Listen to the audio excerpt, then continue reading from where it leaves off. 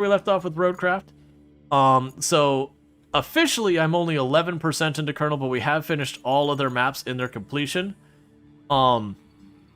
With that said, infrastructure requests. So there's only 8 infrastructure requests on the map, and we've already done a fourth of them. Interesting. A lot of main objectives, though. Which does challenge my thought that there weren't going to be that many objectives like roads and bridge building. Anyways, with that said, we are on the last map. I don't know how long the map is going to be. My guess is that we have this full stream, and then probably like a half or a quarter stream after that, and then we'll be done. I obviously haven't played through the whole game yet, so I don't know for a fact. On the Twitch side, for watching this live, in about 40 minutes, we'll start a giveaway for a copy of RoadCraft. I've got 3 copies of RoadCraft we're giving out, a copy of SnowRunner, and a copy of Expeditions. And I'll be going through all that. So we got our vehicle here. Yeah, so I've been marking on the map all the places that I need to repair. And we've got all that. We got a sandpit here, and I don't have any of the fuel yet. We got a sandpit over here. So you see I've got these markers all over the map that are like, here's a bunch of holes I gotta fill in. I gotta build a bridge down there. There's holes I gotta fill in here to do the objectives. Right. So I had the objective to visit that town down there. And the problem I have is if we look here, this is a big crack that we tried seeing how deep it was, and you just nose down into the abyss. I might be able to cross over here. I might be able to cross. Because I need to... So if I cross over here to that island... Maybe, maybe not. This is an area that can be crossed. I can't really tell. It looks like it might be another one that just falls into the abyss. But basically what we're trying to do is get... I mean, it doesn't matter because over here there's no spot I can cross.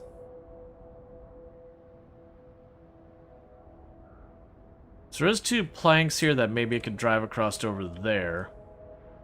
But the same issue here where it's just an abyss the whole way up. So we get there, and that's an abyss there, so it's still separated. But you get the idea, is it's really difficult to navigate this map. So that one's no good. I need to get those materials from up here. Oh, they're just moving around in that area? Alright, so that's what we're going to work on right now, because I can do that. Just need to get these 5 objects moved from there back there. Right, and that might bring our base online. They got a couple of gaps here. But yeah, so you see the issue I'm running into right now is with all, like, a lot of the other maps you go through the deep areas, these gaps here, if they're not dirted over like that, you just sink in. There's like no middle ground, you just plunge into the depths. So let's go ahead and get you.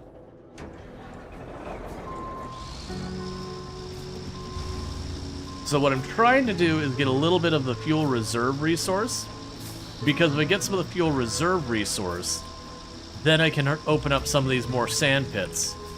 And with the more sand pits, I can go to a bunch of those gaps and more easily fill in the gap.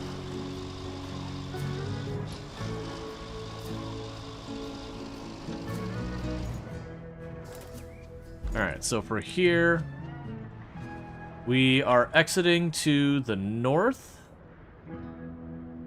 And following this road the whole way up, and then it's maneuvering out and around. Okay.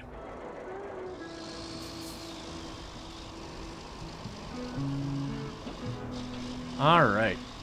And we've got Sentient Cookie on their 475 stream streak. Catch the last 475 streams, not miss a single one, so thanks so much for that. Yeah, no, we haven't... So you get the purple fuel on each map, you don't carry it forward, and we have not had an opportunity to get the purple fuel. Oh, is this the right way? I don't think it is. It is not.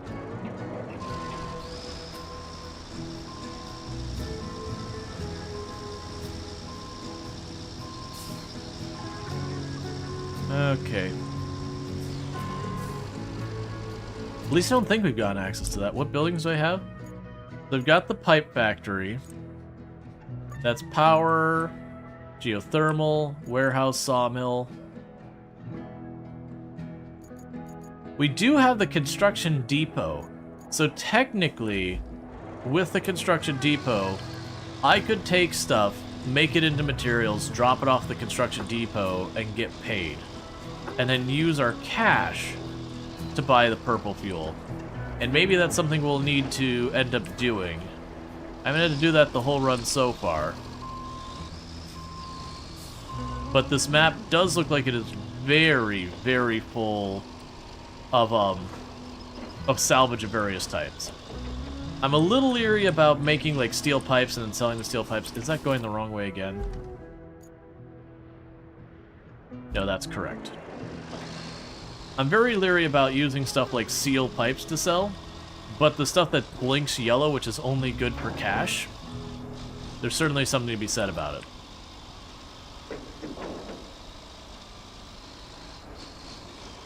I also should check on how many vehicles I have left to unlock in the game. I think it's a pretty small list.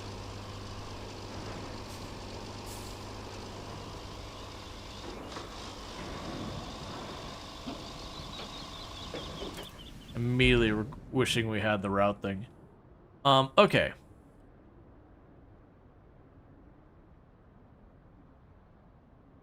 Right, so we could take this route up around. That should be fine. Yep, okay.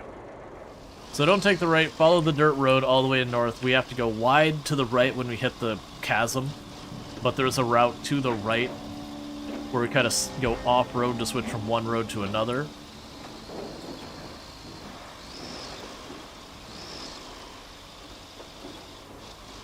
But basically, I'm trying to get missions done enough to unlock the next sand quarry, because we can unlock the next sand quarry. That'll make my life way easier.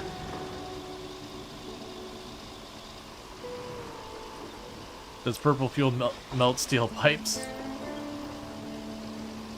No?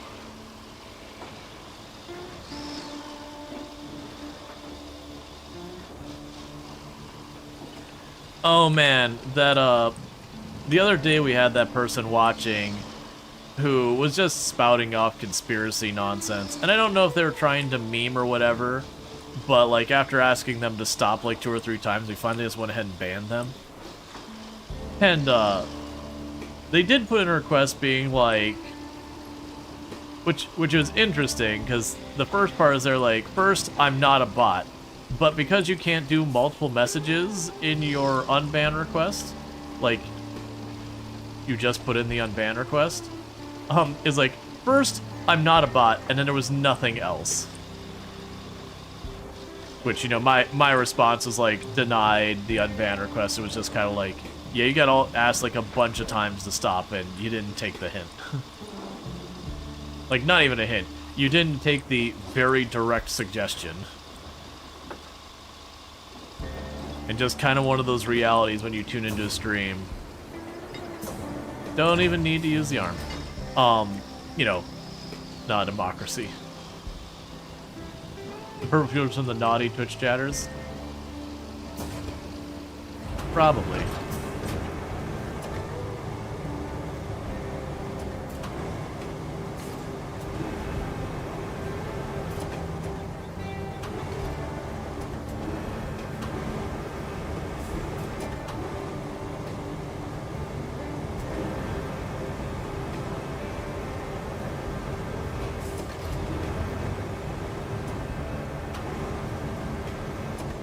Oh yeah, the classic, you know, when someone starts a sentence saying, I'm not insert thing, but, and it's one of those ones that my usual advice when someone goes to do that is like, first, if you feel the need to specify you're not something problematic, you should stop and really reevaluate what you're about to say. Because most likely, what you're about to say is in fact whatever the thing that you're cautioning against. Or if not, there's just gotta be a better way of saying it. But like the fact that person like not to sound sexist, not to sound racist, not to sound whatever, and then they say something, it's like, right, but that means your brain has already acknowledged the thing you're about to say very much sounds like that thing. Which probably means it likely is that thing, and that you yourself have identified that it appears to be that thing. Which should be your brain giving you a bunch of, like, waving its hands, red flagging, being like, hey man, don't say it.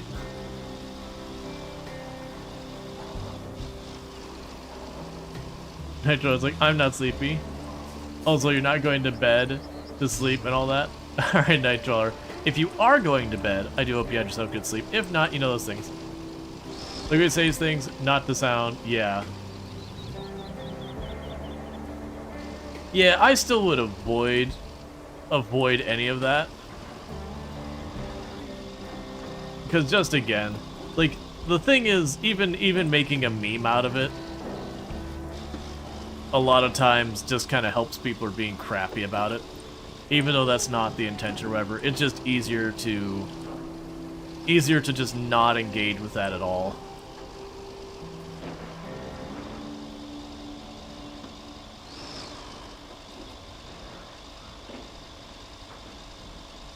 Alright.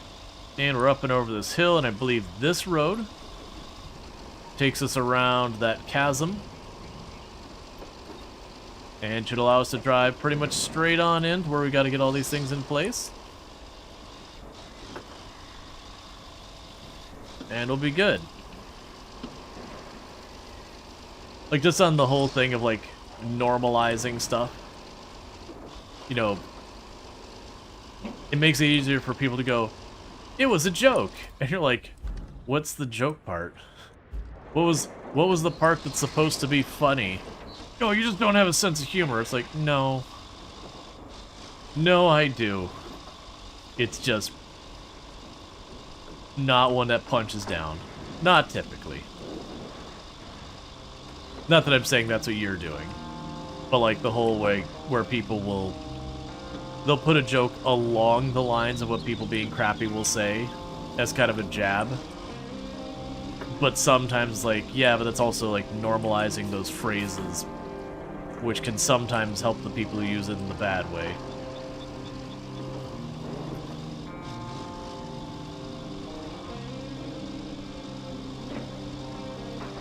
Alright, so we're clear sailing right on in here. I believe we are putting in, like, concrete barriers, like flood wall kind of things. Now, we do have up here the construction yard thing.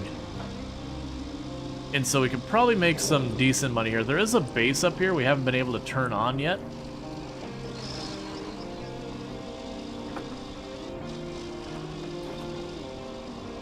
We'll get all sorted out. Alright. Tons of tires, that's money. Okay.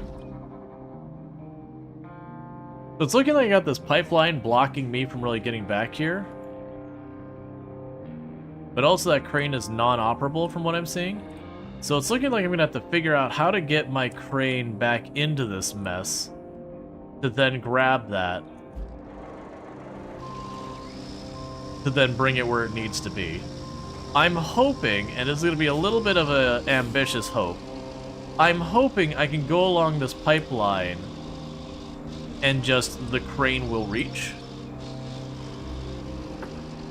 But even as big as this crane is, that is pretty ambitious.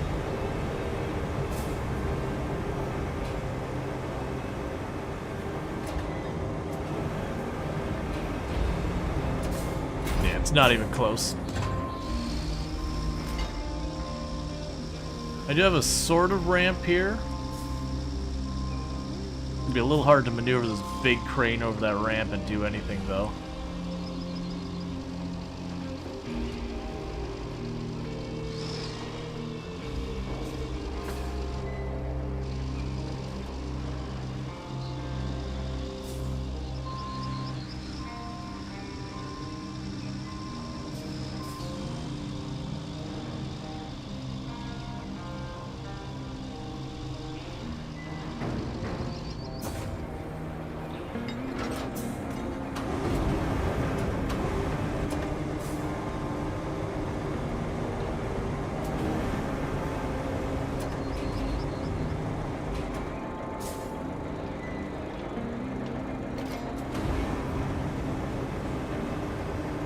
Actually, one second, where am I taking these? Okay, so I'm taking those along that side. So before we go and do that, let's put you back up here. So it's looking like even though I don't have a mission to clear this way, I kind of need to clear this way.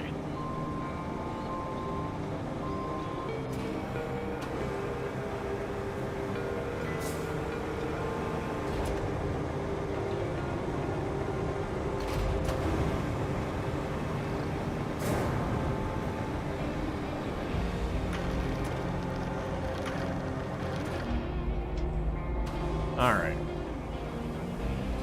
So I'll probably not be using the pipes themselves as a place to drive around. Not this time, at least.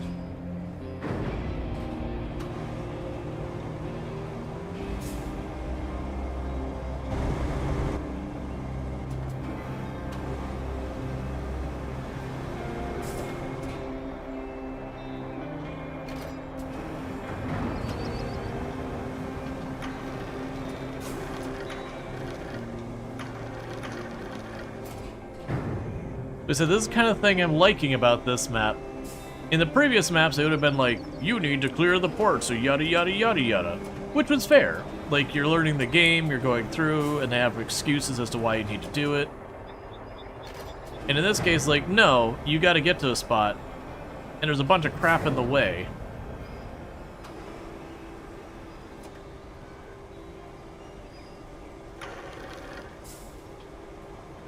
I've had a lot of this on this map where they haven't told me I need to specifically clear anything or do anything, but from a pragmatic standpoint, it's been necessary. Okay.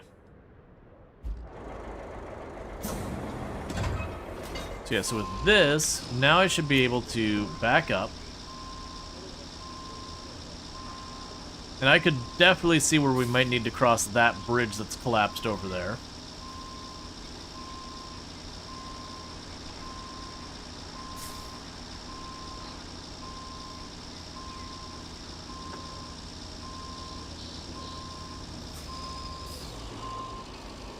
And now what I could do is I can drive straight up this railroad track.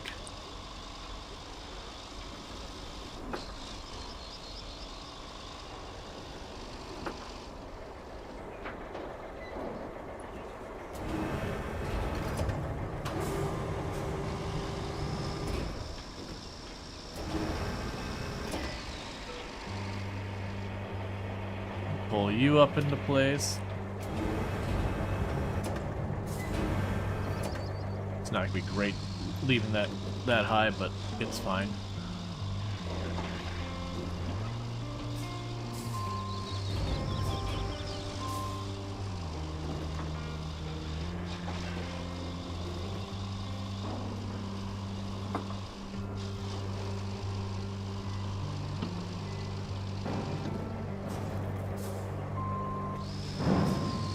Okay, 1 second. Let's drop you right over here.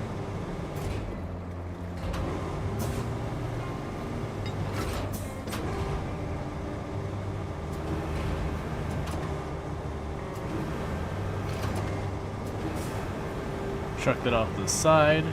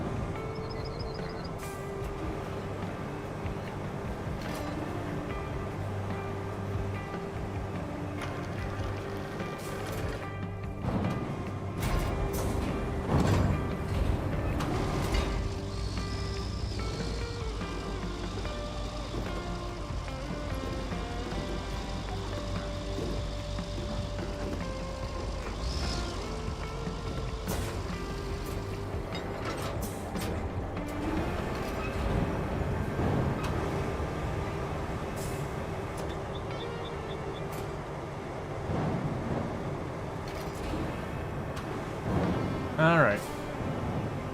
You didn't know you could get one with the camera mode? That's great.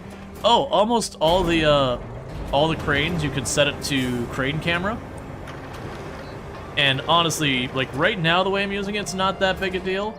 But when you're like loading up the back of a truck or something, that changed camera is just... Alright, well, that's still sliding away. That changed camera ends up being immensely useful.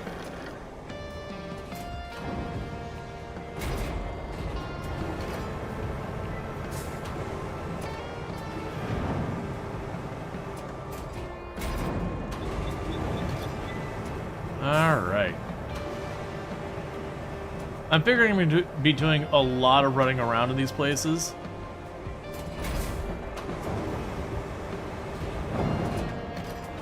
Makes where you don't have to mix controls up is a big plus. Yeah. Well, it can really get kind of rough sometimes when you're... So this one I'm just going to slide you off the side here.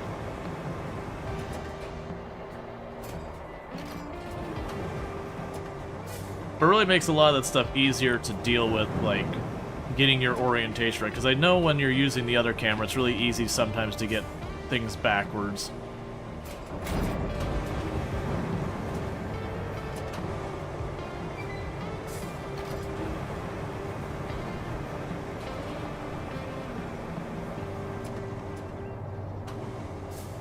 Alright.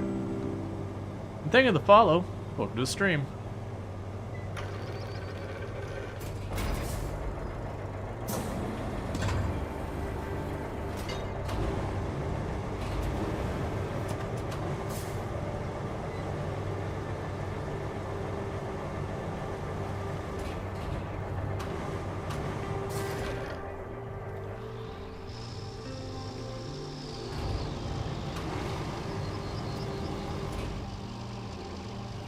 Come on, just roll out of the way. Now we're gonna go over top it. It's fine.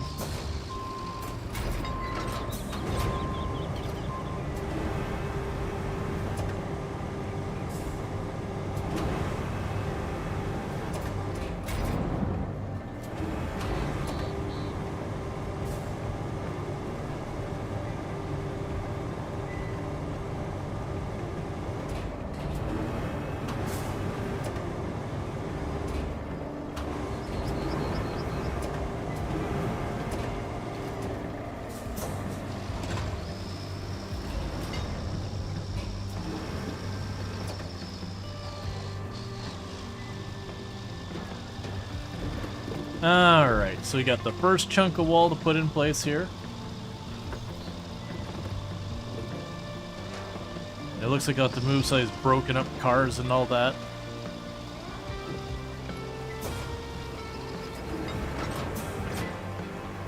Make room for everyone but the middle one.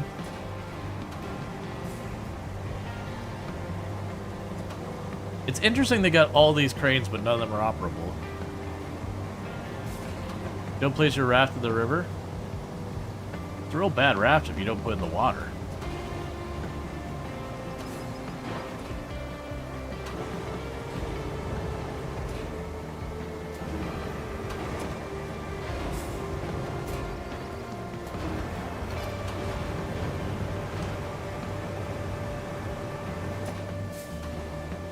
Okay, we tuck them into this corner, they'll be fine.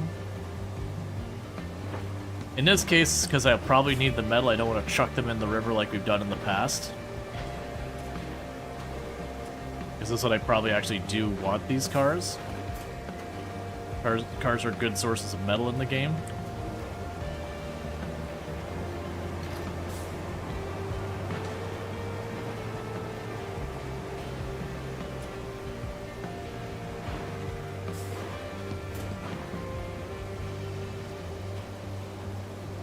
Alright, we got whatever that thing is.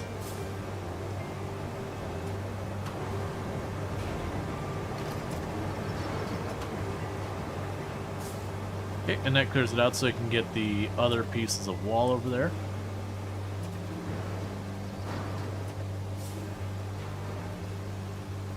Play one day of Farm Sim and that's like relearn all the controls all over. Yeah, it's fine.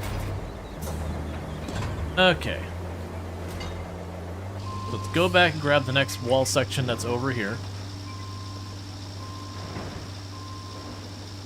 Man, the sheer amount of salvageable stuff on this map. I'm a little worried they're going to be like, build this entire metal structure, you know, get 30 pieces of steel and you just have to drag a bunch of crap in there.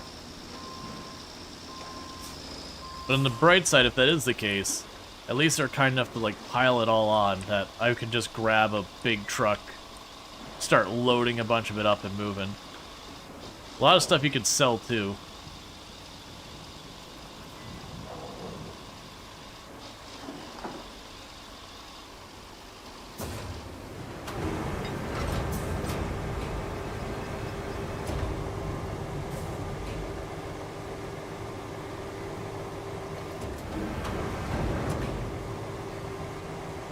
Okay. We can grab you.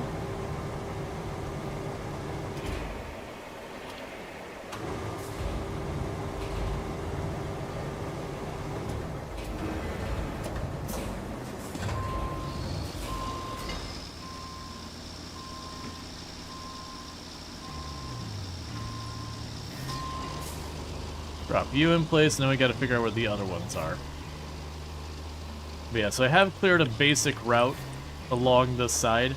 No idea how much we'll need to go this way. This is making me really nervous that high up.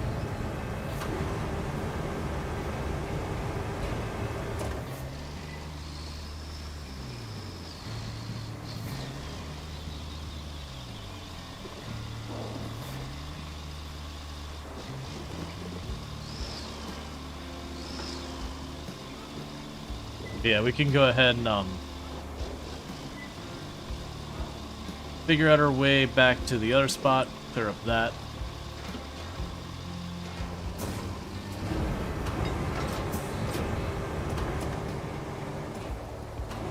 All right.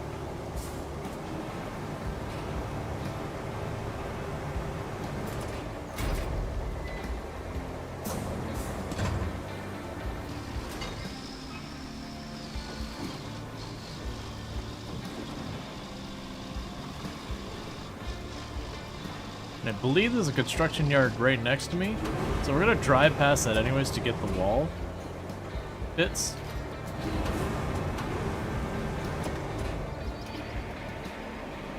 Might as well grab a forklift to drop off on the drive-by.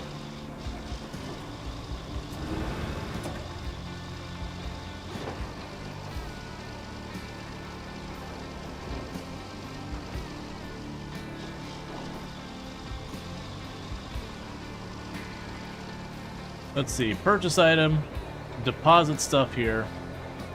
Yep.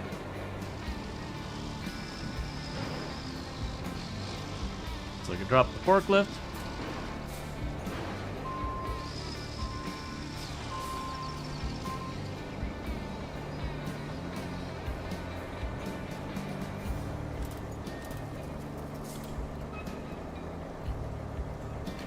The non-position.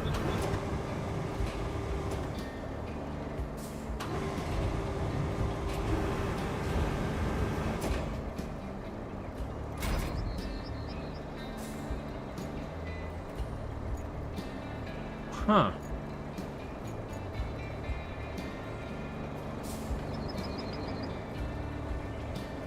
Pretty sure that's how I sold stuff, because that...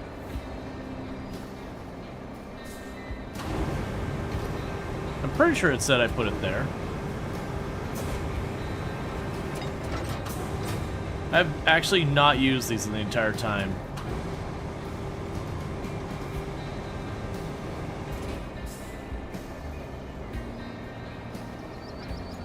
Okay, I was put in the wrong spot. Like...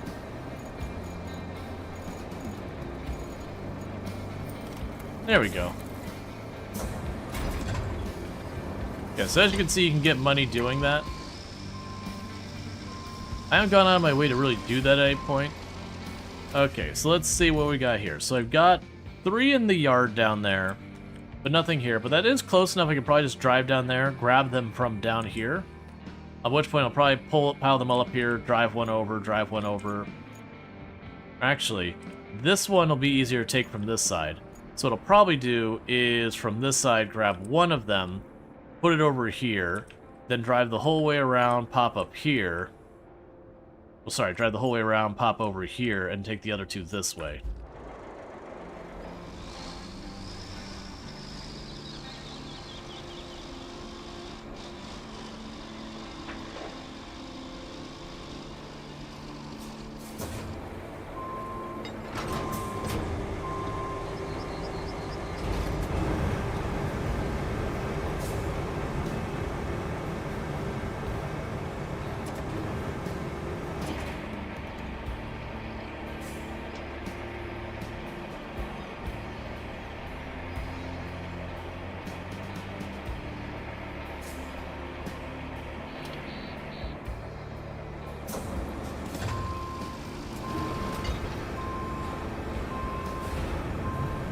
Need to lower the arm down up and get under the pipes.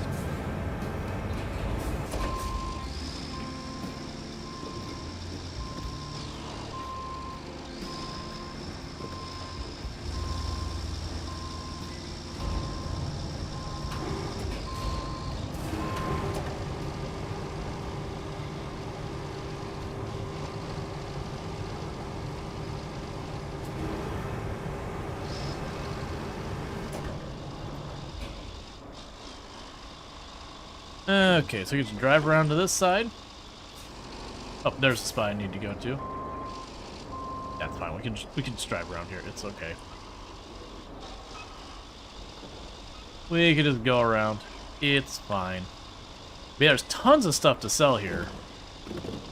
So like I said, it very well might be that I just need to buy the fuel resource on this map.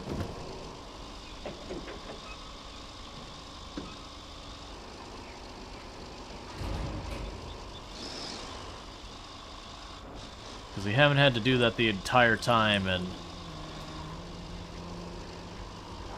I'll have to check my mission objectives. I don't think I've seen any that specifically mentioned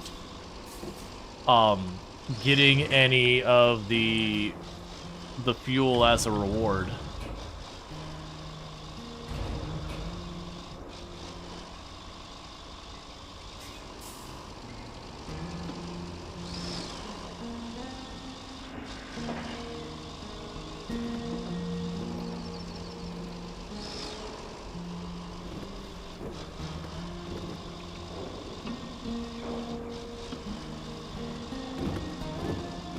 Alright.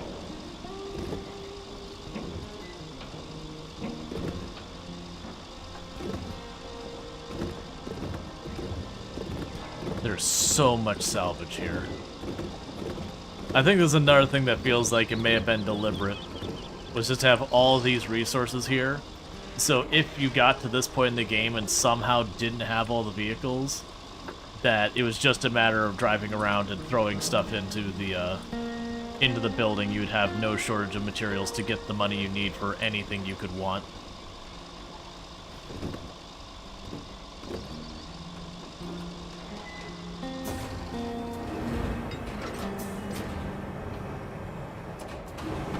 All right.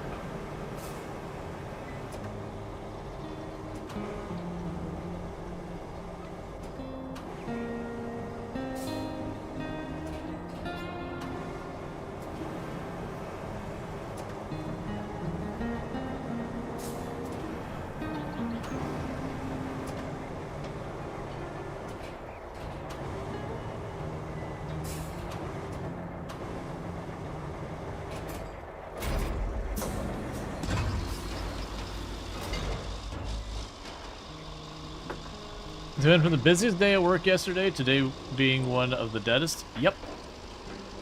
That does happen. That was always the thing with, like, retail when I worked in it, was that that's a regular issue. You just had some days you'd expect it to be busy, and then absolutely nobody shows up, and then you'd have, like, a random Tuesday that there's no reason for it to be busy. And just everyone's like near panic trying to keep up.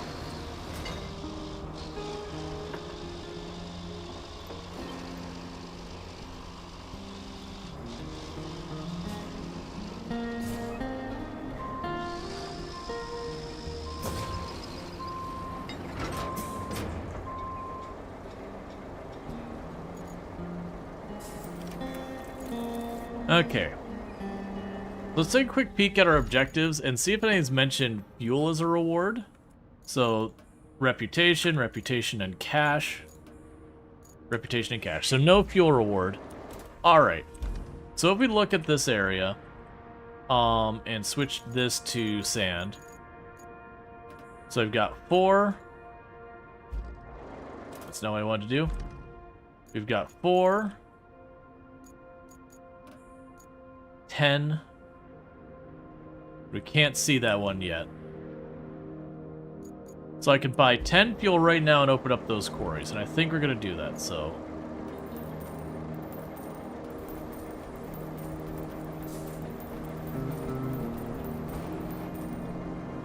Oh, there was a slight delay in the buy. It's fine. Because now with that... Because we're repairing some of these roads and all that, we can just do it. And I can't see down here yet to check on that. How close do I need to get to be able to see that?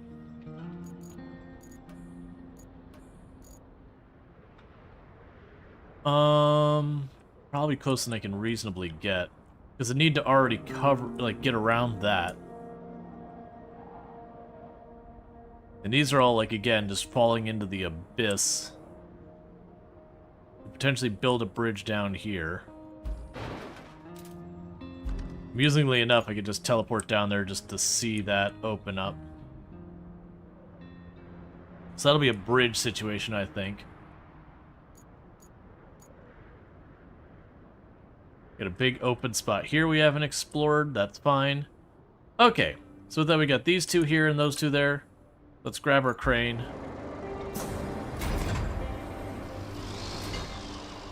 The point being, when I finish with these walls here, I can potentially start taking the dump truck at some of those areas I've recognized that are a problem.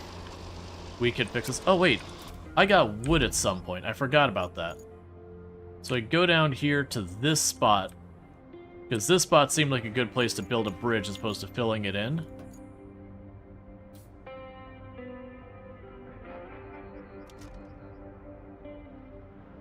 Cool. So we just need to grab 2 logs from our base, drive them down, and build that bridge down there.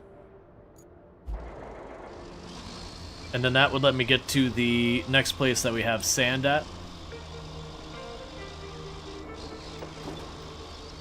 And get all of that unlocked so we can start filling in roads and all that kind of crap.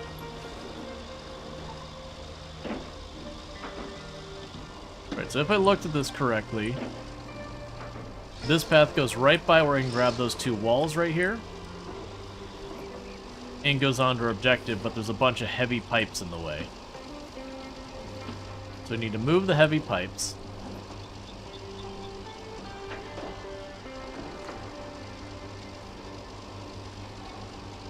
And they'll start dragging those wall sections in place.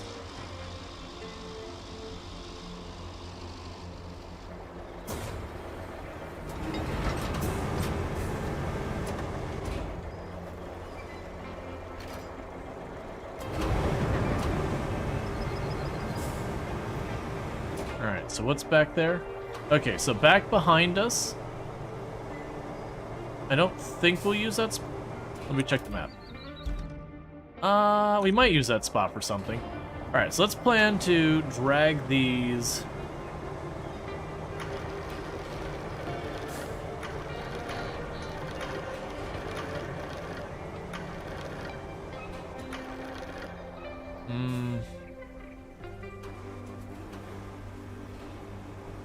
Trying to find the place where I can put them the most out of the way. I wonder if I could wedge them back here. Because, like, you can definitely just chuck them in the ocean or lake or whatever the body of water is.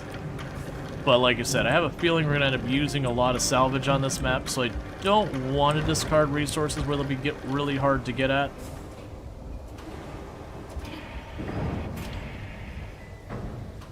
There we go.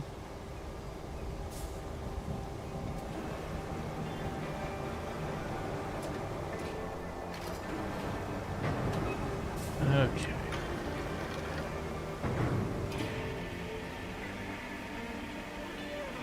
So I don't think I'll be able to stack them all up here, but I'll be able to get 2 or 3 over here.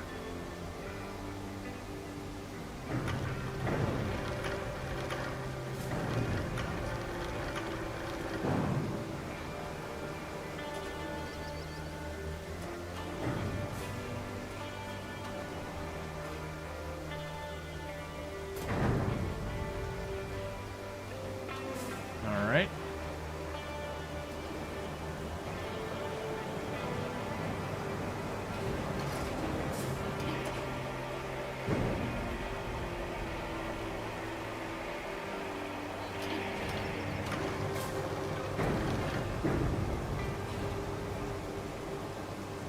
Can I get you far enough to get to the other side of those? No, I can't.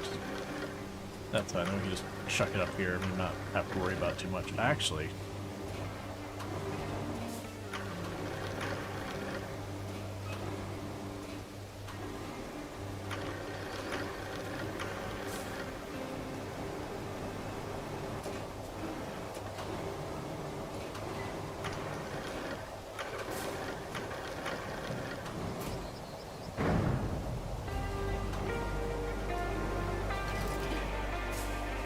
Okay, because then I might be able to put a couple more up there.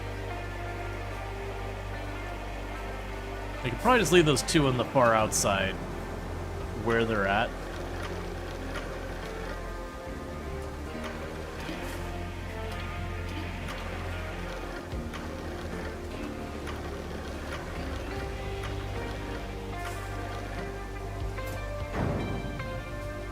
Cool.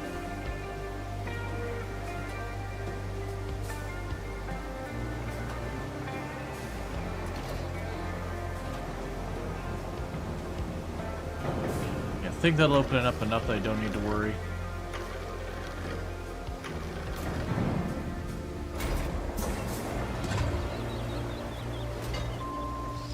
Can you lift the boats? No. There are boats... Well, actually, I don't think we can. There were boats we lifted earlier. I don't think these are the right kind, though. Yeah, no, I can't lift that boat. There was a boat, not much smaller than that we were able to lift, but we've only seen like 1 or 2 of that size. It was a ridiculous amount of metal we got from it.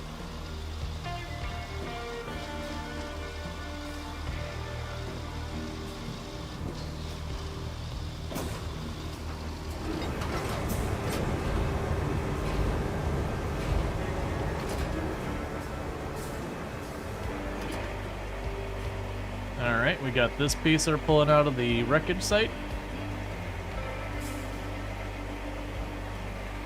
With the construction or whatever.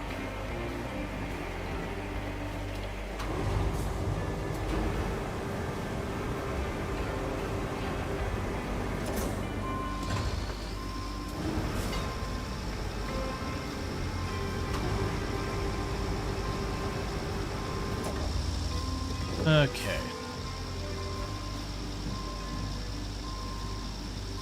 So now I slide this into place. We'll just need to get our log carrier with just like the 2 logs and run them down to build that little bridge.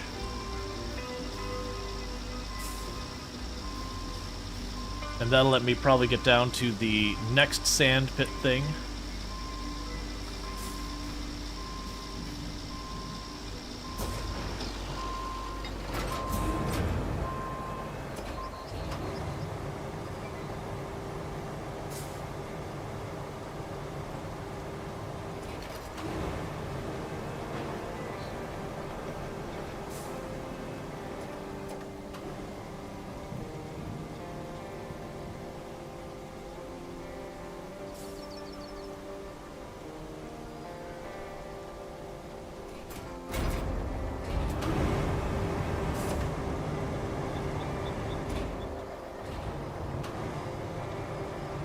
Okay, and now I just need to grab that van and get it out of the way.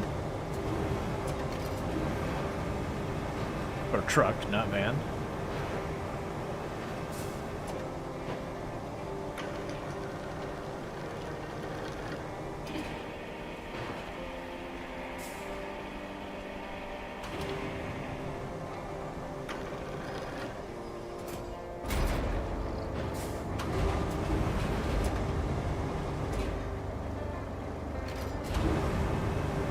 Alright, and now I just drop you in.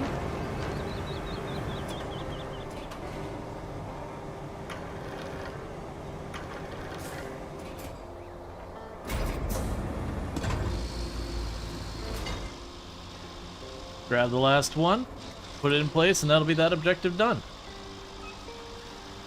My hope is that it's going to unlock a base location up here.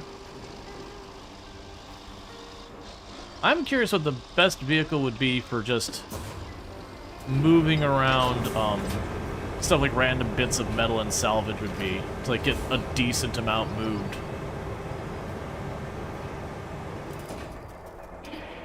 Alright.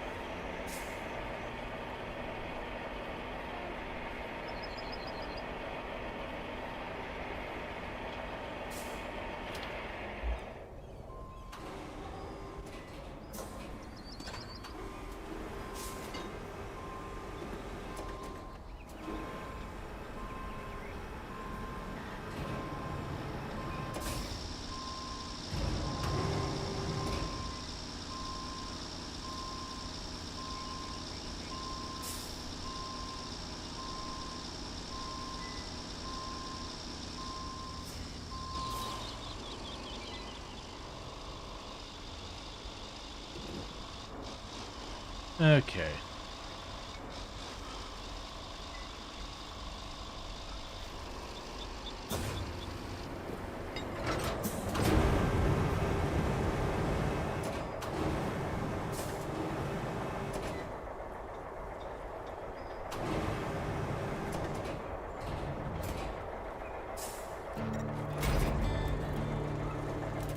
Alright.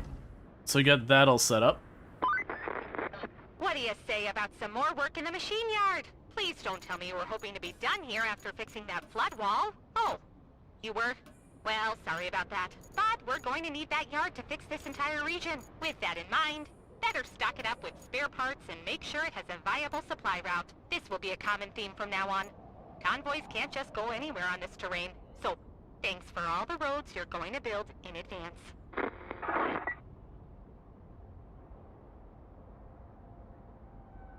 So I already know I'm going to have to make roads up here, which is heavily implied by her as well.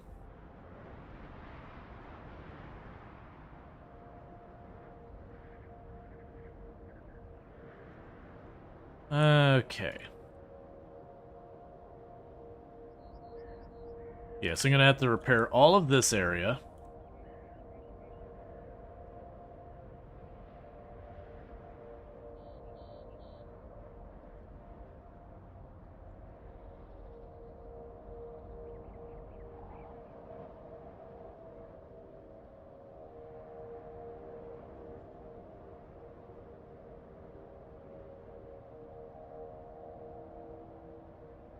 And this road looks like it's going to be fine.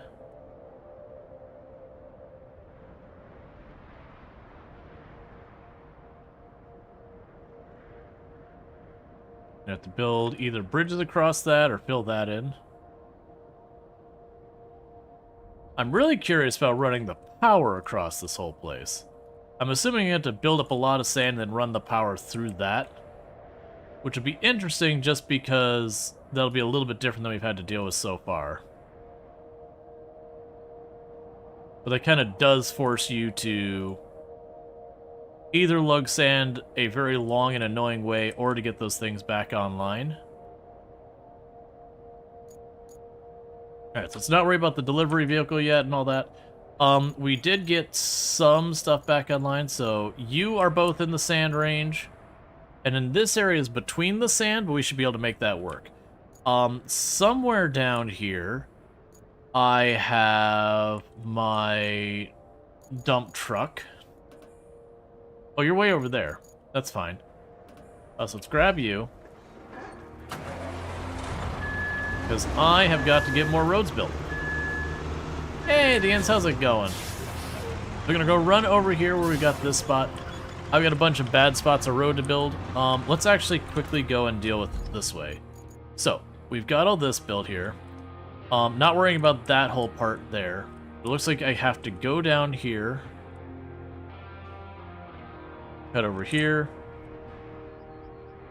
That spot looks like it could be trouble.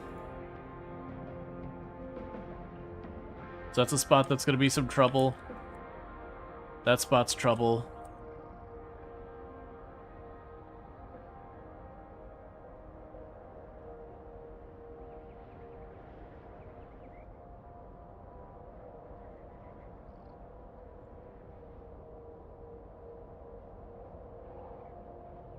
You've reached our marker limit. Man, the marker limit is just too low. That's fine. All right.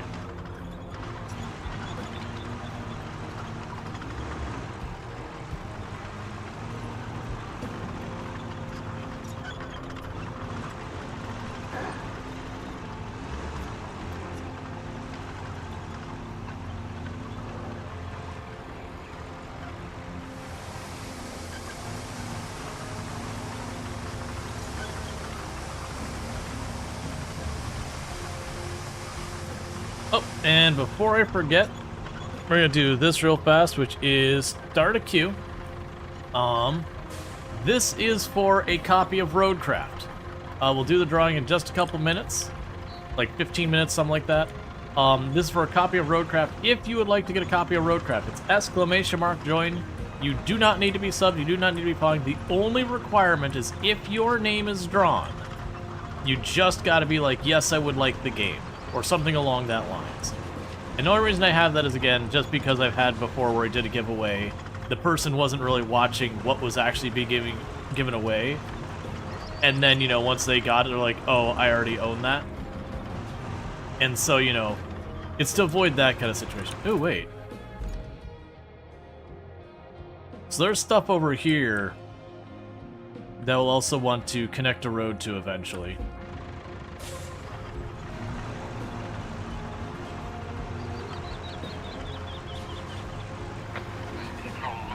Join the queue and go to bed?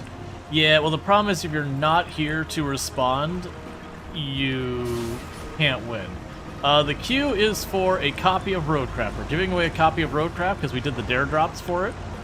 We did get all the keys for it, so I've got today 3 copies of RoadCraft to give out, 1 copy of SnowRunner, and 1 copy of Expeditions. But this giveaway is for RoadCraft. Each time we give one away, I will clear the queue, and then we'll do another drawing a little bit later.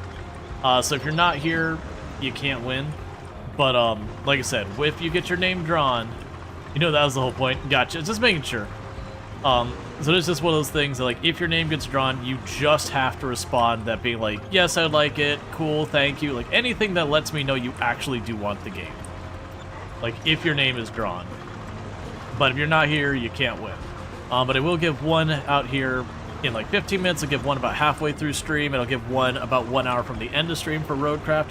And then SnowRunner and Expeditions, I'm just going to toss somewhere in between. I don't have an actual plan for when I'm doing those. But I'm thinking it'll probably be RoadCraft, Expeditions, RoadCraft, SnowRunner, RoadCraft so far as the giveaways. Which is way more giveaways than I normally do. Usually I don't do giveaways very often. I've been doing a lot of dare drops recently. And when we do dare drops, that does give me keys to give away.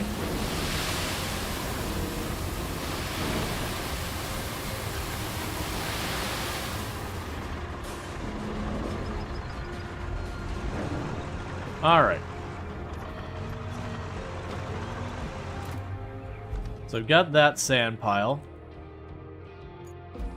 Grab our bulldozer.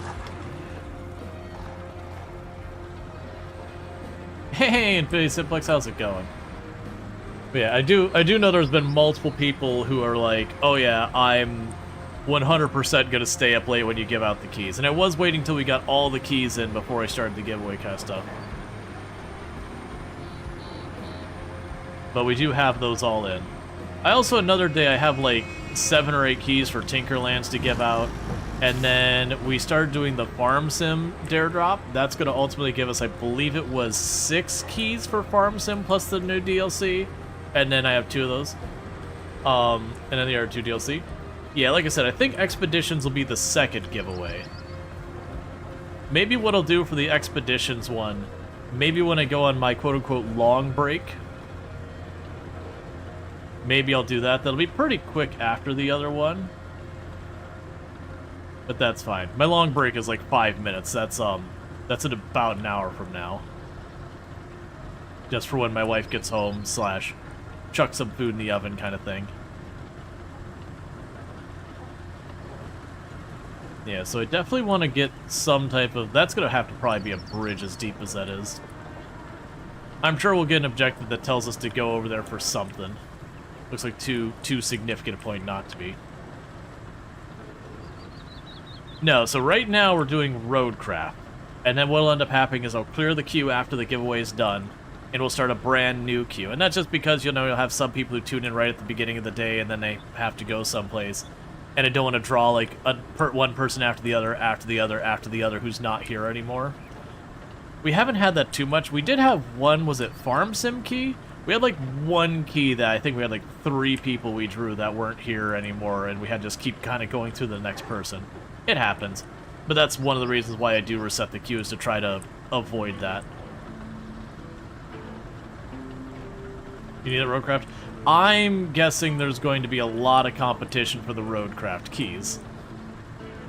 And to be clear, none of these are with the well, actually, I don't know which one's the RoadCraft ones. I think the first key, because we had a 4th key that we gave up, but it gave 1 key out during the collab segment with FG. And I think they said it was the better edition. I don't know that for a fact, though. I don't know for a fact its version. That said, I'm pretty sure the SnowRunner key and the Expedition keys are not the ones with the DLC. Like, it's just the base game, which is still fine. You get that, and then if you enjoy the game... That's one of the beauties with this style of game and how they do their DLC, is it's not one of those things that you really kind of need the DLC from the beginning, like Stellaris or whatever. It's definitely one of those ones that you kind of finish all the maps, and you're like, oh, well, I want more. So then you buy the DLC.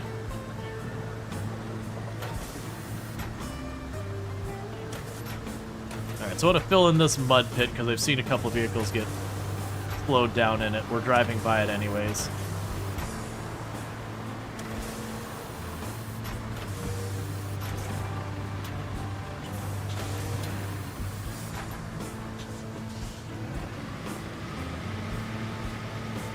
Alright.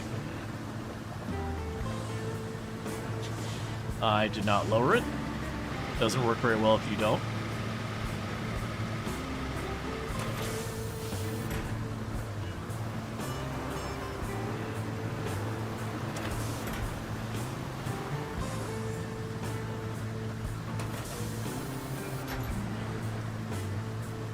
But I'm fully expecting this map to be entirely just go to an area, see how ruined the terrain is, build a new road.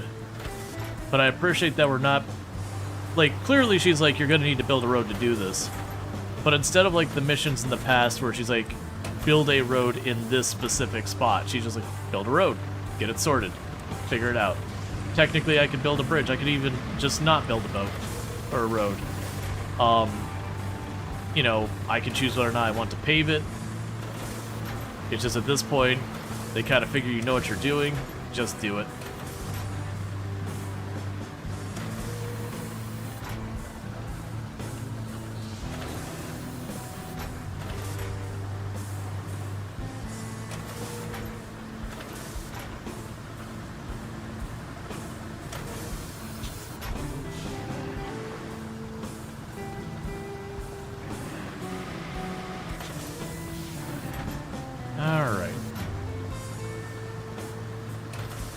Just trying to smooth out the worst of the lumps in here.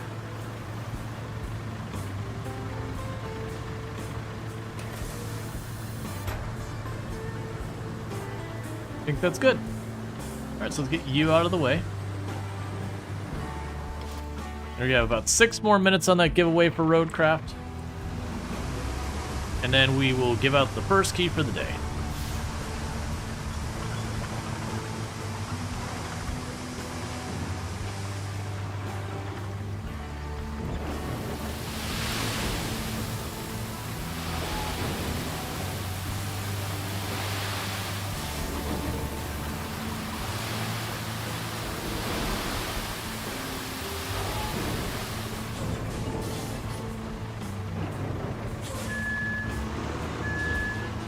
Let's check. Where were the... Okay.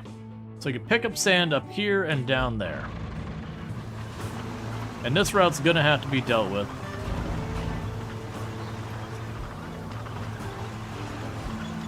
So what we're gonna do is we're just gonna zip on up here. Grab more sand, run it back. Do that whole shebang, go back and forth a bunch, it's fine. It'll probably be better to do it this way than switching back and forth in the vehicles again and again, because somewhere around here it should enter the range of sand again, I believe.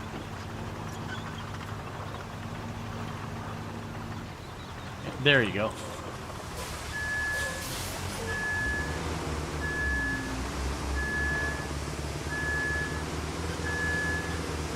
And I have noticed, as long as I start grabbing the sand, even if I drive out of range of the sand, it seems to keep filling up.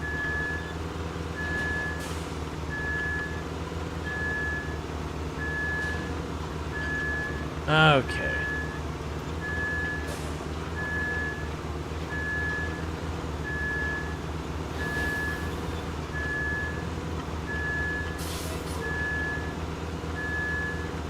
If we do this right where I can get nice long pours as opposed to just dumping it all in one place, we should be able to get this in not too many trips. Alright, so we're looking at like 2 more minutes if you want to get your name in for a key for RoadCraft. You just need to do !join. You don't need to be followed, you don't need to be subbed, nothing like that is required.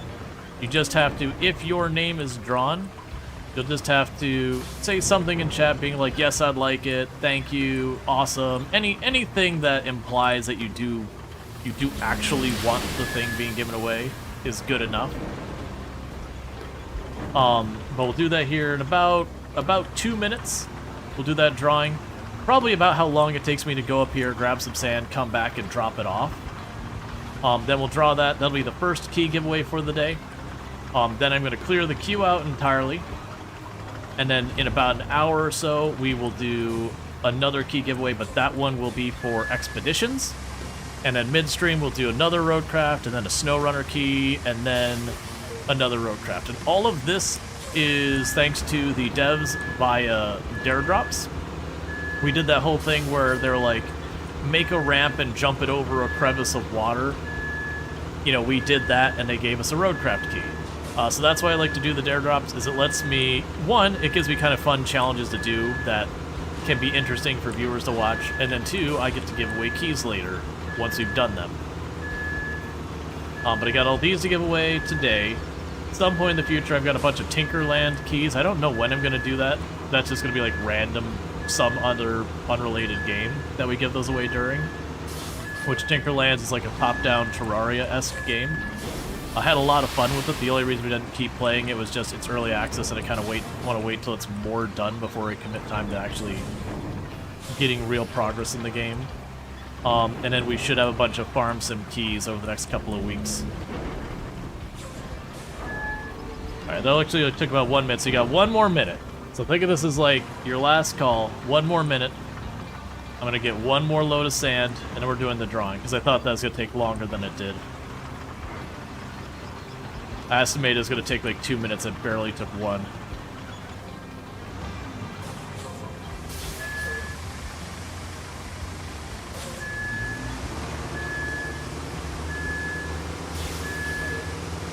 And part of the reason I'm taking the time to do all this is we are going to have a convoy route here. And it means we're going to have crappy trucks that can't all-terrain going back and forth. So it's not that I need to lay down asphalt and do all that. But I definitely need to fill in these giant holes. And plus, I suspect we're going to be doing a lot of driving around in these areas on the map. No, don't do the full dump. It did the full dump. It's fine. Alright, so with that, the drawing is happening. The drawing is happening. You got 3, 2, 1, and we have Grande Clayso. So Grande Clayso, if you would like a key for RoadCraft, just say something in the chat, and I'll get that to you. I'm pretty sure you're here and all that. So I'll grab this key in preparation of you doing that. But just gotta say literally anything in the chat, being like, yay, I won, you know. Yes, please, thank you, no problem. So you're gonna get a DM on Twitch. RoadCraft, make sure I've got the right key and the right person. There's grounded queso, there's the key, and yep, that should be in your DMs now. And let me mark that key as used so that I don't try and give it away a second time, because that would not be good. As people would get a key and then it wouldn't work and they would be upset about it. Okay, so with that, we're gonna go ahead and hit the ending the queue for now and getting rid of that. And then the next giveaway. The next giveaway I'll probably do in about an hour, and that'll be for Expeditions, a Mud Runner game, which is by the same devs as this game. That one is more focused on just kind of exploration and off-roading. You don't go building the map very much. It's one, I know there's people who like it, and the people who like it love it, and then it's also one that people who... It's definitely a game you either love it or you're pretty indifferent with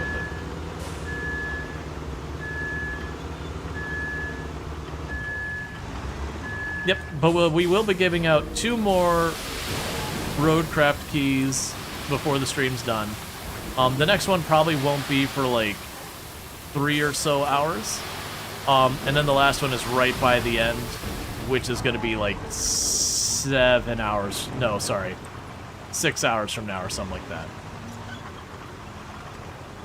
The new stream for 9 hours, and the last key will be given out about an hour before the end of stream.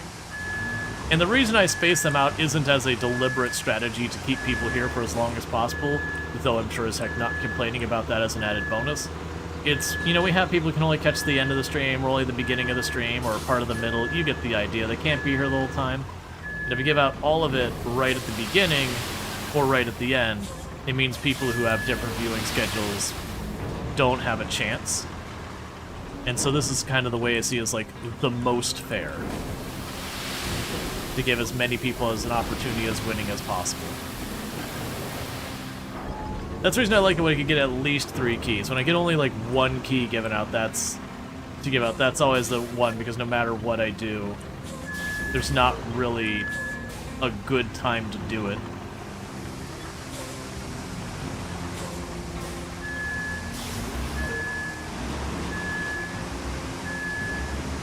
Your woke happening going all night. That's great. You usually pop in the stream while you're at work and pop back in when you get home? Yep. Yeah, so depending on the exact timing of that, you probably will have 2 chances to get a key. Don't tell your boss. I won't.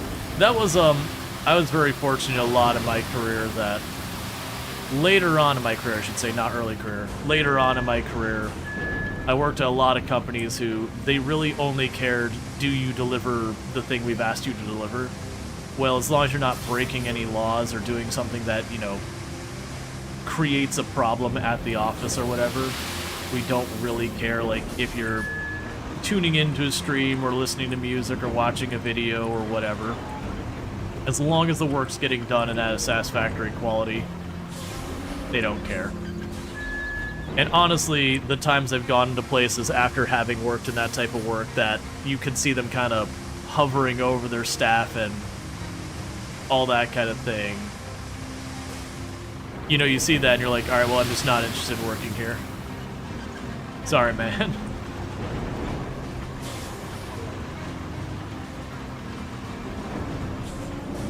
Like, the only thing you should care is, did the work get done of a satisfactory quality? Yes, no? That should be the only thing you care of. It's a little different when you're in a service job, since you have to be responsive in the moment. But when you're dealing with, like, product production kind of things, what matters is, like, the actual work getting done.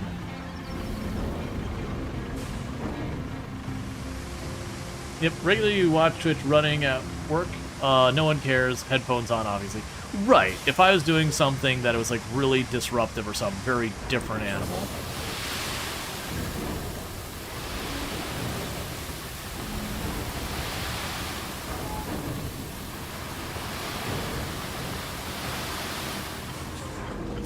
It's probably overkill. I can put 1 more down.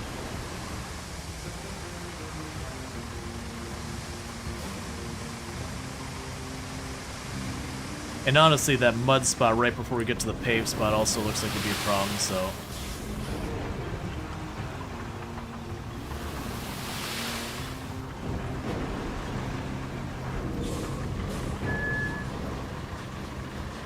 Alright. Yep. No, it all depends on, like I said, it's one of those things that... When I was working a service job, you kind of just have to accept it's like, alright, a big part of why I'm here is to just be available for the customer, clientele, whatever, to bother. Like, you know, they might come in with a service need, and I gotta be able to respond to that. And then quite often, if you're like sitting there watching videos or whatever, that is actually detrimental to the work you're doing. Give or take, depending on the service. Like, because there's definitely some services that you have a lot of downtime in the back. You're not gonna have some customer just randomly walk up to you due to the nature of the job, and then that's fine. But like if your front line, unfortunately, doesn't afford you that much opportunity. But anytime you're working at something project-based, who cares? If the work's done, it's on time, it's of quality, that's the agreement between me and my boss. I will do X by Y of, you know, whatever quality, and if I've met that need, they have the obligation to pay me for it. And if they want to nickel and dime me about how I spent every minute that they technically could have gotten more production out of me, it's like, hey man, that's not part of the arrangement. I promised you 10 widgets by Tuesday of this quality, and I delivered. If you want more than 10 widgets, we need to discuss the 12 widgets you want. And I'm going to ask you for more money. Or other benefits, or some, you know, some arrangement.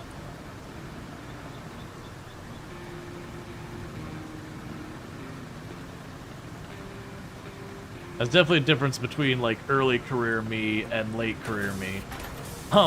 Early career me would agree to do whatever the boss asked me to do and be like, yeah, I'll take on that additional responsibility. Yeah, I'll take on that additional responsibility. Late career me, it's very, okay, well, if you want me to do that, that goes beyond what we originally agreed to, so if I'm going to need to do more for you, you're going to need to do more for me. And then most of the time I've actually gotten pretty good response in that. You're like, yeah, we could discuss it. And it's not always that they give you a pay increase. Sometimes they will. Other times they'll be like, you know what? You know, like, what we could do instead is we'll give you some extra vacation time days or whatever. Or there's also been times where, like, well, we don't actually need it that bad. It was just kind of an idea. I'm like, yeah, that's fine. If you want to put money after it, I'm down to do it. And there's also times where I've been asked to do so. I was like, yeah, the answer is just no. It's not even a money thing. I just don't want to do that. Not interested. It's not a matter of compensation or something. It's just work I don't want to do. You agree with this point? You're acting your wage? Yeah. Well, I think everyone wins when you... I mean, other than the boss, you know, not necessarily getting cheap labor. But when it comes to the employees and honestly the customers as well, because the customers, it usually means you're going to get a better quality product and everything. You know, taking the time to be like, hey, let's be fair about this.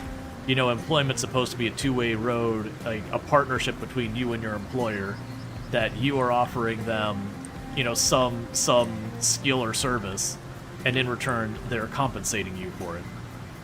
And if either party starts changing the terms of the deal, then, you know, there needs to be a discussion about it. That's the professional thing to do. Arbitrarily being like, yeah, I'm just going to sign more crap on you because, you know, you're my employee. You know, where you see an employee as almost like a paid-for resource, like an asset that you own.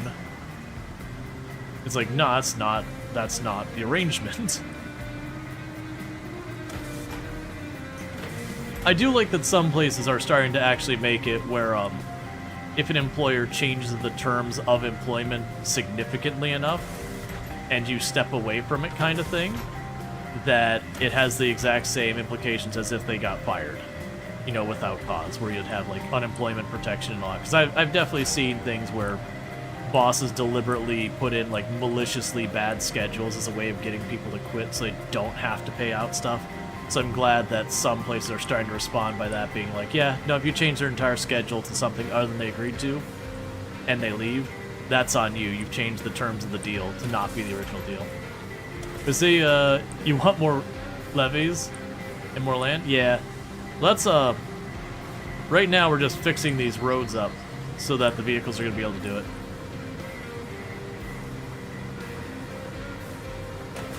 Alright.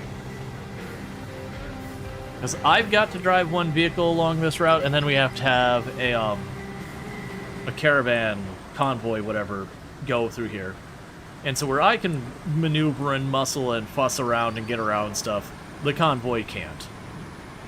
The convoy is going to loosely follow the route I give it, and if I've set it up right, and I've got good roads, they'll manage. If not, they'll go take a swim in the lake, and then I'll have to do it again.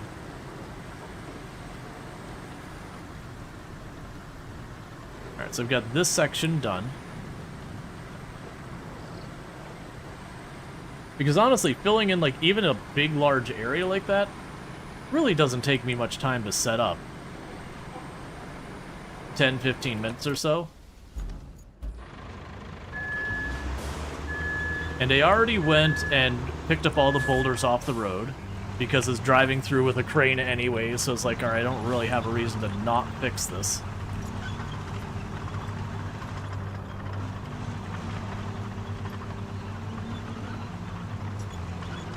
Again, we got those two holes I've marked up there. And I believe that's the only place left on this route that's really dodgy. We might have some muddy roads I'll still want to fix.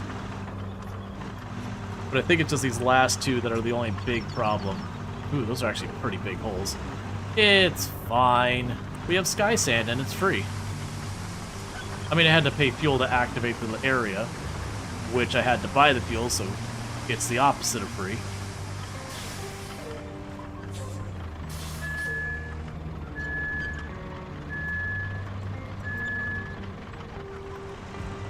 But once I've paid for the infrastructure, it's free after that.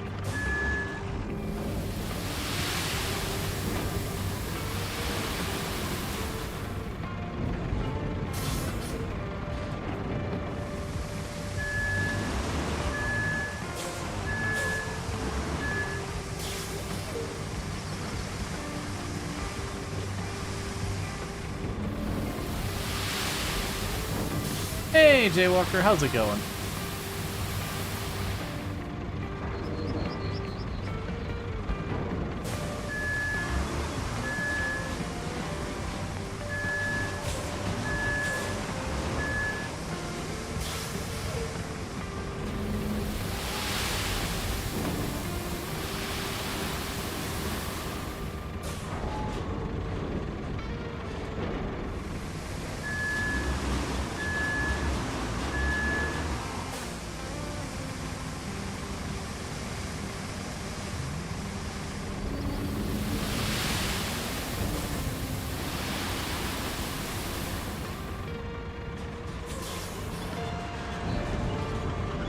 That might be enough with the bulldozer to flatten that out.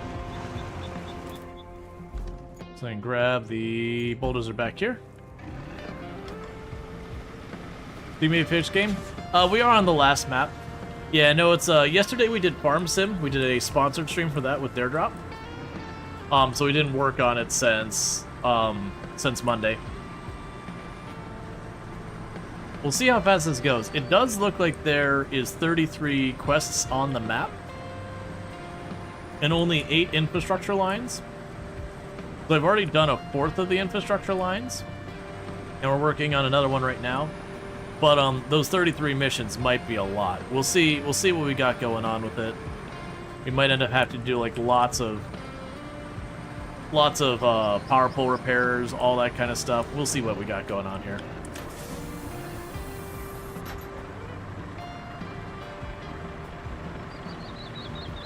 Okay.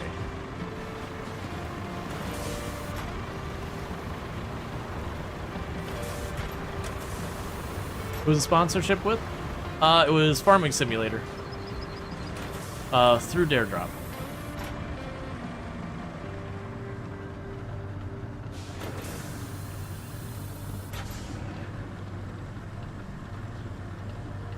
So that'll be another one where I'll get a bunch of keys to give out and everything. Like, I've already done what I need for one of the DLC and I think one of the actual full game keys. I think I actually had a third one I didn't get a chance to clip yet. Because no, I believe we got through 3 dares during yesterday's stream and we were really far on our way on getting another one done.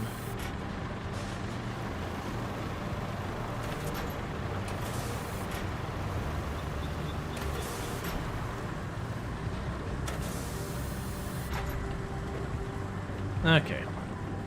Got ourselves a little bit of a bridge there.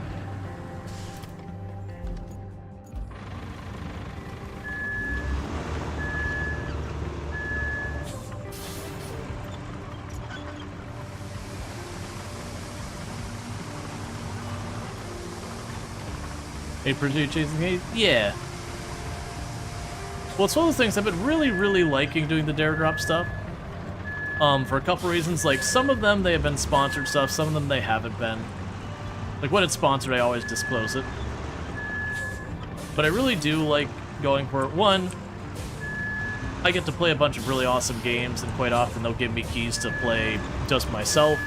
And then two, it adds more than just I'm playing a game. We have, like, weird challenges to pursue, even though a lot of those challenges are usually just playing the game.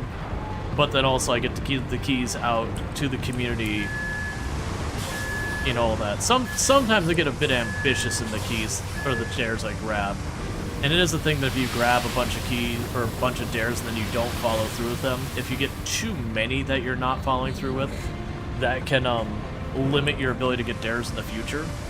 But it's not super strict. Like, they're kind of like, yeah, if you're in the, like, 80-90 percentile, you're fine. Which I'm in the, like, mid to upper 90s.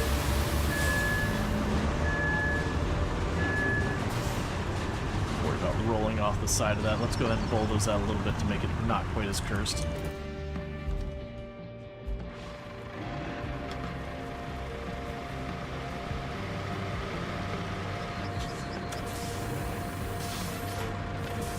Yep, and we are giving out the keys we earned through Dare Drop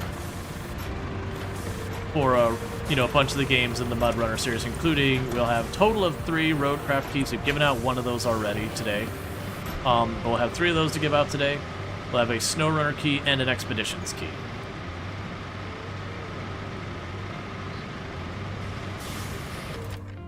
Speaking of which, I'm going to hit this down here to try and delay the ad break to time it for when my wife gets home. So when I go take my ad break, which is my quote-unquote long break for the stream, which is 5 minutes, that I will use that break to, you know, welcome my wife home, throw some food in the oven, that kind of thing.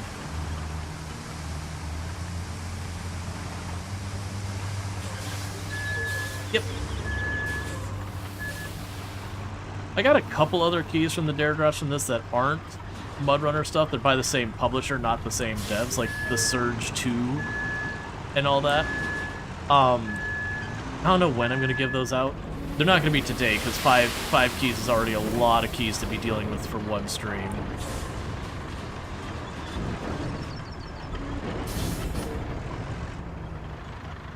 Have you watched the House Husband anime? I have no idea what that is, but no. I do enjoy anime, but as far as, like, seeing a large, wide range of anime, I haven't seen that much. So I've seen, like, you know, I've seen some Cowboy Bebop, I've watched, like, the Full Metal Alchemist, I've seen a bunch of kind of, like, one-off series, lots of, like, Netflix originals that only got, like, 2 seasons and no more, which kind of kept me from watching any new series on Netflix because I got really tired of getting into something. They set up the plot just in time to be canceled. Got real tired of that one.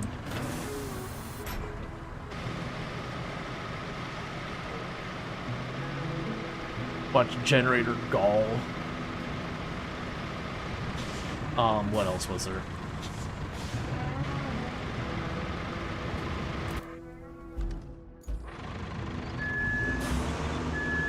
But as far as like a wide, I mean Dragon Ball Z and all that kind of stuff. As far as like a wide range, not so much. Sword Art Online, I watched a decent amount of.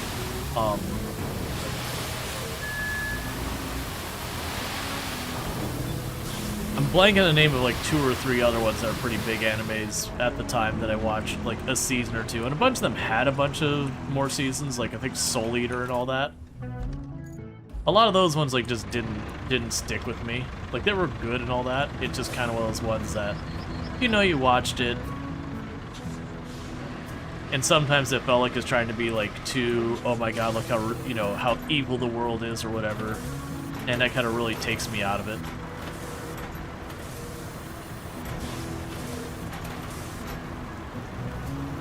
The 7 Deadly Sins, I watched a decent amount of that.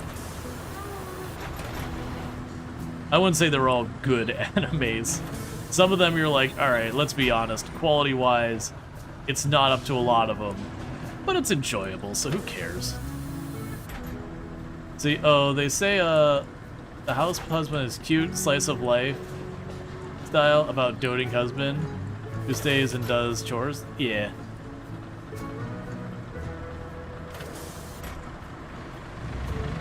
That's neat. I do enjoy ones that try and have, like, a different appeal.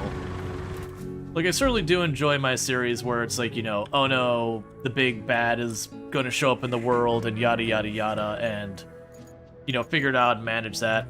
And then there's ones like, what's this one about?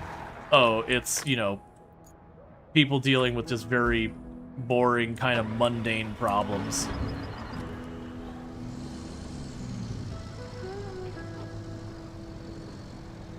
How do you get out of here? Oh, there's an exit back there. Okay, so we've got the route going, and I got to deliver this vehicle myself.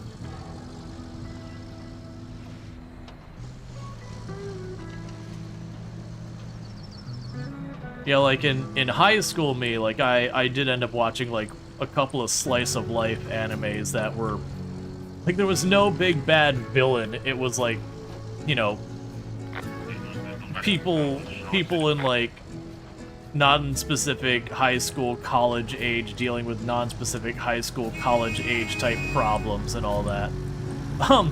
The kind of stuff that like adult me isn't like at all worried pride-wise or anything, but high school me was absolutely not going to tell anyone that I was watching. High school me, you know, was worried about being judged by the shows I was watching.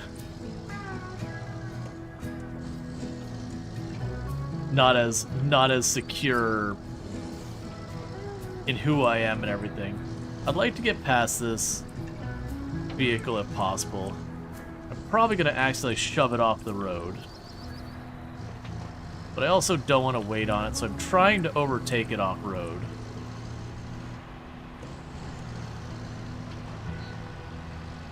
Keep slowing down because I keep catching it. It's fine.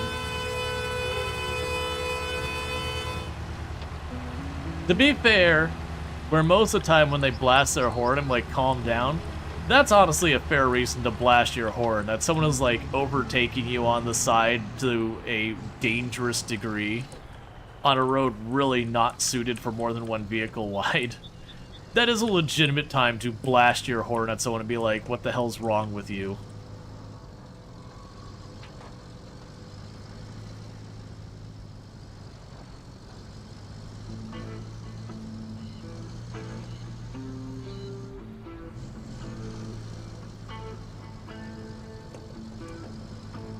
Yeah, so instead of spending 10 minutes fighting through this route, just driving it, we got the road built. It's easy breezy, just going straight on through with no problems. We got the infrastructure set up for the other vehicles that they might get stuck and I might have to like reset the route just because like an angle's wrong or something. Yeah, not that way. So that'll all be good. We gotta remember is where we need to turn. To the right. Okay.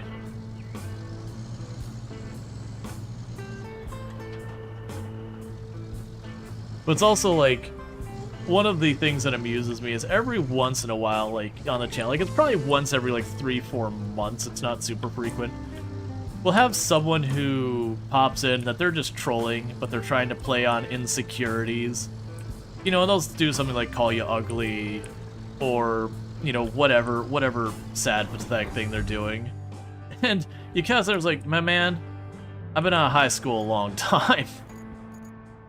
Those kind of things aren't going to really impact me the way you would. Like, we do all have our get-ups and insecurity, but, like, stuff like insulting my appearance or whatever, I'm like, man, I've been married over 12 years. I feel very comfortable in my physical appearance and all that stuff.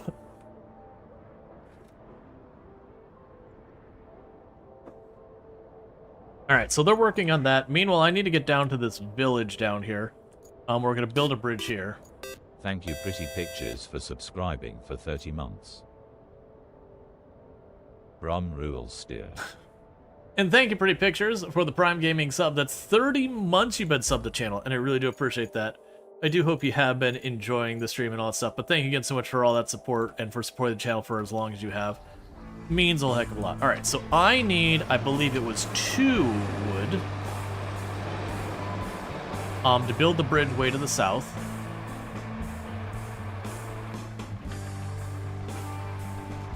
So, 1, 2.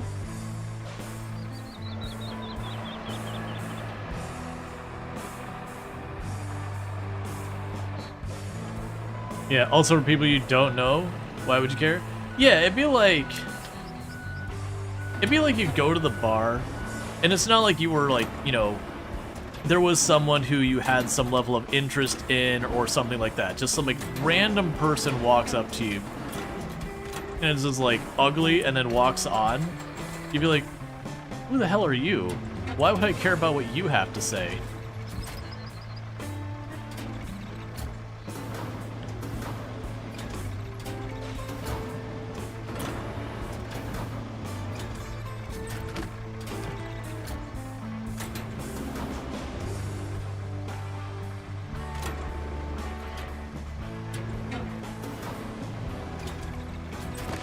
Like, genuinely, if you want ones that hurt more, children saying stuff. Like, little children. Like, when they're, like, 3, 4 years old before they got a filter. That's one that hits a little bit harder. Is when you have, like, a little kid, like, that age, you know, say something negative about your appearance or whatever. That kind of thing. Because you know they got no skin in this game. And they've also got no filter. So whether or not you agree with it, they're not doing it just to be mean. That's just literally them being open about what they think. Again, not that I particularly care, but it's simply like, ow. That would hit a lot harder than some random person you run in the bar or someone who like pops into chat and starts trolling and all that. Because you know people tend to do that just to get a rise out of you.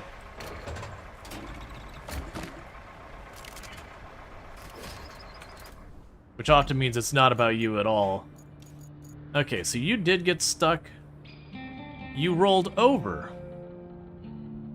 Okay. Let's try going a bit farther on the left. I'm surprised it must have caught right on the edge there. And then just once it caught that one tire on the edge, it kind of just followed that path. Alright, so we need to get all the way to that green star on the far end.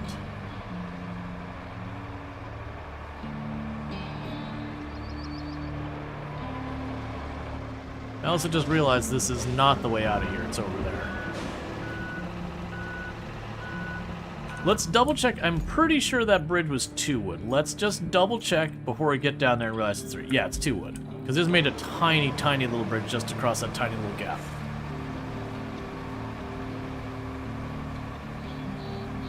Also, when he thinks people go outside and have social interactions.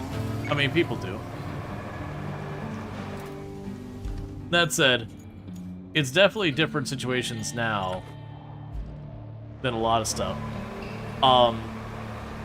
Like, that's one of the unfortunate pities with the things, like, economically how stuff is right now. that very genuinely, like, going out to, you know, going out to the bar, going out to the, you know, the arcade or whatever. One, half those places, like, roller skating rings and ice skating rings and, you know, arcades and all that stuff. A lot of that's not even around anymore. And what is just so cost prohibitive that's not really an option for a lot of young people. Like, you used to be able to go to the movie theater for, you know, under $10 a person. And that's including with the drink and popcorn. You know, you won't be going to, like, the matinee or whatever. You'll be going, like, the day play. But these days, man, just one person going to the movie theater and getting a soda and you're already $20 under.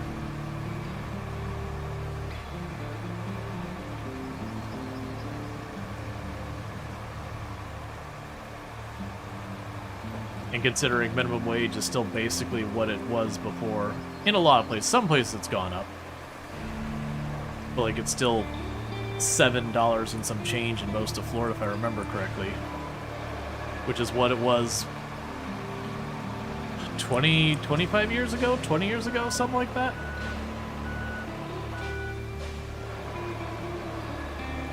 So that same amount of money doesn't do crap compared to that. I forgot you go this way. That's fine. Could have gone around. It's okay. We can off-road this. So just put stuff like going to the movie theater completely out of reach. So understandably, young people get stuck staying at home. Just can't afford it.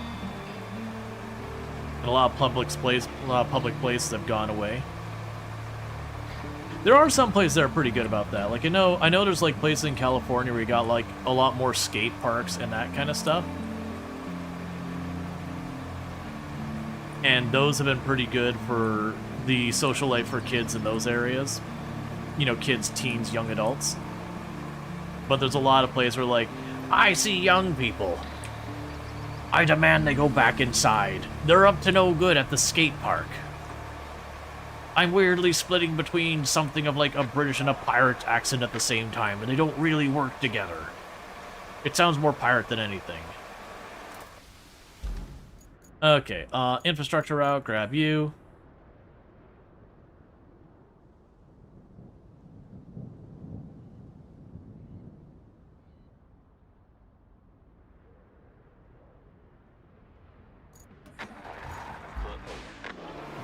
Let's see, you know what I said how bad social media can be? I missed the con. The stereotypical pirates and their hatred of children. Yeah, I've seen Peter Pan.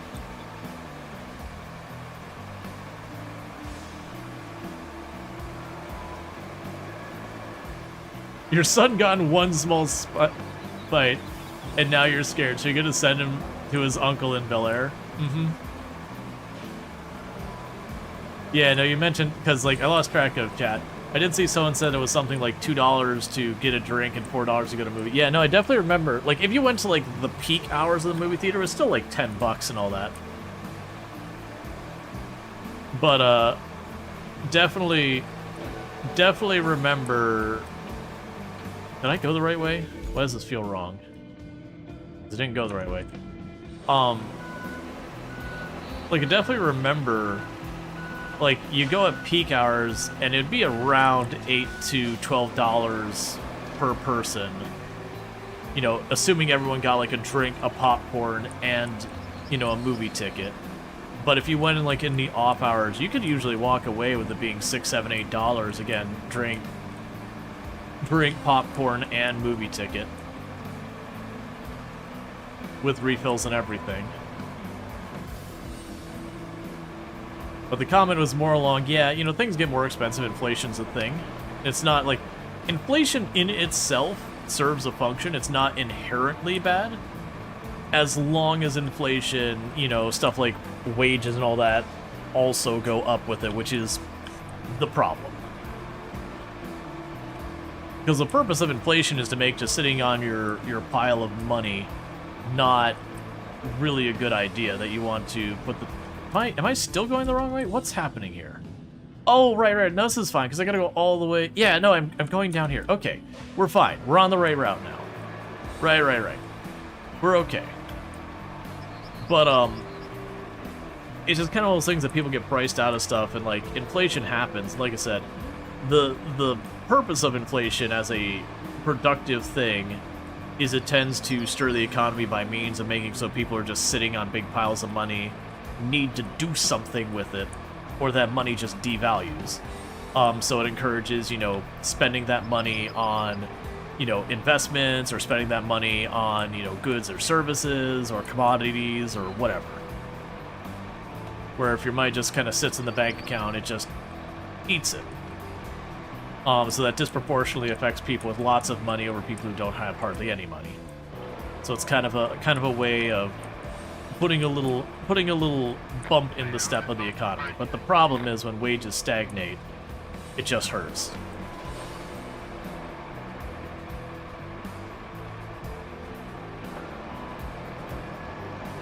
I was really hoping I would get another 5-minute delay on the next ad break, because that'd be better timed.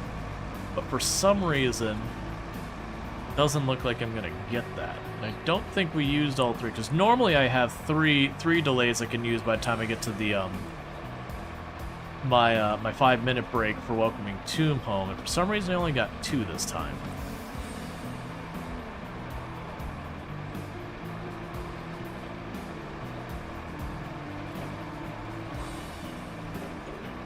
Not sure what that's about. Alright, so I'll need to check the map up here to make sure I've got the route to the bridge. It'd be nice to also put sand down in this route, because the vehicles are making it, but they're struggling. And so with what we're dealing on this map, it's like, yeah, let's just go fix it. The hell with it, let's just go fix it.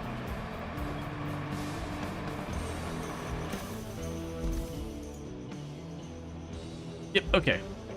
So it looks like we're literally just driving down this road, following it around, and it should take us to about where we need to be. And then we can get that bridge, which will make the southern part of the map more accessible.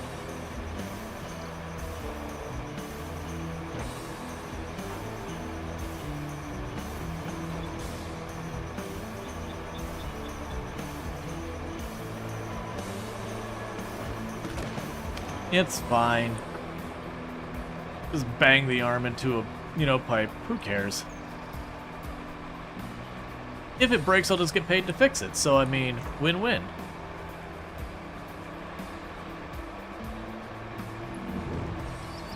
We're just securing future business.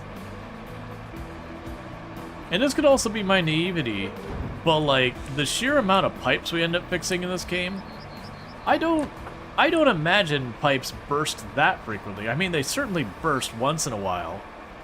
But,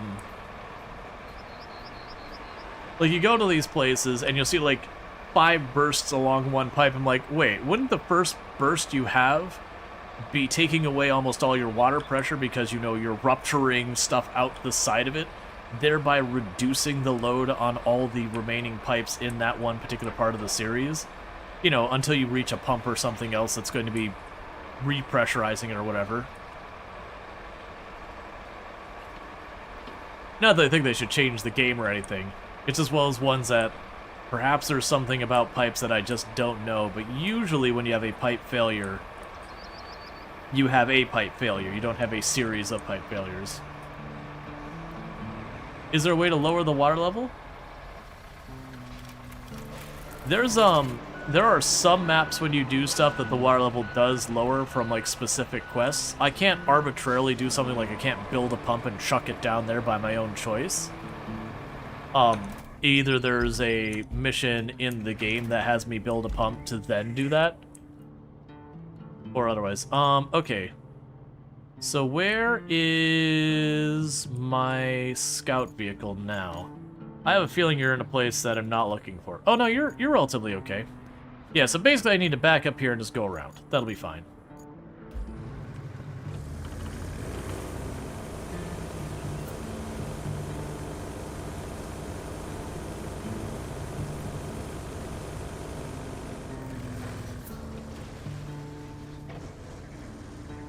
All right.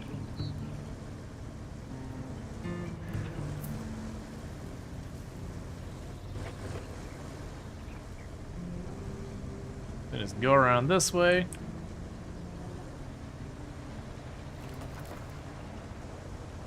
No, nothing like that. I don't think they actually do calculate like physics of water level and all that. I think literally it is the water level set to this, you complete a mission, and now the water level's set down to there, and it just transitions from A to B.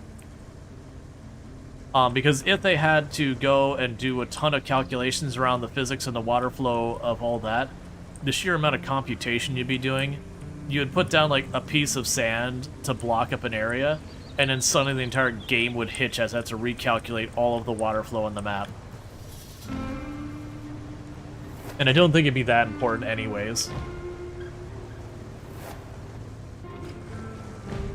There's only be a couple places on the entire map it'd make any sense. And then also if you could like dam the river up here farther to try and, you know, prevent water from being down there, they'd have to calculate the water pooling up here, filling up the volume, then spilling over to the next surrounding area.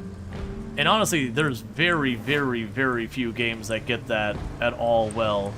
And the very few that do get that kind of thing right, it's because that is a core mechanic of the entire game.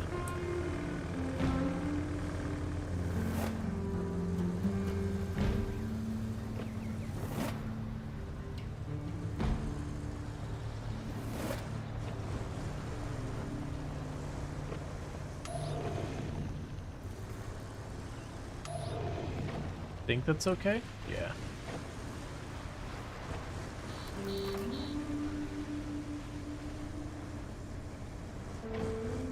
It's hard to tell here that when you're crossing these, some of these are shallow and you can just drive over them, and some of them you just fall into the abyss.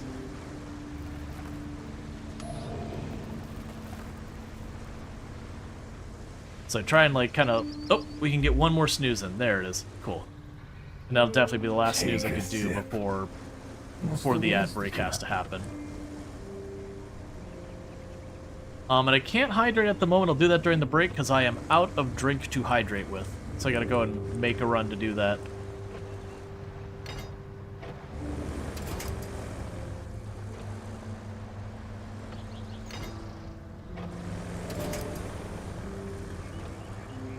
So I'll give you a little whack that way to make sure you're fully open.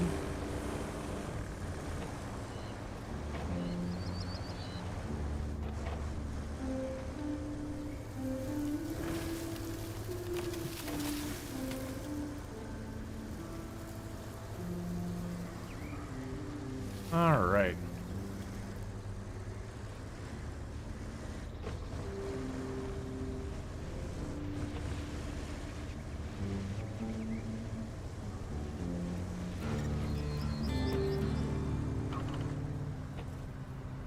Hi, vehicle. Seems I'm overdue on commending you for your efforts. After all, you've been doing such a good job up to this point that you got noticed by the North Lock Village Council. Doesn't that make you happy? I know it does. And right after they noticed you, they asked if you could help solve their problems. Ain't fame grand? For now, it's nothing too hard. Just check the nearby radio tower for damage. Seems like something's wrong with it. Yes, I know you knew it was going to happen. And no, they are definitely not flooding my desk with more requests as we speak, because that's never happened to us before, right? Okay, so we got our new objectives. So for our new objectives, we have to transport a vehicle from there to where? Where do you need to go? Where am I delivering you to? Oh, way over there where we can't see, so we're definitely not going to do that first. We need to clear the way to the radio tower. That'll be easy as enough as just getting a crane down there. Bring a backup generator over there, so we bring that from up here all the way down. We can remove that mark because we've already got that built. That should actually be a pretty straightforward one, because we just have that. We can just literally just drive it down that way. We've got our bridge built. It is a little dodgy, but that's fine for what we're dealing with. And then we have the sawmill. They want me to bring 15 logs up here, which I'm about to get 15 logs through our existing route. And the good news there is I can abuse this by just literally grabbing this thing, parking it over there, and then putting the output spot in that input spot, and then just having it pop out the logs. Regardless, I'm gonna have to wait till that's done. And I don't believe we've seen an area to get trees yet. Not meaningfully. We saw like one pocket of like a dozen trees, maybe. It was like somewhere up here we saw like half a dozen trees or so. But the entire rest of the area has been fully forested, where there's just not a source of wood beyond the stuff we've already got going. Okay, and that's the flags are broken pipes. You can already see from here there's one there. I want to keep the colors consistent. Let's go ahead and check the infrastructure route.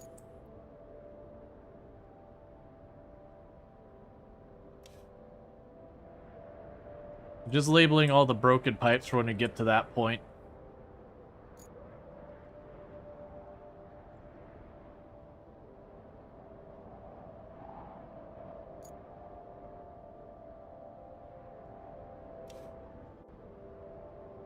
Because I need to deal with that. So many broken pipes. Okay. So I got a ton of broken pipes. I've got to fix roads here to make this traversable. Because we could go this way and then over and then up. So mark some of these areas of areas I probably want to patch up the roads. Make them not horrific to deal with.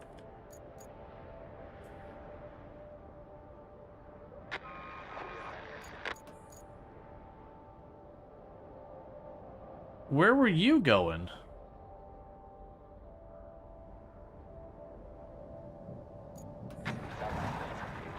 Just straight up dunked itself into the ocean kind of thing. Okay, yeah, so we got tons of broken pipes. We got electricity to run from, you know, a bunch of different buildings, which I'm not sure how we tackle.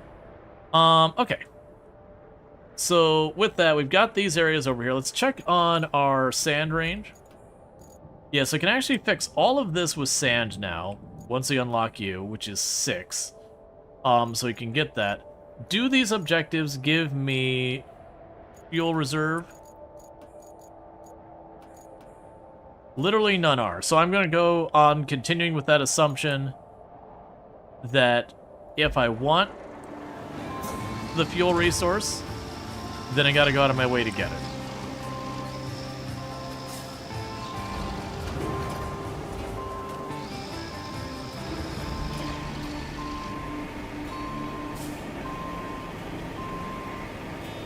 Do convoys degrade routes over time? No. There's only so far that the routes get kind of messed up. But it's not like SnowRunner, where if you go over the same route 4 or 5 times, the whole route can kind of be just chew up the mud and make it nearly impassable kind of thing. It's nothing like that. There is some the terrain getting eaten up, but it's not to the near extremity. It kind of resets after a bit. Because that was always a weird thing in SnowRunner, is you'd have the ground get all chewed up, and then all you'd do is you just reload the map, and then suddenly the ground was fine.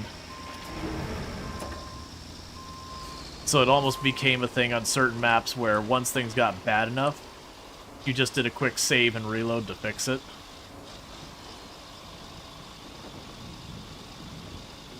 You know, until you got later on. Like, once you got later on, you got off-road vehicles, you didn't need to do quite that kind of stuff. But early on, when you're starting to play Michigan and all that, and you don't have access to all the tools and whatnot, there's a lot of that kind of stuff. So I'm just bringing the tire to sell, get a little bit of money. And then I need 4 more fuel.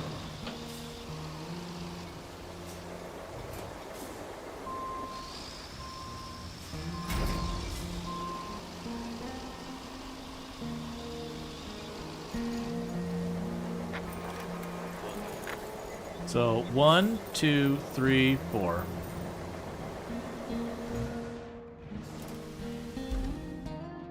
And that means I can go down here to where we've got the sand. That gives me access to sand in that whole area. That one already has sand down there, thankfully. And then you failed again. Where'd you go this time? See, the weird thing is it's failing at different spots each time. Alright, but with that said, chat, it is about that time that I need to step away for about 5 minutes. This is my quote-unquote long break for the stream. It's just my wife gets home around now. I gotta toss something in the oven and all that. But it'll be about 5 minutes, and then we'll be back. And then when we get back, I'll do the giveaway for Expeditions. So I'm gonna go ahead and put up my away screen. I'll be back in a couple minutes, and thank you again for tuning in.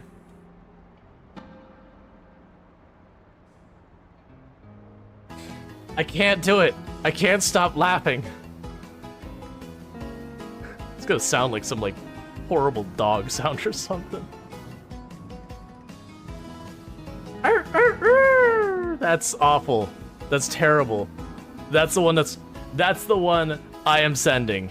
For the record, I had to clip at least, like, are very not comfy. Alright. We can dive deeper than the vehicle. Yeah, I mean, the idea behind this vehicle is, like, it's a big glass.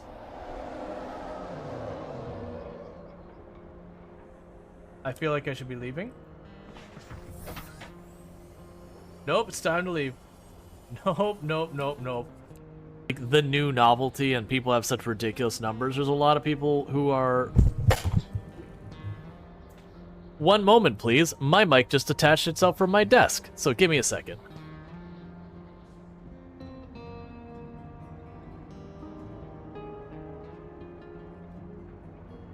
Don't hit... That's not good.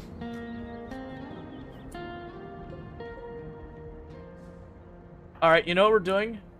We're gonna go with, this is not our problem. We want no part of this.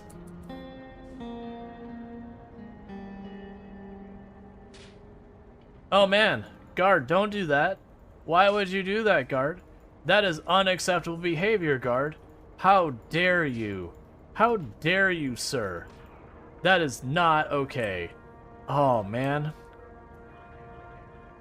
That guard's gonna have to be fired.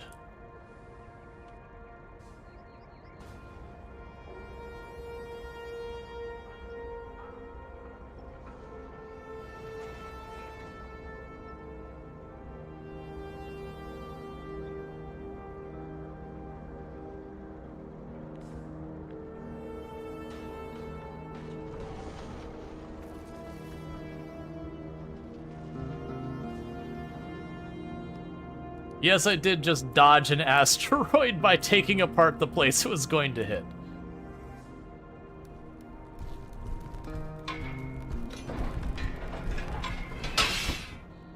Oh, please step forward when you get up. Please step forward when you get up. Buddy. Buddy, you and me, let's do the worm over on this side.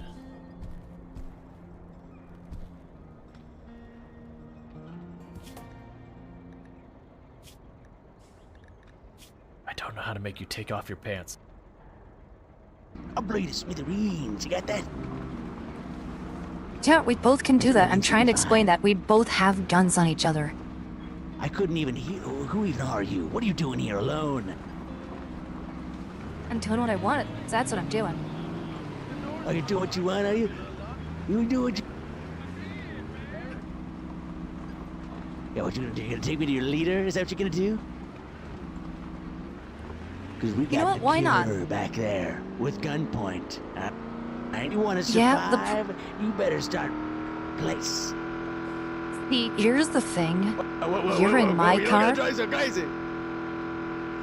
You're in my car, and I am in charge here. So your buddies might have the cure, but do you know what you don't have? Their safety. You're gonna kill us both. Oh, it wouldn't be You're the first time crazy. I'd had that said. Any of that. You should have seen what was left of my axe. Trees are the real enemy. Never trust a tree. They will betray you at your moment of weakness. They will look you in the eyes as you reach forward and say, "Please help me," and they will spit on your hand and slap it away and watch you fail. And by that I mean a zombie will walk through and grab you and bite you in the face. But, you know, sometimes you got to just talk it up a little. What is going on? A raid. He installed the musical alarm. Welcome to the nuclear reactor. Here we dance. We dance like there's no tomorrow. Dance with me. Dance. Who needs sonar when we have beats?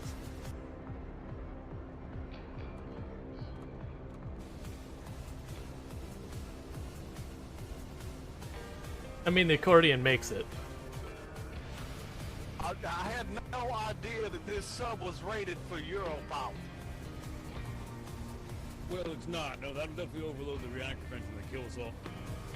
I don't think I've had nearly enough drugs for this. That sounds like a you problem. I'm sure that looks better in Can theirs, I like get hit with headbanging. some of that sweet morphine? That, why did I think that was gonna work? No, don't say that way, I don't have any of the... Hey, see? Perfect. It went exactly according to plan.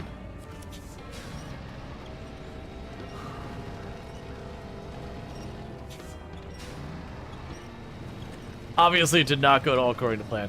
That said, we actually didn't take any damage from that. And it certainly could have gone worse.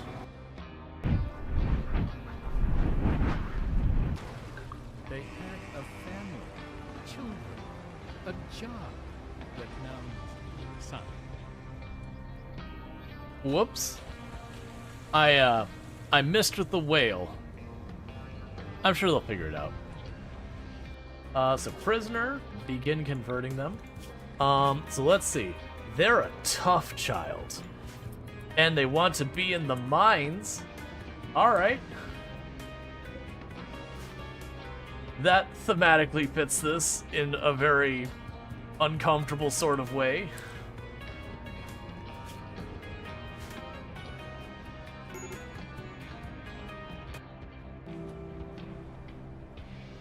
Jesus, that one was torture.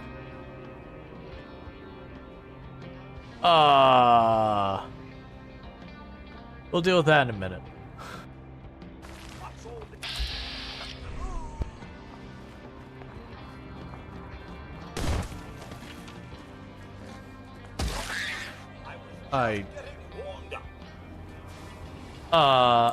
Okay, just clarifying, that mole rat came out of the dirt, shot into orbit, and then fell to its death. Could someone clip that? Your friends turned into weird magical cards? Oh, by the way, I'm taking literally every flower here. I know you need those to live, but I mean, look. You see nothing, chat.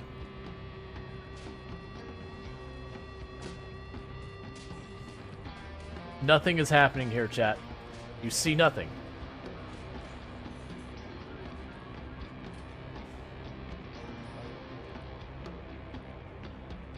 Okay, sorry for the extra minute or so.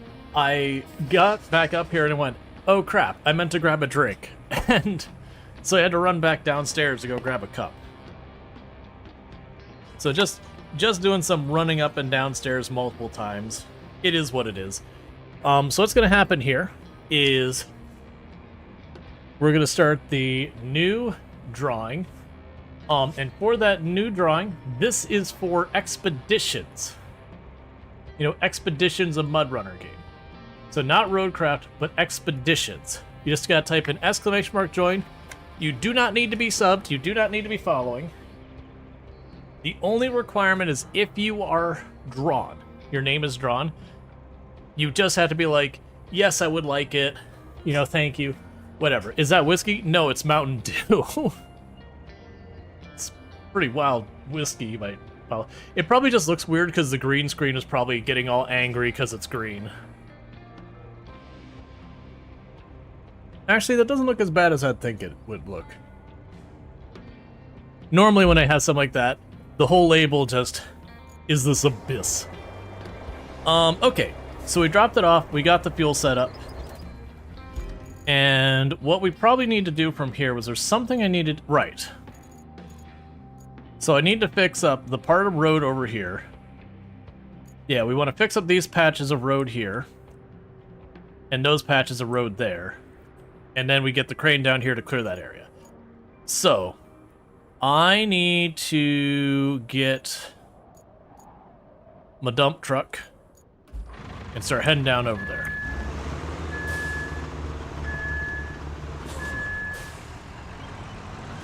Yeah, so I think it's still, the chroma key is still messing with the green a little bit, making it far, far more yellow. Oh, we had a route fail again?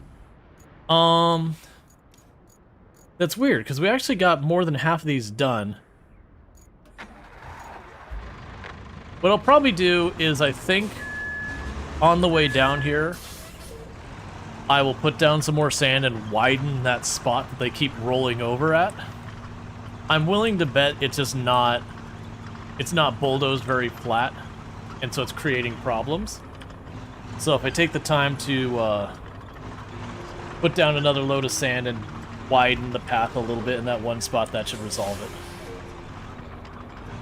It might just be the vehicles don't have a good turn radius.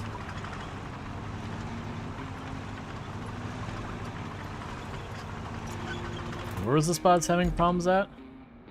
Okay.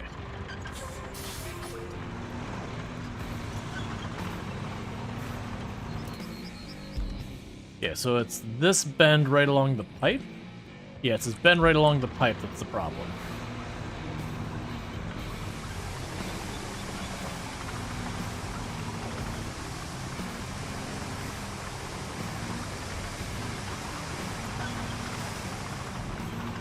It's so weird that this is the place it's having issues with.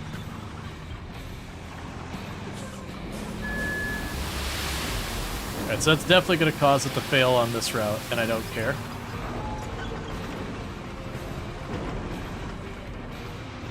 If you scoot out of the way here for a second. Grab you.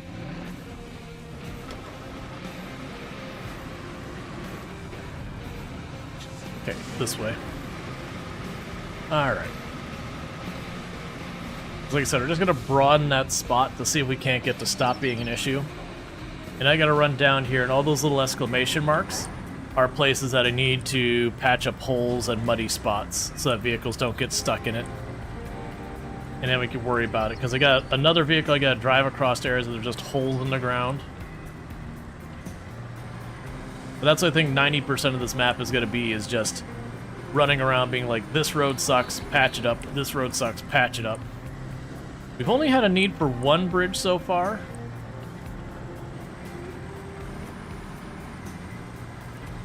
And we haven't had too much of a need. Well, there goes the vehicle. Just hands down in the lake.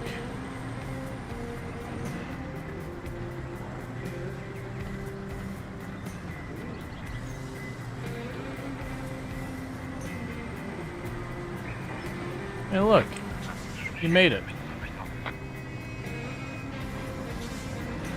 Surprisingly, just dumping the giant heap of sand, it did ultimately make it through that.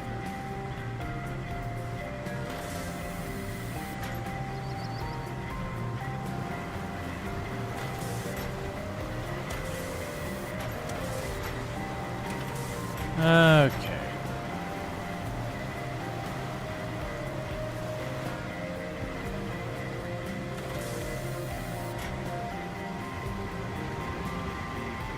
Does the fan fall?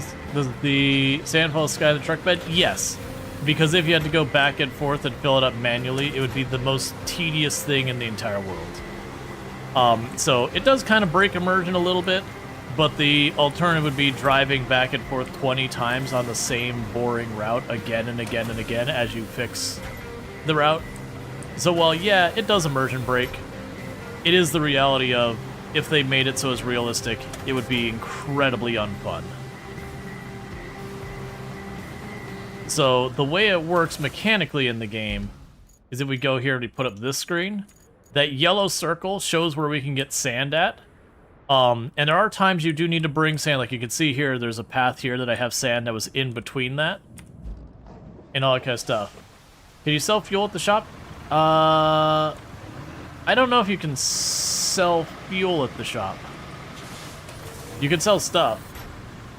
Maybe it turns too tight, then to the right.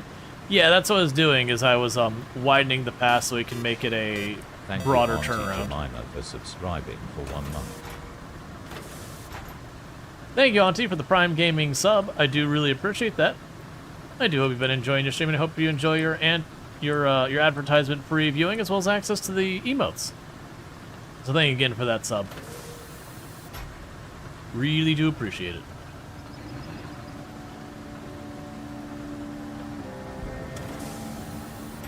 Alright. Yeah, so as you can see, I've just massively widened this spot that they kept rolling over, so I just don't have to worry about it. It's overkill, but then it's just not a problem I have to think about anymore. Because I could sit there and keep wiggling it back and forth and wiggling it back and forth until I get it, like, in the spot that it does it reliably. Or take 2 seconds to huck down some sand. When do you unlock this dozer? This one was through a map. I'm trying to remember what map it was, though. It might have been Sunken? It's either Sunken or Incommunicado, I can't remember. But it was relatively early. Where did you fail now?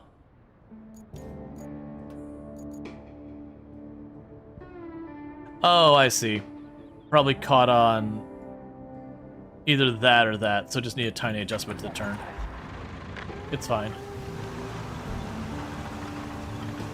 That's the Indian Communicado? You're just about to... Gotcha, then it's Sunken. I remember it was around that time frame that I got it. It was pretty early.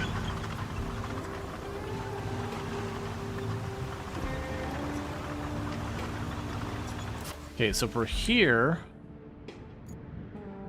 Yeah, we want to exit town to the south, and then we turn afterwards to where we need to fill in those gaps. Then we bring the bulldozer, we'll flatten that out, and yada yada.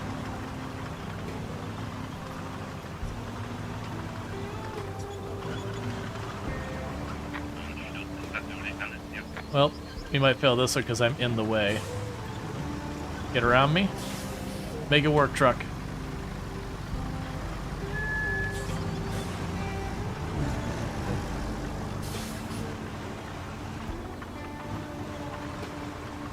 Yeah, no, honestly, those first 2 maps, I think Incommunicado and Sunken, have a lot of equipment you unlock. Like, all the woodworking stuff is Incommunicado. Then you have, like, the bigger dozer and the large crane and all that, I believe, is Sunken. So it's kind of a big thing. Avoid the AI was programmed to avoid you. Well, the problem is, if you gave it that, then you get near and suddenly veer off the road into the water. It's just one of those things that you just kind of accept. They're going to follow the route you tell them, and if you get in the way, that's a decision you've made. It's honestly not that bad. I do think it's deliberate that they don't make the AI in those vehicles like super duper smart where they can navigate through really, really rough terrain. Because then it kind of takes away from the main thing that you are doing.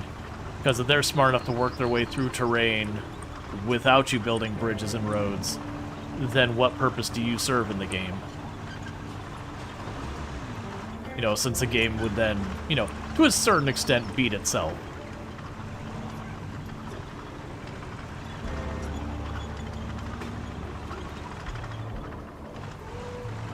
Okay, it would be probably a good idea to patch that spot up. Yeah, it'd be a good idea to patch this spot of the road up here up.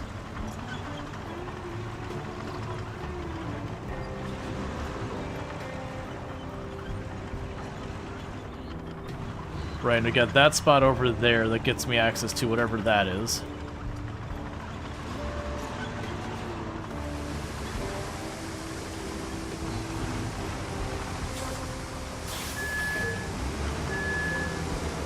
Yeah, like, don't get me wrong, the AI sometimes just kind of stare at them getting stuck on the same rock again and again. You're just like, go around, man. But that's like, it's your job to get the rocks out of the way.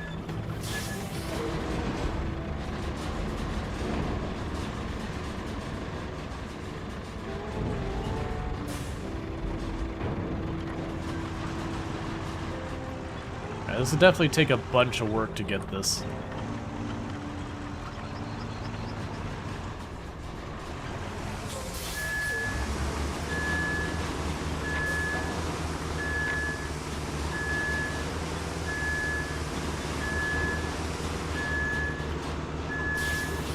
Because I'm going to want to try and get all this mud routes all sorted so we can drive a bunch of different vehicles and not have to fight with it every time.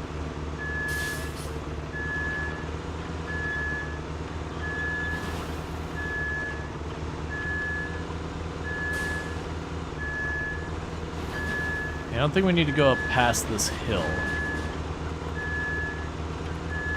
Like, it's still muddy.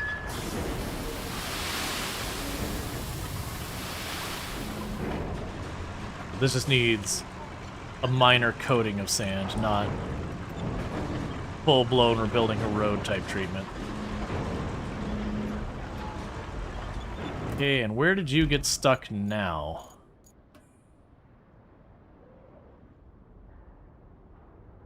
Why are you so bad at this?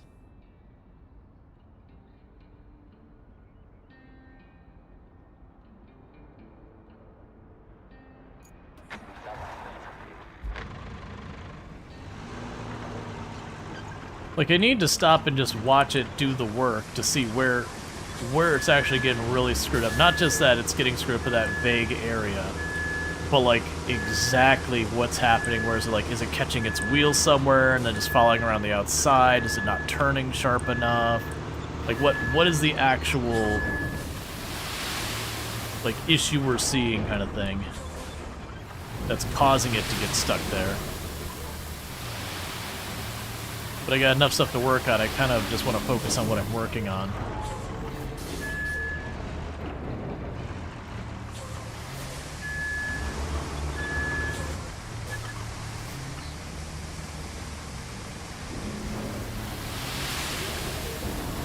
It did the thing where it just slams to full pour when I only push it once.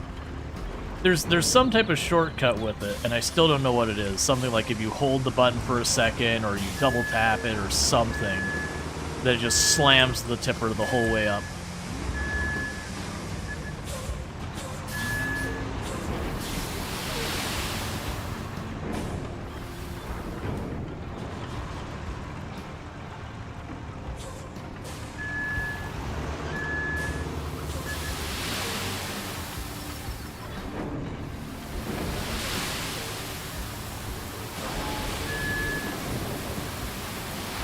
And that time I did tip it the whole way up because that's going to be a weird intersection. Alright, so fill in this water spot. And it looks like it becomes relatively okay sand for a bit. After which, then I got those two chasms to fill in.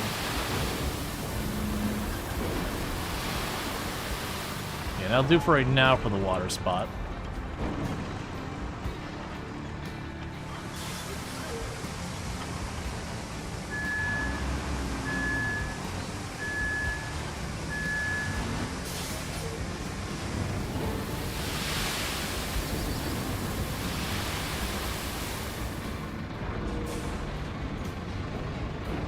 I'm sorry, it's more than two chasms. It's a whole bunch. Now, during the tutorial, I had one time where I went over the top of the antenna, and the other time we went around it. Between when I played the tutorial, the demo. Between where I played the demo solo and the demo with, FG. Alright, so I'm just probably gonna need to grab the dump truck and get that all sorted there. And let me guess, you got stuck in the exact same spot again.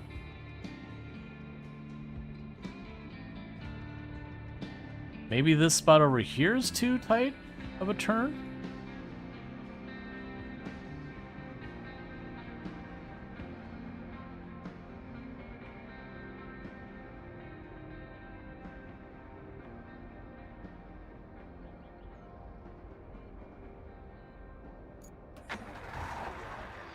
Why the water distribution is kind of nuts? Yeah, no, it's pretty cool stuff.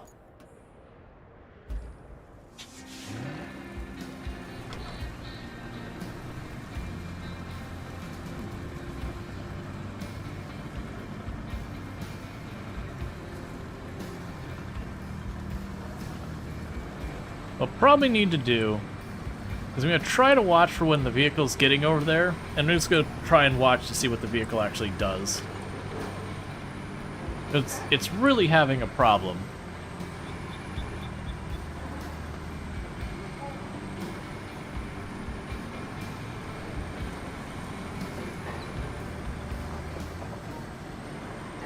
Alright.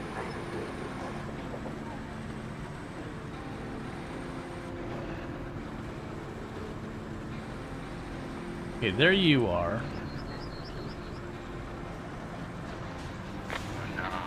Yeah, about the time I drive this over where I need it, but like before I even work, that truck should be about in the right place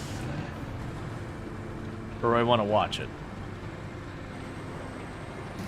Not gonna spectate the vehicle. I am, it just takes a while to get there. So I'm trying to not get in the thing where I just sit there watching the vehicle for 10 minutes. We'll get to the other side of this real fast, and I'm gonna go peek at the vehicle. Yeah, because that's where it's getting stuck, so we're getting real close to that spot. So what's happening with you that you are just veering off into the abyss?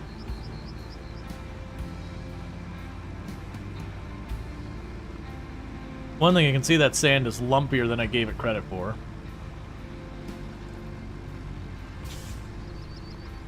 Shouldn't be so much that I lose control and rolls.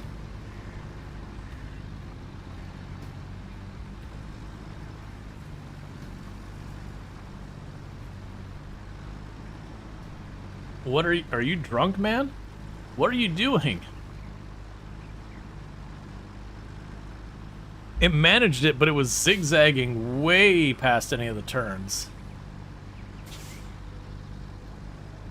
Well, regardless, it did make it through that spot. Because that's the actual route, so it's probably one of those things I gotta adjust and all that. Because that's the route there, and he was just going, like, slam it all the way over there, slam it the whole way back, slam it all the way over there. Yeah, and it was definitely overcompensating a lot. If it gets stuck again, though, that tells me what I probably need to do is try and set it with the expectation that the vehicle's going to overcompensate a lot. So do the turns earlier than they probably really should happen, that kind of thing. So that it overcompensates into the route I want it on.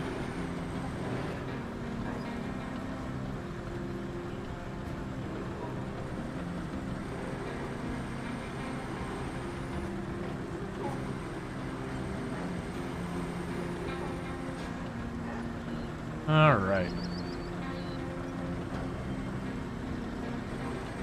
And get over here. Start leveling this all out. This area back here might be a problem. I'm going to choose to ignore it for now. We'll see what happens when I get a vehicle that needs to take her out. If I got to drop back and pile sand on it, we do that then.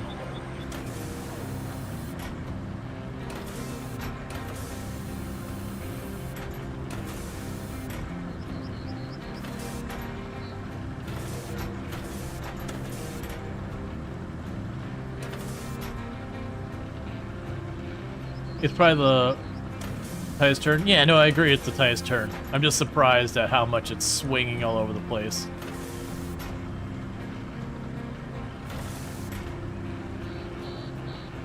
Alright.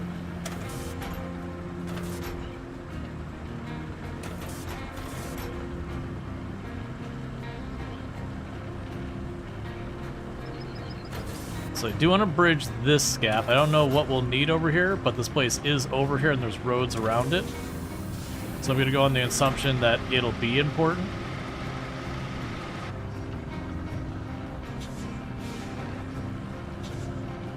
You've got the equipment here, so there's no reason to skip out it, just have to come back and do it again.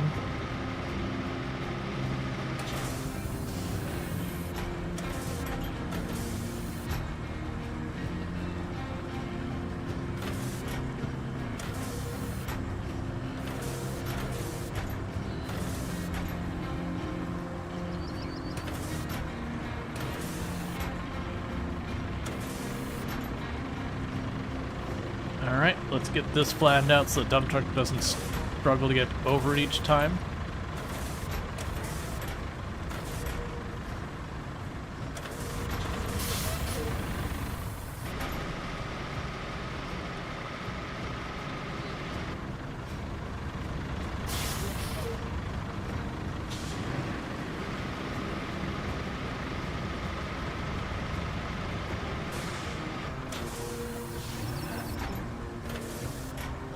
Okay.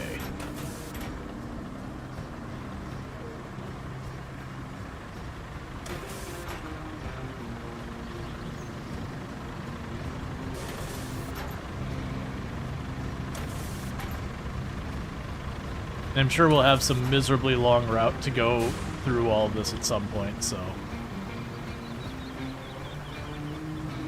I see it as worth my time to just fix this up as much as we can.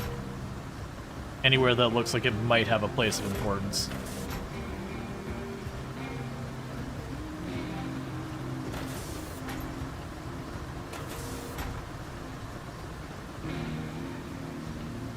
For something like that, I'm not as worried about, because I can't imagine we have a delivery there, so it'll probably be me grabbing one thing out of there and then going on about my way.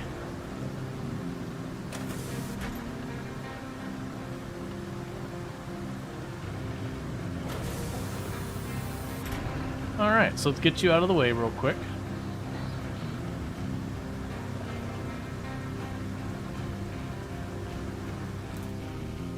Take these pins up, because as far as I'm concerned, we've got that sorted.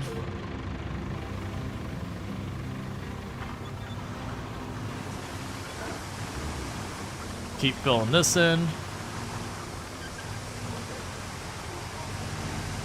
And part of the reason I'm not building a bridge here is while this probably is an actually good candidate for a bridge, we do have the issue of I need 15 lumber for one of my objectives. And there's like no trees to cut down that I've seen on the map for a meaningful amount.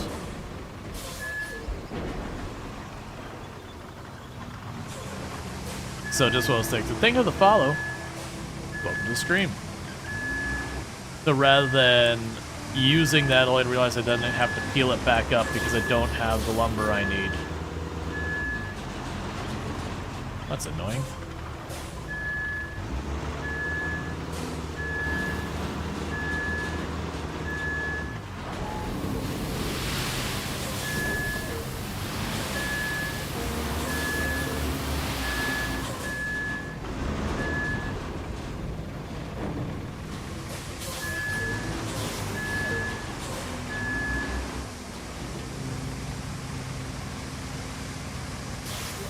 I'm not worried about filling in all of that over there because I have no idea what we're going to need here. If we just have to grab one thing out of here, there's not a reason to build like a whole proper route, but I do need to be able to get in and out, I imagine. We'll see. Could even be something we just need in that structure. Oh, I do see there's a pipe up there. That could even just be what we're over here for.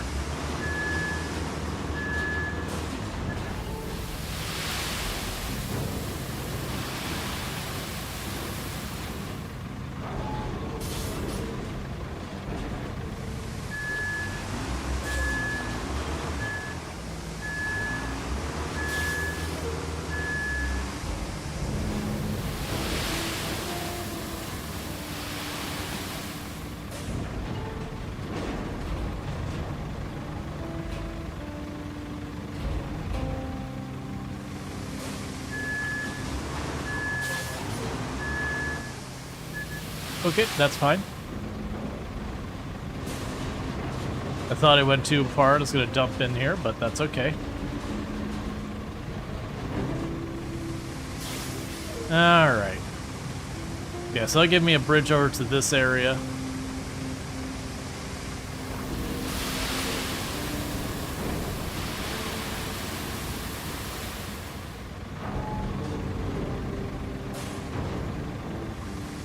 And honestly, we'll just drop the last thing of sand pretty close to here. It'll be fine.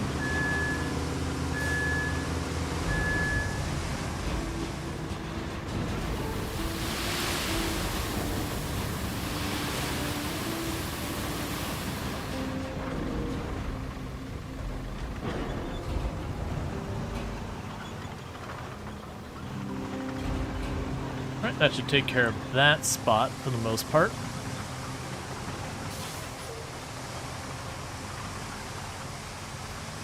Now let's get this area finished off.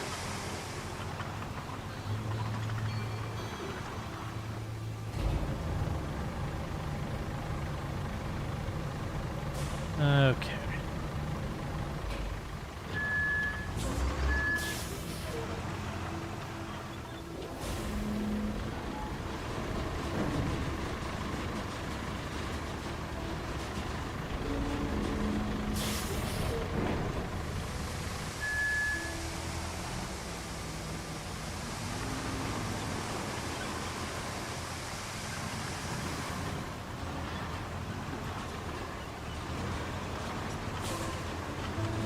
Yeah, so we can't remove the antenna, in case you're wondering. So during the demo, the two ways I dealt with it is one is I actually built a big mound over it at one case, the other one I went around it. I think we probably, well, I mean, I don't even need to go around it, because I can get the big crane, just yank that out there. I'm kind of wondering if we could just go around this way. Hey, a lawful falafel. It's good to see you. How you been, man? Thank you so much for the raid. Can we get a shout out for a lawful falafel? Another fantastic content creator. You see them a lot in the Product Zomboid category. But like, what have you been up to? Dead Island 2. You haven't seen that in a hot minute. I hope you had a good stream and all that good stuff. But yeah, what have you been up to? It's been good to see you. Lawful Falafel, it's not even telling me what you've been playing recently. Excuse me, man. This game looks amazing. You love SnowRunner? If you love SnowRunner, it's not the same thing as SnowRunner, to be clear. Getting into it, if you go into it, thinks, why can't I parking brake?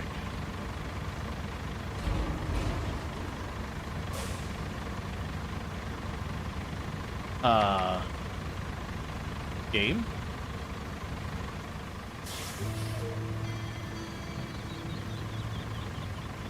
Is my keyboard working?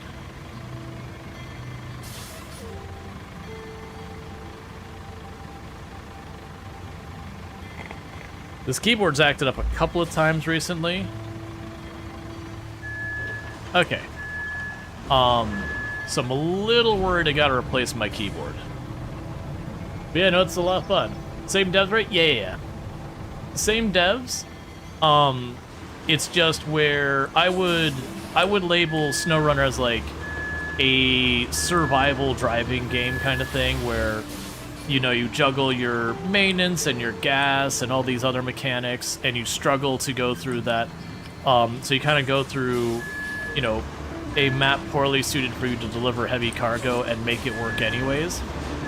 This one is a lot more about you fix, like instead of overcoming difficult challenges, you fix difficult challenges. Is the way it kind of changed the marketing on the two. So while ultimately your end goal is still the same, to deliver the things and all that, the means of which you do it are very, very different alignment. But that's how you lost all your recent Product Zomboid runs? Mouse keyboard stopped responding? Yeah. That is always one thing about permadeath games, and I say this as someone who has literally thousands of hours in Product Zomboid. Did we ever die to... I don't think we ever died to my mouse for failing. I know on, the character I still have alive on build 41 has, like, at, like, 300,000 kills or whatever she got up to. I think it's, like, 200,000. I do know we had some close calls where my right mouse button was starting to get dodgy at the time. I don't think we actually died. We got an injury from it, which is when we took a pause from Product Zomboid for a while, because I'm like, I can't play like this. Yeah, no, that's the whole thing. The only reason I'm saying that is there have been a lot of people giving negative feedback to the game, because they're like, it doesn't have feature X that SnowRunner has, like, it doesn't have fuel, it doesn't have damage, you know, baby game for babies kind of attitude. And it's like, well, it's just not meant to be that game. Like, it's the same engine, you know, like an improved version of it, but very, very different approach to the game. But generally speaking, I think if you enjoy SnowRunner, it's probably, like, there's a good chance you would enjoy it. Like, while the approach is totally different, you know, a lot of the mechanics are similar.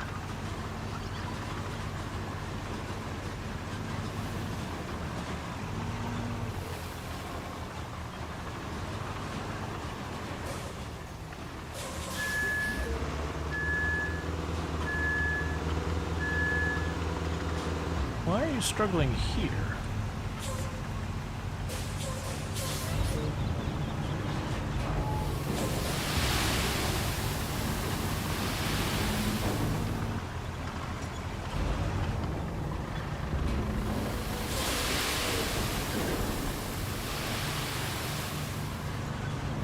Okay, so let's get the dump truck out of the way real fast. and get this flattened out for the time being.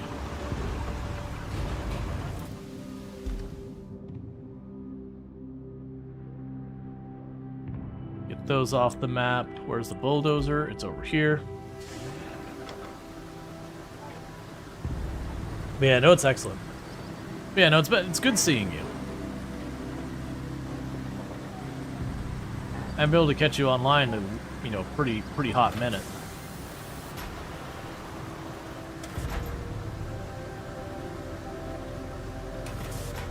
Because you're surprised it doesn't have fuel and damage, even though the fuel truck is your favorite truck. You doubt these changes break your enjoyment. Has similar siblings to driving you enjoy it. Yeah. Well, I think it's just the difference in the main focus drive point of the game. I love you too. Thank you. It looks nummy. It does look nummy. It smells nummy. Remember to know. I will. But yeah. No, it's just like, to give you an idea, I work on the roads. You get these routes, like this one here, where you'll have other vehicles driving the route. Like here's one of the vehicles doing it now. So you get these other vehicles driving your routes for you. That's kind of the effective equivalent of like SnowRunner. You would be the one doing this. But instead you need to make the routes for them to be able to handle. So you gotta make your roads decent. And then also, because we're fixing the roads as we go, if you think of SnowRunner, you start at a point, and the roads always suck. You know, like, they never get better. But you go and you drive from your base, and you get farther out, and then you've got to figure out, okay, what route is my most efficient route? I've only got so much gas, where do I put my logistics stuff to manage it and all that? But in this game, because we are actually repairing the roads, your drive back is always smooth. You can always just go back the way you came, and it's not a big deal. You're not mucking around in the mud anymore. You've paved it, you've sanded it, built a bridge, whatever you had to do. So for going back for fuel would literally just be going back onto your already clean and managed routes again and again. And so it would just kind of probably feel tedious.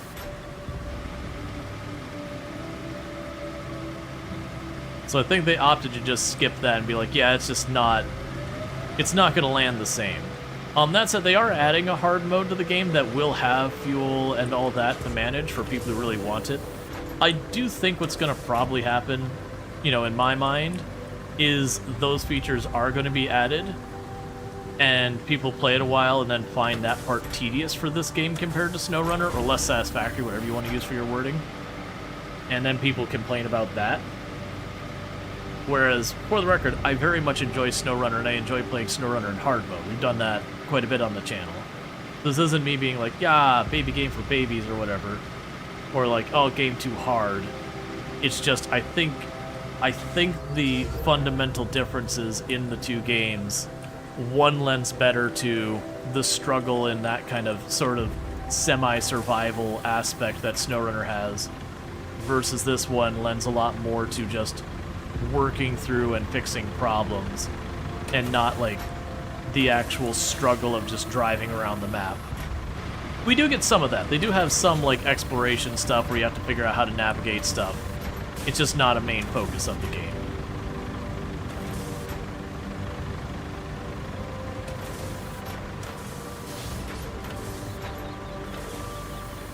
I don't know if that'll matter there, but I'm just going to smooth it out in case we have to cross it later.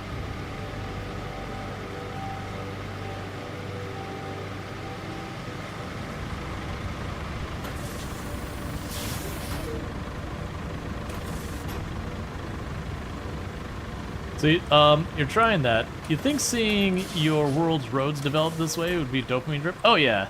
Like in a lot of the earlier levels, they'll be like, put a road here, build a bridge here. Like when you're kind of in the not tutorial land, but they're still trying to like kind of teach you when and where to do stuff. This is the last map in the game, and they have yet to tell me where to build a road or a bridge. They're just like, hey, deliver this thing to the other side of the map.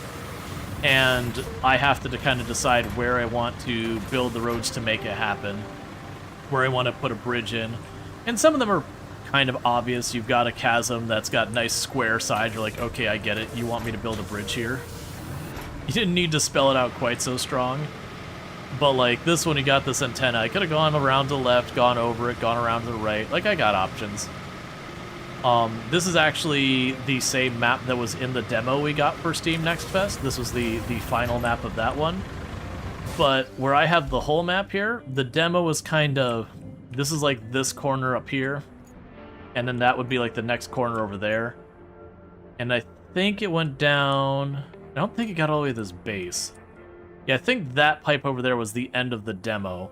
So it's like this little box here was the entire demo play area. And it didn't have nearly as many objectives. Like we had to replace, I think it was just like 2 pipes. You had to build a road to get around this thing. Alright, so we'll need more sand there, and we'll need more sand to get back onto the road.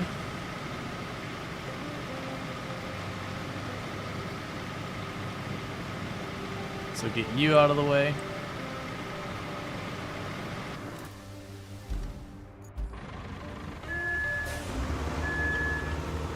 I didn't put on my parking brake.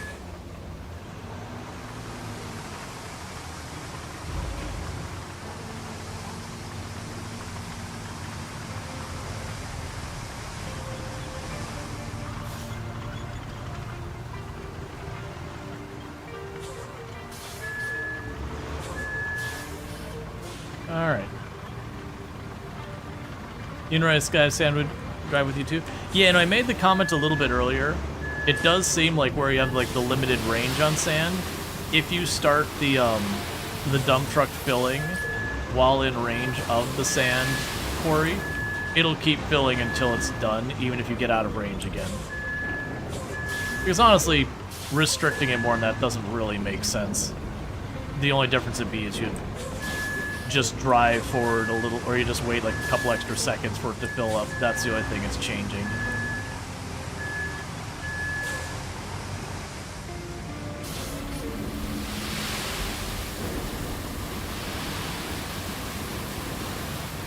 So that spot there is going to be a little tricky. I think I'm going to build up the sand enough to just get over the top of that one rock there. Because I think otherwise it's going to be a kind of a weird wiggle that if we have to transport anything difficult through there, it's going to really struggle.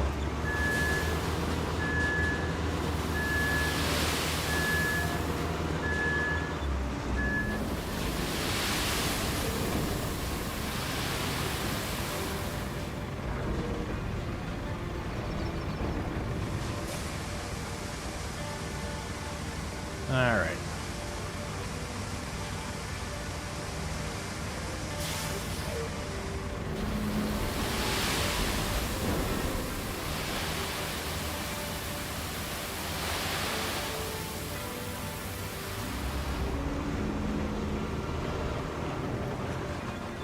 So get you out of the way. Have the bulldozer finish smoothing all that out. And then we'll see what else I have to fix to make that route, you know, more drivable.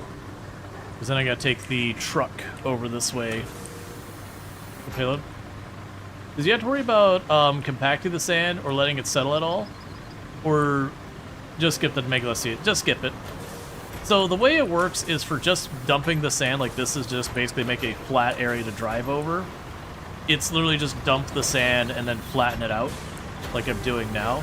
But you don't have to like take a thing to compact it. It doesn't wash away or anything like that. Because then they'd have to do like physics calculation every time it rains or every time anything else happens. So that would, like, even ignoring difficulty or not difficulty, it'd be just computationally heavy. For something that probably really doesn't matter that much. But when you go to make a road, like where you actually put down asphalt, you would, after I flatten this, put down the loose asphalt first, and then go over with the steamroller to flatten that out. But you do that when you have like missions that specifically tell you need to pave a road someplace, or if you're in a situation where the hill is like, you know, steep enough that a vehicle is struggling to climb it. You can get a little bit more grip on the road if you put down actual asphalt. Thank you for the follow. Welcome to the stream. So there is reasons to pave it. But generally, most of the time when you're just crossing muddy areas and that, you don't really have a need to pave the roads that much.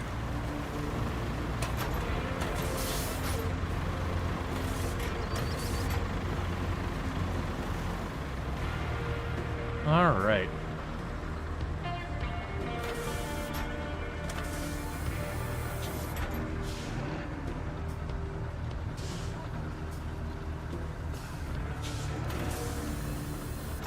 Start trying to clean up this inside part a little bit. It's not quite as steep.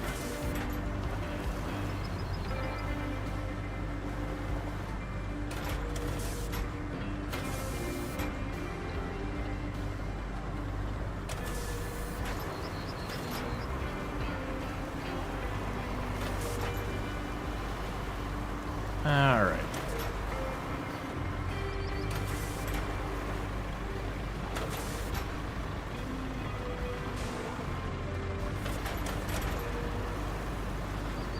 Basically just widening the road a little bit, getting it to be a little less lumpy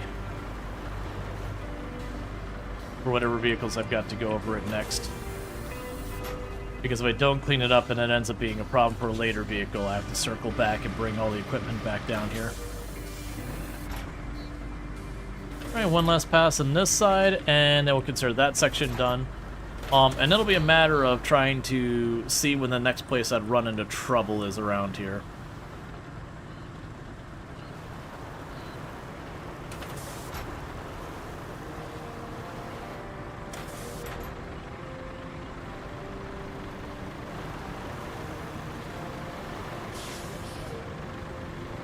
What level do you get that grader? I believe sunken. I'm not 100% on that, but I believe it's the sunken map that you get this this bulldozer.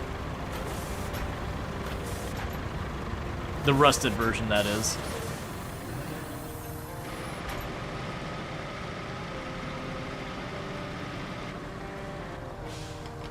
Okay, so let's see.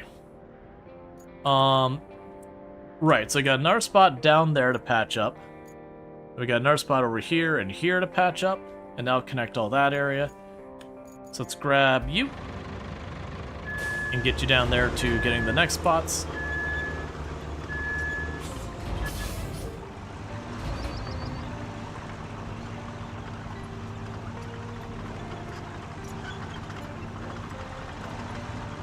Alright. And at this point I have pretty much every vehicle in the game. I think I'm missing one or two. Because this is the very last map in the game. So they're just like running around, patching it all up, getting it all sorted. Yeah, so those 3 exclamation marks other places that I've gone and, kind of identified that saying, hey, this road is a difficult and diverse road.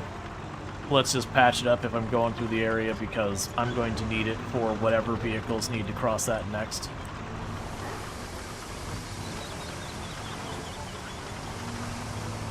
Some of this I don't actually know how deep it is.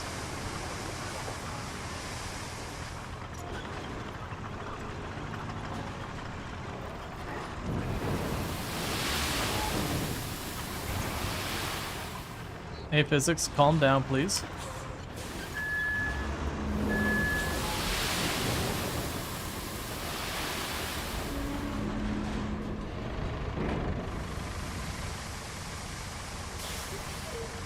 Alright, I'm sure we'll end up having to patch more and more of these side roads and all that.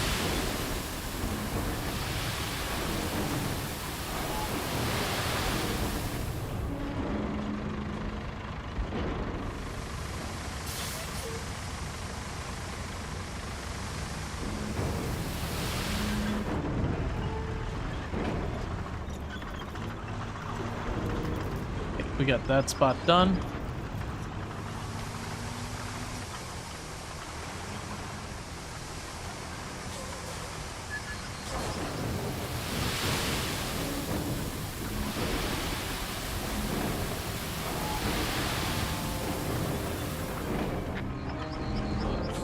Something draw the queue. Oh, right. Yes, we're giving away a copy of Expeditions. I totally lost track. if you would like to get Expeditions, a Mud Runner game, we are giving away the key for Expeditions. You do !join to join. You don't need to be sub. You don't need to be following the channel. You just need to respond if your name is drawn, being like, yes, I would like the key, or whatever you want to say. That kind of thing.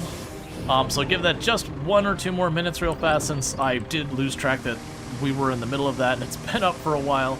But like I said, the only thing you'll need to do is if you win, you just got to basically let me know in channel, be like, yes, I'd like it, you know, thanks, awesome, like whatever. Just anything that lets me know that 1, you're here, and 2, you actually do want the game. Because I've had a giveaway before in the past where the person wasn't paying attention to what was being given away, entered, and they already owned it.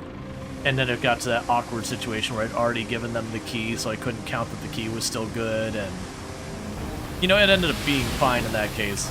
But I do it this way, 1, to encourage, you know, to try and make it so that people who hang out here get rewarded for it, as a way of saying thank you, and then 2, to prevent that. Well, you'll have to wait till you have your name drawn. Like, it only matters if you have your name drawn. And what I'll do is I'll go where once I bulldoze this area here flat, that I'm laying right now, then we'll have the drawing at that point.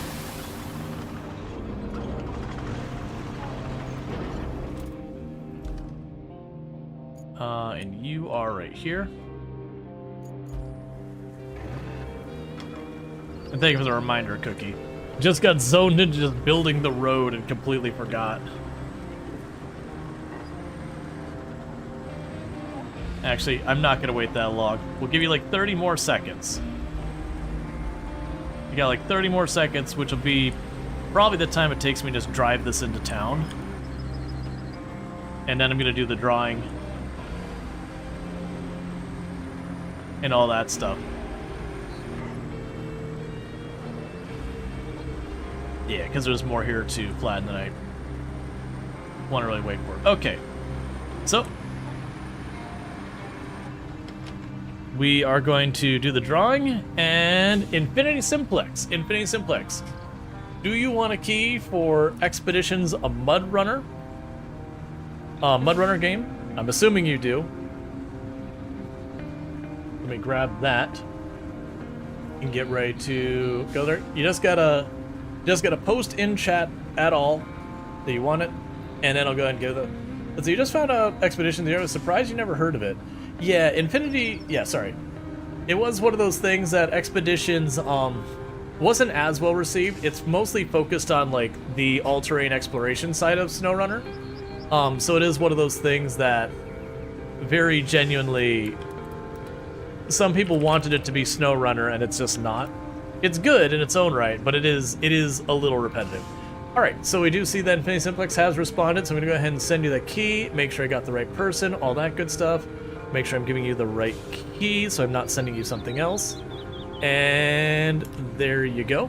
So that should be in your DMs, and I will cross that key off my list so I don't give it away to someone else. All right. And in about an hour and a half, we will have another giveaway for RoadCraft, which is a game we're playing right now. That'll be in about an hour and a half. I've got 2 more RoadCraft keys to give out and a SnowRunner key to give out. All of those were through Dare Drop, so I really do appreciate the devs making that all possible and all that, making all those keys available. It does mean a whole heck of a lot and all that good stuff. Oh, I need to get rid of the queue for now, and I do know people are entering. We will make a brand new queue at the time that we do the RoadCraft giveaway. And the reason we do that is there's going to be a lot of people who come and go during that time, and I don't want to have to sit there and be like, I drew this person's name, and then they're not here, and so we awkwardly sit here for a couple of minutes giving them a chance to respond, and then they're not here, and then draw the next name, and then the next name, and then after about 10 minutes and all that. Yeah, and plus it's different keys. Yeah. So after each giveaway, once the key has actually been given away, we'll reset it and all that.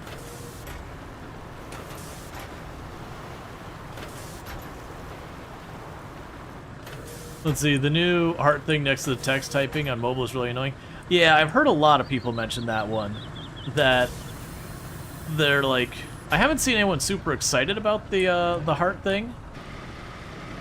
Like, I get the ideas that you can, like, put stuff in the corner. It's basically designed to look like the exact type of thing that TikTok has in that regards.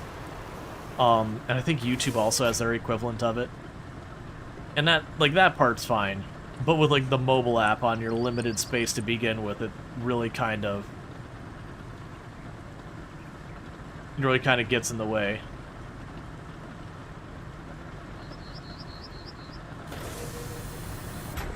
Okay, so I got that spot patched up.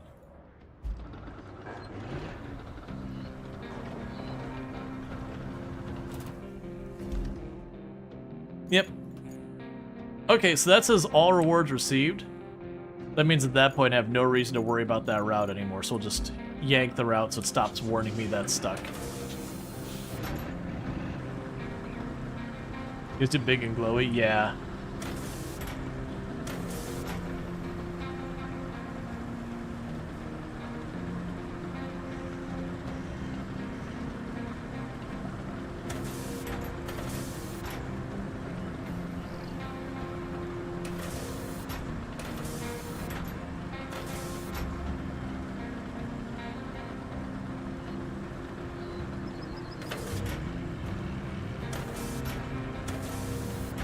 Alright.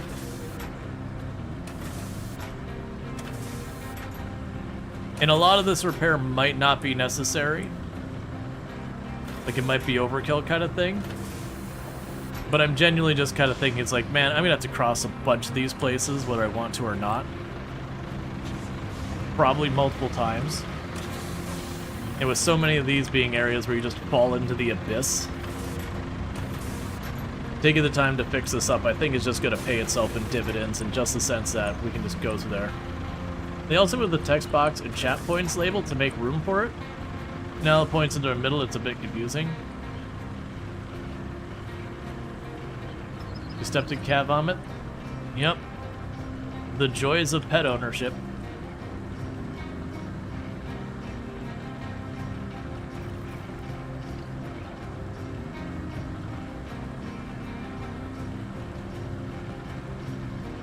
Now, I do see that they're going to give us another base down here.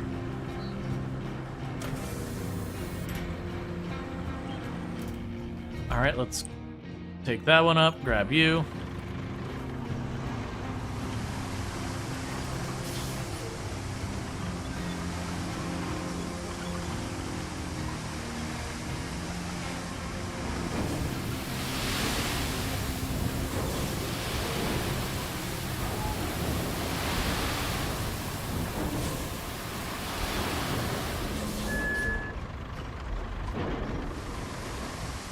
And that's a paved road up there, so I don't have to worry about any of that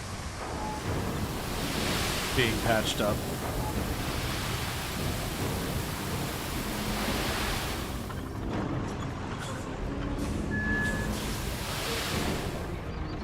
And let's patch up that pothole too. I don't need that much, just a little. Alright. So got you all sorted. Get you out of the way for a minute.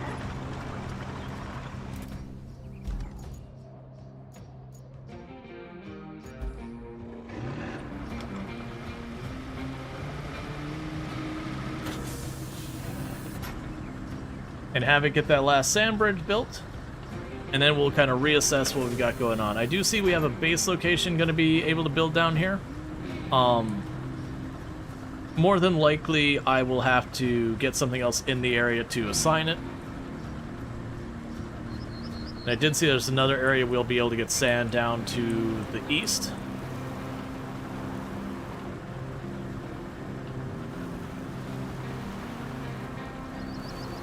They're going to work on the mobile app soon. They could start right there. Yeah, that is a constant problem you run with mobile. Is when you're talking mobile, like, screen real estate is a very, very limited resource. So you have to be very conscious about what actually needs to be there. And really, like, if it's not important, it probably needs to go you know, out of the way. Now, the downside is when you bury it under stuff like the hamburger button and everything, it just means people won't have a tendency to use that at all. So it's really a big juggle between, okay, we got to have as little as possible on the screen to make this usable, but also there's all these features you want your users to have access to, and you got to put them somewhere, but if it's not on the screen, the likelihood of them engaging with it is minimal. And so it's really tricky to, you know, find that balance between, okay, we got it out of the way so you got the screen real estate, but also it's not buried.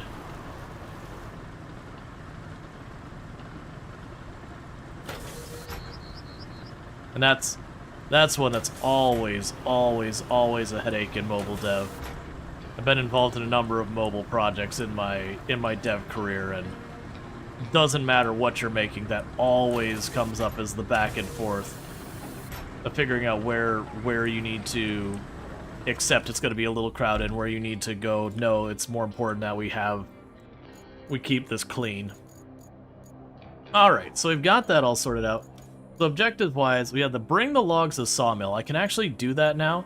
So the sawmill's right there. I'm going to see if we can't kind of cheese this a little.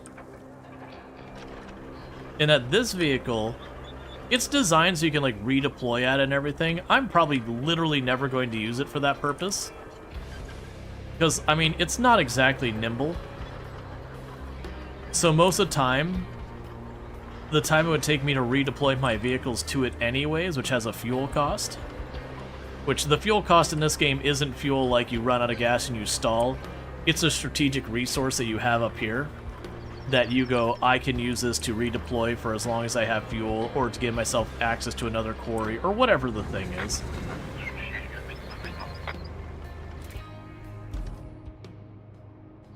Okay, so I can go down there. But because I have 15 logs, more than 15 logs in here, and this one lets me pick up and move stuff. Can't imagine doing mobile Twitch app. Like, it seems impossible to do a one-size-fits-all for everyone's needing a mobile device. Oh yeah. Well, that was one of the really big pain points when it comes to developing for mobile, for, again, anything, not even specifically Twitch or whatever, is you have these entire platforms that are dedicated to being like, okay, I have my app, show me what my app looks on, like, every device has at least 5% market share or whatever, like, every imaginable configuration, and then trying to find something that's at least reasonable on all of those. Doesn't even need to be good, just manageable. And it was always hell. So you know, these things that would simulate literally hundreds of devices to try and figure out what's the sweet spot. Alright, so my hope is, because I haven't actually tested this yet, I could pull this up here into the area where I need to drop off, I think it was 15 logs?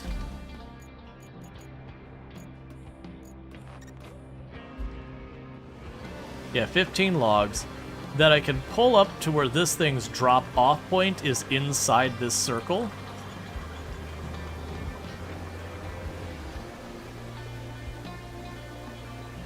Now, I am noticing that this doesn't let me control the drop-off in that vehicle. So it looks like you gotta take another vehicle to check it. Luckily, I do have another vehicle nearby. So my hope is I could pull up to the vehicle and be like, give me these logs, and kick them out the side of that thing, right there into the lumber mill. And that will just handle that quest. And that instead I'll use that as like my mobile, give me my resources. So just the same, I'd be able to go to, like, the place I pick up the iron bars, drop that off there, load up all the iron bars into my storage using this thing.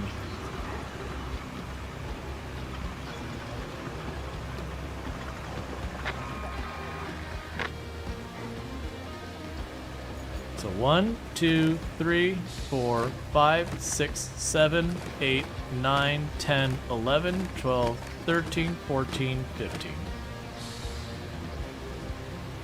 Okay, 2 of these are not being considered inside the zone.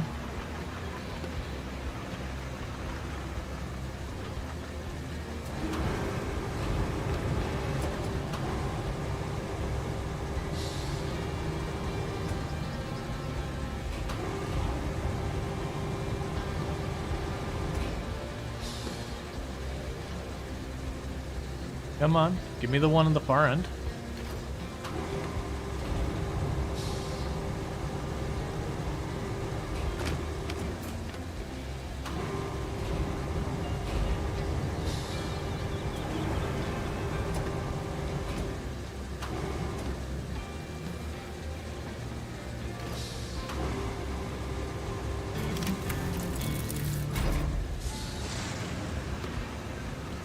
That's a pretty fun way of dealing with that problem. All right, the sawmill folks are back in business. That should make them happy. Unless, of course, they wanted to be lumberjacks themselves, leaping from log to log as they float down the mighty rivers of Northlock. Then maybe they should have planted as many Thank you, as they Rual, cut down, for right? subscribing for 29 months. Thank you, Rongor. Thanks, Rual, for all the good streams. Thank you, Rongor, so much for the tier 2 sub. I really do appreciate it. It means a heck of a lot. Been subbed to the channel for 29 months.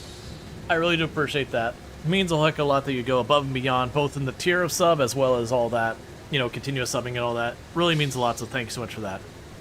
And I do hope you're enjoying your advertisement previewing as well as access to emotes. And for those who missed, she was making a reference.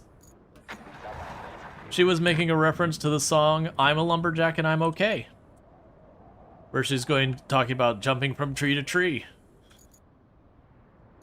And I appreciate that reference. Okay. So with that, I should have this all flattened out now, that we can get the crane over to the radio tower. We have the countryside base. Did any of these mention getting... I'm willing to bet... Yeah, so this gives me the countryside base. Let's prioritize that, which is bringing the thing from up here over. Which will probably work out okay, because I think I might actually have a crane or something over there. Where's my crane at right now? You are nowhere near there. Never mind. You just stay in your corner. We can go up here.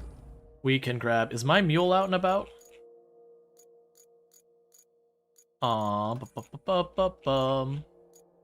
It is not.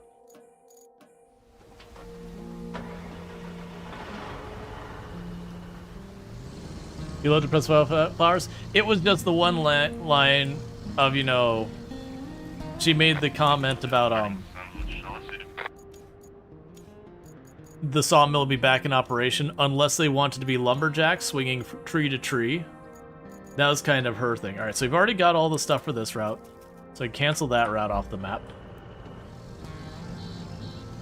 Yeah, it's just like swinging tree to tree, and then her combo is basically, you know, they should have planted more trees than they cut down. Because for those who don't know, like, all of the maps in the game kind of have a setup as to why, like, there are disasters that you're responding to. And most of them are stuff like, this place got hit with an hurricane, this place got hit with an earthquake, this place got hit with whatever. That, you know, it's an external threat that, you know, was ultimately the problem. This map, it was a company that was cutting a lot of corners, was doing fracking and lumberjacking without, like, replanting the trees and that. Like, it's a really crappy company. And as a result, they've created this horrific disaster because they were fracking and things collapsed because they didn't do it right and everything, and it's really messed up the entire region. And you're going through trying to recover stuff. So you're from tree to tree, 3:30. Yep. For those not familiar with I'm a Lumberjack and I'm Okay, it's by Monty Python. It's pretty solid British comedy.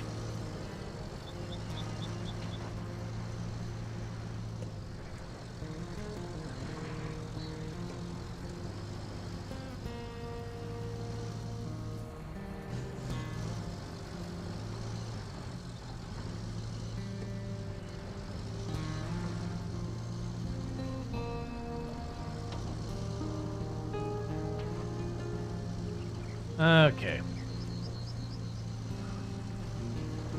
Ironically, if I have to ship anything through this area that's going to be difficult to go, I will need to lay down sand on the sand to make the sand more traversable. What is going on with you now? Why are you suddenly struggling here? You've been delivering those without problem for a long time now, and just suddenly it's too hard.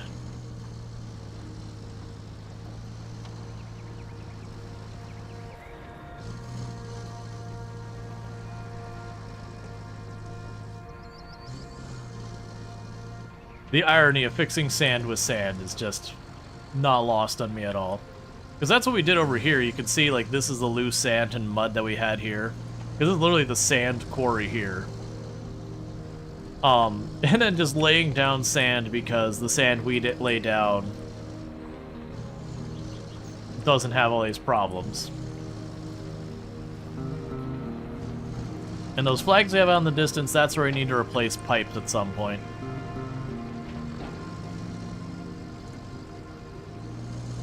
We're not turning there, we keep going. Yeah, so as you can see, oh right, this is a geothermal plant. Right, it was a geothermal plant, and they were doing some work, and so they wanted to get more resources out of stuff, so they were messing around with fracking to doing it. And, you know, fracking into a volcanic area did not work out great for them.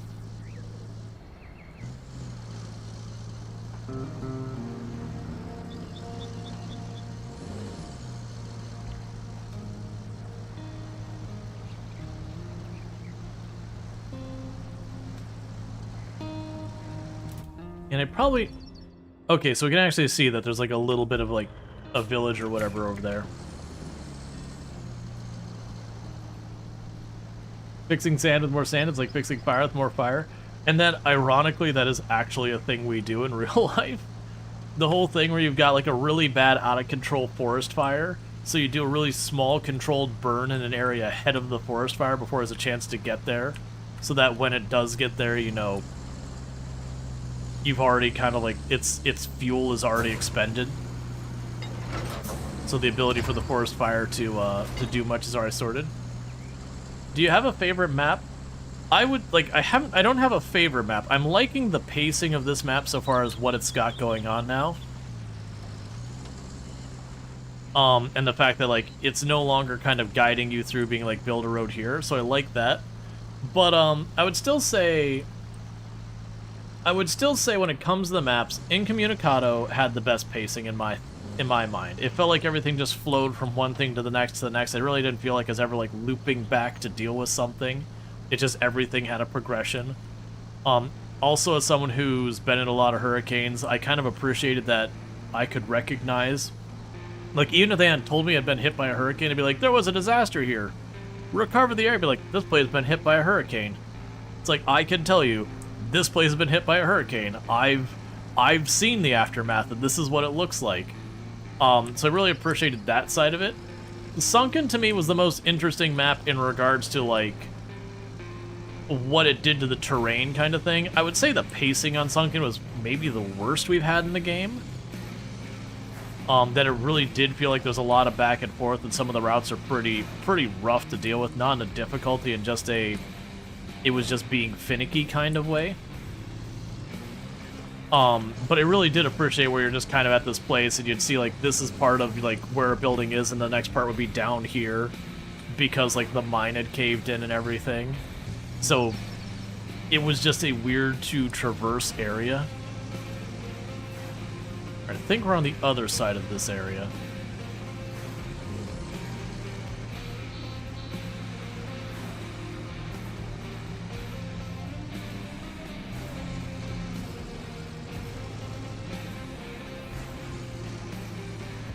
Would you rebuy this game at full price? I mean, I did buy it. I'm trying to remember. I'm pretty sure I bought it. I could have gotten a key if I would have been more patient. But I believe I did ultimately buy it in advance. Like, I requested a key, but, like, at that point, I already had the game. If it would have waited, I absolutely would have. But yeah, I would have I would absolutely buy it at full price, yes. Now, to be clear, usually when people do, like, the game, like, the whole, is it worth it? I usually give a non-committing response to that, and that's not because I'm trying to, like, you know, dodge the question. It's just the fact that, you know, money means a different thing to different people. Like, if you're someone living paycheck to paycheck where every dollar counts, $40 is a big ask.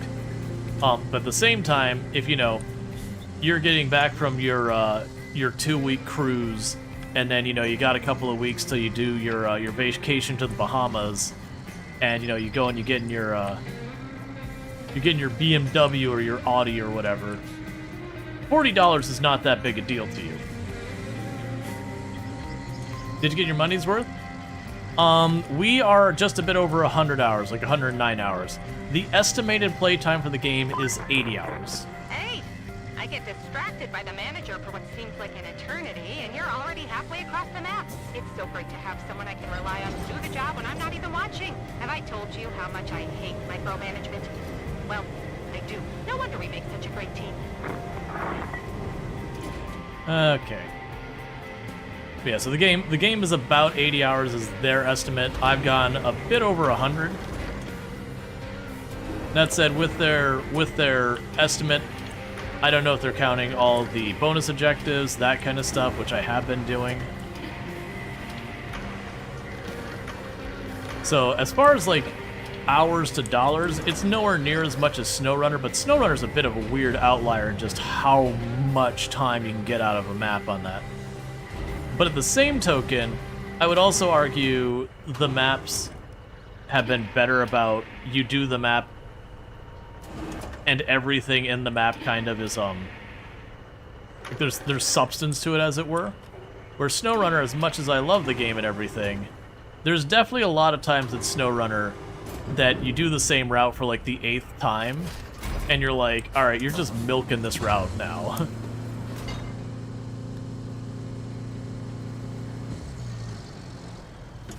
Okay. There's definitely like the Michigan logging contracts and all that. You get to doing that route for like the 5th time, you're like, look, man, you're just padding out your numbers now. Okay, so we need to get this down here. So we're gonna want to exit to the south. I built the bridge over here. We can cut across there, and we're good.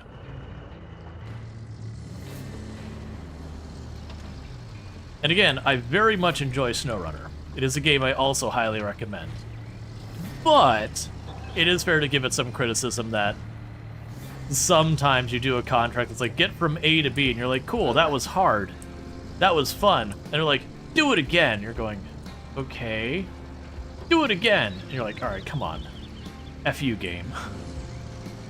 I've already done this expletive route. Hey, Bentley, how's it going?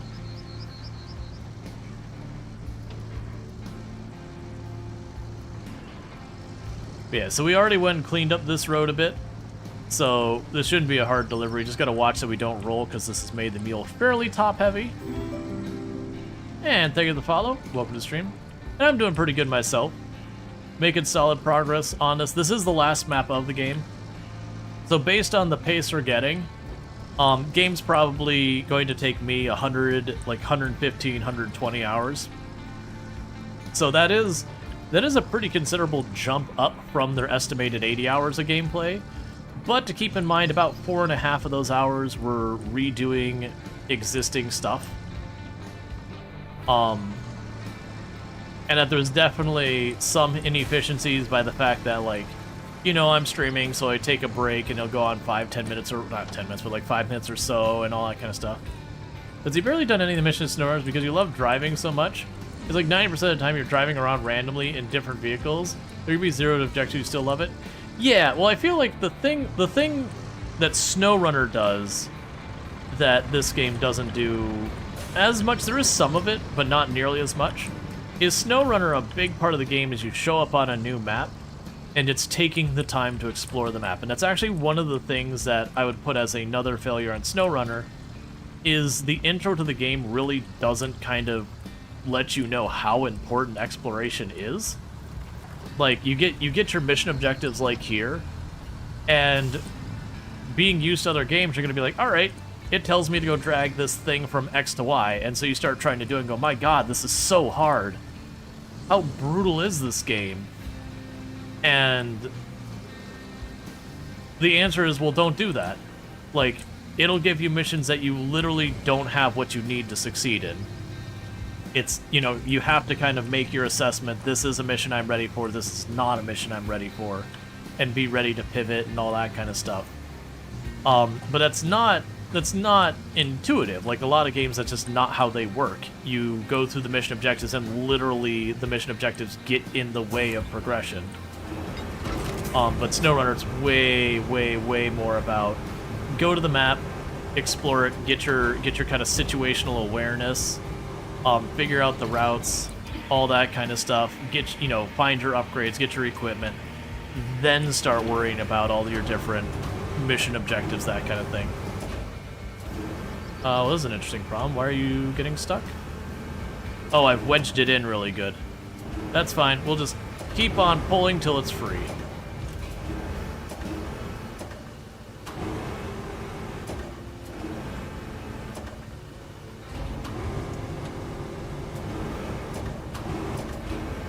And to be clear, I don't think of that as SnowRunner bad. Again, I think SnowRunner's an excellent game. It's just a matter of that is one thing that I do feel is a weakness that SnowRunner has. There we go. Just wedged in a little too good.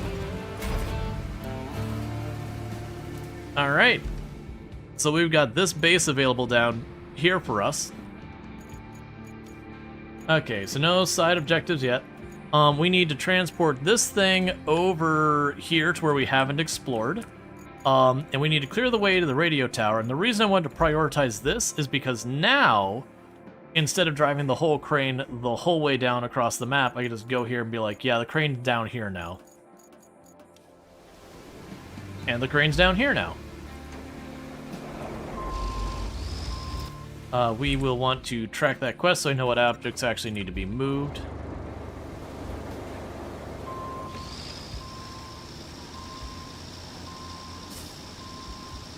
But yeah, so it's one of those things. The other, like, the two biggest failures that, say, SnowRunner has is that one, that it kind of sets you up for failure by kind of expecting you to just know what it wants. Whereas, like, very genuinely, if they just gave you a mission or two that were like, no, really, make sure you look around, like, literally have, like, a mission that's like, it is important to look around and get your bearings and explore the map. Like, get your upgrades. Like, this is something you need to prioritize. And it doesn't need to be like a hold your hands the whole thing. Just kind of be like, hey, this game is not like other games. Explore first, do objectives second. You would be good. And then the other one is honestly information. That it's really bad about. You know what being a true hero means? Running towards what everyone else is running from. I guess you're a real hero, clearing the path to the radio tower. If I were in your place, I'd be flooring the pedal in the opposite direction. After all, I've had enough radio towers to last me a lifetime at this point. Thank you for being you. Kelly is being, like, way overly nice to a point that it's slightly concerning.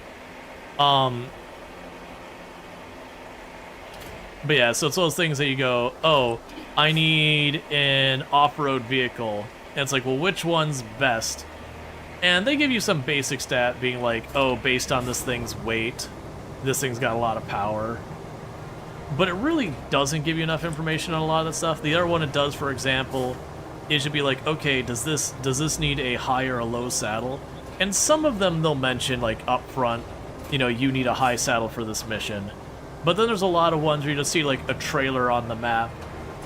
And other than just knowing, there isn't really a good route other than, like, pulling up a Wikipedia or whatever, being like, is this a high or a low saddle situation? Because, yeah, it's like, okay, well, high saddles for heavy loads. I'm like, man, I don't know what you consider a heavy load. So it's one of those things that there's a lot of that kind of problem going on in the game where you're like, okay, well, what do I need to move this specific cargo? Oh, well, you need this kind of trailer or that kind of trailer. Like, I remember the logs were the ones that I got stuck on because it's like, okay, this log is for medium logs. Like, okay, can I put the short logs on it? No. Well, is this the right log trailer for this? No. Well, can I use a long log trailer for what? No. You're like, all right, come on, man. And once you figure it out, it's a one-time problem. you figure it out, and that's, you know from then on. But there's just a lot of that, you kind of have to sit there and be like, I picked up the thing, I went to get the logs, and it's not letting me pick them up. So let me go ahead and drive the entire way back with this trailer to get the other trailer, because apparently I have the wrong one. It's a lot of little information issues like that. What I'd say is honestly one of the bigger weaknesses of SnowRunner. But again, almost all of those, the reason it's not like a horrifically bad problem in SnowRunner is because it's one of those ones, it's a frustration 1 or 2 times, and then you kind of learn your lesson and move on.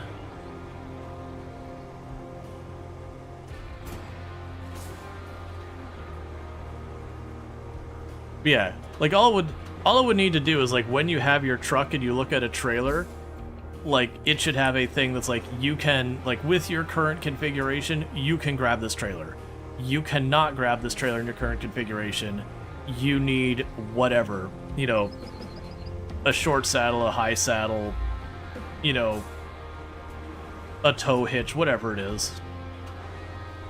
Like just that kind of thing. That one like little UI element would make all of that frustration go away.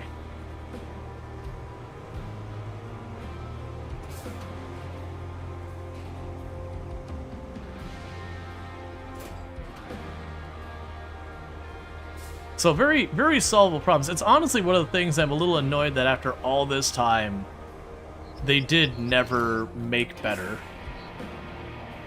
Because it feels like those would be very easy fixes.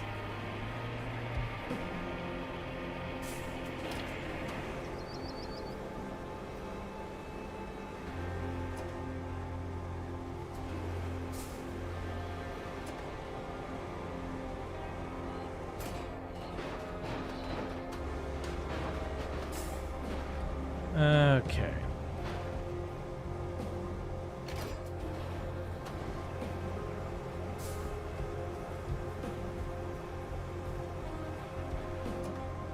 And so when viewing a trailer on the map, there should be a simple saddle type listed, the HUD info, problem solved. Exactly. It's one of those things that all it would take is just one UI element being like, you know, you go to the thing, it goes, I have medium logs. And you go to that thing, it's like, this requires a medium log trailer. Or, you know, can be used medium log trailer, this trailer, or this trailer. And then again, like when you go to pick up the trailer, like your current configuration, you can use this, this, or this. Or the saddle. Like there's so many ways they could fix it. Any and all would be good enough. Ah, so this one it actually is telling me I need to pave a road. So this is the first time on this map it's told me you must build a road here. Whereas all the other times, it's kind of just letting me go free with it. I think that's fine. Because especially, I think we're building a road in a town now. Yeah, this is the actual town, so I could see it being fair for it to be like, yeah, no, the town is dictated. You will build a road here. Okay, so that's all sorted over there. It's looking like we could drive over here to get that set over. That'll get us to the radio tower. So let's go ahead and we're going to retrieve our vehicles one by one. So we'll go here, grab the dump truck. Oh, it's not there, it's here. Grab the dump truck.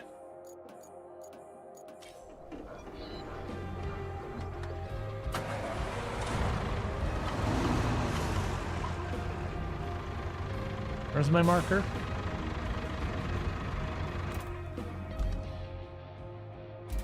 Down to the left.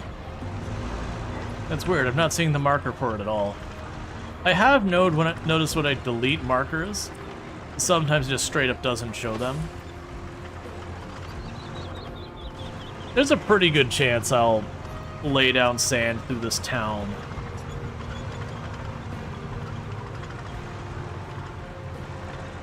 To get this area here cleaned up. We'll see.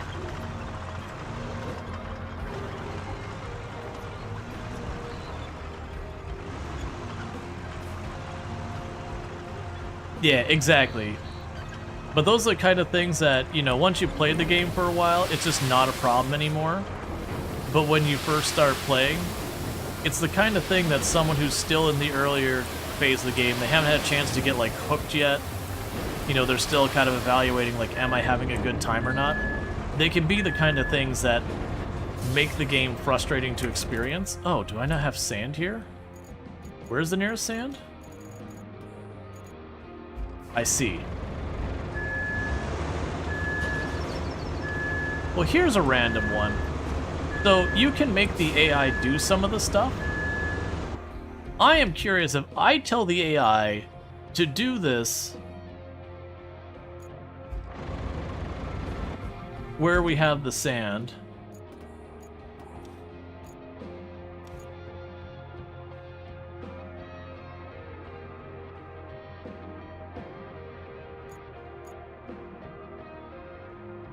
Okay.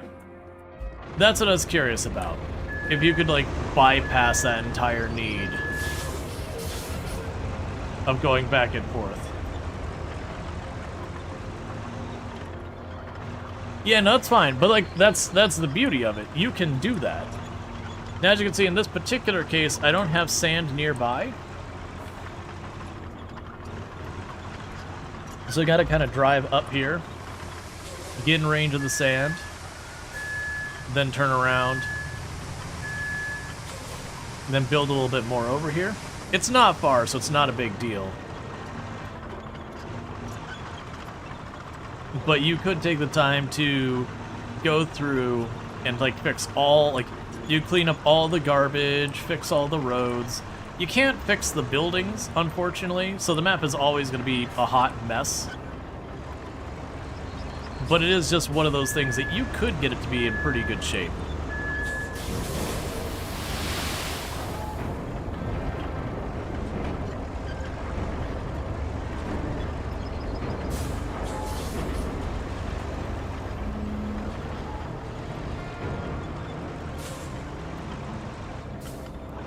Alright. Let's see, yeah, you think your initial experience of SnowRunner, you had vastly different if you didn't come from MudRunner? Mine said it was like, I want to drive, get stuck, unstuck, explore everywhere. Yeah, well, and SnowRunner was my first entry into the series, and I definitely remember being very frustrated multiple times. Like, it wasn't the whole time you get frustrated, and it wasn't like the difficulty. It wasn't like, oh, I rolled, that's what's frustrated me. Like, that's fine, that's the challenge of the game. The places I'd get frustrated is, you're like, man, I am struggling to get through any of this terrain. And I almost bounced off the game completely the first time I played, because I'm like, this is just stupid. And then, you know, you had people who's like, no, you really need to focus on exploring and getting your upgrades first. And then, you know, I went back and played again, I had a much, much better experience. And then even to this day, once in a while, I'll go in and it'll be like, I don't know if this thing requires a high or a low saddle. And then inevitably, I drive up and I got the wrong one. And so then I got to drive the whole way back. And that's just frustrating because you put in the time and you couldn't do the objective, not because of any failure on your own right, but because of lack of information the game gives you. Which wouldn't be the thing that, realism or otherwise, you wouldn't know. Like, you'd be able to be like, hey, you want me to go get that trailer? Do I need a high or a low saddle for that? And I'd be like, oh yeah, you need a low saddle. It's like, cool, I'll go get a low saddle and drive out there. Like, it's just kind of a frustrating thing. But I've seen that happen a number of times. I've seen 2 or 3 people their first time playing SnowRunner, and it's almost that first time they stream and it's the same experience. That they go in there and they go, oh, I need, like, it's telling me I need to drag that truck out of the mud, and they back in and then they sink in and they can't do anything. And then they, like, reset their vehicle for the 5th time trying to drag it out, and unless they're having someone backseat being like, no, you need to go do something else, it's normal for you to do something else. It just runs counter to the way games work, which is, you've got your mission objective up here. 90% of games, this is the thing that is going to be the thing that gives you progress to your next upgrade, your next objective, unlock the new area. Like, when you've got a quest, most games, that is your progression. SnowRunner, that's not true. I mean, okay, it's sometimes true, but it's mostly, no, you have to get your upgrades and do all that, and when you're ready, you start tackling your objectives. So it's just a little counterintuitive in that regard, that the game is saying do this, but also that's not actually how you should approach the game.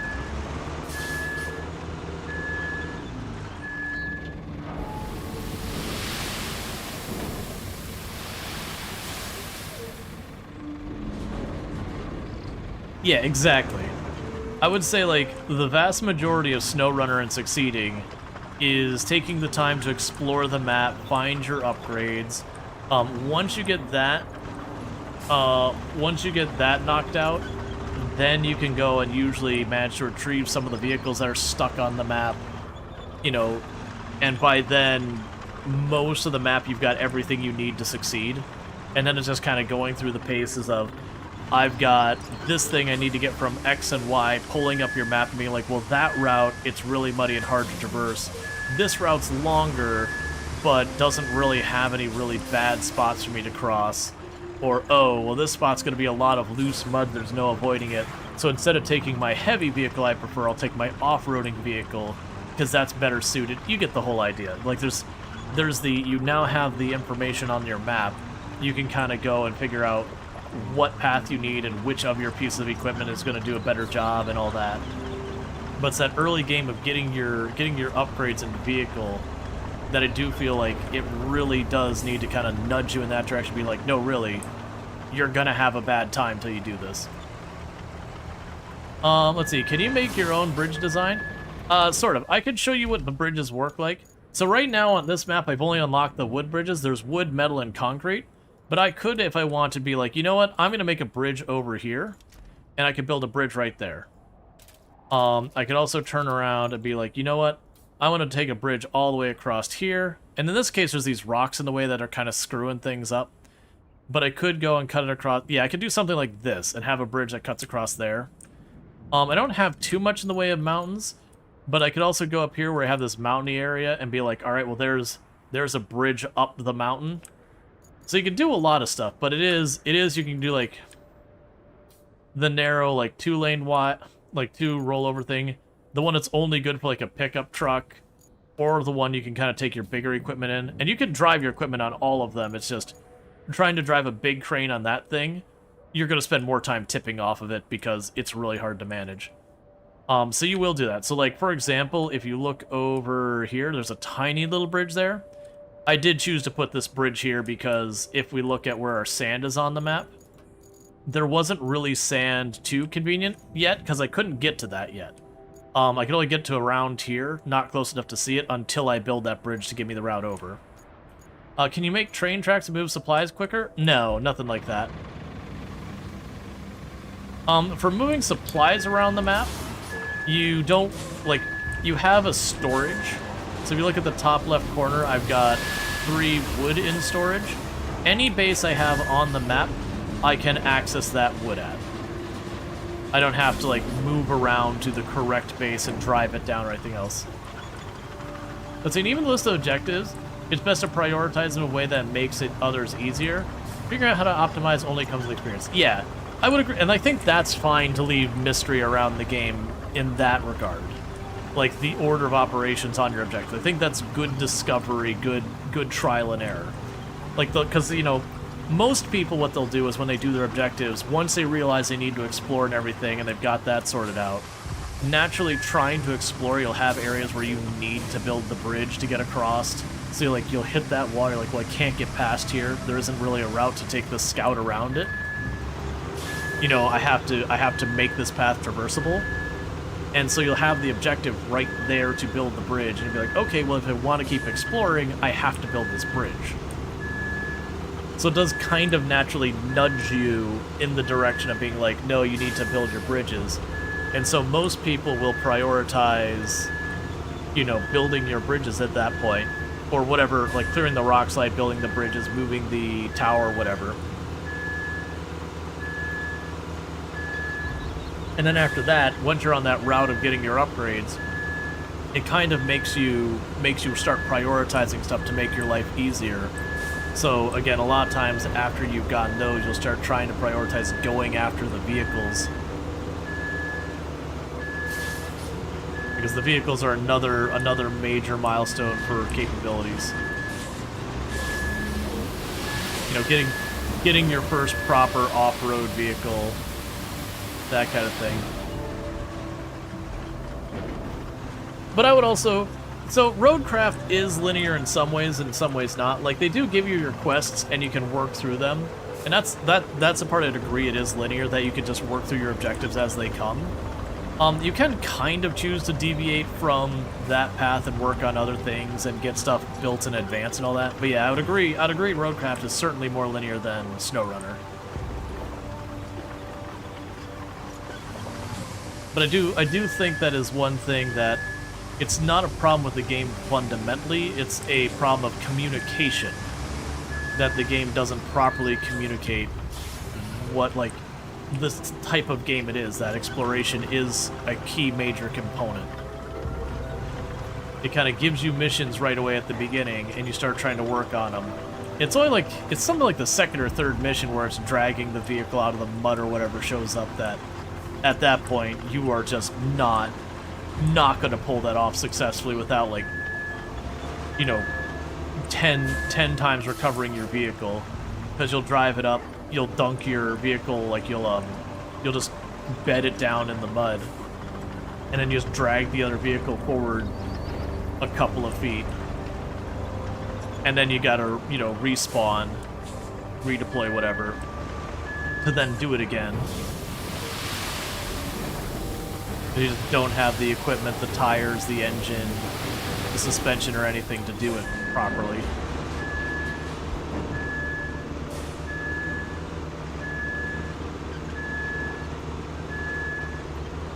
Alright, so we're almost over there. Probably 2 more loads of sand. And again, this isn't to say one game is better than the other, they just have different philosophies. But like I said, to me, the failure on SnowRunner side isn't even having that as the way the game is running. I think it's actually really well designed.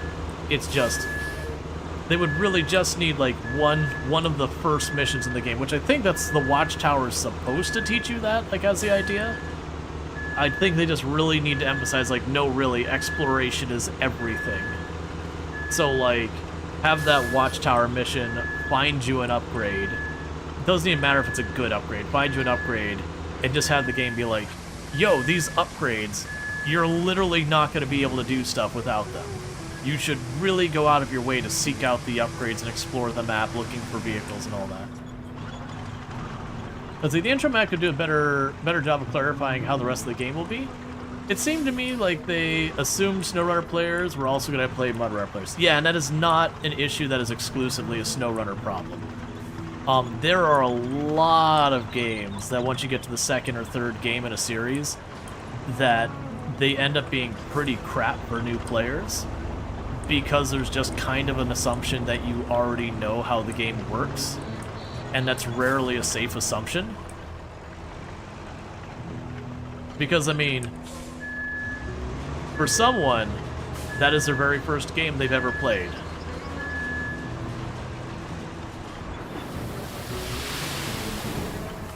Not even in the series, but literally the first game they've ever played. That's the reasons why, when it comes to game design, people be like, this game is intuitive. And then you stop and be like, not necessarily. It's intuitive if you've played first-person shooters before. But if this was your first-person shooter or whatever, and obviously SnowRunner's not a first-person shooter, I'm using an example, you know, you can't assume the player has experience with that already.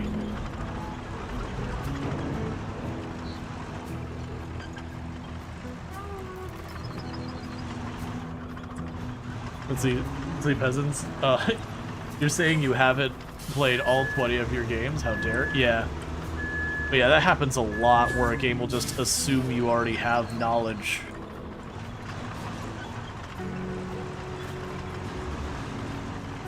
But so you notice with the RoadCraft playthrough, you don't have the same sense of satisfaction for completing mission. I think it's because there's no long list of tasks that are a pleasure knockoff. It's a smaller one. Instead of completing something, you add more missions every time. It kind of feels like a continue fate. So you know what, honestly, so this actually gets into teaching theory. that there's a whole thing about approaching how to teach things. And so you have on one hand, you have the whole thing where you do like here's the list of your 100 items to do. Like that's like, here's the 100 topics you're going to learn during the, I didn't pick up the sand. Like in the course you're taking with me, you're gonna learn these 100 items from the end of the semester. And it's seen as actually a really big negative to start a semester and just slam them with a whole list of 100, even if you do the checkbox and working through it, because a lot of times at the beginning it's such a daunting list that checking a few items off just doesn't feel meaningful. But just the same, I do understand the idea that you do like your 2-3 and then you get another 2-3 and it feels like you're never actually making progress. Which is kind of one of those things that usually you have this happy medium that what you'll do is you'll have like thematically the different points. So you might go in and you've got that list of 100 items and it's broken up into, well, you have this one, you have like 5 overarching items and then each one of them has 20 sub-items or whatever you want to say, a more manageable number. And so you do the thing where you go, hey, well, we're going to learn these 5 core topics. Okay, we're working on core topic number 1, and you get your 10 items there. And you get to tick those off, and then, you know, when you're ticking off your 10 or whatever items, getting one off that list is way more meaningful. You've just finished 10% of your entire list. You know, and then it does the reset when you get to the second category, but because you know that there's that 5 tiers or whatever at the beginning, you know that by the time you've got there, you're already 20% through the course, you know, assuming all topics are equal. And so it's like, literally there's entire theories about what is the best approach and this and that and teaching and all that. Now, obviously we're talking video games and fun and yada yada, but a lot of overlap in a lot of these things do occur. Like, there's lots and lots of overlap between, like, education and game theory and all these kinds of things, because ultimately, to teach successfully, you need to motivate your learners, and the same things that motivate people to play games, or sorry, the same things that, you know, motivate learners, a lot of them overlap with people motivating with games. Because we found stuff like promising someone they're going to make a bunch of money later in their life, while that's cool for decision making about what to learn, in actual motivating learners, it's been demonstrated to be a pretty crap motivation, that it just doesn't have sticking power. Like, it's one of those things that, like, objectively you understand it's good, you should put the time in, yada yada. Like, that, you get that. But when you're sitting there on your big pile of things to do, it doesn't motivate you to do the thing. But so you felt the opposite. The long list felt like a bit overwhelming, but you get a shorter one, it's easier to handle. Right. And so I think in this case is you do the halfway between both, where you're presented at the very beginning with your list of 5 things, and those 5 things actually represent 100 things. But you get like your 5 things, you get that first one, and then you go to start that, and you'll have like your overarching, just the one overarching on the top that you're trying to accomplish, and then the steps to accomplish that thing. I think that would be a good way to compromise it. Like, don't present the full 100 sub-items at the beginning, because, yeah, you'll have a lot of people that'll see that whole 100 list, and then knocking one checkbox off of it feels like you haven't made meaningful progress. But it is good to have those checkboxes to mark off as well, because it is one of those things that, you know, you'll go through a course and people will be like, what have I even accomplished? You know, I'm 3 months in here, I don't feel like I've learned anything. And the reality is they've actually learned a ton. It's just hard to quantify it, but then you sit there and you get to that point in the semester, you pull up your big to-do list, and they look down the to-do list, and, you know, there's 30 check marks down there, and you're like, you've learned all these things. But it's a whole mess that a lot of people put a lot of effort into figuring out what works and doesn't work. You have over 3,000 games in your backlog. The checkboxes are real. Yeah, well, that's the thing. You got like those 3,000 and you check one game off that 3,000 games in your backlog, and it's not even a noticeable quantity. Like, you look at it and later go, did I actually hit the checkbox? I'm not sure. Teaching is hard? Yes. Like, you get into all sorts of, like, teaching theory and all that. For the record, I have a background that includes education, both formal and informal. I used to be a college instructor, as well as I also did more, like, skill training kind of instruction as well. So, like, I taught, like, CompTIA A+ certification, PC repair, advanced PC repair in, like, actual, like, formal college. And then after that, I actually taught software development and a bunch of other technical skills. And that one, like, the later one wasn't for certifications or degrees. It was more like you got your degree in Comp Sci, and you learned Java, and the boss says, well, I need you to know C#. And I'd be the one to teach you C#. You're not concerned about getting a new degree. You just need to learn the new skill, and you've got to learn it somewhere. You know, we get off good teacher vibes? Yeah, no, I, for a good while, like, the courses I authored for teaching the skill sets, like, literally were posted on Microsoft's websites, like, here is where we recommend you go learn this skill. I'm not going to say specific ones, because don't dock yourself. But, like, even a company that size, before they internalized a bunch of that training stuff, they were like, this is the subject matter expert we recommend you learn from.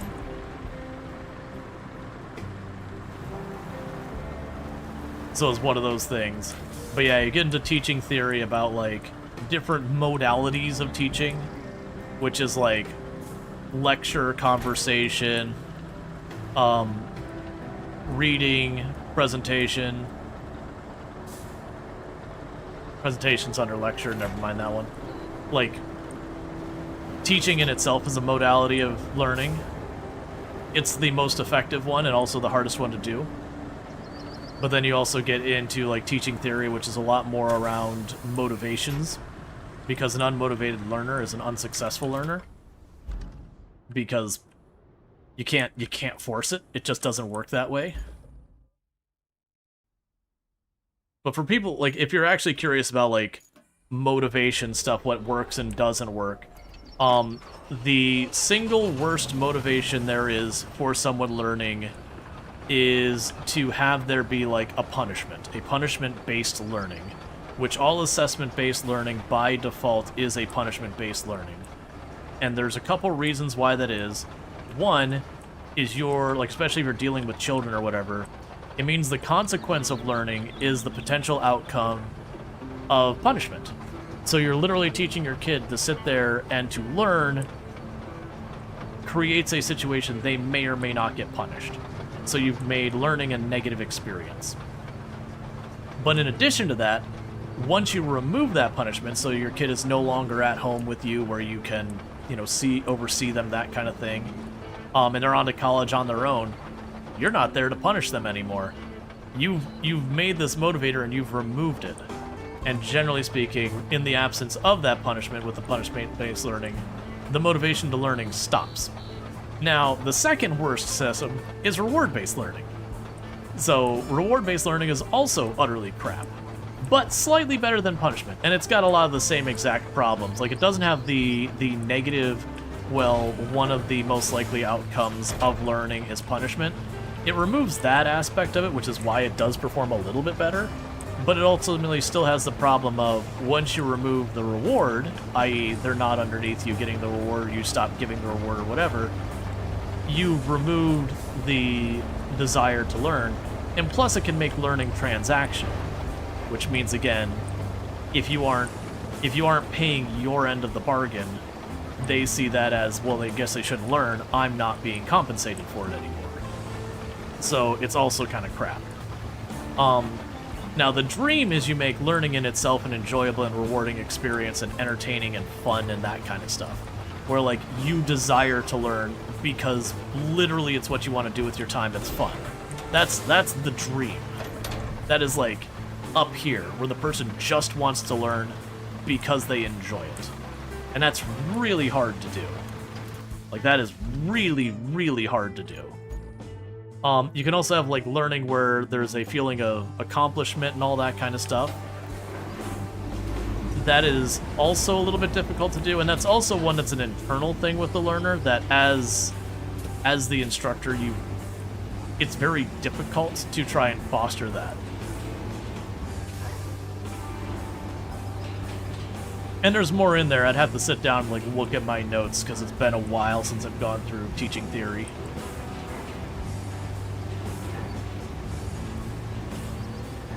But yeah, so there's a whole lot that gets into a whole lot of that there's a lot going in. And different learners are different. And that doesn't mean you never punish someone for bad behavior, you never reward someone. It's the thing is the expectation shouldn't be there. So like, if your kid comes home with an F, you know, it is absolutely fair if that's atypical for them to sit down and be like, hey, we need to talk about this. You know, that is fair. I'm not saying don't do that. But don't do that like don't do the thing, it's like, you best come home with A's, or else. That becomes a problem. But that's also, like I said, all assessment-based learning is by de facto punishment-based learning, because there's a consequence for failing to meet up to the expectation. Then, when you're doing assessment-based learning, you're always measuring proxies, which means you're not actually measuring if something got learned, you're measuring something that implies that someone learned, which is a whole separate topic. Hey, Panzer, how's it going? Did you watch the State of Play 2025? I have not. Or just the same, like, you know, if your kid comes home and they got a report card and it's straight A's, it is completely fair and be like, hey man, we're going out for a pizza party. You down? It's just, don't lead into it. We have a cargo ship loaded with equipment to fix that radio tower of yours, but that'll take a little time. While we wait, we have plenty of requests. Seems you're popular now. Wanna guess with who? It's those rascals from Northlock again. And they won't even hear of putting someone else on the job. It is quite important though, so I can't blame them. They are real low on food right now, but the supply convoy is stuck in the southern tunnel. What you need to do is clear the debris at the tunnel exit and fix the road at the village entrance. Should be easy enough. So, could you do it post-haste? We've already done like 90% of this road. This road, like, we almost perfectly matched the alignment it was recommending. So I got a spot here I gotta put sand down because it's not sand, and I got a spot here at the end I need to put sand. But otherwise I had already got that route started. So they are, interestingly enough, she's let me to do this however I want for most of the map, but now that we're dealing with the actual city, it is making me do specific roads for the city, which makes sense for, like, city planning, whatever. But it's funny that I had built that road and it was just slightly off exactly what they wanted. But yeah, and I think there's like two other main motivators for learning. And I don't remember what they were off the top of my head. But yeah, then you get the other ones, which is modalities of learning. And that's basically what you're actually physically doing to learn. Like, again, you got a teacher and they're just talking at you. Lecture is the single worst form of learning. No, was it? That might not be true. I know it's really bad. And the way you measure that is like retention of information on the learner. Oh, I know it's the bottom three. I just don't remember exactly what the order was. But it's basically something like listening to like a podcast or whatever is pretty horrific. I think lecture was the worst, and then just like listening to recorded stuff was the next. Recorded video being like the third worst. And reading was pretty low in there as well. I think that was like fourth worst. Which, you know, you're going through that list, you're like, did you just describe all the ways you learn in school? Not literally, but kind of.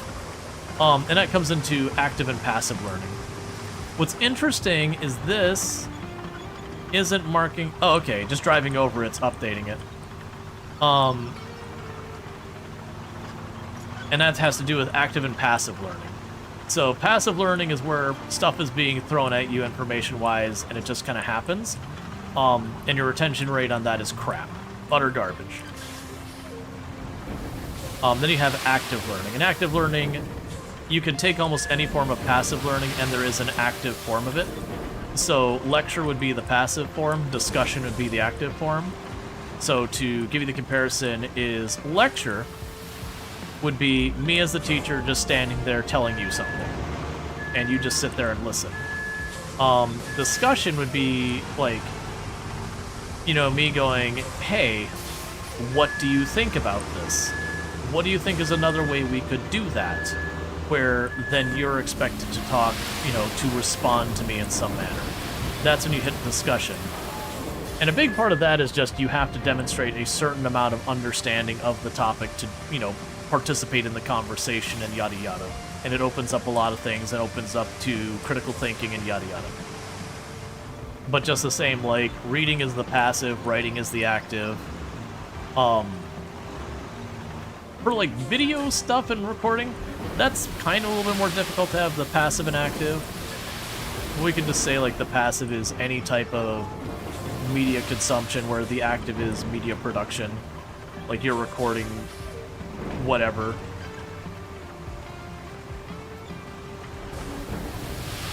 But then, like, the king of modalities for retention is teaching. Teaching someone else something is the single most effective way of retaining information, which does make sense considering you'd have to know it well enough to do that. It's just no one has ever figured out a way to scale that. And active learning takes way more effort and resources to do than passive.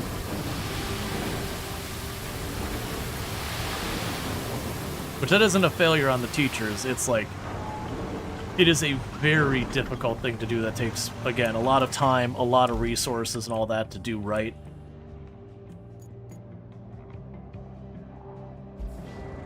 So it's just really, really hard to make happen.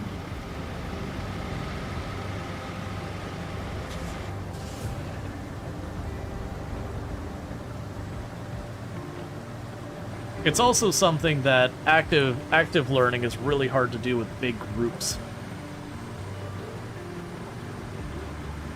You got a class of 8 or 10 kids, it's really easy to be like, hey Sam, you know, Sam, why do you think the Roman Empire fell? You know, hey Tammy, why do you think that, you know, at the time this policy that we now understand was really, really awful? Why do you think that happened? Like, what do you think could have been done better? You know, like, having those kind of conversations. I'm not giving good examples here because I don't teach history. But, you know, like, why do you think this or that? Did I literally get stuck in, like, a barrel because I just went for it? Yeah, if I smash that into the ground, we'll tear up the ground. That'll be bad, so let's just redeploy it.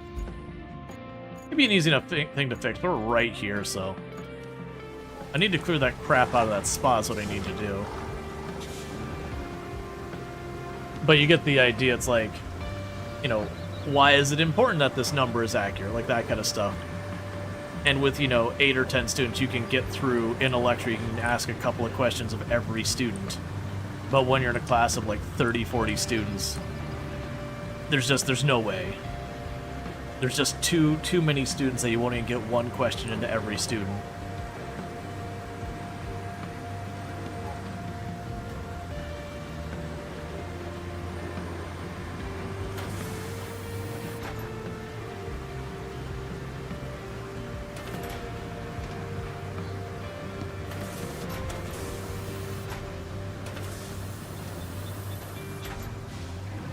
And for the record, all that learning isn't strictly academic either. It can be the same thing of, like, playing a video game. Active, passive learning, that kind of stuff. Most games are pretty good about being active learning situations in the sense that the game's like, do the thing, and then handing you the tools to go out and into the map and do the thing. See, that makes sense. For example, you grew more in your abilities to skateboard the year you taught it than any other year you skated? And saying that out loud, the steps needed to be cemented knowledge and a break? Yep. Yeah, and that's exactly where I was going with that, is just the whole, you know, it applies even outside of school scenario. Like, even just you want to learn to do woodworking, the best thing you could do is sit down and do woodworking. But sometimes you got to learn first and all that. I don't remember what game it was, but you remember playing a game that had 100 pages of PDF how to play? I remember a number of games, especially going way back to like the late 80s, early 90s, that you would get the game and they would have this instruction manual that was like that thick. And that your chances of succeeding in the game without actually sitting down and giving the instruction manual a read through were pretty slim. That was notorious for the early games in the simulation genre. The early games in simulation were really, really rough when it came to just, they would hand you this like thick books and be like, figure it out.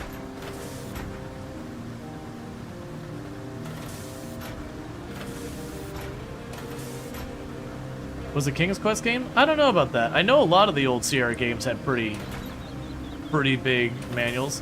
I can't remember the name of the game. It was an RTS. I think it was called like Outpost or something like that. I remember that was one of those ones that was kind of when they were in between that phase, where you could find a certain amount of success by just playing the game, but there was just some things in the game that they just didn't explain and you didn't know the symbols for, so you're like, how the hell do I get this resource or whatever?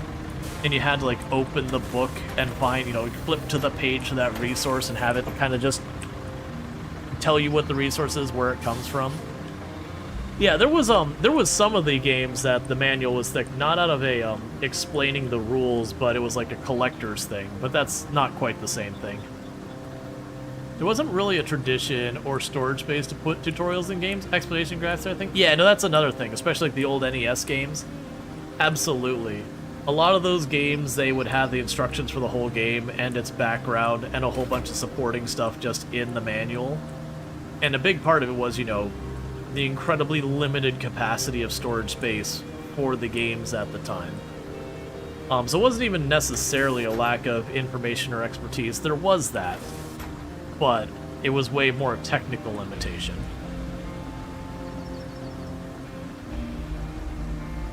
Versus we really don't have that same technical limitation these days.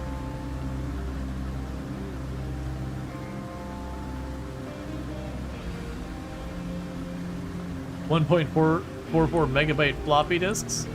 That's was that the 5 1/4 inch? Because I remember I used both the 5 1/4 and 3 1/2 inch floppy disk, or whatever the measurements are. I always get them backwards, the fraction. Because I remember, I think it was like the high compression, like 3 1/2 got to like 3 meg and some nonsense.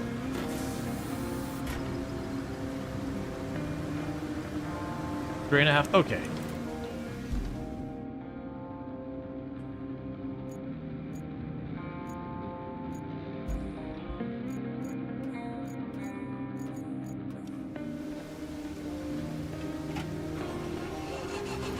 Yeah, double density.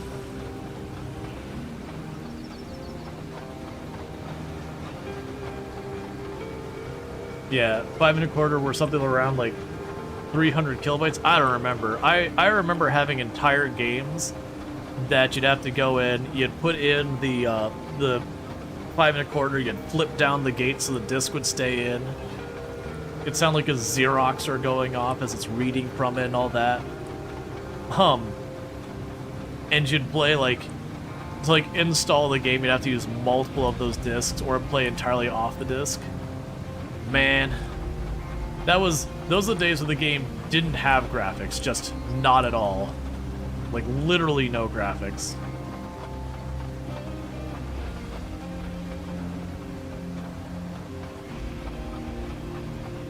Yeah, I stopped keeping my I stopped keeping all my discs on. Like I used to have a whole bunch of the the 3 1/2s floating around. I didn't have many of the 5 1/4s. I mostly left those at my folks when I moved out, and I didn't have that many of those in the first place. But it was just kind of one of those things that, like, those discs don't last forever. Like a lot of times, if you've had like some 3.5s just floating on a shelf for a long time, you gotta read those and they end up being corrupted.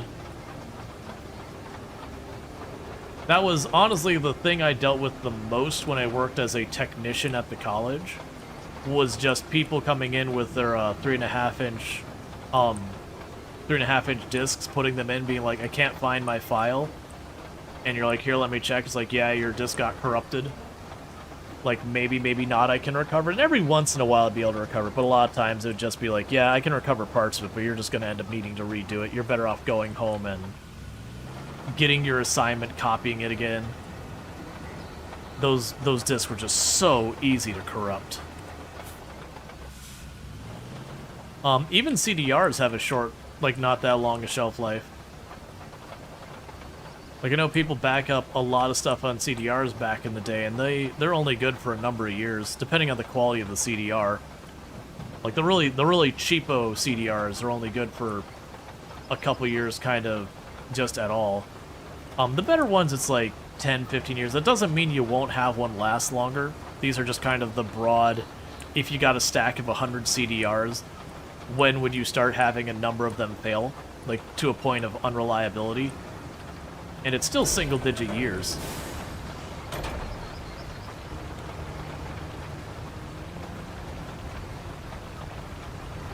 You can get some really good ones that'll get closer to like 10, 15 years. But a lot of that stuff doesn't have a super long shelf life. It's one of the reasons that, you know, I know a lot of people really push being like, no, I want to have a physical copy of everything. That's cool, like, this isn't me judging on that regard, but it's never been a major motivator for me, because I just look at, you know, I remember my Nintendo games, a number of those got corrupted over the years, just, you know, it happens. A lot of them have, batteries actually in the cartridge to store the memory, and the battery runs out, and then you gotta get a new battery in there, and half of them are not designed to really be gone into for that. So you end up having a whole lot of problems. And so it's like, well, things like, yeah, I've got the physical media, but even that doesn't last forever. And granted, you can make a backup of your physical media and then make a backup of your backup and keep those going forward and all that, and effectively keep them. And there's certainly an argument to be made there. But also for me, I look at the games that I owned 10, 20 years ago. Well, 10 years ago I'd still play, but like 20 years ago. Most of those games I would never go back and play again. Like, you know, I had my fun with it, they were good, but it's just nostalgia for me at that point.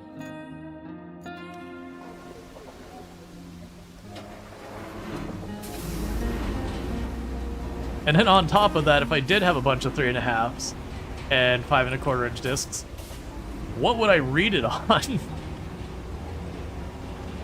My last 3 or 4 computers haven't even had a CD drive, an optical drive of any kind, CD, DVD, or otherwise. So having the CD doesn't mean anything, it sits on my desk and I go...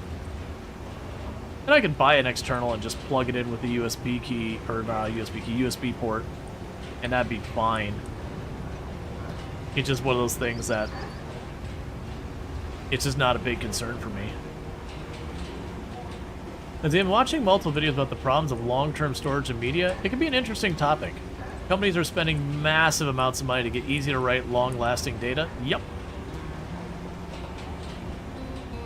Yeah, most new motherboards don't even have a header for the floppy drive. Well, yeah, they don't have the old AT... What was it? It wasn't ATA. Oh, man, what was the standard? The ribbon cables. I'm blanking on the name of them right now.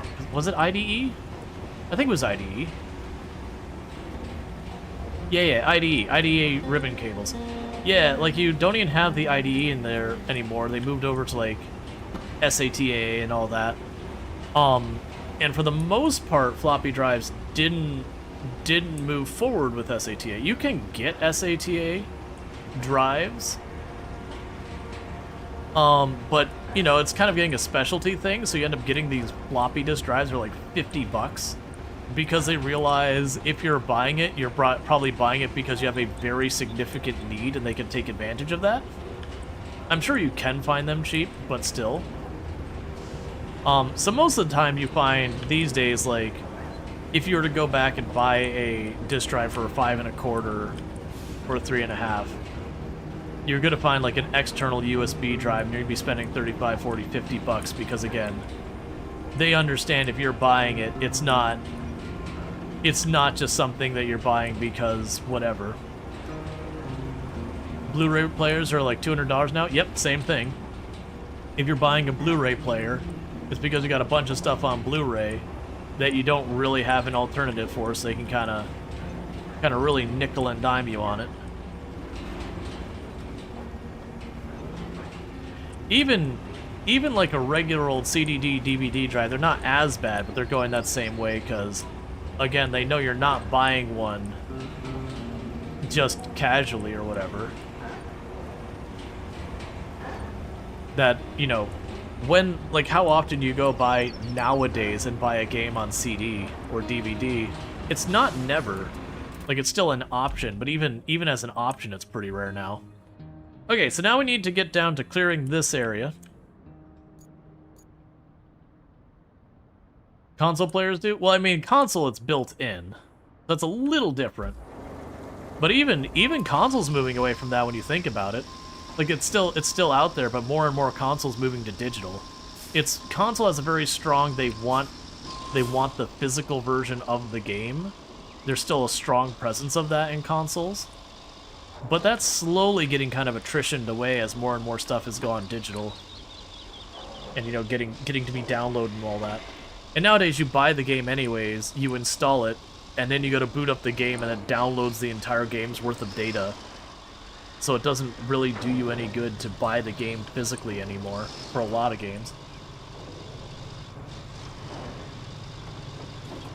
Does the PS5 still have an optical drive? I have no idea. I usually don't keep up with the console things. Like, I know Nintendo still has cartridges.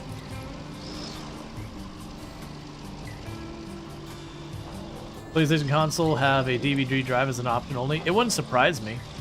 Because, like I said, it was already a thing that you'd buy, you know, a game like Red Dead Redemption 2 or whatever. You'd boot it up. And the first thing you're going to be greeted with is a thing saying, okay, I'm installing Red Dead Redemption 2, and you'd be like, but I already installed it. Well, I gotta download the thing, because it's basically re-downloading the whole game.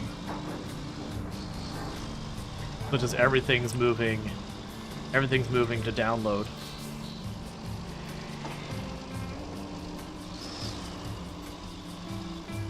Switch cartridges are pretty much CD cards, if you remember correctly. Yep. For the most part, it's like having a CD key built into a cartridge that you just gotta plug it in. They still have the game on them and everything, but it's not like they used to. Everything is gone. Yeah, like SD cards. Yes, sorry. But even then, a lot of them, it's the same thing as you install the game. And then the first time you boot up, it's like, I need to go and get my updates. Nintendo's probably the one that has the least of that.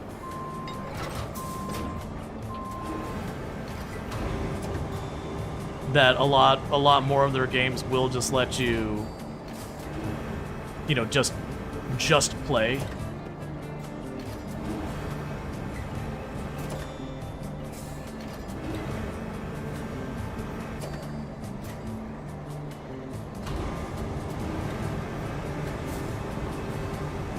But, like, for one, all those discs and all that, you gotta manufacture them, there's costs and all that.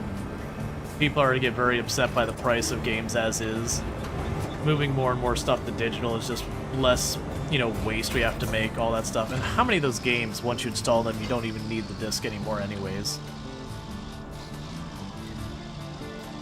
And honestly, so many of the games require servers nowadays, even if they really shouldn't. So it kind of doesn't even matter if you got the physical media, because if the server's offline, you're just kind of SOL. Now granted, I am happy that there's more places moving to try and have legislation about game preservation. That if a company that had like an online game pulls the plug, that they're talking about requiring the server side stuff to be made available. or to have the server-side stuff non-required to continue playing the game, yada yada. Or like build it into the game to have, you know, have like your ability to like host locally or whatever. I mean, for like MMOs and that, it doesn't work. But like the number of like first-person shooters and that have a server-side component.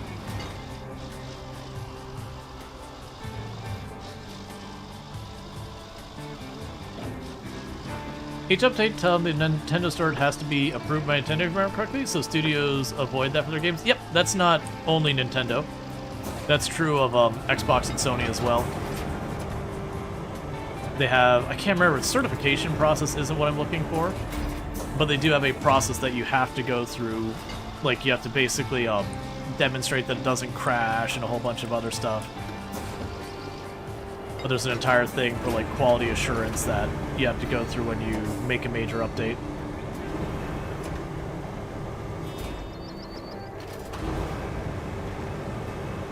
The new Nintendo is going to have a kill switch that they could use if they suspect you illegally jailbreak and mod. You don't know if that's true, but you know how Nintendo works. I know there was talk about them doing it. I don't know if they actually did it. But they were talking about making a tamper prevention thing. That's one of those ones, though, if they include that, most likely it'll be a thing that won't be legal in a lot of places.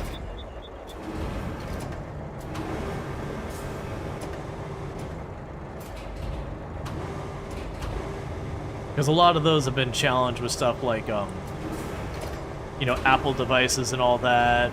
You know, and other devices that are licensed kind of thing, that there's been a number of court cases around that, you know, jailbreaking the device, that you're not allowed to restrict people from doing that. There are also places that, like, if you agree to the TOS, they just expect you to go with it and you don't really have any rights. Hi. Oh. You can sit them over there. Thank you.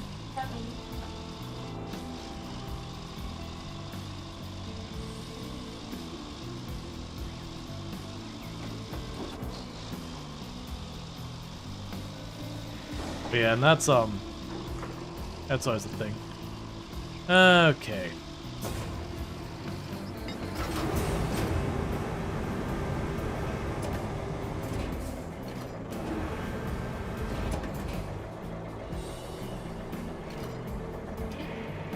Does it remind you of the old first-person shooter game?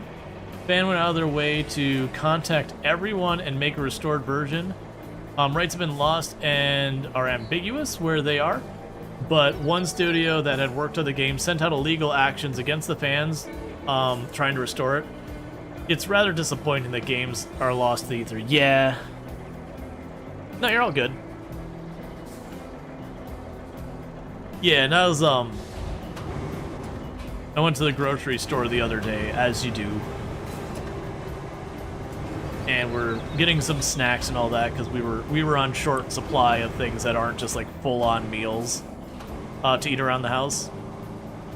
And for whatever reason, of all of the different types of like cookies and snacks and cakes and whatever they had, you had a bunch of like kind of your standard, you know, sugar cookies, chocolate chip cookies, which nothing wrong with chocolate chip or anything like that.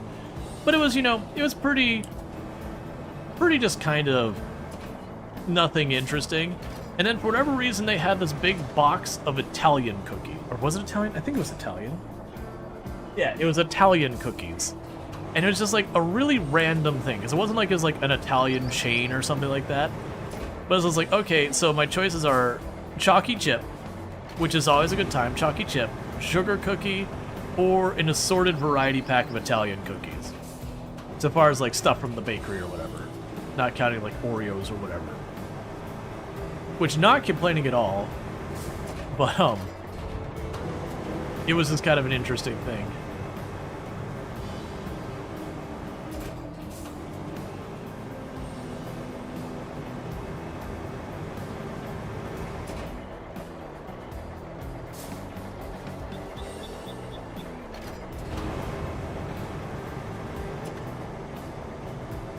I tried Inventions, the only playable because the community repacked it so it would connect to a new master list to make playable good. And you'd be able to edit your game servers. Yeah, there's been a number of games that have kind of gotten restored from that kind of stuff. Like, I know there's been multiple projects over the years to get, like, Dark Reign and some of those back out. Dark Reign was, like, the RTS I liked the most growing up. Now, granted, it's definitely one that, as much as I love it, didn't age super well because it didn't have any type of CPU throttling. So as your CPU got faster, the game got harder because the enemies could move faster and you'd have to have faster reflexes to deal with it. And it was made for, like, Pentium 1 processors where you're talking, like, 100 megahertz to 133 megahertz kind of range. And you could certainly play on something that's got, like, 200 or 300 megahertz, maybe. But you get up there where you're talking about 1.8 gigahertz and all that, and it just got silly. I remember trying to play it way later. And I was like, let me boot it up. And it must have taken, I can't remember how many hours it took me to even get it to run, because I had to get, like, you know, not just DOSBox, even that I had to, like, go through a whole bunch of fussing around with DOSBox to get, like, the right combinations of settings to get it to play nice. And even then, I booted up a mission, and I just got a game over screen almost instantly, because one enemy ran in, weakest enemy in the game, and systematically destroyed my base in single-digit number of seconds. By now, but radio interference has messed up their nav system. Plan a route from the southern tunnel to guide them to Northlock Village. The coffee must flow. Yeah, Dark Reign was great in its time. You managed to beat Dark Reign 2, but never remade the last mission, Dark Reign. Dark Reign was also interesting that there was a group involved with a project to try and make an AI that wouldn't cheat and beat you fair and square, that, you know, like, would beat you fair and square, and they wanted to make it as good as possible. And I think it did still end up cheating a little bit on the end due to limitations of the game engine and all that.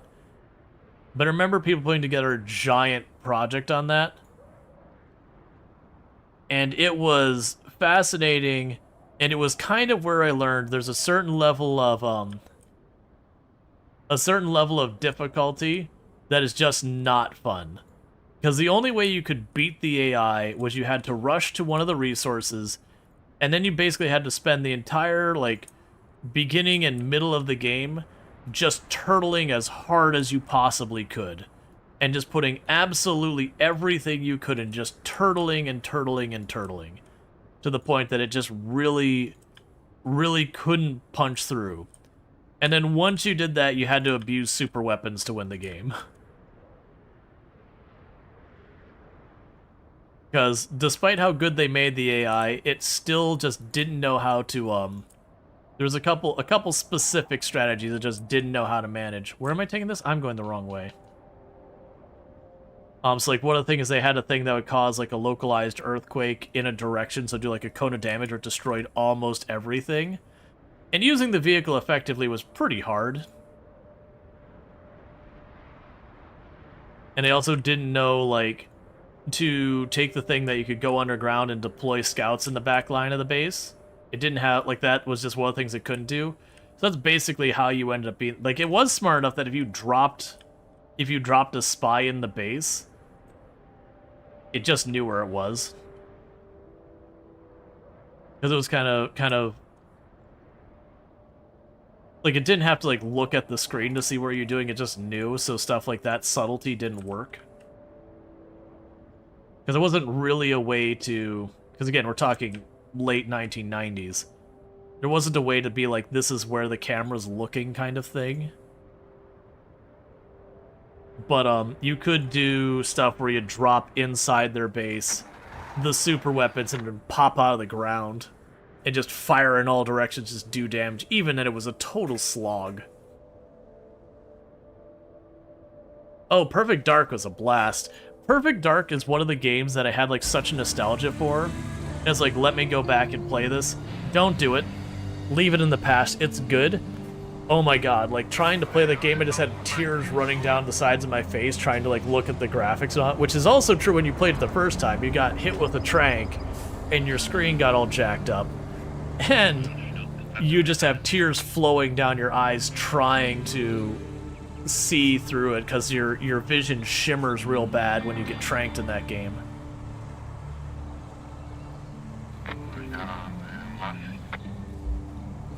Yeah, because I remember the super weapons. It was, I don't remember, there was the like Imperium or whatever that was one of the factions. They had their thing that opened a black hole like kind of thing, a vortex. It had a very limited area of coverage, but you just basically could fire it and forget with your your weapon was a building back at base, so you could kind of fire from at home without much risk. And then you had the other faction, which I don't remember what they were called, but it was like the shockwave tank that it would drive up and it'd hit the ground and be this cone that'd go on. It's like a good screen's worth of distance. It did a lot of damage. So the idea is you could go up to the enemy defense line and you'd smash it and then punch a hole through it.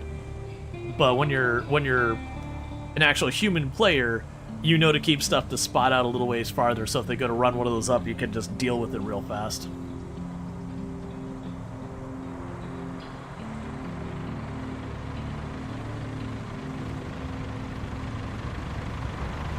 Hey, Redcaster, how's it going? Speaking of which, what I'm about to say has nothing to do with that. It is time for our second RoadCraft giveaway. So, if you are looking to... I'm trying to pin it. If you're looking to get RoadCraft, we do have a key we are giving out. You need to do !join. That is for a copy of RoadCraft. I think it comes with, like, the extra DLC kind of stuff. I'm not 100% on that, though. But it is a key for RoadCraft. I've got 2 more of those, counting the one we're doing to give out today. So we're going to give this one out in the middle of the stream, and I got 1 more I'm going to give out about 1 hour from the end of stream.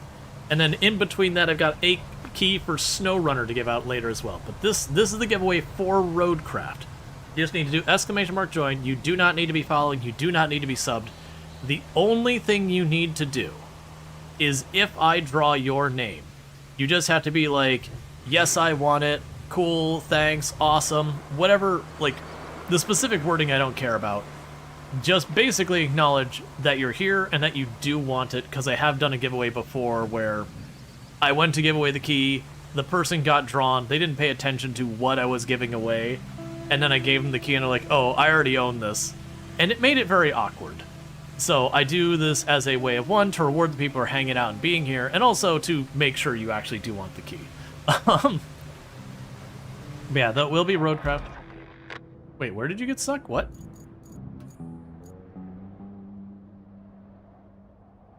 Okay, well, I mean, my equipment's right here, so rather than... I already made the comment I probably need to deal with this anyways. Let's just deal with it. We can just drive into town, plunk some sand down, and then we'll restart the route.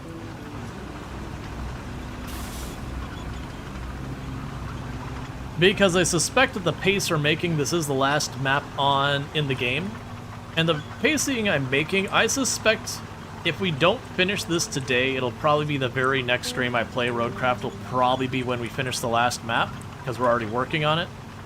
And then when that happens, we are done with RoadCraft till the first DLC drops, because we did it all.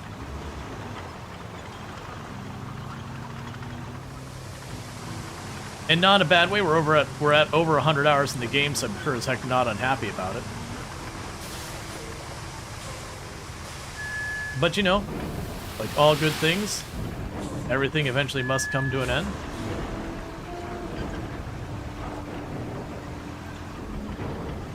There's gonna be a lot of competition for that key from the way it looks. Not surprising at all. It's a new game, it's a game that people are super hyped about it, it's a game we're playing. Makes sense that people are itching for it. There's also a lot of people who, they like SnowRunner, but they're not as certain about RoadCraft, so maybe they're unwilling to drop $40 on it. But, you know, if they got a hold of it, then definitely give it a go.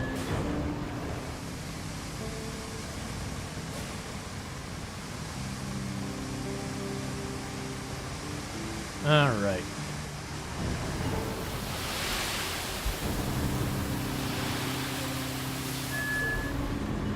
As you've been reading that the first 3.5 discs shipped in 1983 and DVDs already 20 years later, and in another 10 years, we basically have no medium anymore. Yep.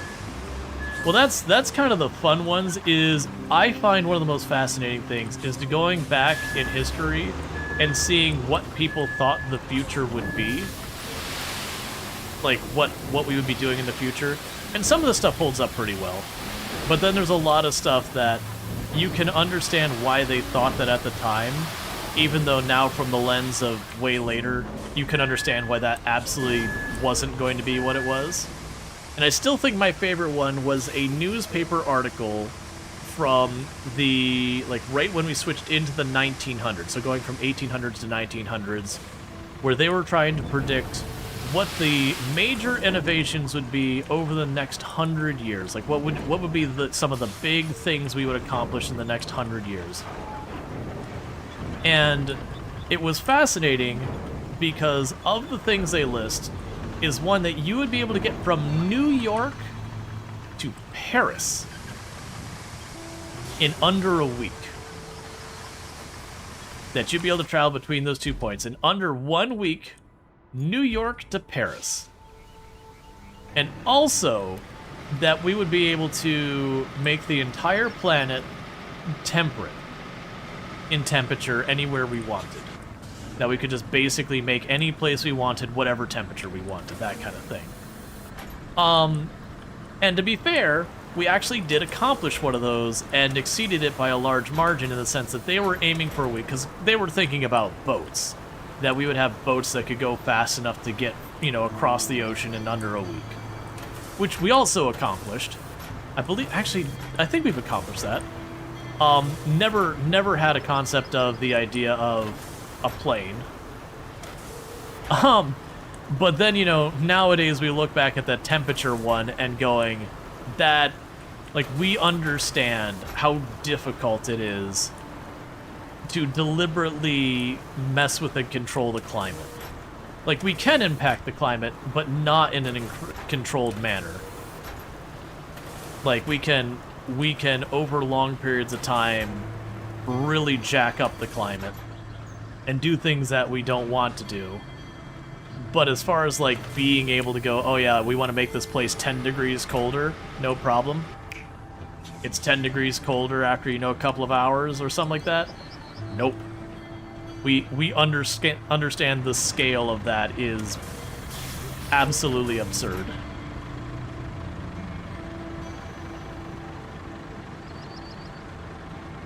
Define temperature equals 50 C. Yep, got that one too.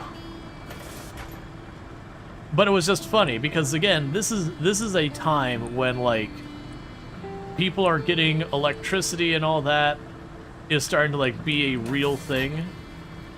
So not a proof of concept, but, like, actually the idea being, like, you could get your home wired up for electricity and all that. Again, if you're super ridiculously wealthy. But, like, it's that era. You know, steel as an industry has really kind of stepped up from being, like, really kind of rough garbage quality steel to actually something decent. So we're starting to build buildings that are 10, 20 stories tall and not being a nightmare getting ready to collapse on you at any given second.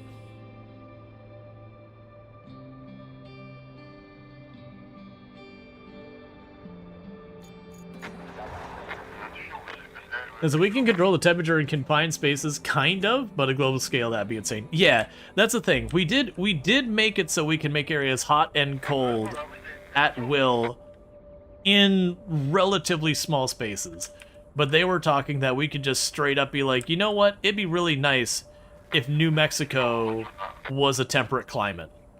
And just, it'd be a temperate climate, you know, some hours later, whatever. Yeah, Tesla had wireless power across the entire small city. Yeah, Tesla had some wild ideas. Many very detached from reality. Like Tesla's a fascinating individual. And it was kind of like, on one hand, he was very smart about some things. On another hand, he was also very erratic. And especially later on in Tesla life, he made some pretty bold claims that had very little basis on any type of reality.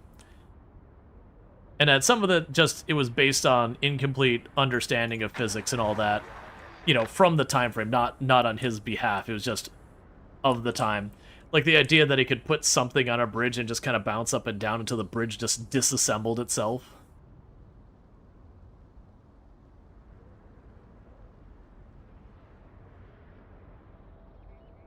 Yeah, no, he's a very fascinating person. He definitely, later on in his life, had a lot of issues going on. But to be fair, a lot of that came from, you know, people he was working with who absolutely screwed him. Like JP Morgan screwed Tesla hard. Like really, really screwed that man. Just roped him along.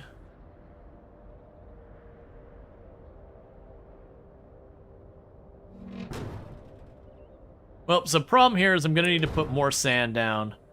I'm just going to have to accept that I'm putting down the road there. It's fine. Let's not fight it. Let's embrace it. We're going to build some heckin' roads.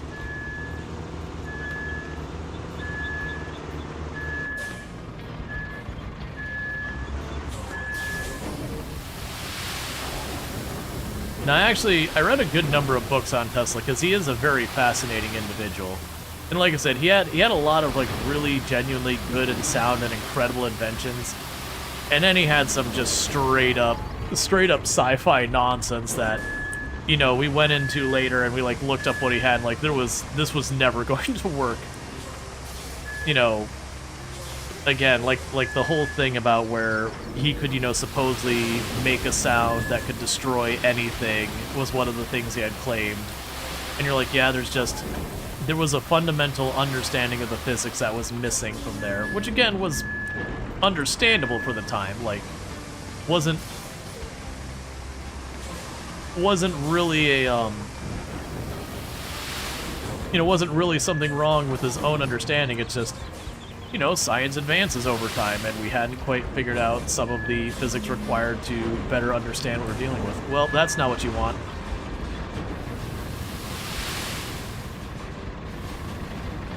It's fine.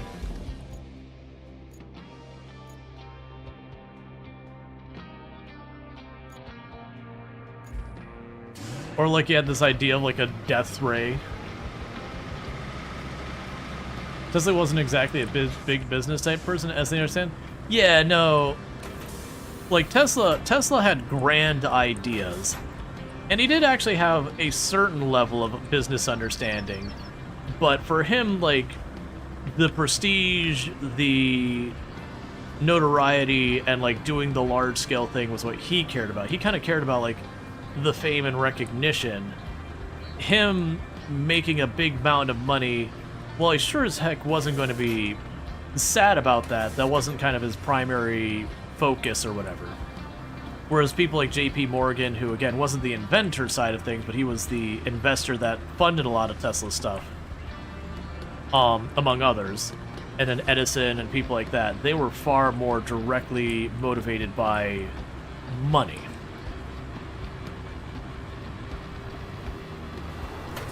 Like they saw invention as a means to an end to like make cash. Versus again, Tesla is more about like, you know, wanting to be known, that kind of thing. Tesla also really liked to go out and, you know, be seen kind of things.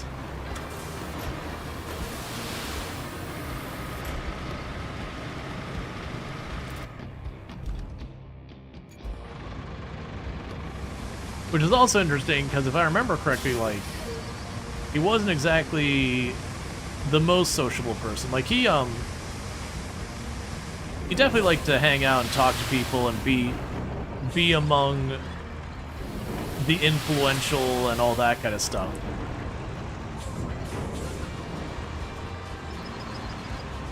I don't remember a lot of that part of it.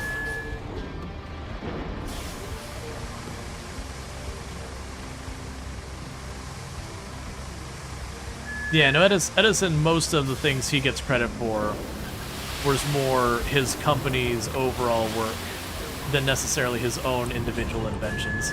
It's not that he didn't invent anything himself, but primarily it was like he set up his company, they would hire people like Nikolai Tesla, among other people, to figure stuff all that.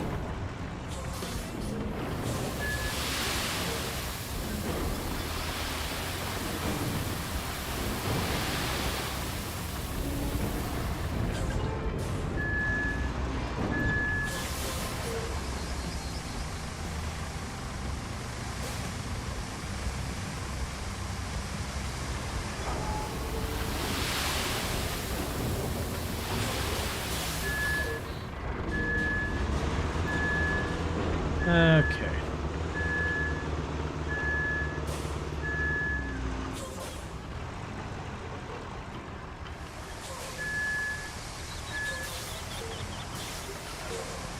Yeah, I had this whole thing about wanting to make wireless power free for everyone, and be able to like broadcast the power anywhere on the world and yada yada. And that was another one of those ones that, like, based on the physics understanding at the time, seemed plausible, but a lot of his approach had missing information that was just, you know, again, not known at the time, that would have prevented it from working.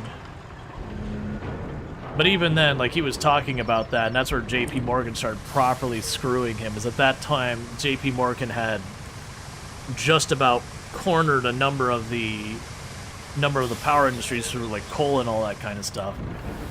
And so here's Tesla over here being like, I could make power free and available for literally everyone, and JP Morgan's like, hang on, wait a second. Like, I've just spent like the last 10 years cornering this entire industry to be a monopoly. That would completely undo my entire monopoly, because like, you would take this thing that's just money for me.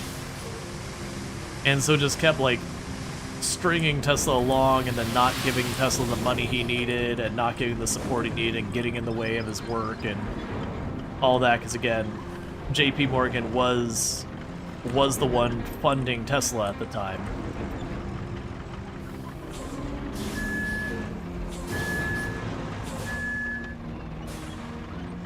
Okay. So let's flatten that out and see how that does.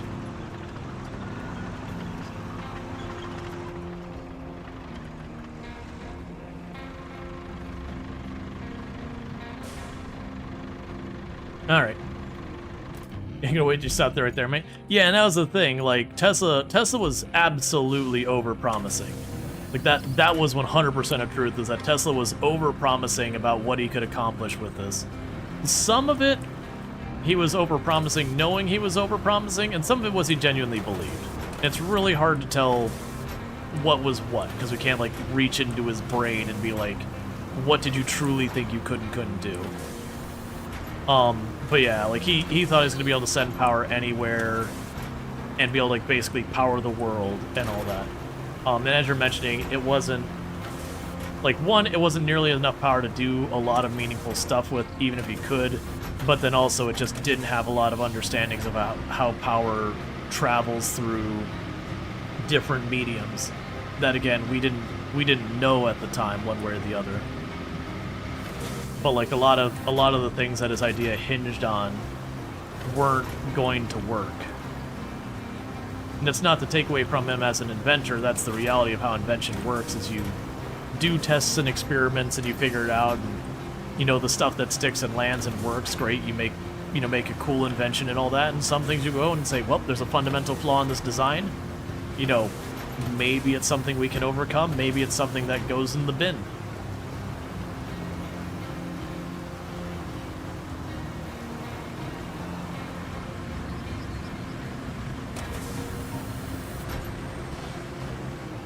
But yeah, regardless of Tesla was promising that and talking to JP Morgan about it.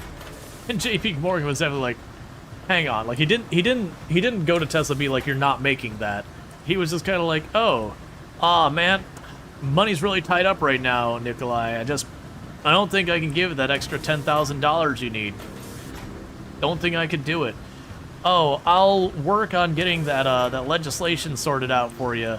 We'll work on trying to get it so you can get that stuff freed up so you can use that land. Don't worry, we're definitely not putting that effort in. Don't worry, buddy. I'll get you squared away. You have to dream. Yeah. Well, I mean, there's always jokes about what's the difference between genius and madness, and it's like, you know, a fine line and all that. And I don't necessarily agree with that, but there's a certain level of imagination you need, and you know, there's a lot of imagination that can run pretty wild there. Like, all right, hang on, wait a second. I'm gonna need you to rein that in about 30 steps.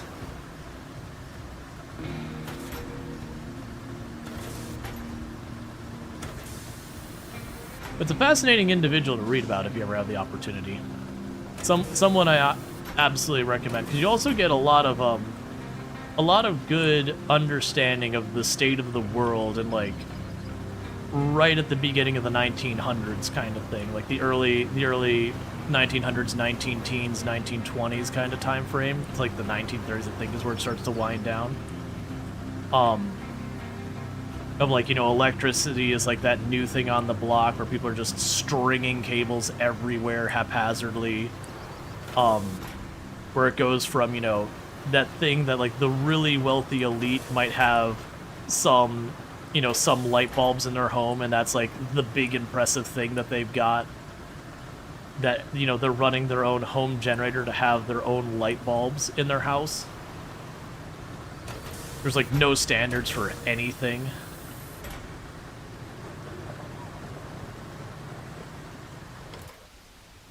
So it's a fascinating time frame.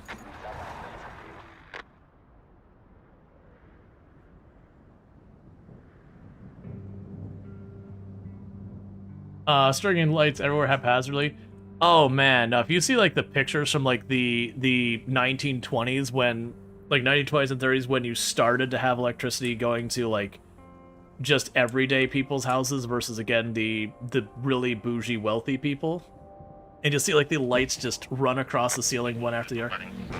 Why do you turn so little? Let's bring that way back here. See how that helps. It's that Wayfarer is just a problem. I might still need to put down even more sand. I'm trying to avoid it, but we'll see. Because one of those things that like the Jeep turns really tight. So I can't just have it, like, way off. But the Wayfarer, the Semi, turns so ridiculously slowly. Okay, that time you pulled it off. You're going to catch a little on the back, but I think you got enough power to get over that. The question is this spot where it goes dirt again. Are you still going to be able to handle it?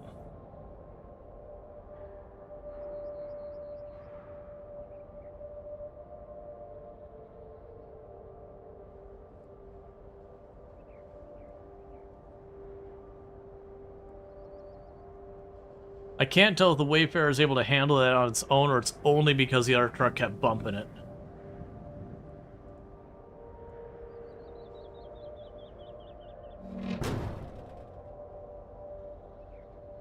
Yeah, so if you're struggling there, we are going to have to deal with it. Okay.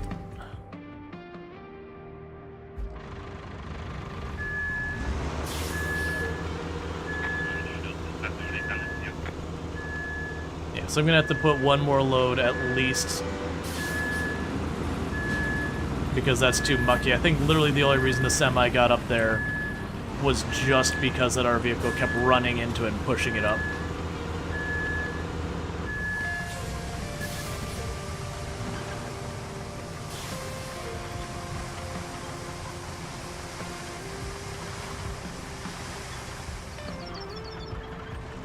Alright, I need you to get out of my way.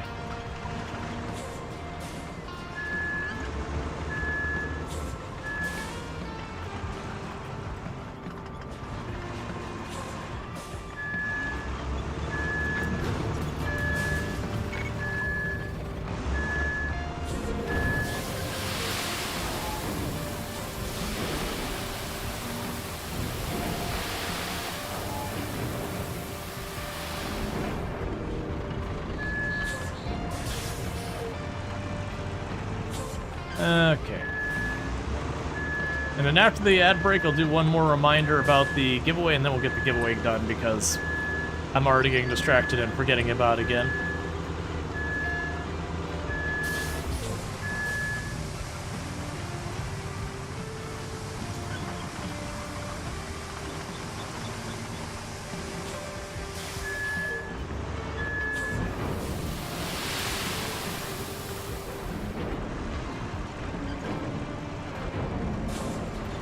Alright.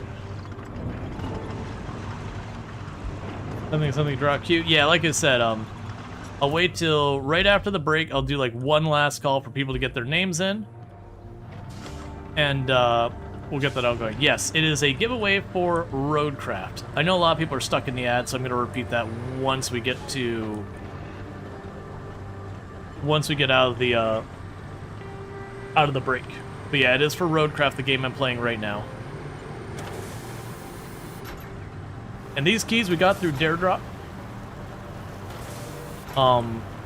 It's basically where I'll agree to do certain things, like we have to jump a gap or whatever. And then when I accomplish that, they give us a key and yada yada. Usually they'll they work with the game devs and all that to get the keys, do sponsorships, all that stuff. Like yesterday when we were playing Farm Sim, that was the exact same thing that got us the keys for this, but those keys will be for Farm Sim. And I have a bunch more objectives to do for the Farm Sim stuff, whereas RoadCraft, we did literally every drop they had available. I went through the entire list, did every single one to get as many keys as I possibly could. Most of the time they do limit it being like, hey, you can only grab 6, 7, 8, depending on how many viewers you have and that kind of stuff. But for whatever reason with RoadCraft, they're like, just go for it. So you doing some motion-proof stuff? Absolutely.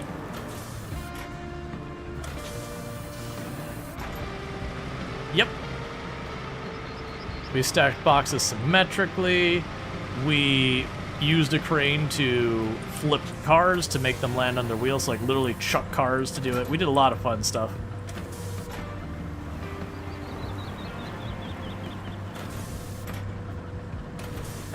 Okay, now that the ads are over, like final call, if you would like a copy of RoadCraft, you're gonna do !join. You do not need to be subbed, you do not need to be following, you don't need anything like that. All you have to do is, if your name is drawn, you just need to let me know you actually do want the game. Just say something in chat, and then I'll DM you the key. I'm gonna be doing the drawing in like less than a minute, so get your names in for like the last second, because I'll be drawing very, very soon. Just basically giving you enough time that if you're on mobile or whatever, that you have enough time to actually get me saying that and have enough time to say, like, you know, join or whatever. We're going to give that key out very, very soon. And again, we'll give out this key now, and then 1 hour from the end of the stream, which is about 3 hours from now, we'll give out one last key for RoadCraft, and then sometime between those two, I will give out a key for SnowRunner. So, I'm going to be going ahead and doing that drawing in 3, 2, 1... And it is going to, is it M inside? So M inside 7-2. You just gotta say something in chat being like, yes, I want it. Anything like that. And if you do, I will DM you the key. But you gotta let me know that you want it. Yes, you want it? Cool, cool. All right, let me grab the key real fast. And I will shoot you a DM. So it'll be RoadCraft, and that is the right key, that is the right person, double, triple checking it, and there you go. So it should be in your DMs, so let me mark that key as no longer good, because I've given it out. Alright, so I've got one more key of RoadCraft to give out. That won't be till the very end of stream, like I said, about an hour before the end of stream, so a little under 3 hours from now, I'll give that key out. And what the heck was I doing now? Alright, so...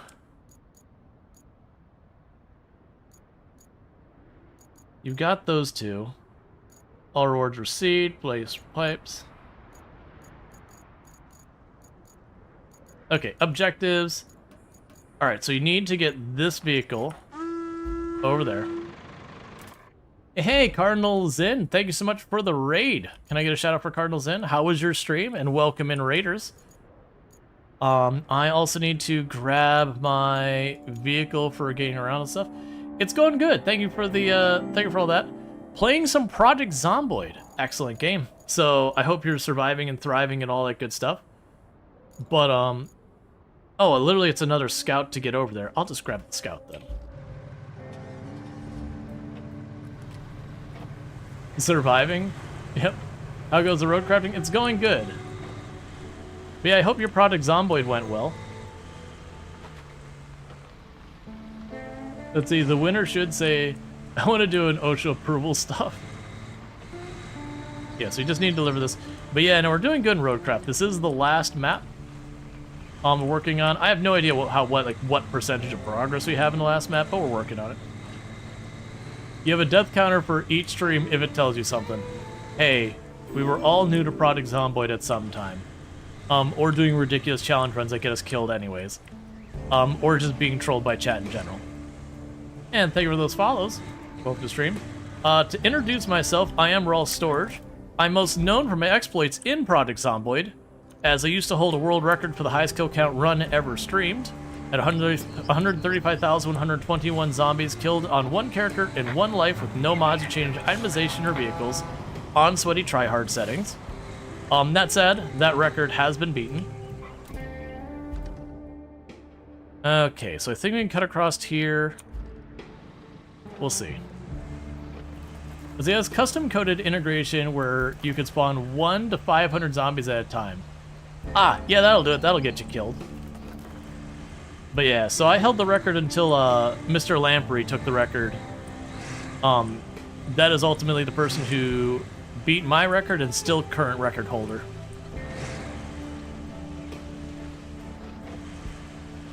But it was a good time. And I do think Mr. Lamprey has the forever record. Because he put like a year and a half into one run. But that said, I am a variety streamer. I do play a whole mess of games. So with that, and I mean a real life year and a half, not an in-game year and a half. What's his record? It's like 970,000 or some ridiculous nonsense like that.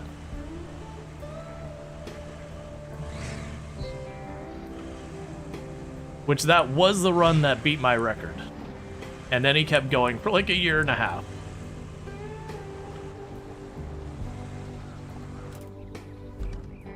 Okay. Not sure which of these will be less awful. But yeah, no, that's the big thing. But I do play a lot of simulation, settlement builders, city builders, survival crafters, a whole bunch of stuff. So I play like a lot of like RimWorld. We've been playing a lot of, you know, RoadCraft, SnowRunner, Farming Simulator. I also do the occasional like slice of life, life sim kind of, you know, like Stardew Valley, Coral Island. I play a very wide range of games on the channel. I'll stick to the lowest stress dying repeatedly. Good call.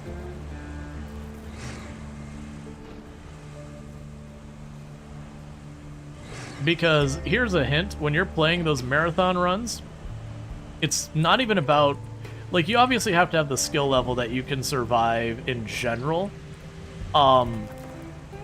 But on top of all that, it is more a matter of patience after a certain point. That you can continue to keep just doing the thing again and again and again. Long since the point that you've gotten your character established enough that the zombies are no longer that hard to fight and everything. But being meticulous and gradual where you don't have to worry about just being meticulous about your approach and everything and just putting in the time.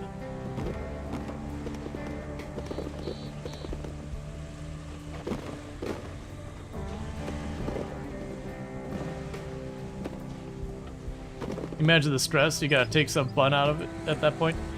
It's not so much the stress. That part, honestly, it actually gets to be pretty relaxing after a while.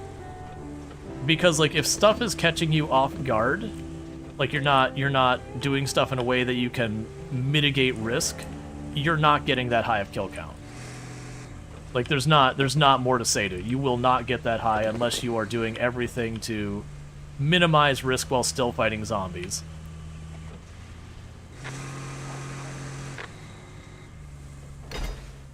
So it is those things like, are you fighting zombies in buildings? Generally, no. You're staying outside and just making a bunch of noise, drawing the zombies out, fighting them in the street, doing that again, and like systematically going through all the zombies in an area. This is a really annoying spot. So I'm getting stuck in this rock behind me.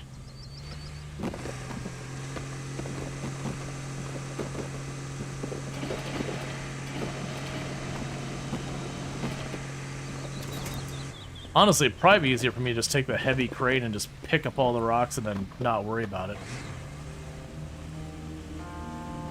You know what, let's change our plan. Let's try just going through the mud and see how it goes. Oh, this one has a giant snorkel. What vehicle is this?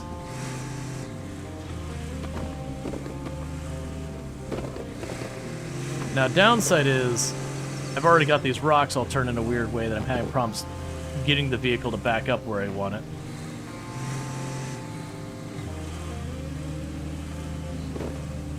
It's unlocked in one game for years. Variety is nice. Oh, yeah. Well, that's the thing. I've always considered myself a variety content creator, but it was definitely a thing that I got really, really known in Project Zomboid, that was like the main draw to the channel.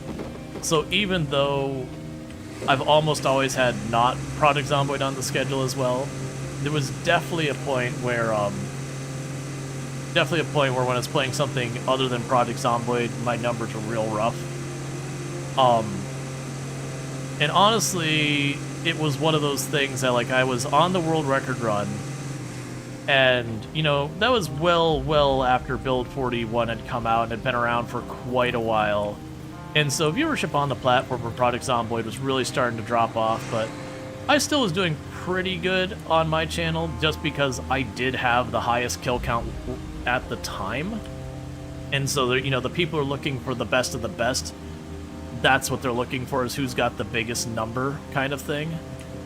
And it got to the point that that run died. And literally overnight, I lost about a third of my viewership. Because I was no longer on the top of the pile, and the category was already...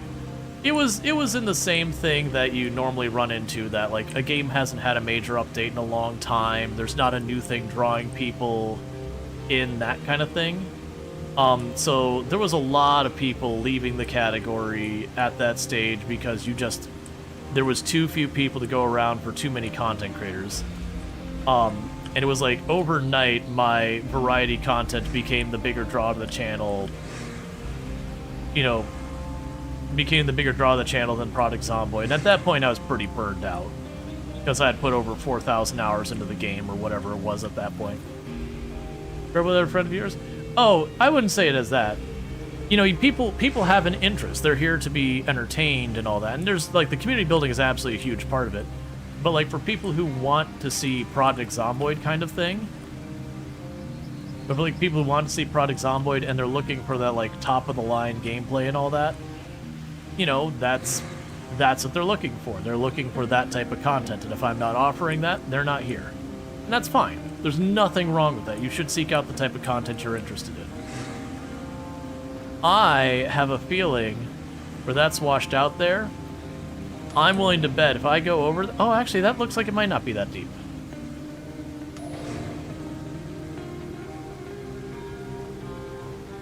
Maybe? Are you just dripping into the abyss? Can I cross here?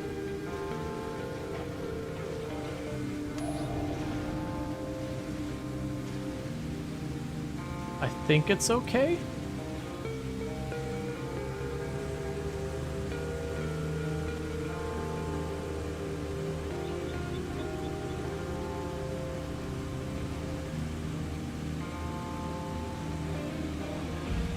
Just get some grip. That's all we need. The snorkel's still above water. Just need a little grip. Yeah, because a big old snorkel on this side. So we're fine. Can't we just lock chat in the basement and make them watch instead? Oh, is that an option? Because absolutely I would be down for that.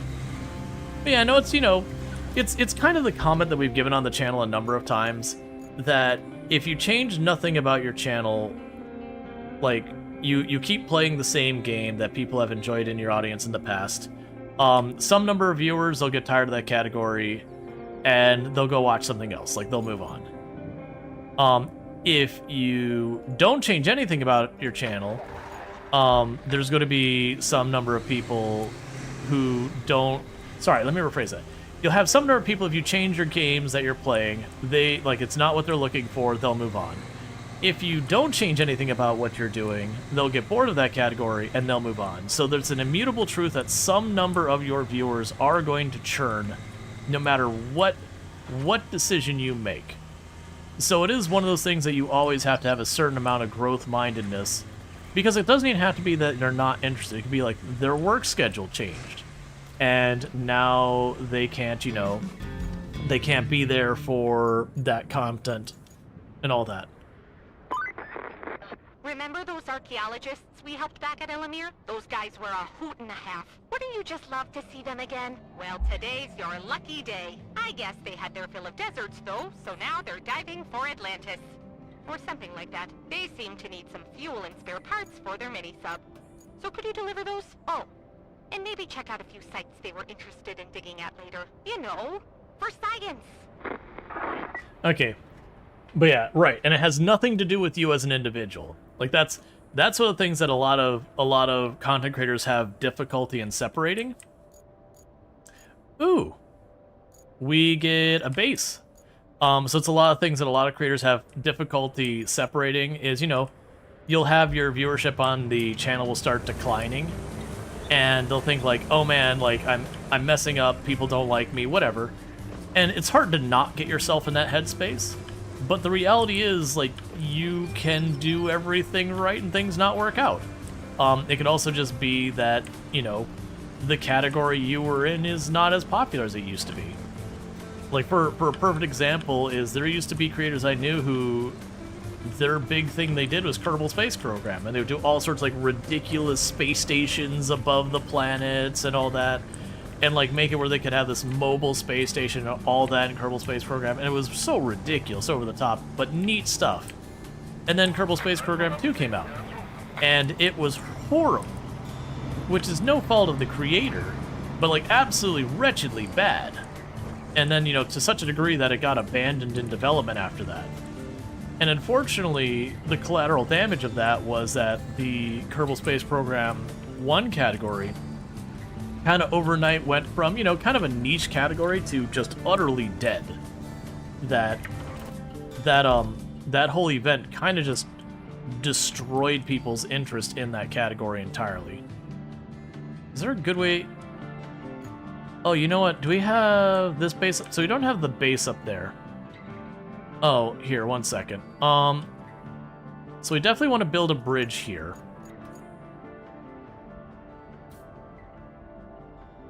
Oh, wait. I can't. There's like a big rail in the way. Okay, so we don't build a bridge there. So we got this dirt road down here that looks like it might go over there. And unfortunately, I can't spawn that down there. I also have way down here. If we can get over to this camp over here. Oh, I have icons everywhere for this. Okay, objectives. Switch to the archaeology. I see. So we have all those to search. And then you wanted me to return the archaeology equipment up there to open up the dry stone base. I see. Gotta head to bed. Seeing you enjoying? Absolutely, a lawful. You have a good one. His Jack comes back to kill him again and again. Yeah, I know a couple creators who, like, the Twitch engagement stuff is, like, the big draw to their channels, which I think is a great setup. So you need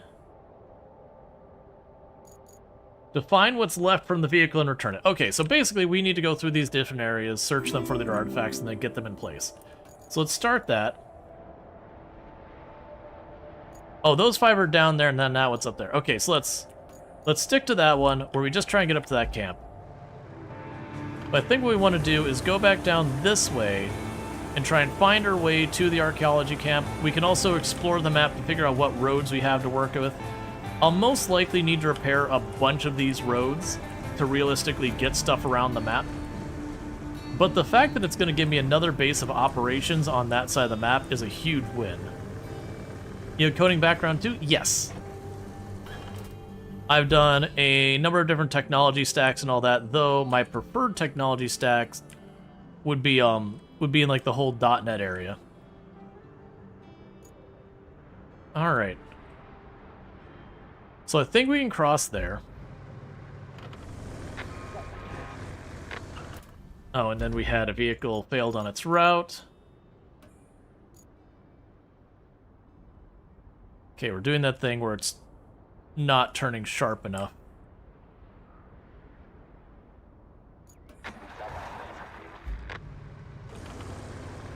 Oh, Wayfinder. It's a nice for multiplayer. Yeah, well, I mean, it's one of those things that I can't speak of developing right now, but historically with development, unless you stick into one company that focuses on just one tech stack, you're going to get to a company, they're going to acquire some other company, and then, you know, some of the devs won't like being in a bigger company, so now, even though you're doing .NET, they were bringing in a Ruby application, so now you got to figure out the Ruby application, and then, you know, okay, well, you do that for a while, and then they acquire someone else, and they do PHP in the other company, so now you got to figure out PHP, and it's just one of those things. There's definitely a lot of value in being that person who they can present with something that, you know, you may not know in advance, and you can kind of figure out how the application works and do all that. It's also those things that you very quickly kind of learn as you go along, that once you've learned certain languages, other languages are pretty easy to pick up because there's so many similarities. So it gets to be not a huge issue. And this is not me talking at you individually, this is me talking collectively. You know, you learn a functional language and you may not know the syntax of like Python or F# or whatever, but if you know how functional programming languages are organized, you don't know the words, but you know the sentence structure. Lua's weird though? Lua is weird. You're not wrong. Lua is a weird one. Just like XML gets real weird too. Because you kind of wrap it and organize it how you want, which means you can kind of really diverge. Oh yeah, and Lua's great. Like, don't get me wrong, XML, as much as it gets bashed on, is also really good. But it's definitely one of those ones that it can get weird. JSON, so far as like JSON objects, also gets pretty out there in the weeds too.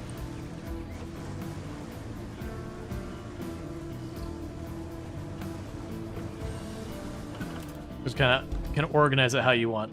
All right, so for this, I think we want to go up this way. I'm a little concerned about these spots. Oh, that actually looks like it'll be shallow enough for us to cross. Yeah, so realistically, if we're going to use that spot, I'm going to have to fill in that, get to fill in that, get to fill in that.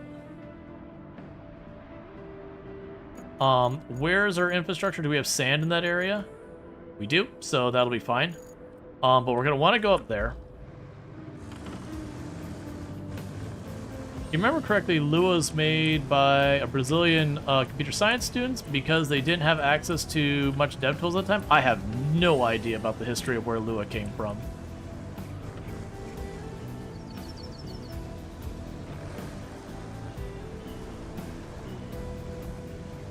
It's hard to know how nested you are. Yeah. Oh yeah, that's kind of one of those things. You get a really large JSON object, like a really complicated one. There's a certain point where you'd be like, this shouldn't be a JSON object anymore. Like, we've moved to the scale of object that we should be probably doing something different to break this object up more. You know, it's gotten too much of like a god object or whatever you want to call it. But yeah, I've seen some that you look at there and be like, I'm sorry, this needs to change. This isn't okay.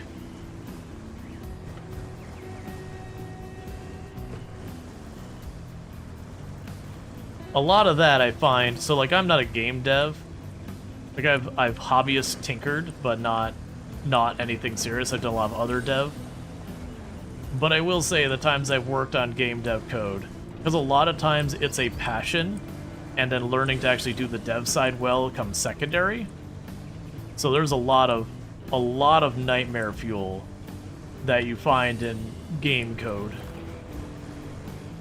If you need an outside tool to interpret your object, that's an issue maybe. Yeah. Because I've seen some code that there's like lots of best practices and all that, and you look at like the game code and you're like, how many global variables do you have in this? Like, we need to talk about this.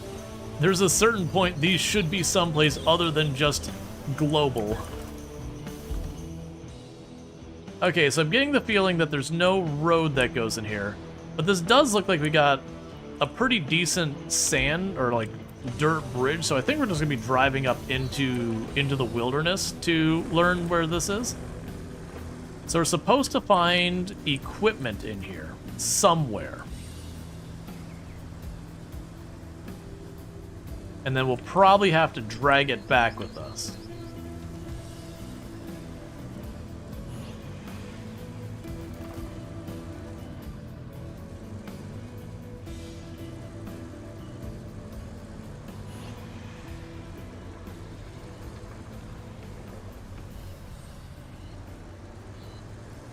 Yeah, and it's always something weird, be like, you know, global variable. Hey, I just got a message from those archaeologists.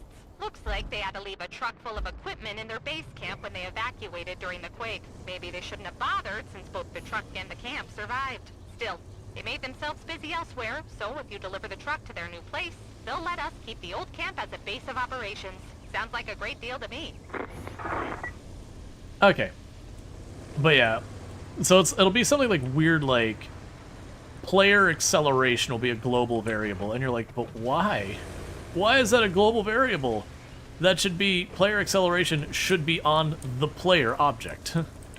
Like, it is something that intrinsically should be part of player, and for some reason it'll be a global variable.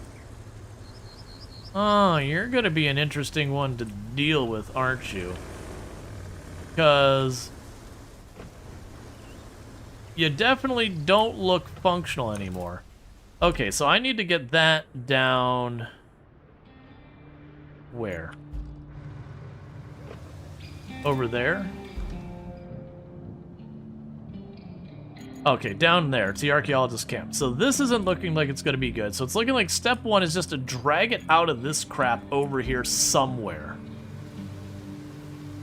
Well, usually it'll be something that's like, I want this enemy to be able to read the player's acceleration and accelerate at the player's acceleration plus 10%. So I need access to this at this point. You're like, cool, just reference the player object.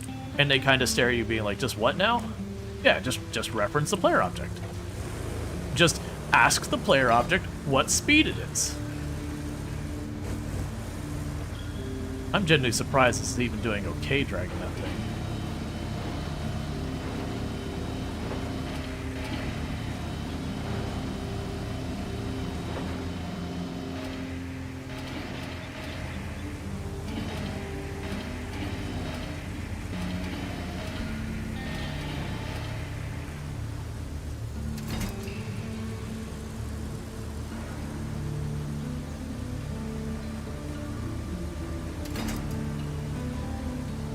Yeah, I think it's stuck on a rock in there.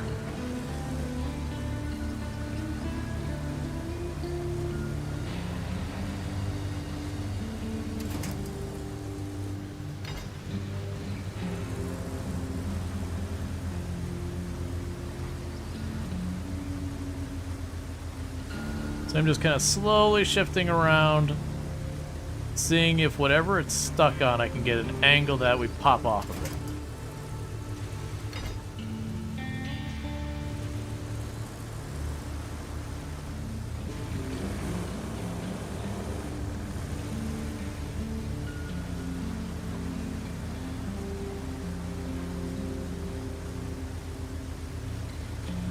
Alright, so what I might be able to do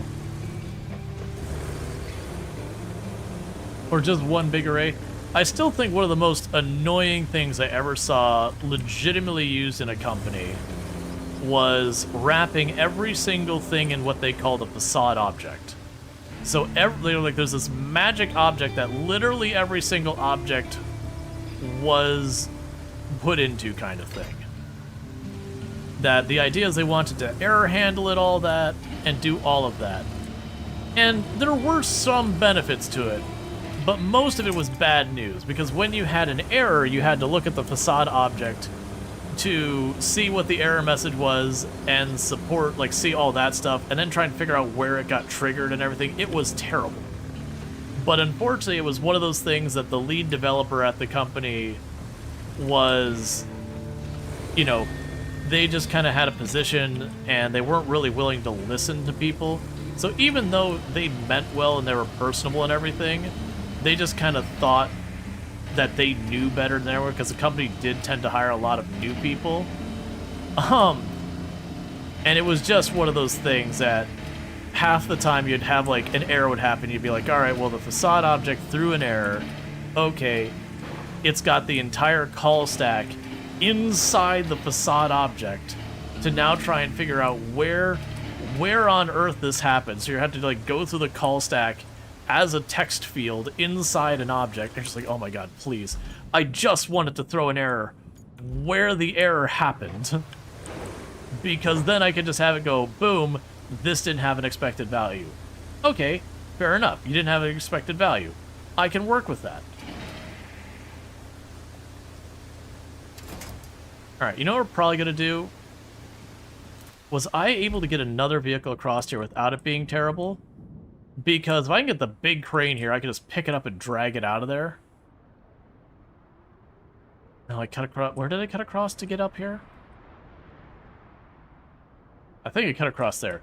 I think this is one of those ones that we bring the big crane out here and just pick the stupid thing up and dragging it. Because if I'm already struggling here to try and go through the rocks and all that, I don't think it's going to get any better.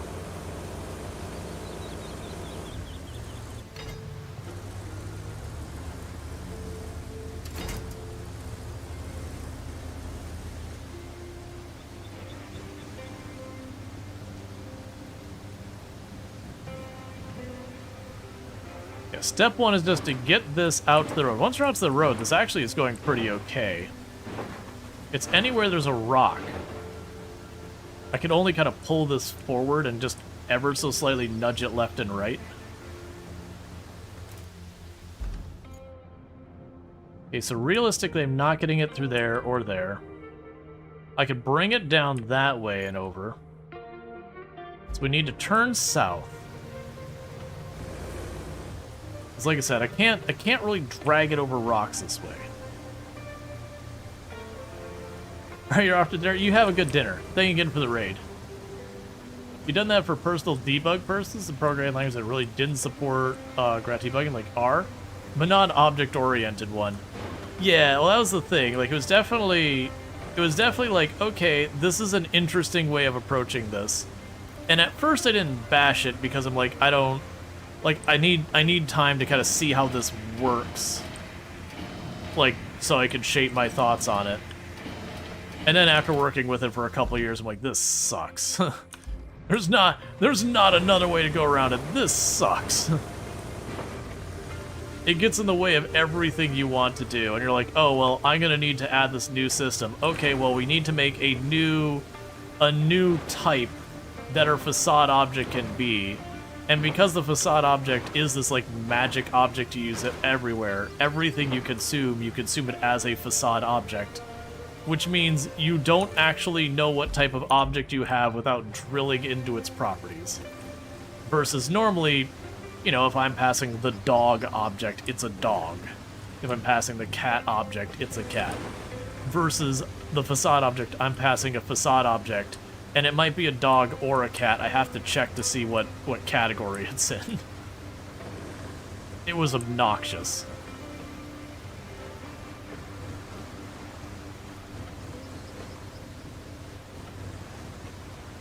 And you do sometimes do that level of abstraction with some things. Like when you're making a game, you might have the monster object.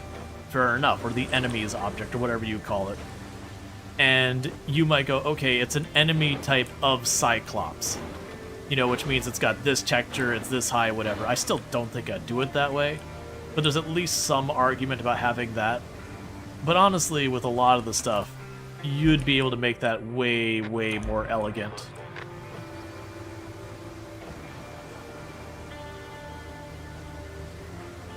Especially when you get into stuff like inheritance and all that.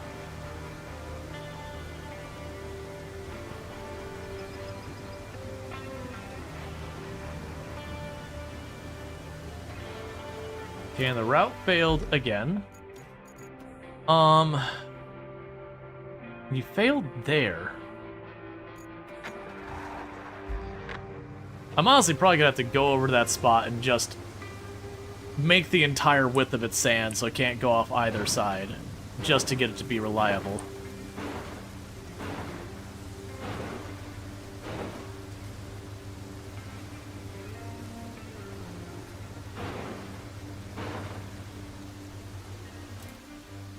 Okay, so we've got all those.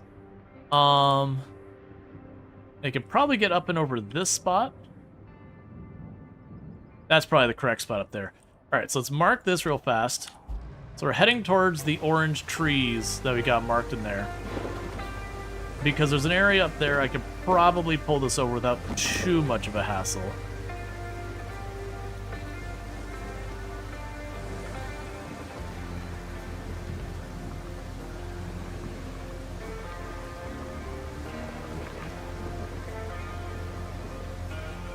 Wait, is that spot as clear as I thought it was? I'll have to get closer. Let's see, and to be honest, even your comparatively small project, it reached the string size limit with the whole call stack thing after a month. Yeah, no, there was, we had that, but there was, I can't remember how we worked around it. That was one of my earlier dev jobs. Like second or third dev job. Like, we ran into string limits and all. I think what we ended up having is we had separate fields for different parts of the call stack and all that. Which, again, like, once you got to a certain point, ended up with buried information. Versus, one of the things I started doing to actually debug stuff is I would go into the facade object and I would just disable its built-in error handling for my local running thing, just so it would error in the right place.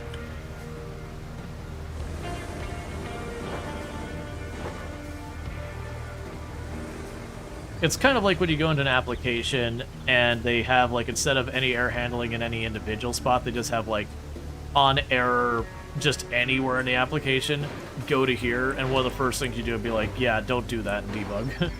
when I'm debug moding on my local machine, don't activate this error handling. All you're gonna do is make me have to backtrack to figure out where the bug actually happened. It's actually going okay once we're out of this.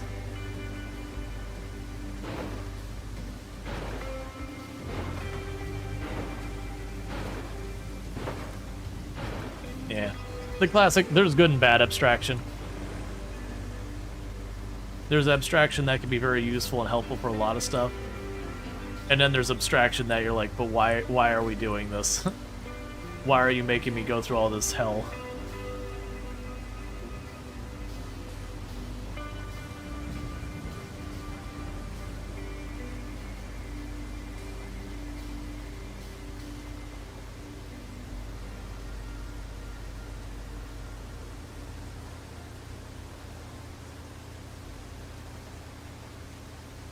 That's actually within the dev team. When I was running a team, that used to be one of the things I would push for a lot when doing dev. Oh, I need to get rid of. Yeah, we already gave away the key. All right, so let me go ahead and unpin that message, and I need to close the drawing. That's one of the things I used to do as one of my first things, is if we had like just this general catch-all error handling, is it's like, okay, you're allowed to use this in production, you know, on the server side when it matters. I do not want to see this on anyone's local machine. Like, I do not want to see you using this global error handling. I want stuff to be allowed to break and loudly when we're working on it, so that way we have to deal with bugs, not sweep them under the rug, because it's really easy for things to go unnoticed when that happens. That was actually one of the applications I basically had acquired another company, and they had a PHP application, and they had just a global catch errors and shove them in a log, but no one ever checked that log. And the people who had come across with that company, like the one was fairly competent, but kind of knew that they were still learning, and then the other one thought they were like the most amazing thing to ever happen to dev, and they were utterly incompetent. And like, I normally won't say that about a person, because we all start somewhere, but it was the fact that they thought that they were like God's gift to programming that I say that, because they weren't trying to learn better, they just thought that they knew better than everyone around them, which was utterly obnoxious when you know you've been working in dev for like 6, 7, 8 years, and this person pops in and they've only been doing it professionally for like 1 year, and then act like they're the smartest one in the room, and you're kind of like, hey man, I'm not saying anything negative about you. Maybe don't talk down to everybody, because there's a good chance you might not know more than a room full of people with like 10 times your experience. But yeah, so eventually that guy outed himself as not having a clue what he was doing, and quit when he failed to deliver on a single deadline from the entire time he worked at the company. And so I had to step in to like learn what he was doing and figuring out. I found that log, and I about had a conniption. Because there was literally hundreds of thousands of errors being thrown every single day, and some of them were not minor things. Like, there was minor stuff in there like, oh, I didn't interpretate this string correctly. What is it? Oh, that doesn't matter. But there was some stuff that's like, oh, this is payment stuff that's not working. Okay, great. So some people were pretending like they actually had things working right, but they just, you know, it just kind of went, okay, whatever. It's not like a legal problem thing, but yeah. As I said, the youth exhibits no matched old age and treachery. Well, it is a thing that, it's a problem you run into. It's not just a dev thing. Like, for example, let's say you were interested in software dev in high school. I don't know about nowadays, but if you learned any level of software dev in high school, that already means you were probably the smartest person in the room from a software dev side. So you get used to being the smartest person in the room in that area. And while you're in that scenario, that makes sense. And it'd be true of engineering and a bunch of other stuff too. But then once you step out of that situation where that's not the focus to literally people are doing that for a living, now you're talking a very different situation, where you're very likely not the smartest one in the room when it comes to that skill set. But you're so used to being the one who is kind of on the top of the pile, it takes a little bit to kind of, you know, mentally step back and be like, hang on, like these people are probably outside of working together professionally in any room that isn't about dev, probably the smartest one in the room about dev. You know, I'm not the big fish in the little pond anymore. I'm in the big pond.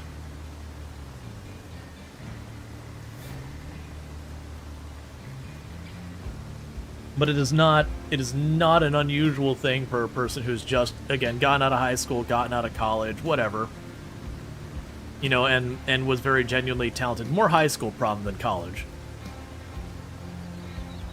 Well, and to be fair, it does go the other way, that you'll have people who've had like 14, 15, 20 years, and they'll think they're the smartest one in the room, but they stopped learning 10 years ago and just kind of went through the motions. And it could be the same problem where they think they know everything, and they did know most stuff 20 years ago, but they haven't kept up. And so they're just behind. It does happen both ways. And in both cases, the answer is don't just assume you're the smartest one in the room. You're the smartest cookie in the room, also you're the only cookie in the room? Maybe.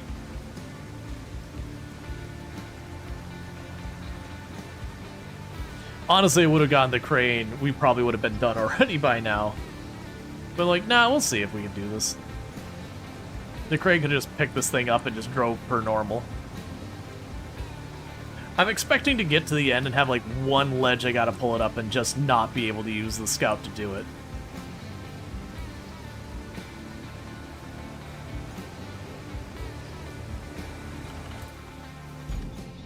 Okay. Yep, so we gotta drag it around there and then right on up and in. And that gives me a new base.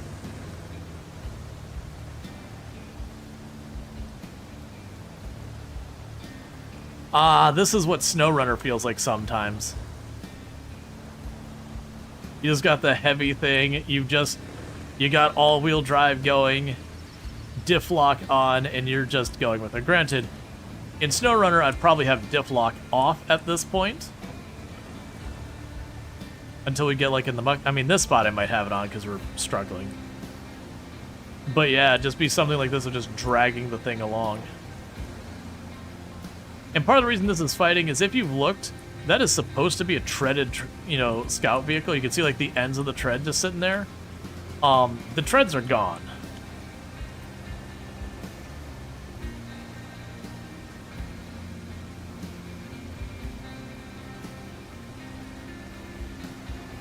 We're just dragging on the little wheel that the treads run over.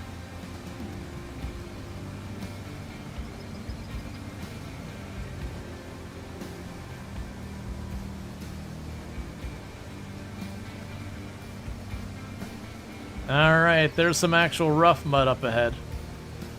We'll see if that's the thing that dooms us where I gotta go and grab a crane.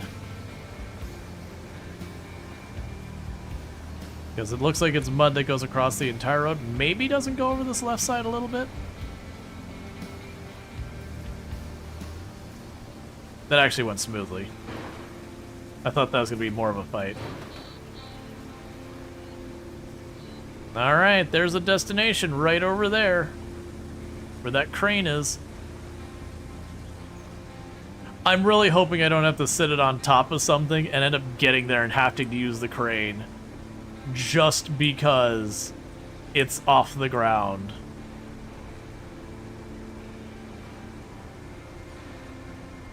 Something's outlined in red over there.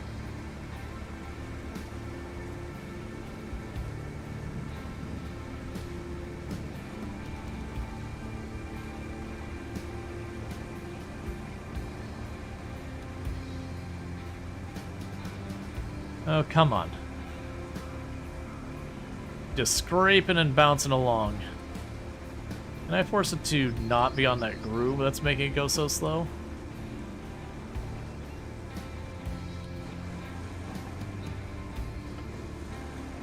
Not really. Okay.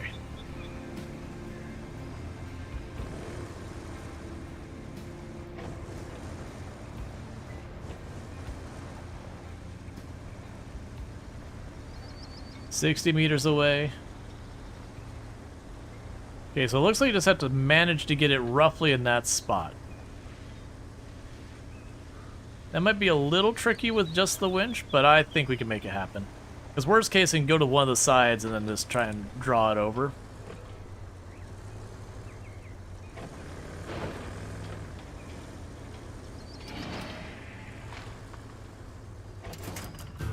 There we go. Okay, we got ourselves a new base. Looks like that radio tower next to Northlock was not the only one damaged by the quake.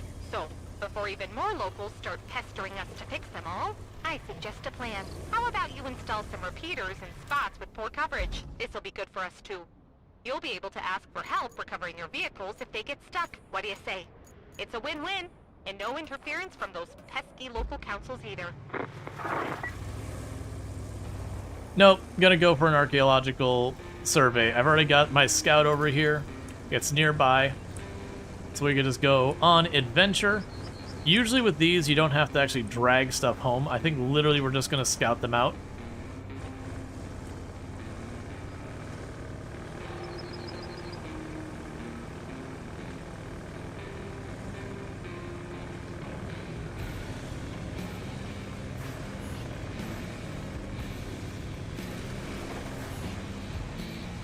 Okay.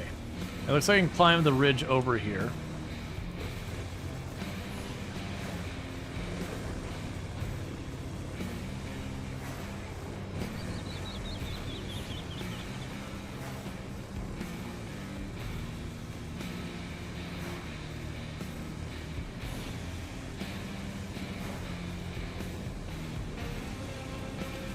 Got a little gorge we can go through, but clearly feels like a path they've made for us.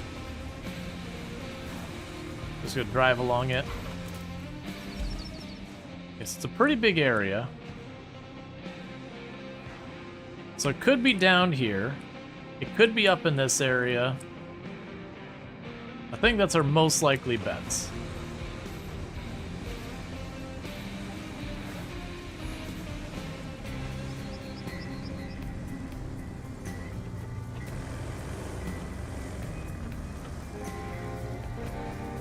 Alright.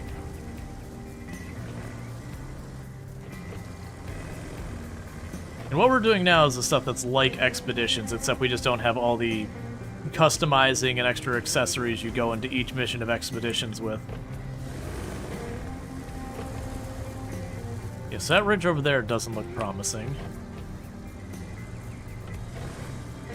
See about trying to drive up this ridge. Maybe we get to the high ground, we'll see something obvious.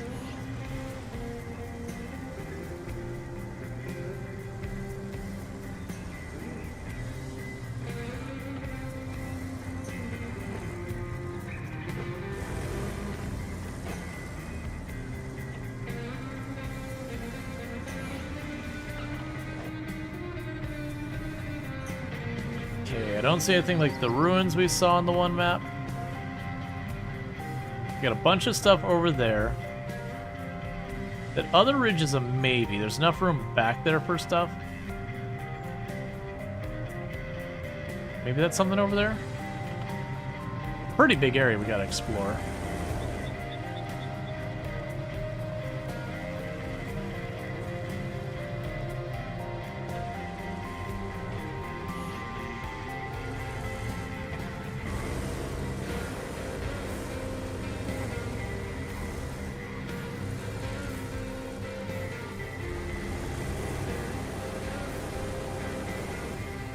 Okay.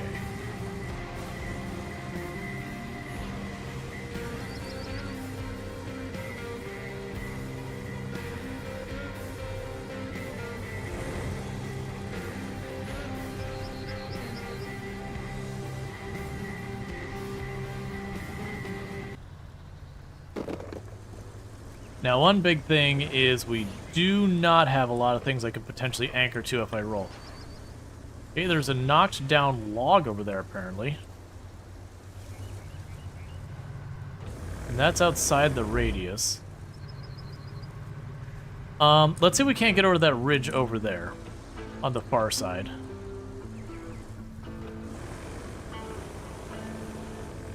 Because a lot of these, they make you go outside the circle and back into the circle to figure out your way through.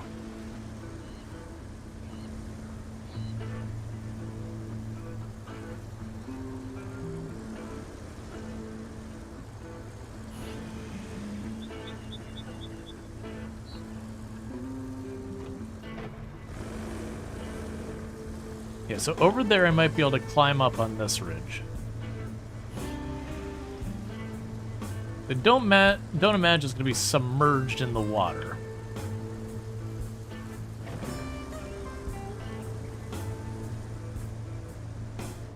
Like it could be, but it'd be pretty obnoxious to deal with that.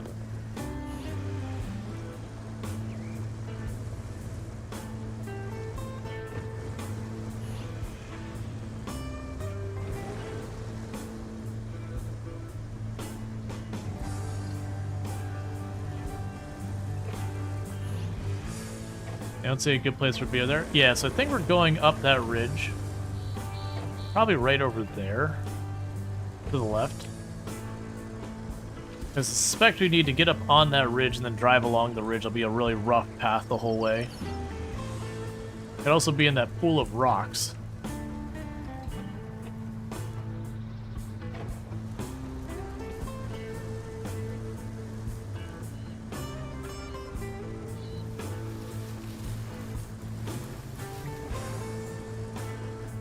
Okay.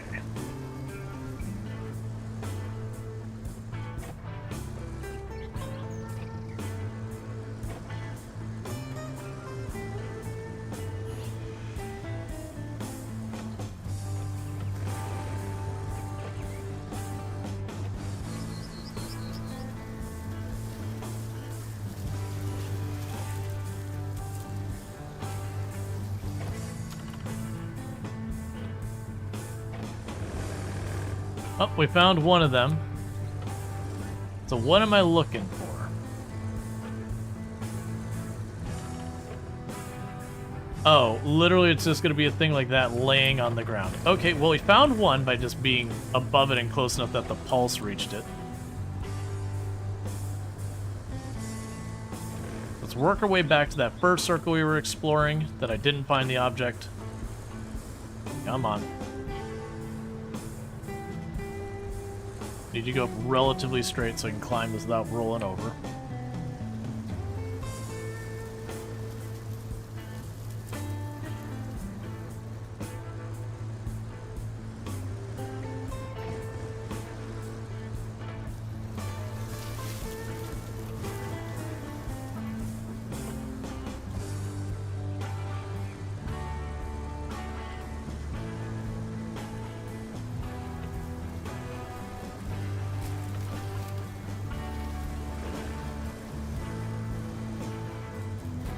Alright.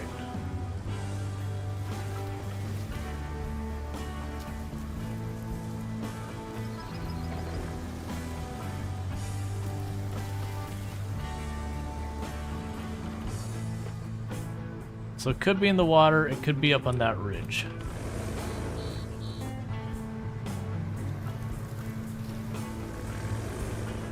And this is a bonus objective, by the way.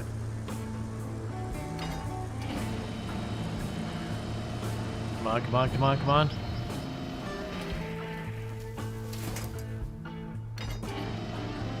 Okay, we're fine. We're fine.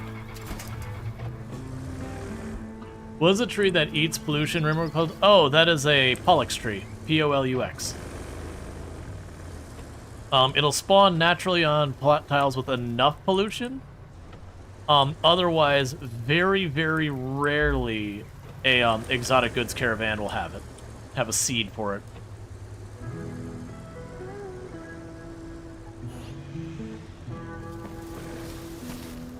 Oh, well, I see it. It's right there in the middle. Can I get close enough from up on this ridge? Probably not. Oh, wait, yep, it was close enough. Alright, so next I'll have to get to the... Next we have to find all 5... Realistically, we aren't having to go through that. Alright, so bear with me, chat. I need to use the restroom real fast. We're about to hit an ad break anyways, so I'm going to quickly do that, and I'll be back in just a couple minutes, and thank you again for tuning in.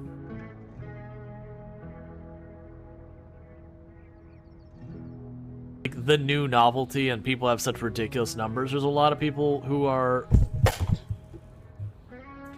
One moment, please. My mic just detached itself from my desk, so give me a second.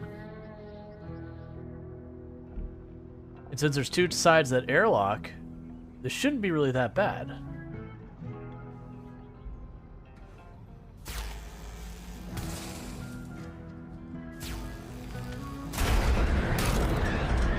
Well, we've lost.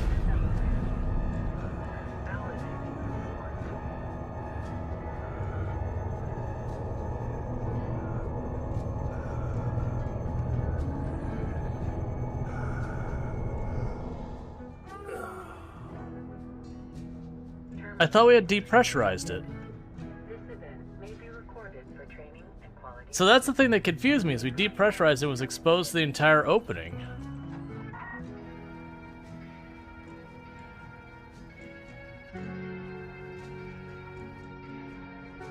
Well, and that brings the end of our hard space shipbreaker run.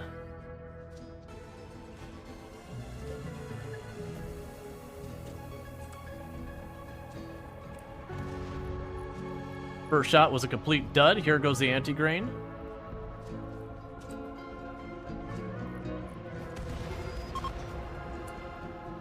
Target sighted and target dealt. Oh.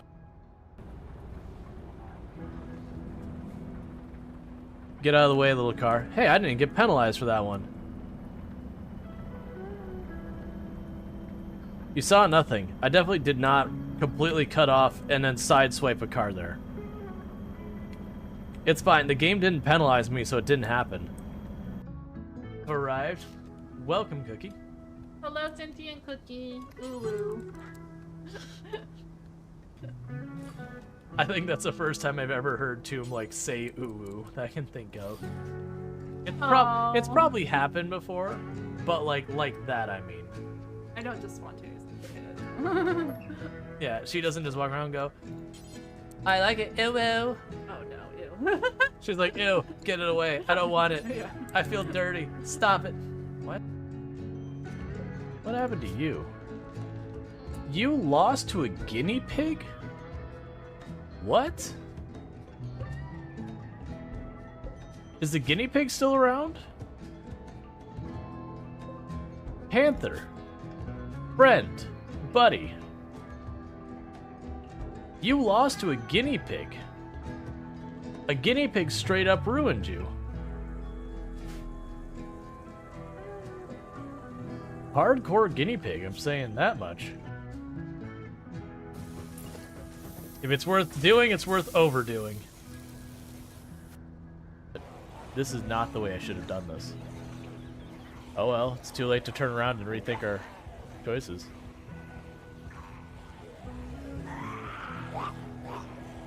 That is death right there. Bully, bully, bully, bully, bully. I don't know if that was a zombie hitting us or if that was us falling down. I am uncertain.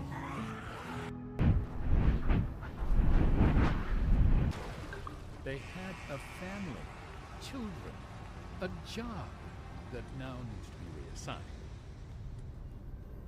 Whoops. I missed with the whale. I'm sure they'll figure it out.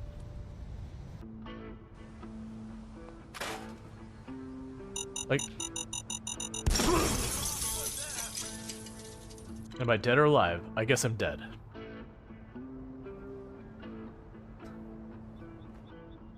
Not really. I cannot see in the grass at all. No, I was really depending on you not being there anymore. I really need you to get away from my car.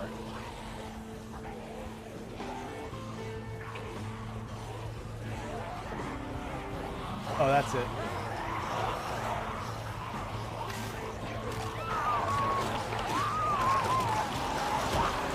Well.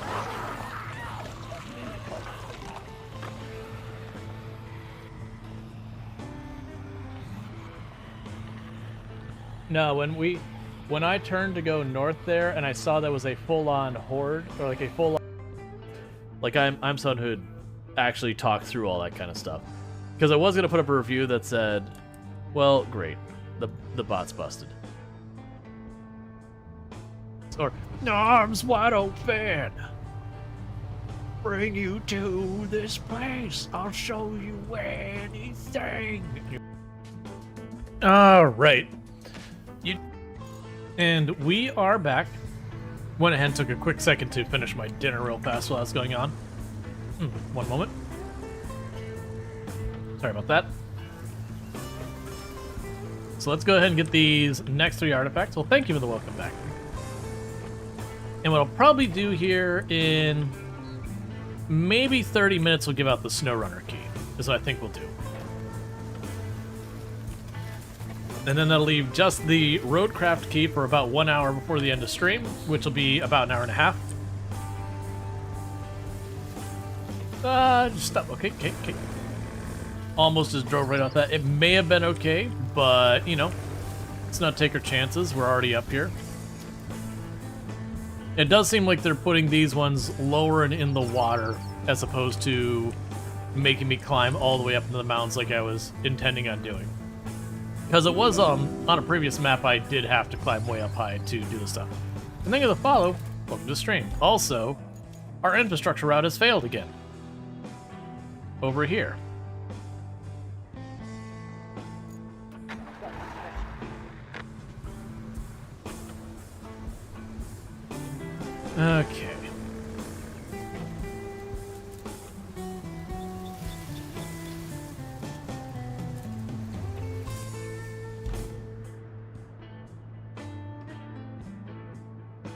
Alright, yeah, so we should be able to climb down up here somewhere.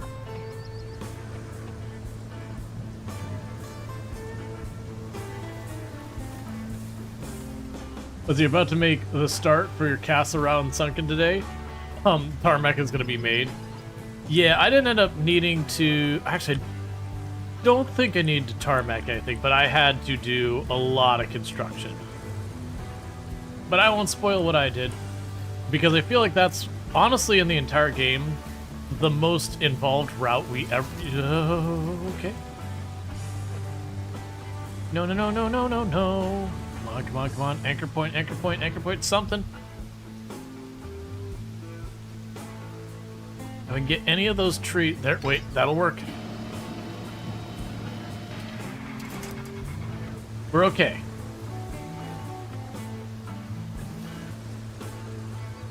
Trying to get around the tree. That is one nice thing, is all the scouts in this game effectively have the autonomous winch from SnowRunner.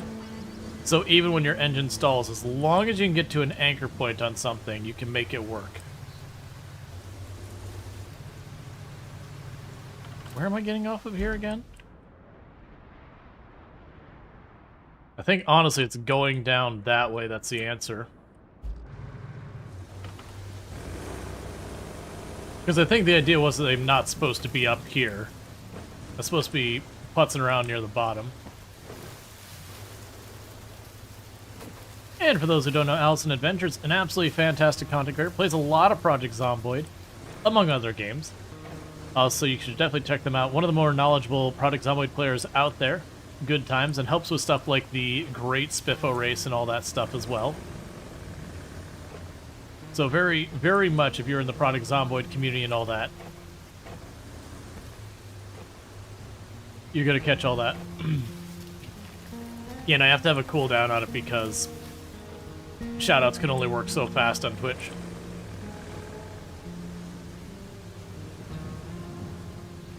Alright, this is super dodgy.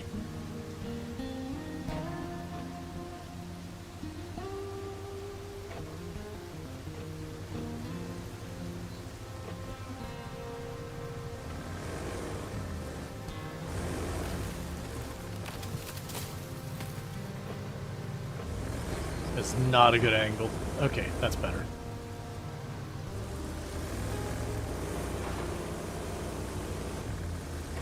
Okay, so we're now down in the not up in the mountains level. Yep, and if you want to check out Azrael, it also plays like a lot of simulation games, so farming simulator, RoadCraft, all that good stuff.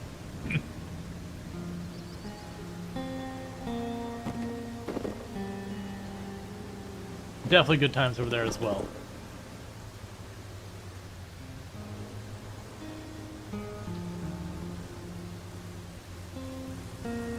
Alright, so that's where we're going to next. Yeah, so we can just cut across the water over here, probably. You want to see this game played badly? Sure. Hey, you know what? There is an audience for that. I can assure you.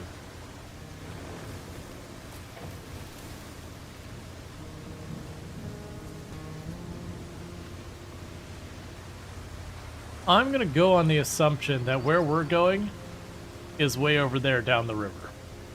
It's called content. Exactly.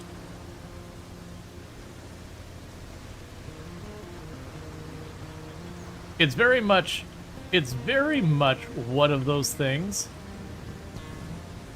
that you either need to play really well or really badly. Either of those will draw a pretty strong audience. It's that middle part that's really hard to work with. Where you're just kind of good.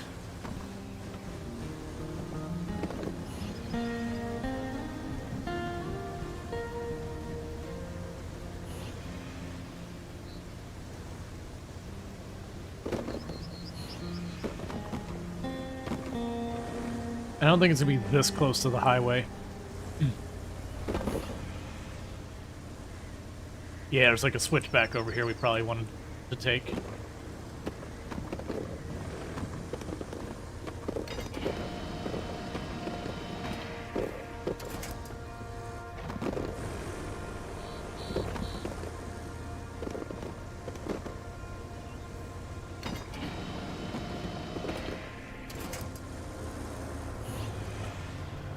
I see it. It's right there.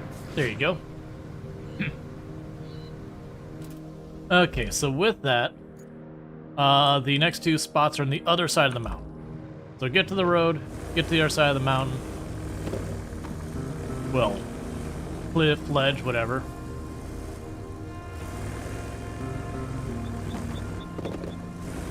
Yeah, and there's a lot of people who've been very much enjoying RoadCraft.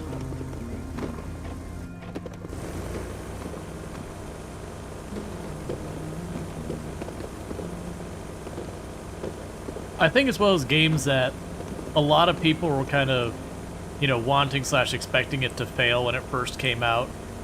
Kind of like what happened with Expeditions. They're like, it's not SnowRunner. Get super mad. But because the game is actually really good in its own right, even with all that, it wound up doing really well. That I haven't checked the reviews in a while, but it definitely feels like people have come around to really liking it. You know, versus it just being another SnowRunner.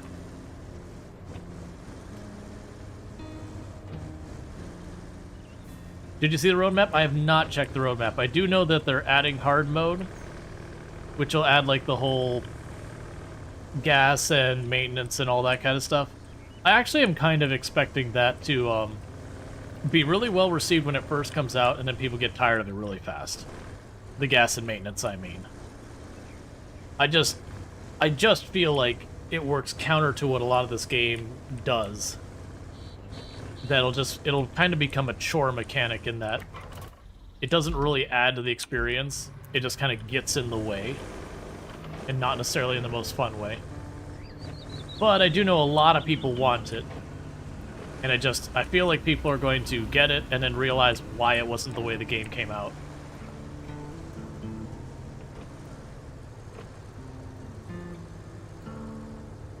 So this month we get 4 new vehicle maintenance. The 4 new vehicle maintenance. In photo mode, finally on-off engine feature. Gotcha.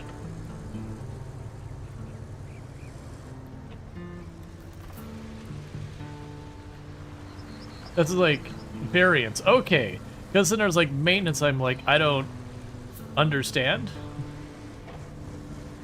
Gotcha. So we're getting more vehicles. Definitely excited for that.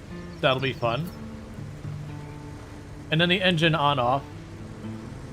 Yeah, imagine the engine on-off is like an absolute necessary feature. Oh yeah, chat!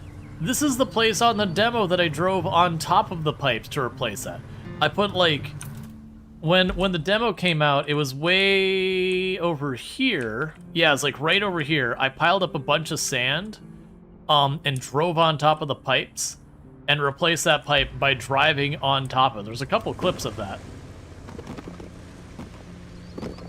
Of me driving over the tops of the pipes to replace the pipe.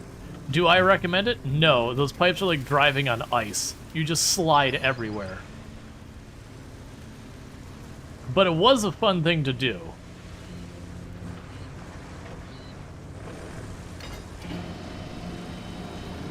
Come on, come on. There we go. I was a little worried that tree wouldn't hold long enough for me to get upright.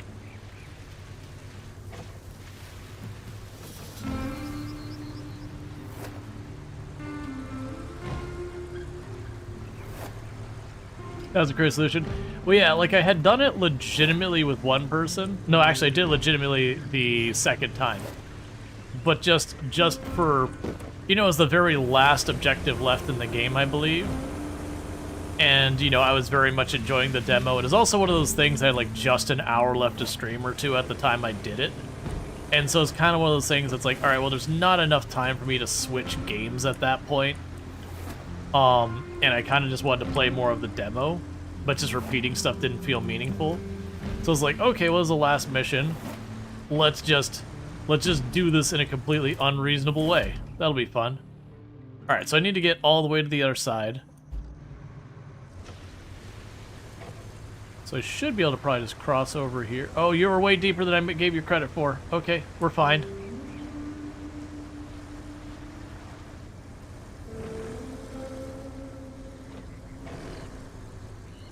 Hard mode options come in September too. Yeah.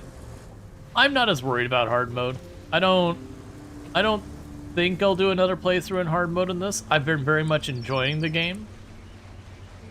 But like I've kind of said to me, I feel like people are wanting hard mode to make it like SnowRunner. They want it to be that kind of game. They're looking for it to be that sweaty, challenging game. And I can understand that. But I think just inherently the type of game it is doesn't really work with that the same. I expect it to just be a chore. Versus SnowRunner, it feels very meaningful and all that.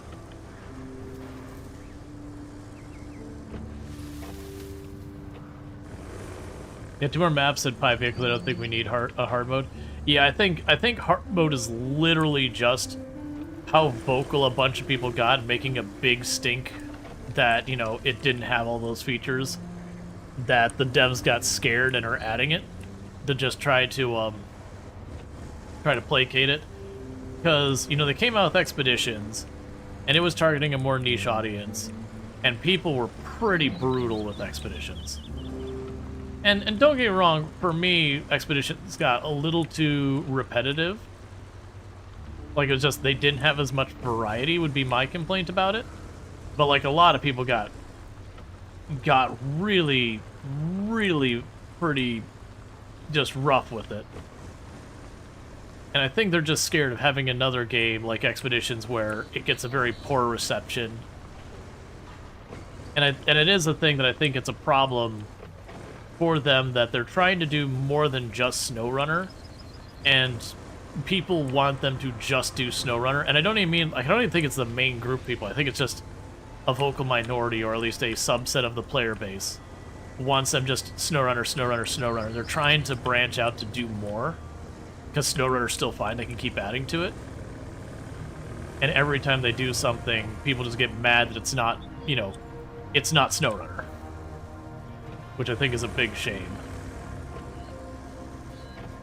Yeah, I do think the damage and the gas in this game isn't gonna be as fun. Because it's gonna be, you're just gonna be working on something and have to stop and go back again and again. Unless they make the gas trivial. Hey, Salford Sal, thank you so much for the raid. I hope you had yourself a good stream. Oh, there it is. That's what we're looking for. Oh, there's more objects to find. And they're way up here. Okay, in that case, let's switch camps. But how was your stream and all that stuff? What were you playing today and all that stuff? I do hope you had yourself a good stream and all that. Playing some... It says oxygen not included, which is fantastic, and very much I enjoy when I can catch Salford Sal, because, like, Sal will start and be like, I want to do this giant project, and won't just talk about it. We'll actually go through and follow through on building these absolutely astronomically large projects, and it'd be a lot of fun to see it happen. Or we'll have like some really interesting challenge run kind of stuff. So definitely good times where there. Plays a lot of stuff like Oxygen Not Included, Going Medieval, Mind Over Magic, all those kind of games. So definitely good times over there. Highly recommend checking out Salford Sal, like Stardius, that kind of thing. You get the idea. But yeah, absolutely good times. But for everyone popping in for Salford Sal's channel, I am Rual, play a variety of games here on Twitch, most known for my exploits in Project Zomboid, where I used to hold a world record for the highest kill count run ever streamed, at 135,121 zombies killed in one character in one life, with no mods to change itemization or vehicles. That said, that record has been beaten, but I am a variety content creator, and I do play a lot of similar games to Sal, including games like Oxygen Not Included, Going Medieval, and Stardius and all that, which I grant I haven't played Stardius in a hot minute, and Mind Over Magic and all that stuff. Stardius, Space Rimworld. That's the base I'd describe, you know, basically how I'd describe it. Vaguely Rimworld-esque, but space. Not quite to the depth that Rimworld has, because it's not been around for like 10 years to get there. But all that. Got to pick it up. It's pretty good. It's early access, so that's the thing to keep in mind. I believe they very recently added spaceship to spaceship combat, which I don't think existed before. It's hard for me to keep track. There's like two games that are kind of in that same range that have both been getting updates around the same time, and I do mix them up. But yeah, so it's good to have everyone in here. Today we're playing some RoadCraft. It's by the same developers as Mud Runner and Snow Runner and all that. But where Snow Runner is kind of a survival driving game kind of thing, where you got to really struggle with your gas and maintenance, all this. RoadCraft is a lot more about fixing up the area, building roads, doing all that kind of stuff. So if you think about it like this, with Snow Runner, your job is to overcome how bad the terrain is for driving. In this one, your goal is to make the terrain no longer bad. So it's kind of, while on the surface, like going into disaster, fixing stuff, both games thematically are the same thing, and similar engines. The approach is entirely different. Starting as one of your favorite games? Gotcha. I need to circle back and play that again. I played it a while back, but it's been a hot minute. Alright, so we're looking for another piece of archaeology over here. And for the record, we're on the very last map in the game. We are kind of... I don't think we're going to finish today. I think I see it down there in the water. I don't think we're going to finish the game today. Or maybe not, or maybe that's just an entirely cut down forest. Something tells me I'm not going to find the artifact in the deforested swamp. Alright. But, we're getting there. But, it's been a lot of fun. I very much enjoyed it. We're about a little over 100 hours into the game. The devs estimated it would take you about 80 hours to start, like, play through the entire game was their guesstimate. So we're definitely a bit over that. It is multiplayer, if you want. You don't need to. I have done all but about 9 of the hours playing solo. I've had a really good time with it. We are going to be giving out a key for SnowRunner in about 20 minutes, I think. Oh, it's going to be down in there, isn't it? In about 20 minutes, and then I do have one more key for RoadCraft to give out, thanks to dare drops and all that. And I'm going to do that in about an hour and a half-ish. So if you hang around for that, you don't need to be subbed or anything for that. It's literally just got to be here. Put your name in the hat when we put up the queue, and then you just got to do the drawing. That's going to take you longer than that? Yeah, I think that 80 hours might be just literally finishing the main objectives. Whereas I think realistically doing all the side objectives as well, you're talking 100-ish hours.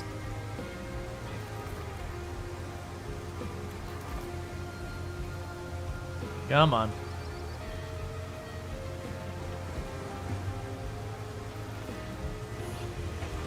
There it is. I see it right there.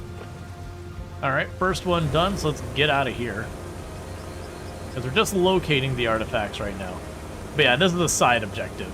Like, we're supposed to be fixing the road after, this is a geothermal plant that the company was cutting all sorts of corners and may or may not have been fracking in the area to get things set up, and that ended badly. Most of the maps are like natural disasters, hurricane, earthquake, that kind of thing. But this one is more like criminal negligence level of cutting corners and all that. But it's been a lot of fun.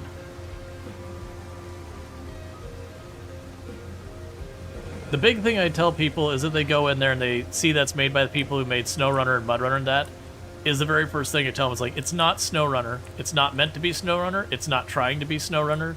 Like, do not expect SnowRunner. If you're expecting SnowRunner, you're going to be disappointed.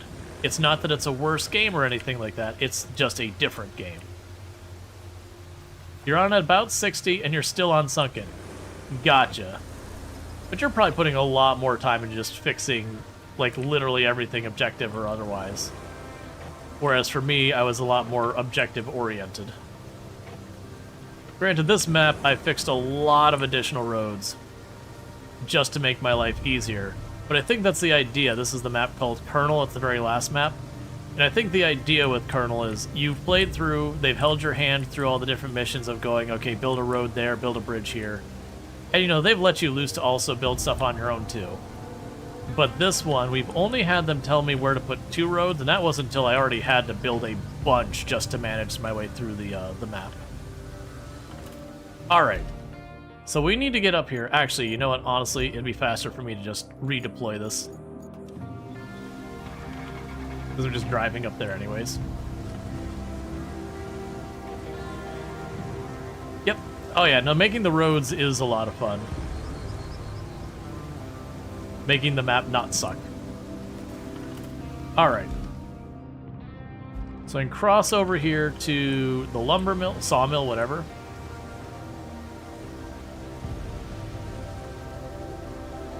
I can look for these last 2 artifacts here. Now, that is interesting because that does mean all these areas where these artifacts are places are probably not going to have much in the way of other objectives to do up there because they are kind of designed to be remote and require you to all-terrain your way through, expedition style. So this is exploring a lot of the map that we otherwise haven't seen yet.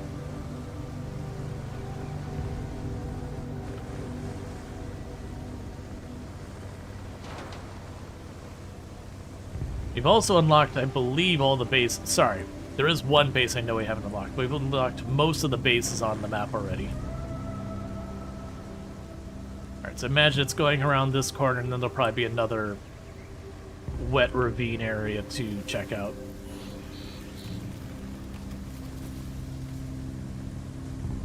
Okay, so it could be back there or to the right. I'm gonna guess to the right.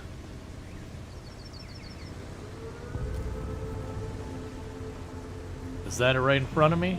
That's it.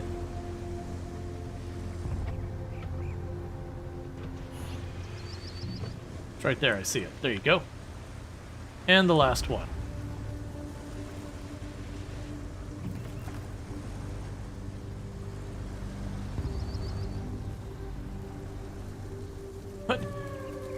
What are you talking about, Strider?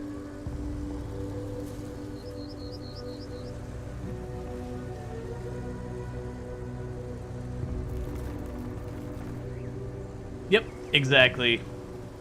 That's kind of one of the sayings I have around the channel. Because you'll have people like, no, you're playing on baby mode, or like, you know, oh, like this is whatever. And usually the response I'll give is like, are you having fun? Congratulations, you're playing the game correctly.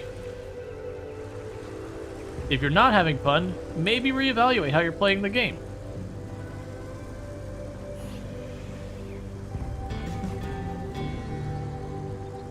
Okay. Bring the surviving artifacts. Those are at it again. Or not anymore, actually. They were working on several sites in the area, but the whole seismic event put an end to that. Since you're driving around all day, could you look for any surviving artifacts? And bring anything you find to the archaeologist camp, of course. Oh, and if there are any Arks of the Covenant or dinosaur bones, I want photos. Okay. So I've got one over here, one in the middle, one was down there. There's supposed to be 4. I'm not seeing the last one. All right. So you will just give me cash and all that. You'll give me cash and all that. Oh, that's just 2 objectives? Right. Plan the route to the concrete area. Can I do that right now? Do we have what I need?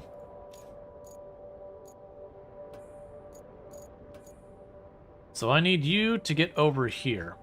I'm fully oh yeah, we can't get that done. Alright, so let's get this fixed and get back to some of these main quests, because I'm just chasing down all the archaeology stuff. And that's not really getting things done. So yeah, the archaeology camp requires the objects. But I do already see I've got this area marked. There's 3 spots on this road I can't traverse. Now I just need the dump truck. I don't actually need the rest of it. Where did the dump truck and all that go?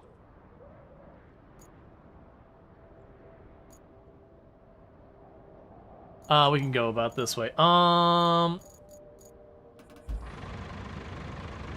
you're over there. You're basically at base. Fair enough. So let's go patch up these holes in the road over there. Oh, wait, do I have a spot that's closer? I probably have a spot that's closer. Yeah, we got this base down here. All right, so let's go get the let's go get those holes in the road filled up, so that way we can get the next supply line thing. That's not the right truck. So let's go here. Retain you. Grab you.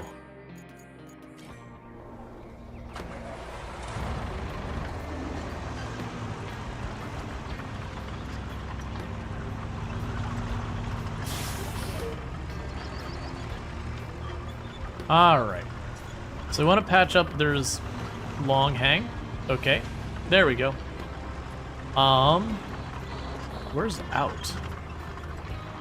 Oh, there's doors to open. Bonk.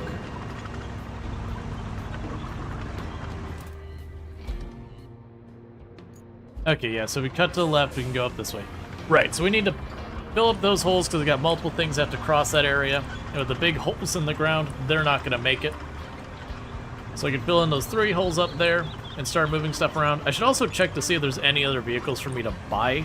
I've got 100,000 in the bank, and I know we're down to our last couple of vehicles.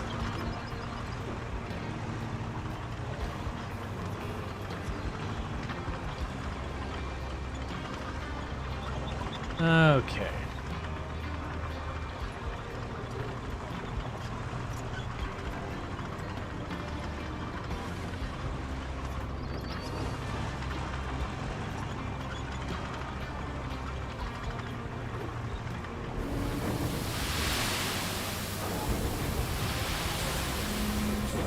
Alright, just put down a little bit of sand there so I could fill in that area.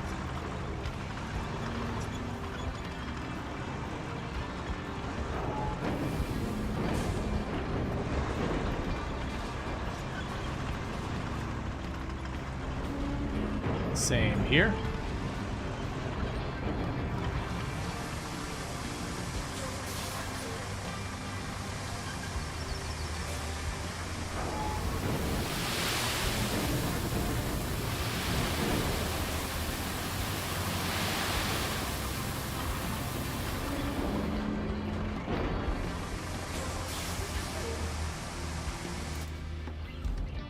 Okay, so none of these are the washed away ground spots. That's fine.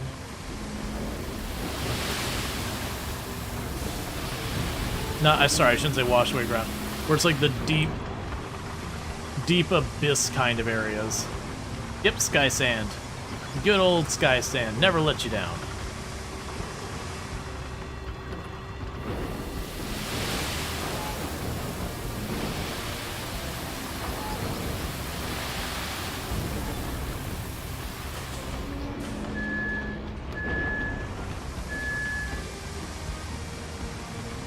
And then this will flatten this area out.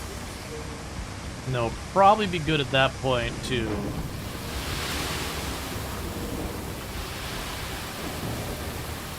Just did the thing where it snaps away the max. Let's see, maybe it's a promotion crossover for the Dune game coming out with unlimited sand. Would take a lot longer. Oh yeah. No, without the sky sand, it would genuinely be really obnoxious to do a lot of this. Honestly, even with the sky sand, the time you have to go like a decent trek to get sand, it's not to the point that it gets obnoxious, but you're definitely like, oh, I understand why they gave us sand so generously. Because it would not take many trips for that to get old. Alright, so get you out of the way. I can pop down here real fast, grab the base, grab you, retain, confirm. Before we go anywhere, shop. Okay, is there any vehicles I don't own? We're buying, so I don't own you. I don't own the boring version of the mule. I apparently don't own the tracked heavy crane, which I didn't realize I didn't own that.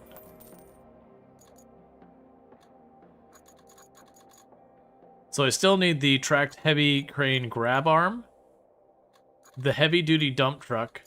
We can get the cargo truck. Yeah, so I've got the heavy-duty dump truck I don't have, the heavy-duty grab crane, so that's 2 vehicles I don't own.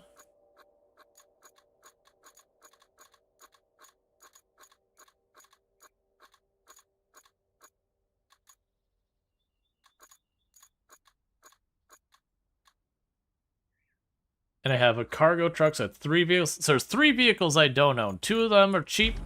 One of them's a bit more pricey. There's a good chance I'll get enough money by the time we're done with this area to buy them all. If not, I'll be like right about there anyways. So I needed you to be that. Wait, am I at the right base? Yeah, I'm at the right base. All right.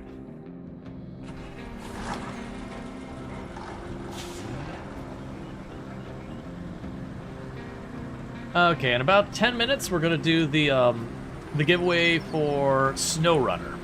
And I have a key for SnowRunner, the base game that we got through the dare drops from RoadCraft. And then in about 2 hours, no, about an hour and some change, we'll do the giveaway. Yeah, I don't have the queue open yet. I'll go ahead and open the queue now, though. It's not a bad time to do that. So we'll go ahead and open the queue. So if you would like SnowRunner, that's SnowRunner, not RoadCraft, SnowRunner, I have a key for SnowRunner we'll be giving away. You just need to do !join.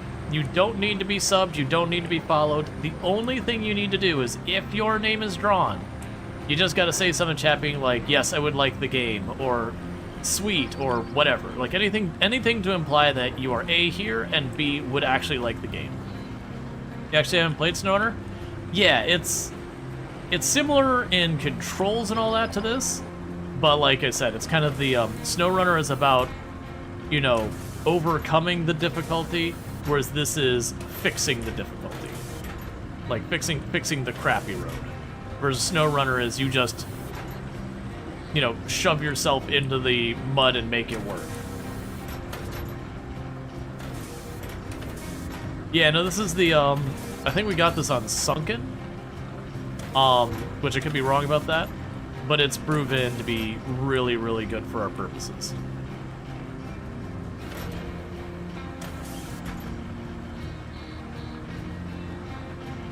Yeah, so we'll get out a copy of SnowRunner to the community and all that. And then, like I said, we'll end up giving out RoadCraft in about an hour and some change. But what I will do is I will let that run for about 10 minutes to let people get their names in the hat and all that. And then we'll do the drawing. And then, like I said, all you have to do is say, like, yes, you know, I want it when, like, you know, if your name is drawn or whatever. Yep, we've given out 3 keys already today. We gave out 2 RoadCraft keys and an Expedition keys. We're going to give out a SnowRunner key and then 1 more RoadCraft key right about 1 hour before the end of stream.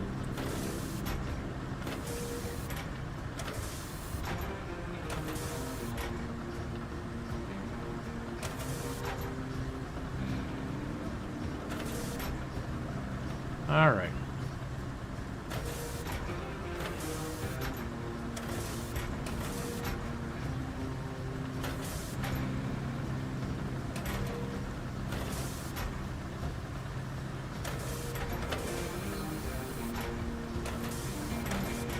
And I have found pretty much always, unless it's a mountain I'm just climbing once, I always do at least 2 passes, because you'll see that like right here there's a big lump in the path right here. We're gonna carve down and level out a little bit better. That I found to just be a good idea to do 1 pass each way to make sure you don't have those big mounds as much as you can avoid it.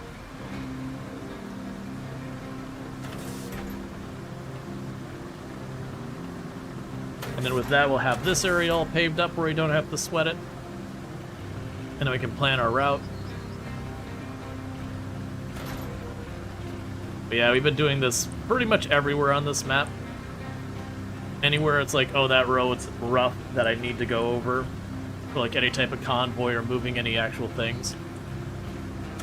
there's just been a number of places on this map that are just straight up you go into. Like if we pull up the map real fast, when you look at these, where is the cracks in the ground?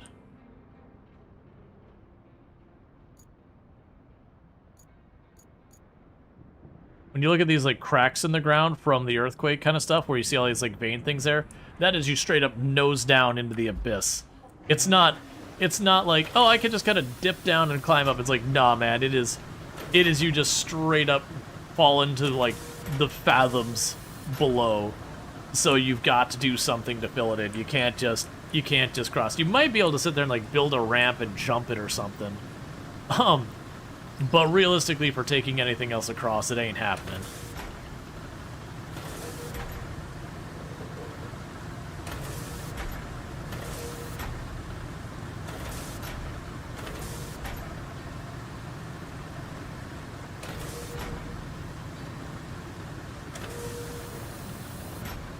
It's always worth doing the time to do this anyways, because you never know when they're going to be like, oh, take a wayfarer across it, and it has like no anything. If the road's less than pristine, the wayfarer just can't manage it.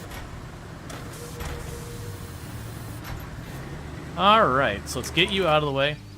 So, we can take these markers up, which are places that's like, that's a place I need to fix. We can grab the concrete route, we have that tracked already. Where's your route that's not already done? So those two are already operating. There you go. So we start this route.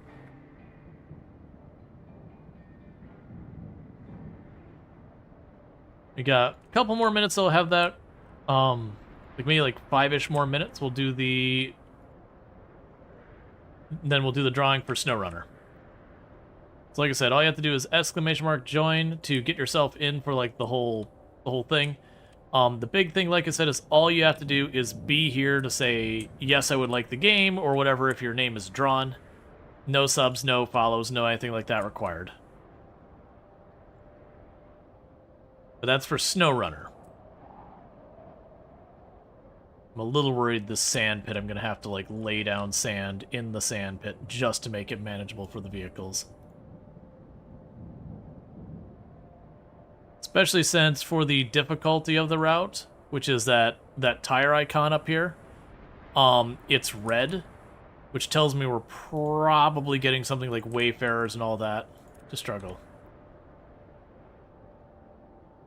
I believe that's the game itself. I don't believe the SnowRunner key comes with DLC. If it does, I'm not aware of it.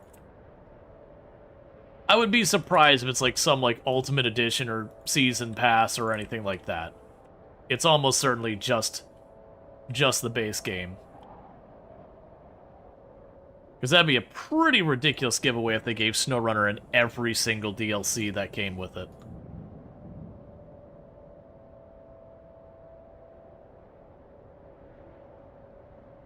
I don't believe any of the keys I'm giving out today come with any of their DLC. I could be wrong. The RoadCraft one might have stuff. I just realized I don't have a road over here. Where? How am I getting across there?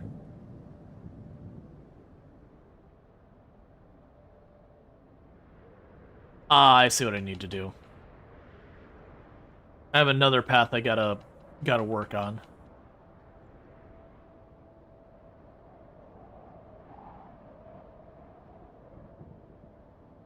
So I'll need to patch that spot up.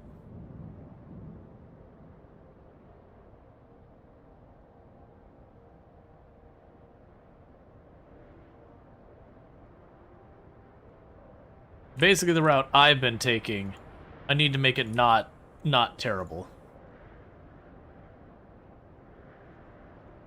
Which might not be a minor undertaking. Because that whole route is pretty awful.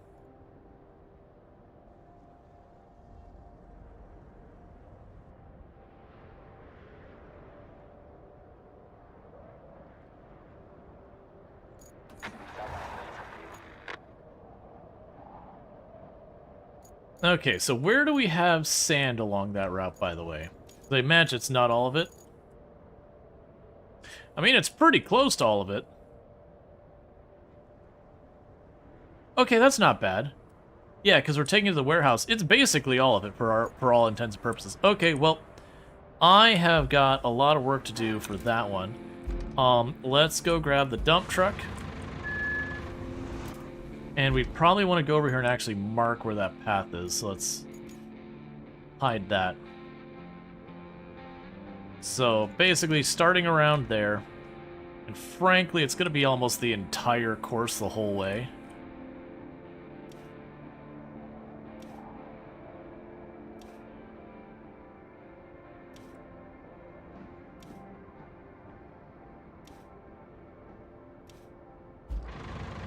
All right.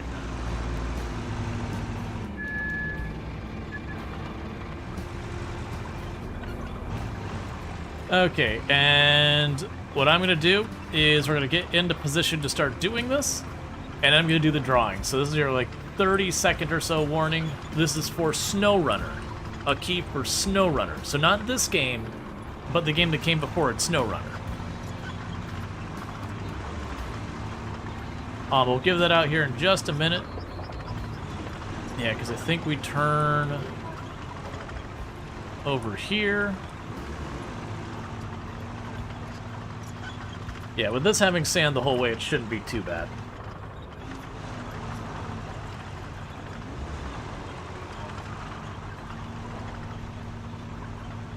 I think it's right up there is where the split is at. And then we'll cut across there with another sand road. This is going to be a big one. But then once I've got that set up, all the trips back and forth will be less of a pain. I probably should have done it earlier, the first 2 times I had to cross. But, you know, it's not always obvious right away. Alright, so with that, we are doing our drawing.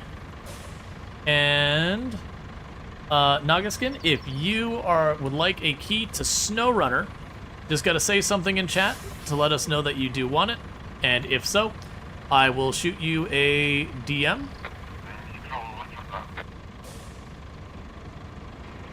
So it is, Nagaskin, I just need you to say, like, yes, I want it. You know, thank you, whatever. Yep, cool, cool. Just wanted to make sure you're actually here, so let me go ahead and whisper you. And SnowRunner. There's the key, so I've got it to the right person. That is the right key. Double checking, that is the right key. And there it should be in your Twitch DMs. And let me mark that key as no longer good, because I've given it out. And that leaves me with 1 RoadCraft key, and we'll be giving that on about an hour. And I don't think that vehicles are going to get through this very easy, considering it got to this spot in the mud, and that's where it was too much. So I'm going to have to do a bit of work on this one.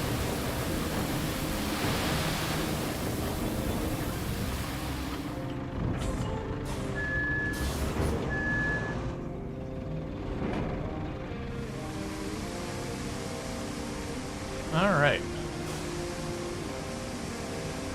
What did you say about the mud? And let me unpin this and end that, so that way we get a new list. Let's see. Do you have to put down sand first, or you could asphalt directly in mud? No, you have to put down sand first. They even make a thing in, like, the game where it's like, oh yeah, for the asphalt to stick, it must be put on sand. Do you have to back up to dump sand? No, you can see like I'm driving forward. Sometimes I have to back up for sand just because the place I'm going to I can't reasonably cross without backing up. Like I have to kind of put the sand to give me something to cross kind of thing. I don't think I'll need to do that here. If I do, it's a spot directly in front of me.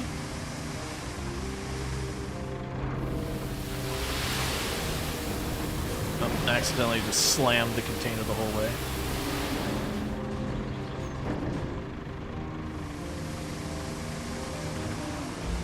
And then this, what are you doing? Stop it.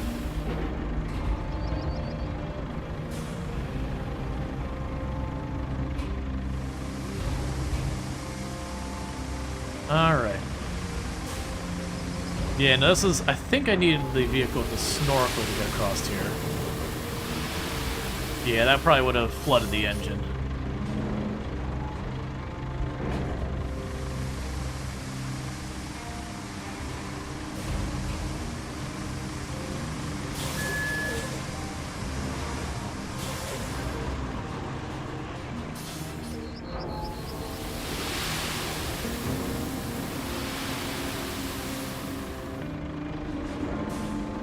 Let's see, if we misdumped sand in the wrong spot, can you just fix it with more sand? Yeah, exactly. You can solve almost any problem with just more sand.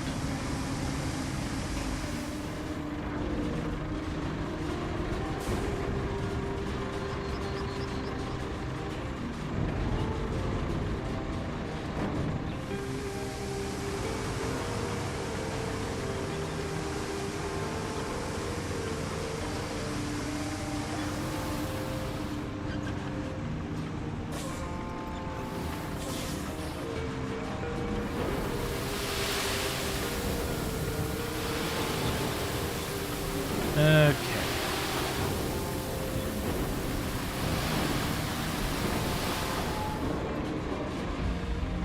Let's see, except giant worms roaming your map and eating you? That's a whole nother story. No, the solution is still more sand, because the more sand you put down, you make the planet larger. And for every bit larger, you're diluting the amount of worms per space. So it gives you a better chance of escaping without getting noticed by the worm. So you know, you're just trying to go with the making the barrel bigger. Gonna leave her working 40 minutes? Gotcha. Yeah, so unfortunately the giveaway for the last key probably won't be by then.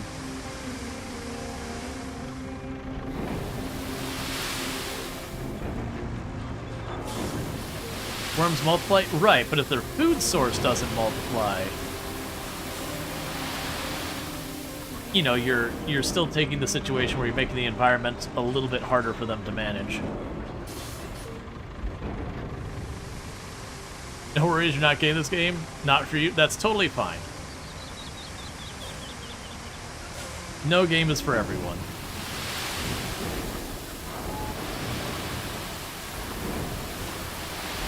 And heck, there's some games that are just more fun to watch than play for some people, and vice versa.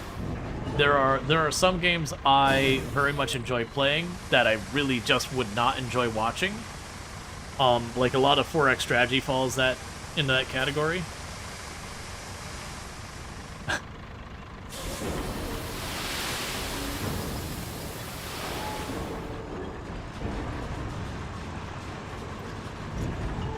The real challenge with the more sand to spread out the worms and all that is you'd have to import that sand from another planet at a scale that would be relevant, which would certainly be an interesting logistics problem, and I feel like someone would do a solution to that in Factorio somehow.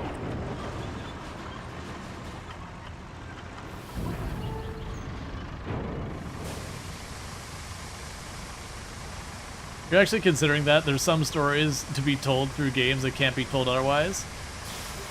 Like the line that couldn't work in a book or a movie? Yeah. Like I said, it's one of those things that, like, and I know some creators who can do, like, the storytelling type of creation that can make games like 4X strategy work. That's not my strong suit. There's a reason I stay away from those categories most of the time. Whereas just like playing it strategic, like if you're doing something that you break the game and you can go through it really quickly, that can be fun.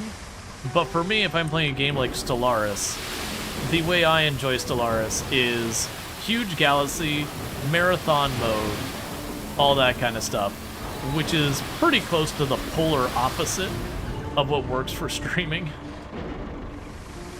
Like if you're gonna stream Stellaris, usually you're doing a very fast or small galaxy kind of game.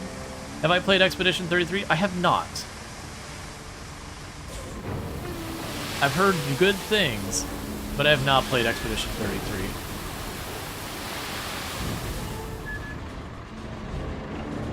Was that the one that is like the JRPG, like a really modernized JRPG kind of thing? Because remember there's two of them. There's like that one and there was another one that came around the same time frame. Because like the turn-based RPGs are another one that I haven't really done much on the channel. That one I feel like I'd have a little bit more potential to do. Okay. You're installing AC6 Fires Rubicon. I have no idea what you're talking about, Darth.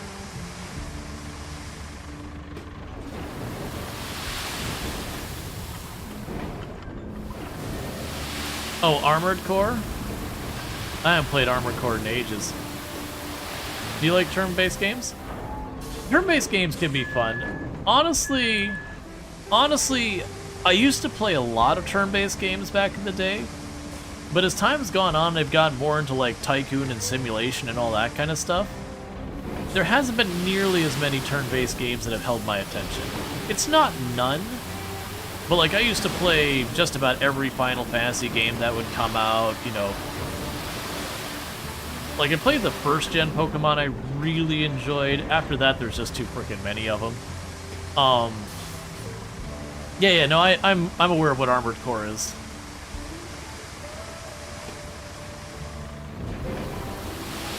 Back in the days when I had console, I used to play every version of Armored Core that came out.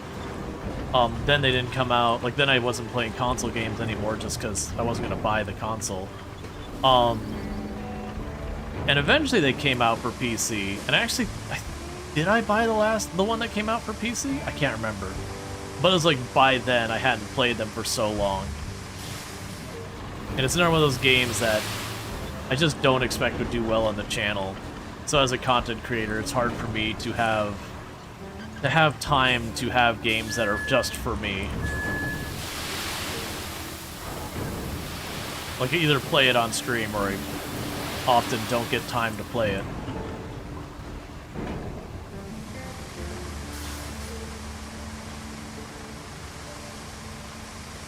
I used to have a buddy that I used to play multiplayer with very regularly with Armored Core.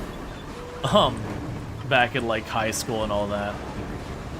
And he was like kind of, you know, like typical high school guy that, you know, you wanted to be like elite sniper nonsense, whatever. And I had zero shame with just rolling up with just a bunch of like fully automatic weapons and just closing the gap and just doing mayhem. And it used to frustrate him so much. And he was also like super into Gundam Wing, so he always wanted like the laser sword kind of thing. And again, all I do is just dash backwards and just machine gun him the whole time. But he had to try and do things the cool way, and it's like, yeah, but that's just... There's a certain thing to say about Mordaka. It is a very strong strategic approach to things. You don't have to worry about aim that much. If you're putting enough projectiles in the air, that something is going to hit.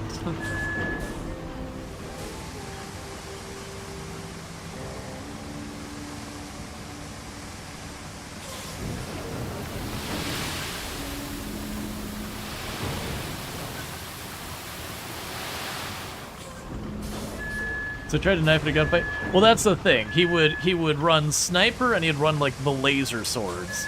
Because again, he bought into like wanting to do the cool anime thing kind of stuff and all that.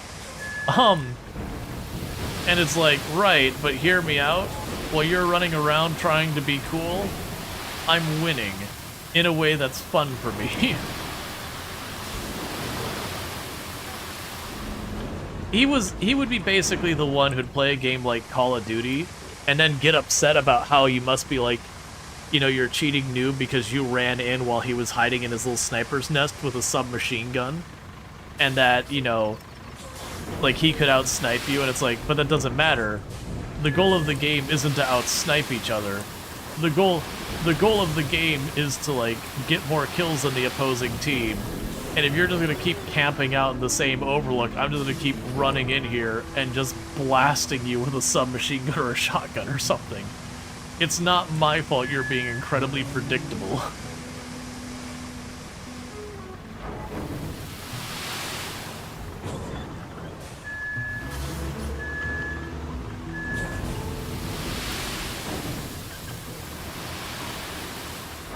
That's kind of the same thing I ran into with... I used to play Ultima Online with him as well. And he had to, like... he was super into just doing the sword fight halberd kind of stuff. And it was okay, but it really wasn't a good strategy for like any of the game. You know, so run around like a katana or a halberd or whatever. And, you know, I on the other hand would, you know, either do the fencing thing with deadly poison, ruining weapons constantly and winning fights, or just taming dragons and just letting them do the real fighting.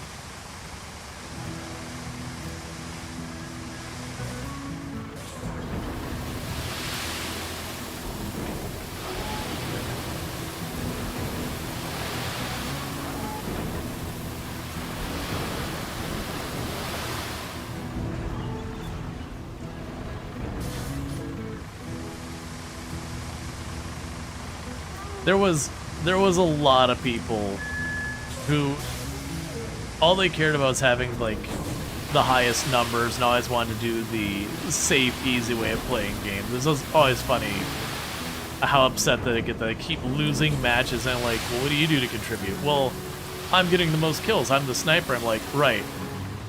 This is King of the Hill. Being back there as a sniper helps nobody. You need to be in it. Lexra, you take it easy.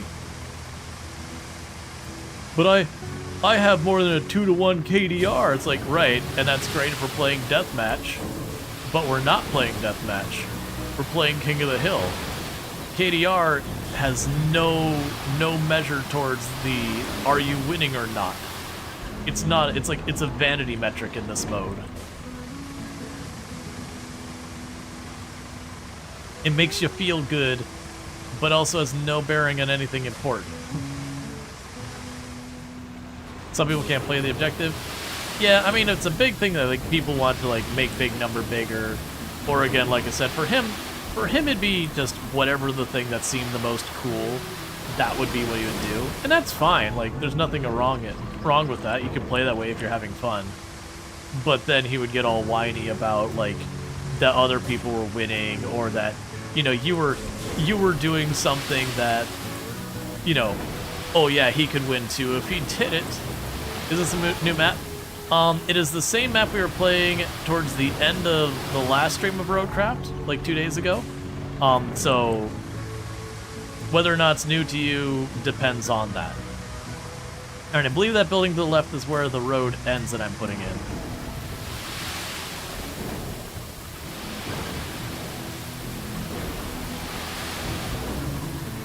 Your friend can snipe King of the Hill, but you hate when he does it. Yeah, no, I'm kind of glad that like me and him weren't really playing games together, just because of, you know, kind of moving into different circles. When I started to getting into like properly competitive games, because he's a fun friend to hang out with and play games against individually. But if you were depending on him to do stuff in like a team game, you were just gonna get mad, because he's the kind of person you'd have like a sniper on your team, a healer, a tank, and like another person who's like sort of a sniper that have already been set, and he would want to go and take a sniper as well, and then complain about how we always lose. You know, and kind of expect everyone else to change to what he wanted to do. Or whatever was what he saw as a cool one.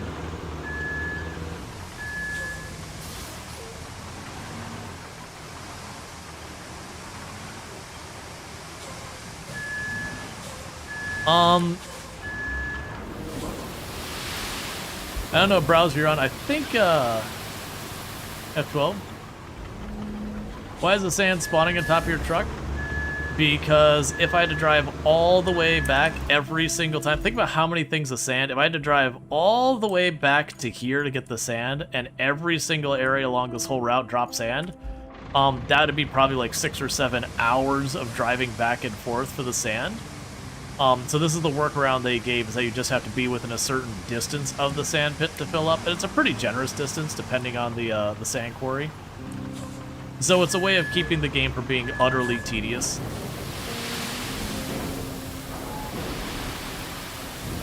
Because even this takes a while. Alright, let's see if they can manage that once we...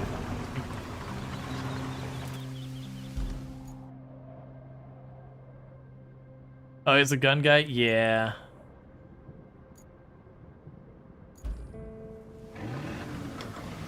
That's, on the rare occasion I'm playing a game that has, like, gun stuff in it, you'll have a whole lot of people who, like, really get into their thing, and it's cool, like, it's cool that people have an interest in all that. But they'll be like, oh man, this game would be better if it had an Armco, whatever. Like, man, I have no idea what you're talking about. It's like, well, you just called it a this gun and it's not that. Or they'll do the whole thing as like, well, AR doesn't mean assault rifle, it means Armalite. It's like, counter argument. It works. I don't give a crap about the technical definition, man. And that's coming as someone who used to work at a company who manufactured those kind of things. But yeah, it's just like, people just assume that you're also super into guns. You're like, I'm just really not. Like, just really, really not. I don't have a problem with them. I just don't have a passion for them either.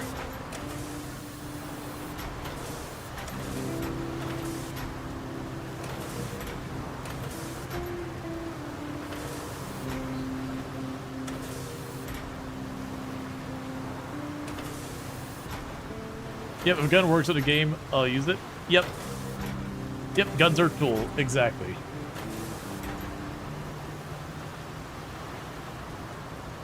It's a video game. I point the opening end at the thing I want to make go away, and then I push the button. You didn't replace a clip, it's a magazine. A magazine has a clip in it. Genuinely don't care. It's not a silencer, it's a suppressor. Oh.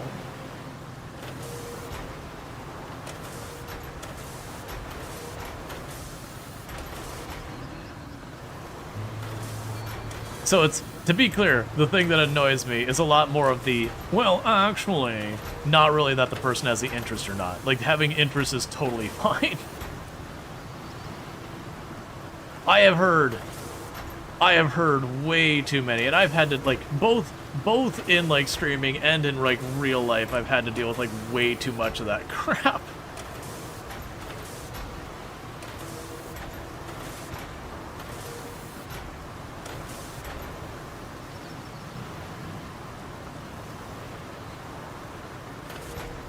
You can salty and shoot with SMGs. Aw, man, that's just playing games. I see, like, that's the funny thing. Like, a lot of the first-person shooters that I played over the years, I was definitely always a fan of being in the mid to close range, because everyone is so hell-bent in having a good KDR and all that. They don't want to put themselves in a situation where they take that, so they do the whole thing where they stay way, way, way back and try and snipe or whatever. And I just like to get in there because, one, it's a dang good strategy. It works really well. Yes, you're gonna die a lot because you're running into the enemy team, but a lot of times you get 2 or 3 of them before they get you, as long as you're being, you know, aggressive and coming from different directions and all that.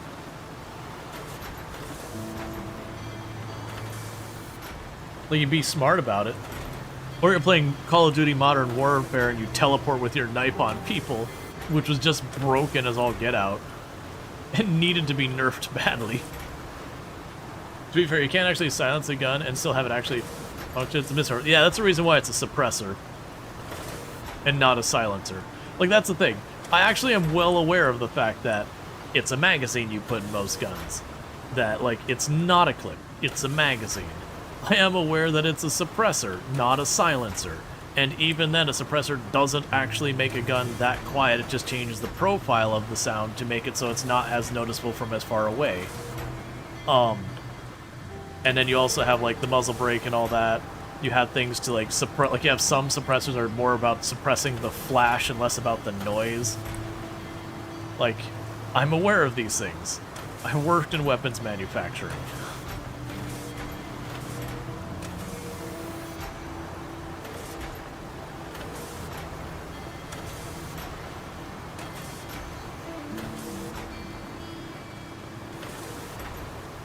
Use the subsonic ammo? 9mm science? Well, because he did? Fair enough then. Yeah, no, it was one of my earlier jobs before I got into dev. When I was on the IT side, I was the assistant network administrator with a company who worked in weapons research, development, and manufacturing.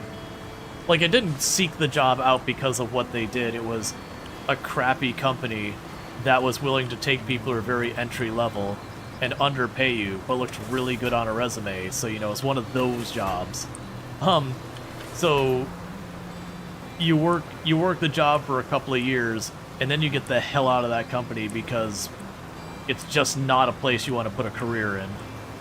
But I did get to do some cool stuff there. Like, I got to, you know, fire a 50 caliber Beretta sniper rifle, because that's how we tested our scopes, is we just put the scope on the biggest gun you could find, and then put a whole lot of bullets through it, and was the scope still in good shape on the other side? Yep, then it passes.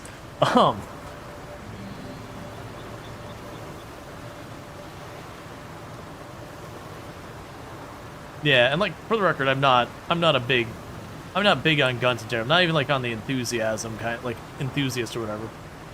Does the game have multiplayer? Yes, it has collaborative multiplayer. I think it was up to, it was either 3 or 4 people, I can't remember. Yeah, no, where I'm at, you can have like guns for self-protection, hunting, all that stuff. But it's not a thing I'm particularly interested in. Again, I don't have a thing where it's like, no, they shouldn't be allowed anywhere in society, which I actually don't even judge people who feel that way either. But, like, I do definitely feel there should be some limitations on what people are allowed to have, where people are like, I should be allowed to have a machine gun. It's like, no, I feel very heavily you shouldn't. That I can't agree to. But still.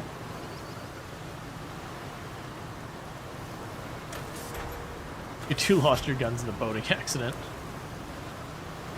I definitely feel there are some people who shouldn't individually be allowed to have them. Half the people I worked with in that weapons manufacturer made me reevaluate gun ownership in a big way. Yeah, for the record, generally speaking, here in the U.S., a civilian can't have, you know, not with a lot, like, there's a lot of red tape kind of thing. Like, just a typical civilian is going to be walking around with a machine gun. There's some exemptions, but they're pretty strict.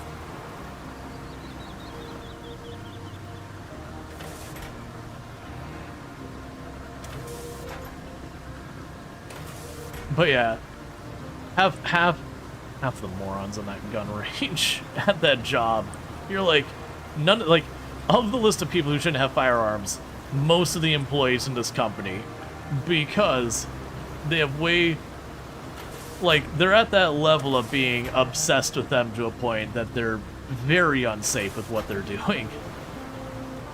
I used to have a coworker who deliberately would leave his laptop in front of the window in his kitchen, hoping someone would try to break into his home to steal the laptop so he could blast a baddie. That's not the exact words he would use. And I'm like, you know what? That man right there should, 1, be on a list, and 2, shouldn't be allowed to own so much as a pocket knife. Because you're like, I want to create a life and death situation just so I can murder someone. It's like, man, you got a lot to reevaluate in your life. Like, you've got a lot to reevaluate in your life.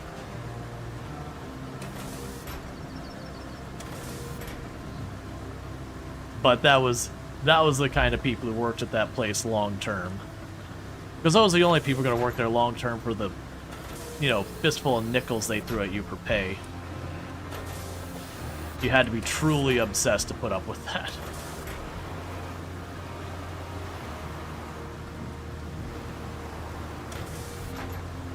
Mentally, yeah, no, that was one of those ones you're like, where do you live? I want to make sure I live nowhere near you.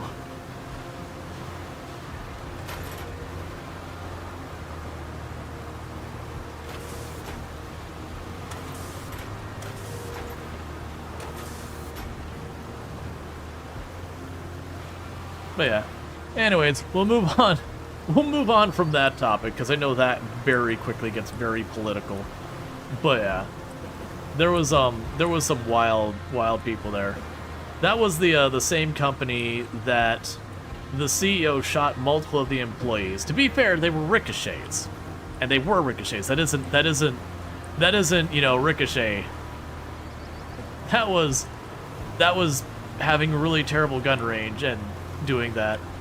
But like some of the people going out to the gun range, there was like this big concrete pipe that had been filled in with sand for the gun range, and they put the target in the middle. So, you know, that way you didn't have to worry about like anything going anywhere you didn't want it.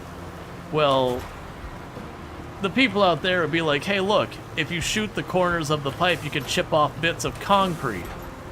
And so they would deliberately shoot the edges of the pipe, which has rebar in it, which would cause ricochets, and people would get hurt.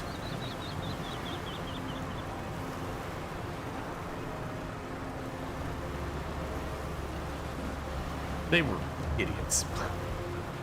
I don't say that of many people. People know usually I tend to be pretty positive about things in general with stuff like that. There's just not another way to go around. It's like, yeah, this is a level of willful ignorance and stupidity that cannot be ignored. Like, it's just what it is. But anyways, we're getting ready to get this done. We'll get the next route plugged in. Like, I've already got the course plotted. I just got to hit the button to make it go. And that should be another mission done.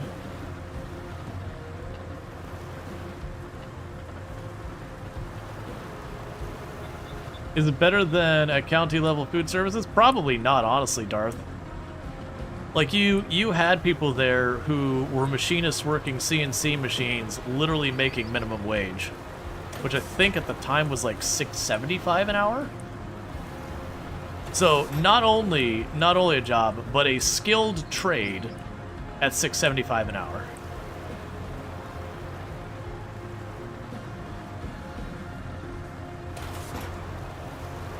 Yep, absolutely, Mana. Well, and that's, like, and this is coming from working with law enforcement when I work city government.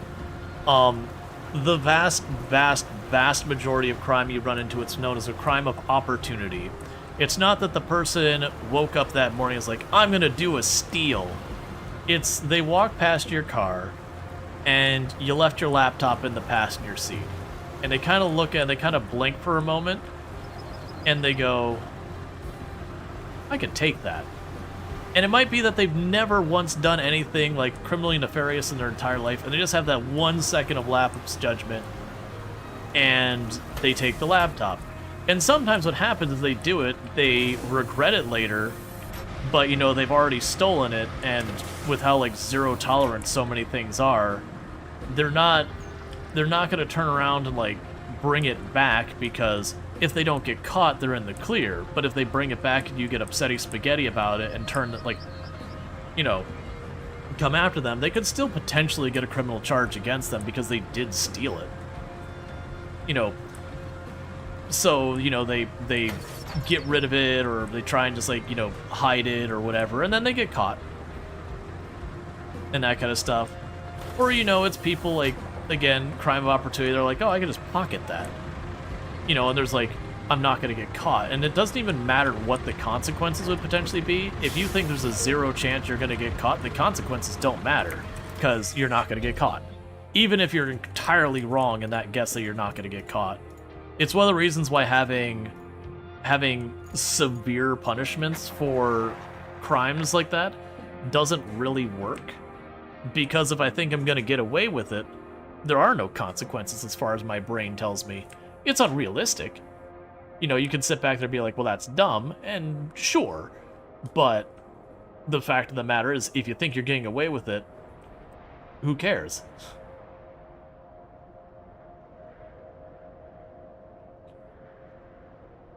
Yeah, no, absolutely. Yeah, so we got a Wayfarer, so it's gonna be a pretty thing. I think that turn's gonna be no good. We'll see if they manage it. I think you need to make that turn a little bit tighter. That Wayfarer is going to be a problem. I think this all looks good. That might be an issue. But this spot here looks like it's going to be a problem.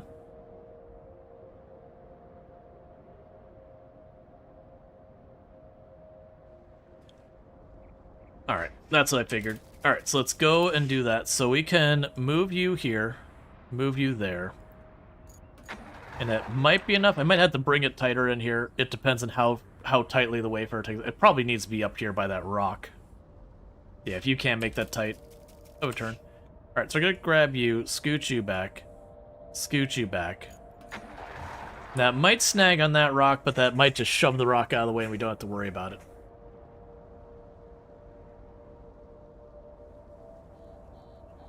Alright, so let's see if the Wayfarer makes it. That's the big one for this set.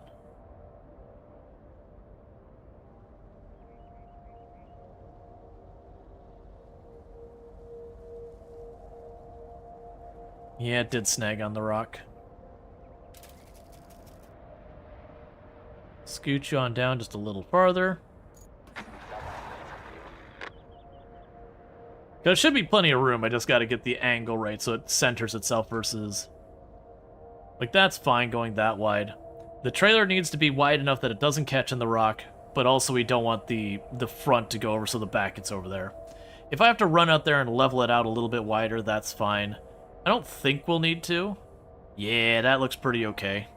It's gonna snag the rock just the tiniest bit, but that'll be okay. Yeah, so my biggest worry now is just this last little edge here, because it's going uphill, and genuinely those Wayfarers suck when it comes to traversing anything. But that should give me a lot of concrete. Apparently it'll give me up to 80 concrete, which I'm a little concerned by giving me that much concrete, what it's expecting me to do. Alright, so we'll leave that to keep doing its thing. We've got the concrete supply. You want me to take the things from here up to the village. That's just for more fuel and all that. Right now, let's try and stick to some of these main objectives. Okay, so you want me to bring concrete, metal, and all that. Do I have all those set up on the base yet? So I've got the pipe here. We don't have any of that hooked up to do anything. We do have the steel beam. So I actually do have the steel beam. So realistically, I'm driving that tank thing over, making a bunch of steel beams, hucking the steel beams into the storage, doing that for all of these. Honestly, if we can keep setting up these routes, we might get away with not needing to deal with that. And you want the objects. Where do the objects come from? They're up here. Okay, so I gotta grab 2 fairly large objects and get them down there. And we do have that mostly already fixed. So, this is a case where we probably want to go up here, grab cargo, grab the, was it the greenway we needed?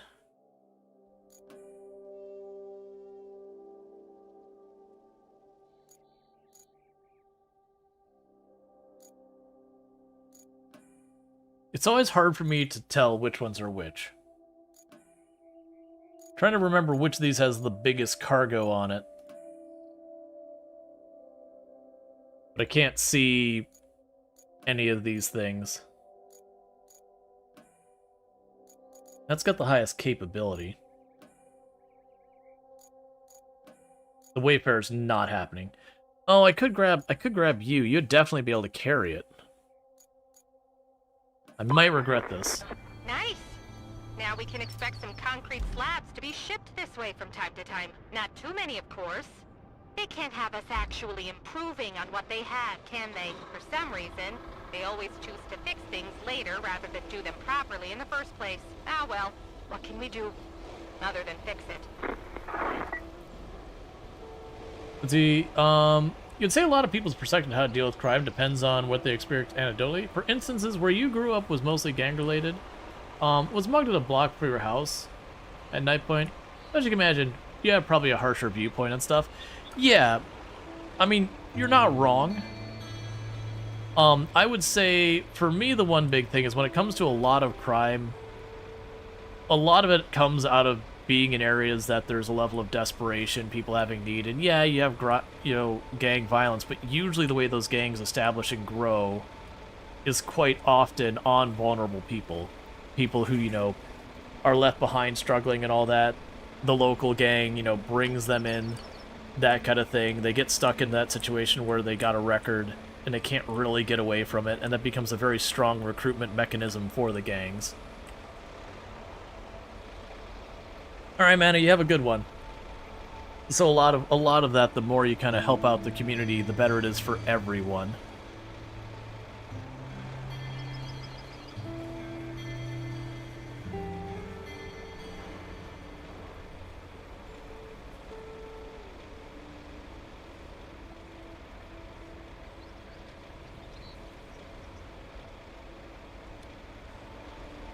Alright, so we're trying to get around to... Oh, we're not going to be able to do that switch back with this thing. So we'll take this route over here to this side, where I don't have to take the switch back.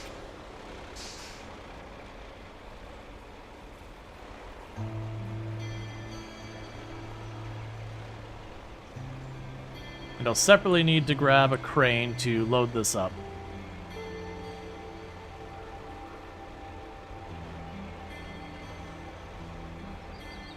Oh, you still have kind of a bit of a switchback. Alright, well, we'll see if this thing can actually handle this. If it does end up being a situation where it's going to beach either way... I don't think you can do this, man. You're just going to beach. If I can even make the turn.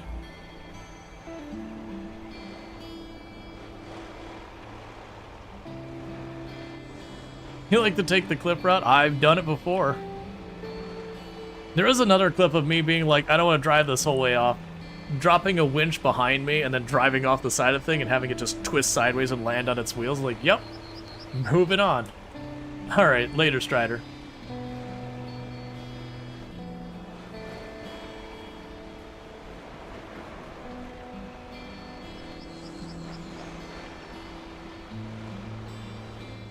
Okay, so it's not this one. We go straight down this way.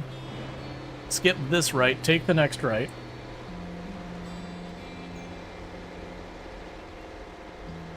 Now we can load those two things up.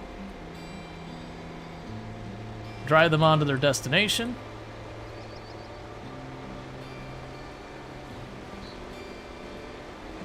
And get them dropped off. This will be the dicey spot here for this, because this is far enough between where I have easy sand, which is why it's still a mess. Honestly, I probably should actually go through here with the dump truck, and even if it is inconvenient, fill it in.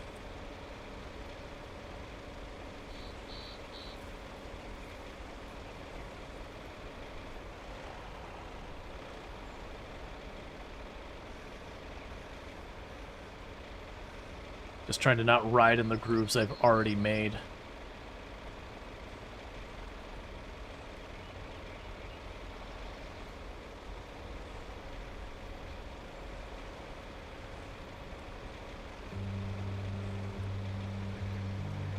Alright. The good news is right up there you can see I've got more sand down.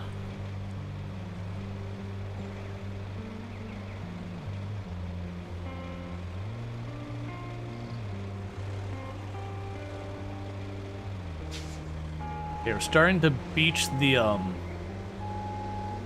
front of the trailer on the mud in the middle.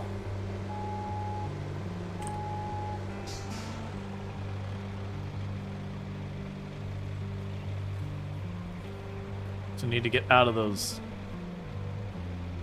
so I can keep this from beaching too bad. Those wheels is OP as Air and SnowRunner. They're pretty strong. You can actually get through a lot of pretty ridiculous terrain with the right vehicles. Generally speaking, most of the vehicles in this game are kind of on the higher end of their equivalent to SnowRunner, so if you take... You see me struggling for not having a load? Yeah, but I mean, we're straight up in the muck.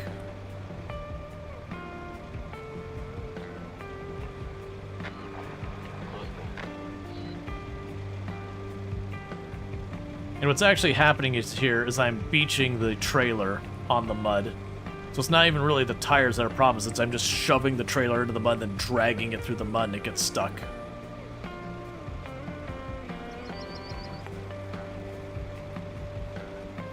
But yeah, generally speaking, most of the vehicles in the game are kind of like if you had a mostly upgraded vehicle.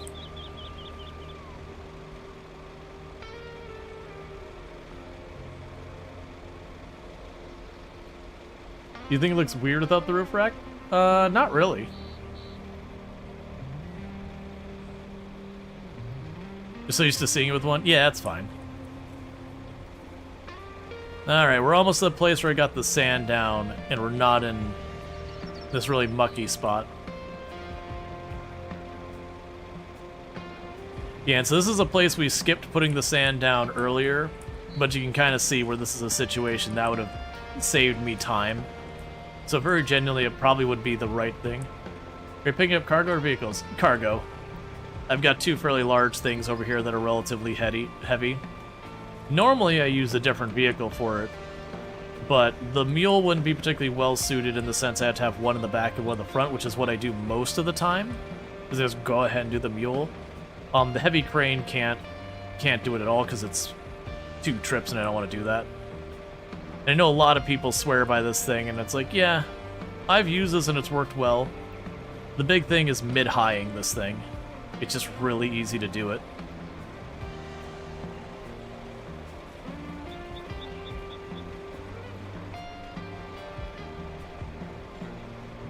Okay, so they're over there.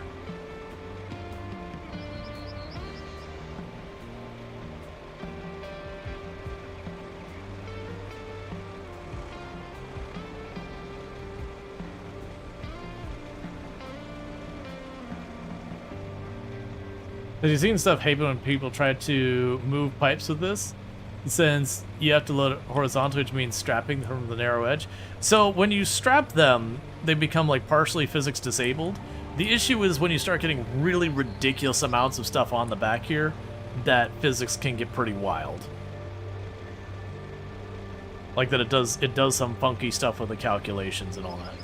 Alright, so checking before we make some returns we don't want to. Okay. So I gotta go the whole way down and around. Fair enough. And we had one of our routes fail, so let's deal with that. Infrastructure. We've already gotten all our rewards. So we're just gonna cancel that route since it doesn't need to do anything. Yeah, full launch to space. Oh yeah. You get way too many objects on a vehicle, it can be a problem. Because it just takes one of those objects to have something go wrong where it clips in the other object, and then all hell breaks loose.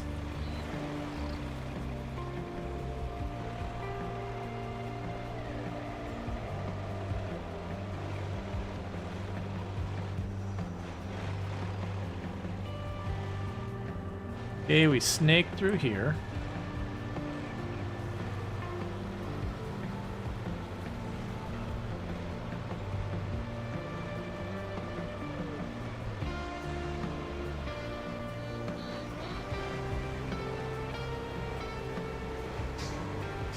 That is not where I need to go. Okay, so we missed our turn.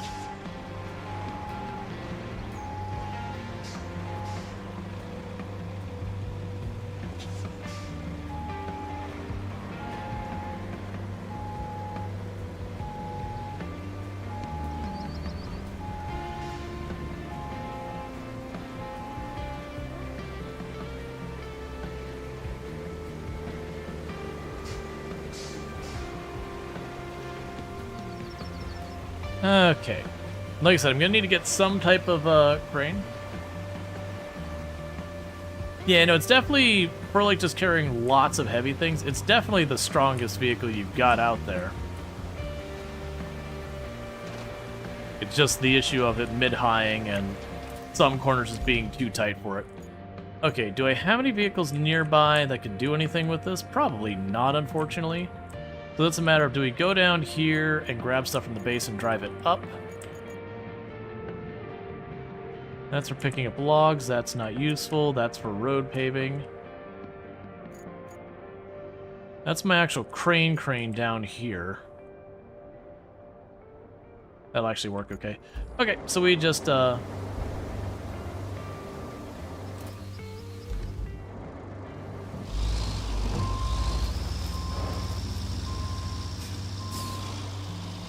We just need to turn this around.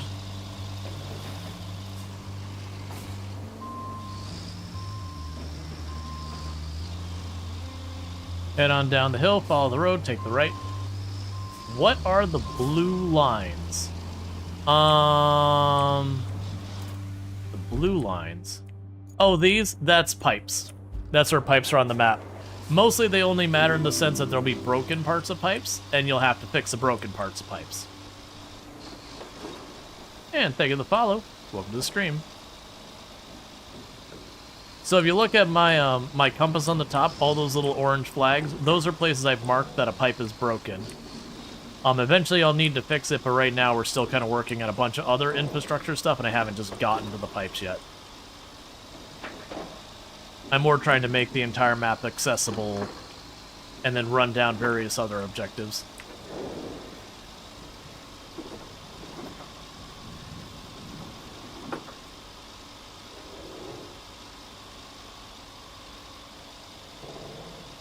Are recovery tokens renewable or finite? They are renewable. You can buy them with in-game money at the construction yard if you have one.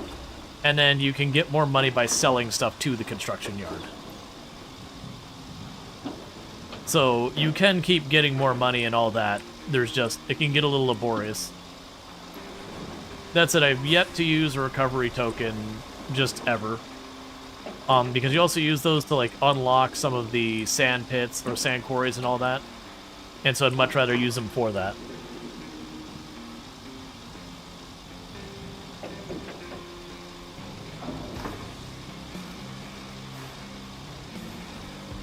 Alright.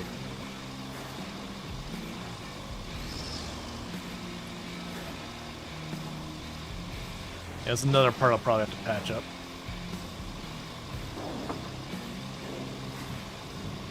A blended economy of money and economy of time. Yep.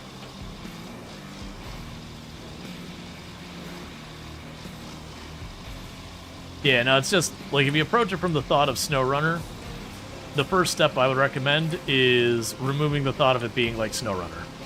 Because it's just, it's not trying to be, like, deliberately, it's not actually worth really comparing to SnowRunner a lot of ways, because it's a very different game. The way I keep explaining it is SnowRunner is about you have terrible roads, you need to overcome the terrible roads. This game, you have terrible roads, you need to make the terrible roads not terrible anymore. So it's not usually about like slogging through the muck just to get there. Granted, I've had a little bit more of that on this map.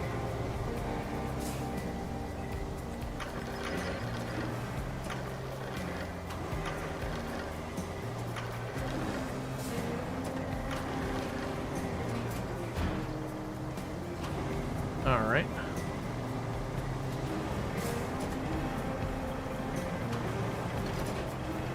Probably the best way they could have fixed the issue of constantly needing to bring vehicles through long, boring things to do work. Yeah. Well, I mean, that's what things like people get annoyed with, like, the, you know, the sky sand, as it were. It's just kind of those things are like, would it be fun to you to make, like, 30, 40 trips of sand to the same place? Probably not. So the sky sand was like the workaround.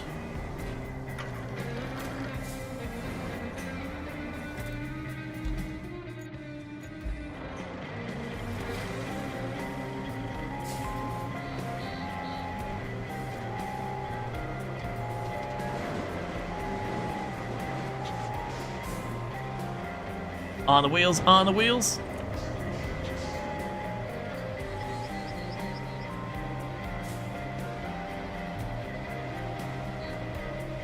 Yeah, we just turned around. Is that not how you turn around? That is the OSHA approved method of turning your vehicle around. We can check with OSHA right now. Hey OSHA. Yeah, so was that the proper approved slingshot method for turning around? Thanks, OSHA.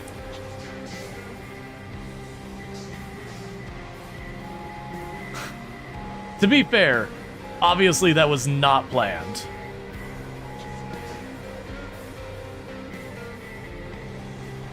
That was obviously physics had a little bit of a hissy fit there. that we bumped into the vehicle's tread and then something got angry. Now the real question is, how am I going to turn this thing around in here? So I need to get down there. I've got a road down here that'll work, and we can get all the way down there. So honestly, we just leave this area to the south, we're good. I don't have a route out the left side I can do that. So I think we're going to do is we're going to back this up that way. Because I can at least get that going straight. Because I don't think we can make that happen around that turn.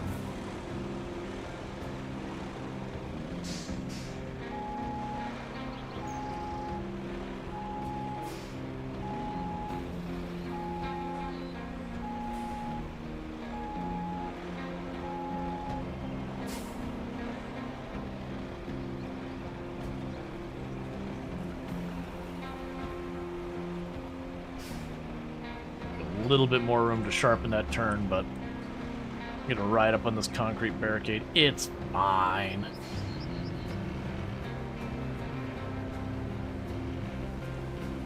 There we go.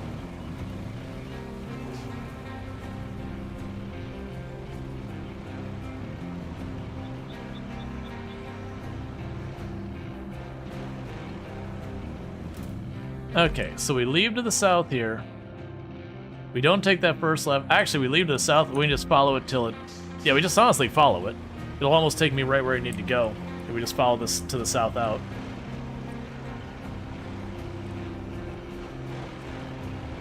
Alright, and before we start this journey, chat, it is time. And then we're going to go ahead and start the queue again. And we're going to be giving out a key for RoadCraft. This is the last key we're giving out for the night. But if you'd like a key for RoadCraft, let me double check, make sure I should have our key. Yeah, we do. That's a key for RoadCraft that you'll do !join. The only requirement is if your name is drawn, you just need to be like, I want it, thank you, whatever, like just something to let me know you actually do want it. Because we have had the problem where people don't pay attention to what they're actually joining, and then they get the key and go, oh wait, I already have that. Hey, Curly, can I get a shout out for Curly, by the way, if one of my mods is here and able to do that, as I immediately get this thing stuck in the mud?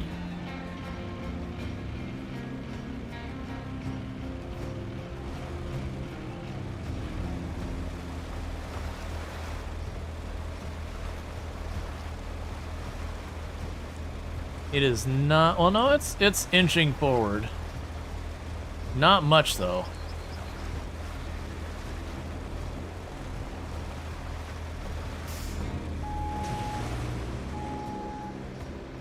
That's fine. We can solve this problem. I've got the crane right here.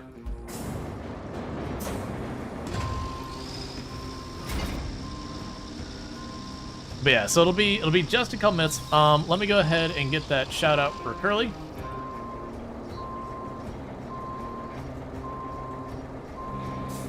Because for those who don't know Curly, an absolutely fantastic content creator who I highly recommend. Been playing some Doom Dark Ages. But plays a whole mess of games like Oblivion, Doom, all that good stuff. Definitely good times. They were a lot of fun. I'm doing really good. Hope all's going well on your end of things. But yeah, definitely good times over there with Curly. Thank you, Treacle, for gifting a sub to Curly. And thank you, Treacle, for gifting a sub to Curly. I'll be getting Treacle a shout out here once we're not on shout out cooldown. Was another fantastic content creator as well. So I hope you enjoy your advertisement-free viewing as well as access to the emotes, whether you wanted them or not. But thank you again, Treacle. That's very kind. All right, so let's go ahead and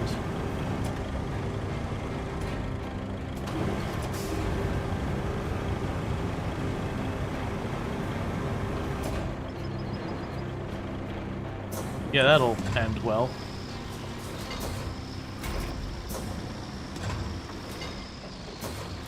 Alright, so we have dislodged that. Laws of physics. Yep. The good news is once I get past that, it should be clear sailing for most of the way. Most of it got sand put down. It's just this is really heavy what we got here. Yeah, no, that area needs to be patched up probably. And I got a couple other areas. But yeah, so again, definitely check out Curly. And if you'll bear with me a minute, once I get onto the actual concrete, I'll do a shout out for Treacle. But again, if you would like a copy of RoadCraft, you can do !join. You don't need to be subbed, you don't need to be following, nothing like that. The only thing you need to do is if your name is drawn, you just gotta basically say literally anything in chat to let me know that you're actually interested. So you can say like, yes, I want it, cool, heck yeah, like whatever.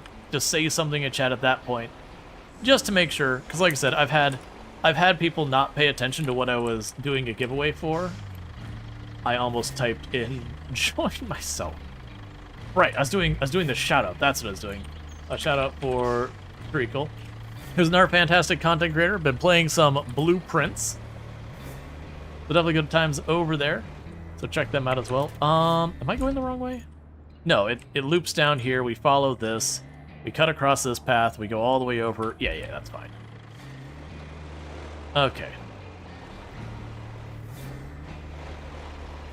The key is for Steam, correct? It is a Steam key for the Steam version of RoadCraft. Yeah, we got a lot of fun people in here. And we'll have to wait a little bit longer, because then Spoopy's going to get a shout-out as well. Because we got a whole lot of fantastic people hanging out here tonight, so thank you so much for all that.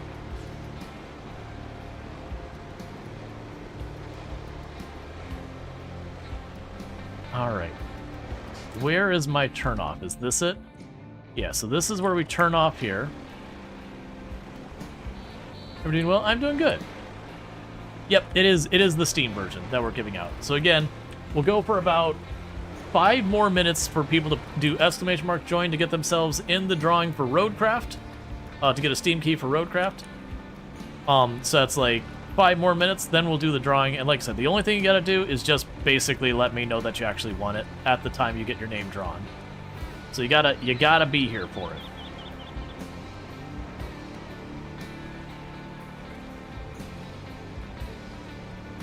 Did I turn early? It's fine.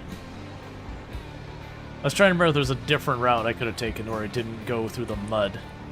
Because most of this area over here, I already put sand over all the muddy routes, so I didn't have to worry about getting all caught up in the mud.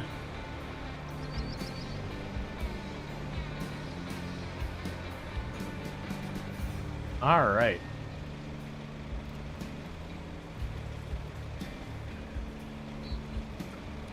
But yeah, and for the record, we are on the very last map in the game.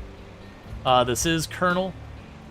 We've made really good progress today. I don't think we're going to finish this map today. I think we got maybe half more stream of RoadCraft before we've done all the things to do. Alright, so it should be smooth sailing for the rest of the way.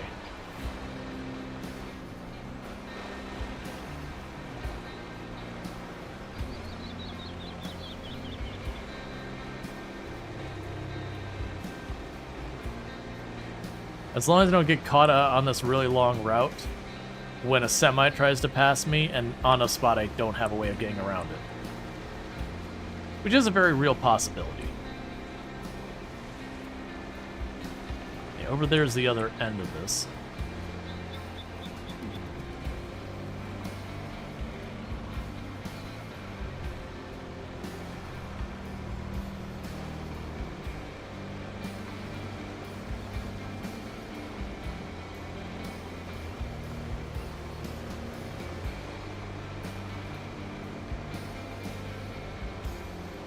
Alright, give me 1 second. I'm gonna go shout out for Spoopy, who's another fantastic content creator doing some Horizon Zero Dawn.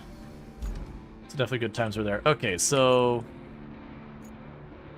right, so let's follow this through the middle and then we turn left instead of the route that's going to the right, because I need to go left to the archaeologist camp as opposed to the tunnel out of the area. The music in the game is awesome. It is. It genuinely is.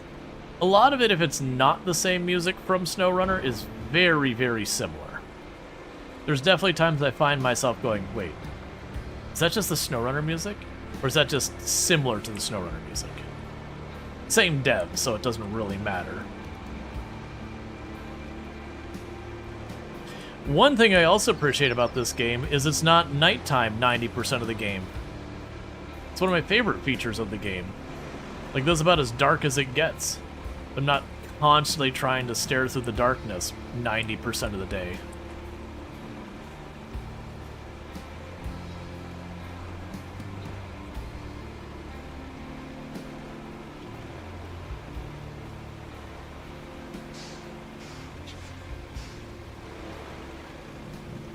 Alright. It's good for viewers and stuff. Yeah, that's actually one of my big complaints, is you can actually change the time of day in SnowRunner. If you're playing on the normal difficulty, you could just at any time just go in and change, like, rest and wait for time to pass. Hard mode won't let you, which is super annoying because it's not really a difficulty thing. But to, like, actually shorten it, you have to go into custom mode or whatever it is, and that disables achievements, which is super obnoxious that that is a thing restricted to that. Alright, so we got about 1 more minute, and then we'll do the drawing. 1 more minute, and then we'll do a drawing for RoadCraft and all that kind of stuff. And all you have to do is !join to get yourself into the possibility of winning. And if your name is drawn, you'll just have to say something in chat to let me know. Then I'll shoot you a direct message on Twitch with the key and all that. And that will be the last key I have for RoadCraft. Today we've given out 2 RoadCraft keys, a SnowRunner key, and an Expedition key that were all provided by Daredrop. And then with that, that'll be it for tonight. I don't usually do tons of giveaways, but I've been doing a lot of Daredrop recently, so I've had keys to give away. Like, I've got a small pile of Tinkerland keys I need to give away at some point.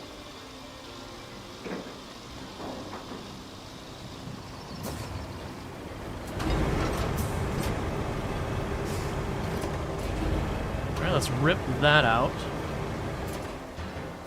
And I forgot to unstrap these. So now I'll switch back to you.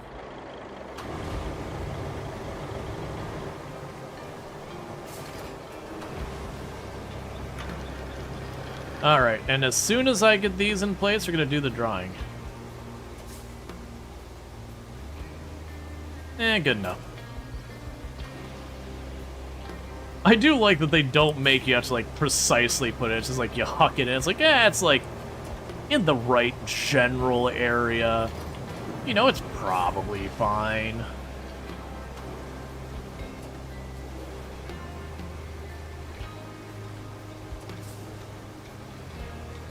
And we got that done. So we have unlocked the option for more bridges, so that's good. Okay, so objectives. Yeah, so we've got the supply route for here.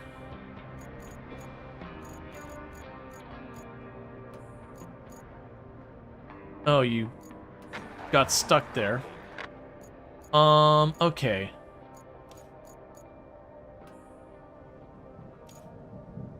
Alright, well, before I get caught up in the next task, we're gonna go ahead and do the drawing. This is for RoadCraft. And we've got Code Sage DMC. Code Sage DMC. If you would like the key, there you go. So what I'll go ahead and do is give me 2 seconds. I'll whisper you that key. And that'll be the last of the RoadCraft keys I got to give out. So RoadCraft. There's the key. Make sure I've got the right one. Yep. And I got the right name. Yep. And that should be in your DMs. You said, wait, RoadCraft? Yes. What? You repeated a bunch of times. Oh, you already have it? Okay. If I draw another name. Okay, you thought it was for SnowRunner.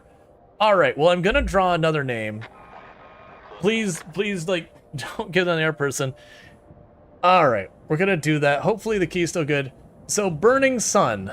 Burning Sun, do you want it?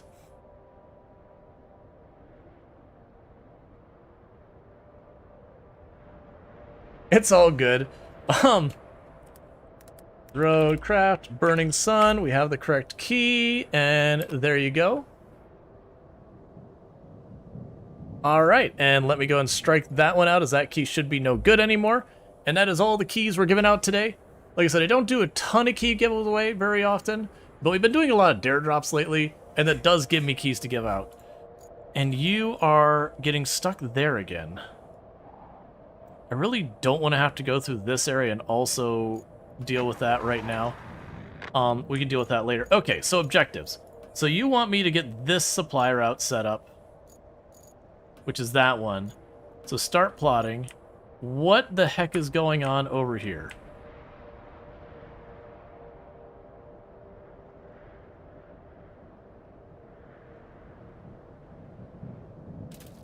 Clearly it's not going to succeed.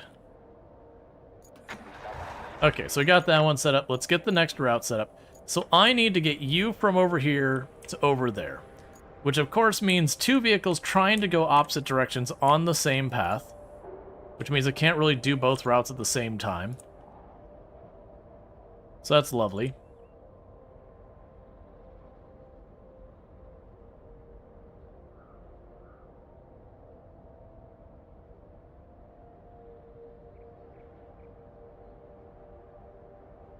Alright.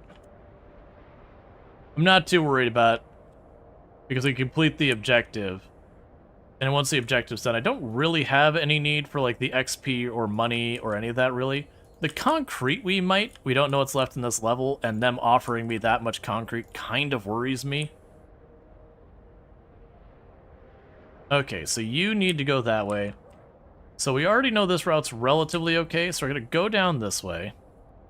And then the big difference is over here where we go to the south, we're going to turn north. And it might need to clean some more of this up and all that. If we do, we do.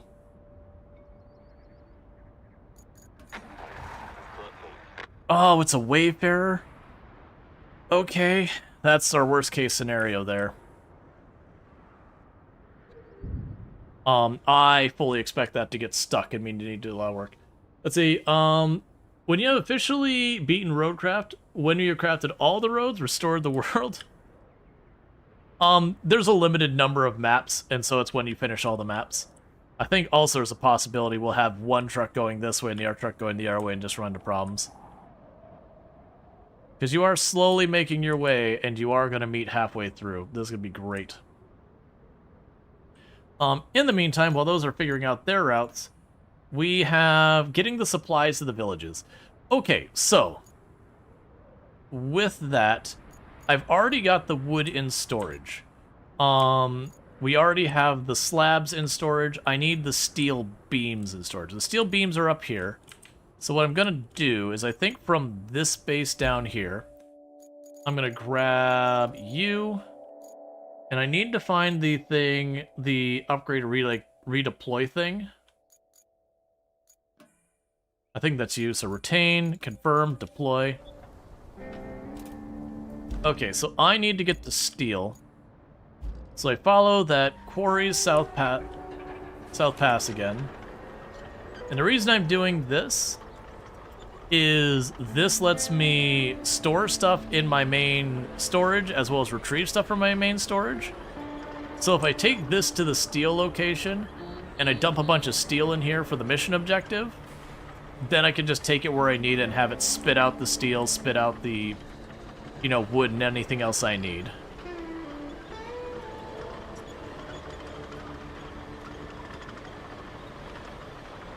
So I haven't been using it for the redeploy functionality it has because it cost me this fuel. Did you finish SnowRunner as well? No, I've gotten a lot of stuff done on SnowRunner. I have not finished SnowRunner because SnowRunner is extremely long.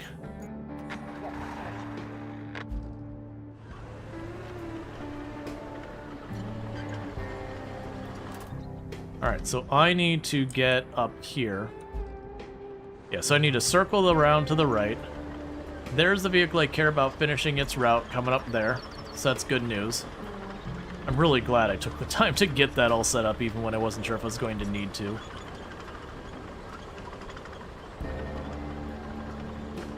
And then I took the time to patch this road up, even though we've had no paths required here, which is good, because I imagine this thing doesn't... Its turn radius sucks, so I can't imagine it travels particularly well. Wait, object scanner? Oh, interesting. I could use the object scanner on it. I can't imagine trying to explore with this thing.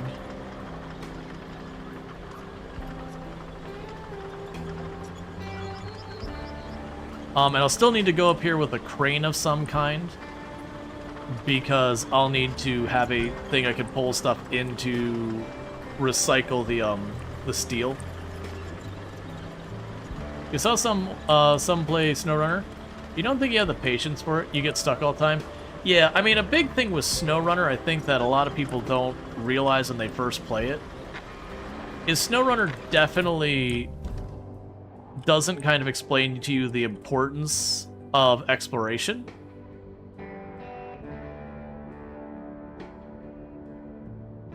Yeah, that's what I'm kind of scared of. I think we're gonna have to put sand down this whole route. It's fine. If I got to, I got to. But, like, the game really doesn't emphasize how important exploration is for the game. But once you come to that realization and all that, you start to gauge what you can and cannot get away with. And then on top of that, like, just knowing that so much about exploring the map, finding the upgrades, and then once you've got some of that, going after some of the vehicles that are stuck to get yourself better vehicles and, you know, purchasing upgrades as you needed, like tires or whatever, and ignoring the missions until you've got things well set up is good. Because if you just jump into the missions, you just have a bad time. Which is exactly what I think literally everyone who plays it the first time who isn't used to that series does. Is you hop in, you see your mission objective above you, go, that's what I'm working on. And then you realize you physically cannot do it with what you've got, and you get confused. Because it's very weird for a game to not really let you get things done that it's assigning to you. That you gotta do things unrelated to your mission objectives before you can do them.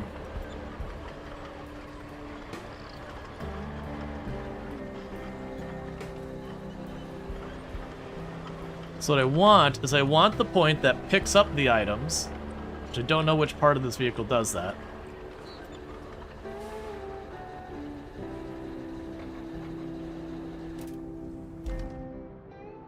Okay. So yeah, so you're getting stuck here, so I think the reality is I need to go over here. Thank you, Amaroy, for subscribing for 12 months. Rual, hello. Hey, no name Roy. How's it going? Thank you so much for the tier 3 sub. That's 1 full year you've been subbed, and thank you so much for going so far above and beyond. Doing a tier 3 and all that. It does mean a whole heck of a lot. So thank you so much for that support. But yeah, no, definitely thank you. I do appreciate it. But yeah, no, it's SnowRunner, like, it really does need to communicate better about how important it is to, upgrade and all that. Because honestly, if you do that, like, you'll actually find a lot of success early on in the game once you've taken that kind of time. It's not that you're never going to get stuck or roll over, that certainly is going to happen. But it does alleviate the worst of it. Alright, so what we're going to go ahead and do is just work on laying down some sand here, because I'm going to need to give myself not a proper road,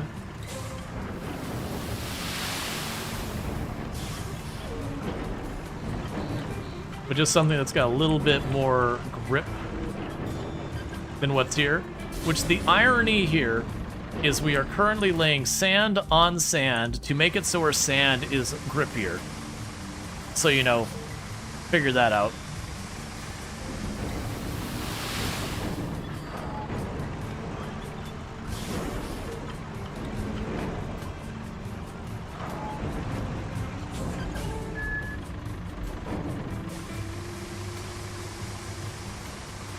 Sand on wet sand makes less wet sand. I mean, you're not wrong.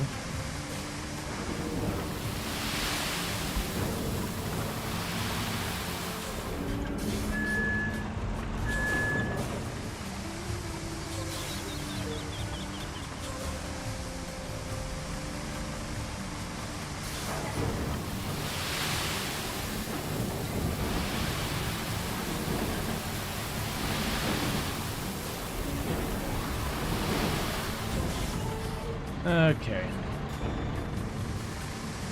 When you can make sand appear in your truck, why not just make it appear on the road? Yeah. Just continuing to make it happen.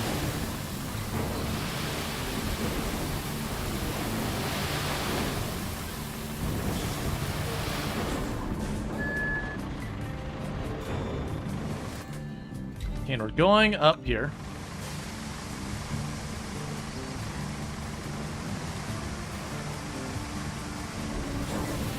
Some games magical sky sand? Absolutely. Magical sky sand is the best.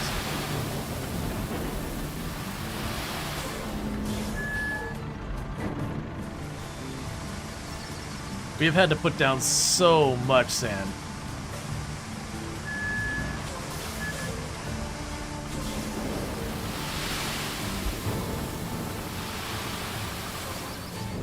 All right.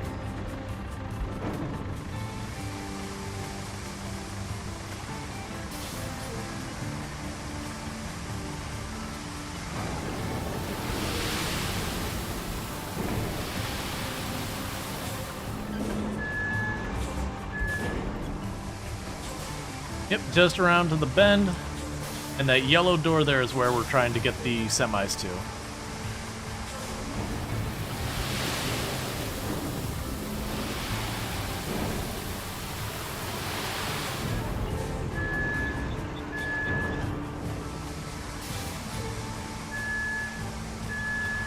Okay.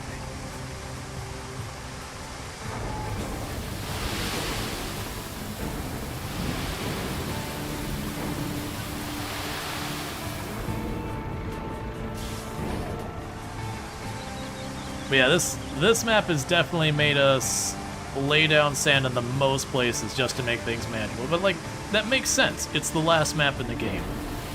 They aren't letting us get away with just okay-ish roads now. You gotta go through and patch everything else up to make it nice.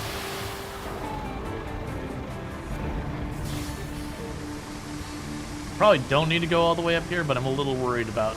The Wayfarer truck is so bad at any terrain. So I'm just trying to really just overdo it just to make sure. Okay, so we'll not pour sand any closer than that. So we can go ahead and just drive you right over here. And then from there, we can go down here, grab the bulldozer.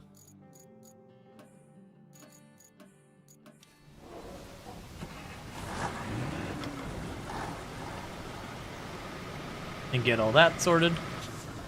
All right.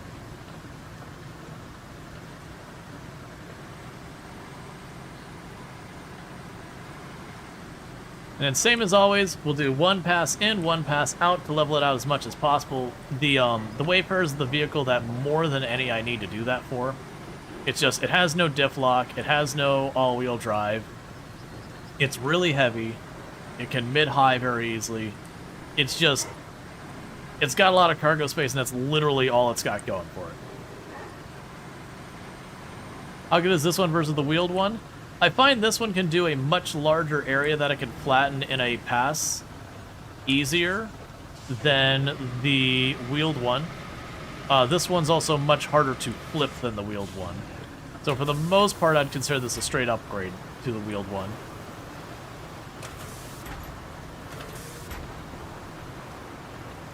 I'm sure there's some nuanced benefits from the wheeled one, but I can't think of them that much.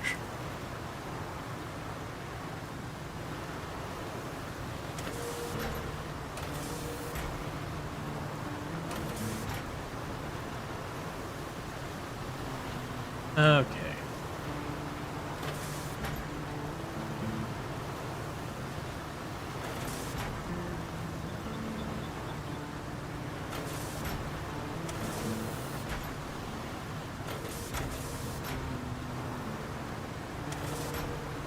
It's Mountain Dew. Gonna finish this glass and then stop drinking caffeine, but I should have stopped a while ago, but didn't get up to get something else.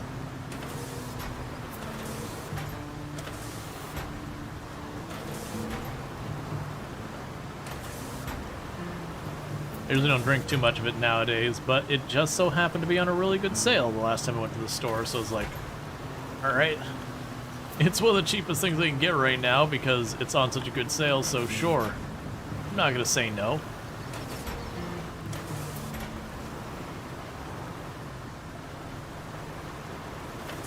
Okay.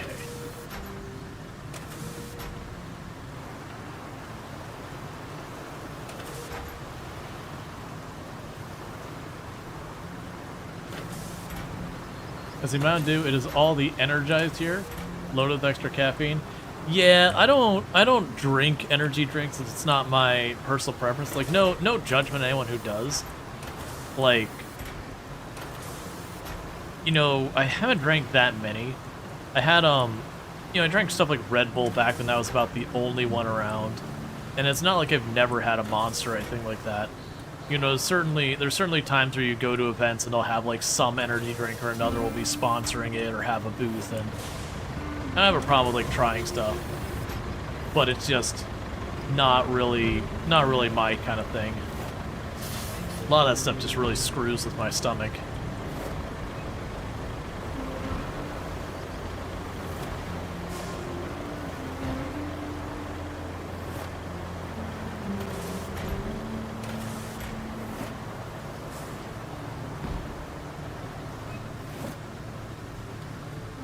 Okay, so I get this the way back. So this one makes the road plenty wide, so I don't have to worry about as much the semi drifting off one side or the other.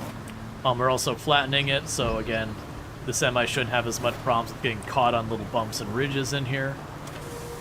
The big thing is that we're filling in all the loose dirt and sand and mud so that they have this. Hopefully this will be plenty. We didn't see any particularly steep spots, so I don't think I'm going to need to pave it, but you never know. So you don't drink energy drinks anymore? Probably 5+ years, but used to love them too much. Worked at a soft drink / juice / portal factory, and they had one called NRG. You get a 12-pack, put in the freezer for your boss. You drink one a day. You'd have like 6 days. I've known some people who packed away energy drinks, like, you know, a good 4, 5, 6 energy drinks like every day. And everyone I've known who did that wound up having all sorts of really rough stomach problems. Not like needing to be hospitalized or anything like that dire, but, you know, just constantly having like really upset stomachs and nausea and that kind of stuff. Like, and that's not even a problem with energy drinks at large. It's, you know, overconsumption.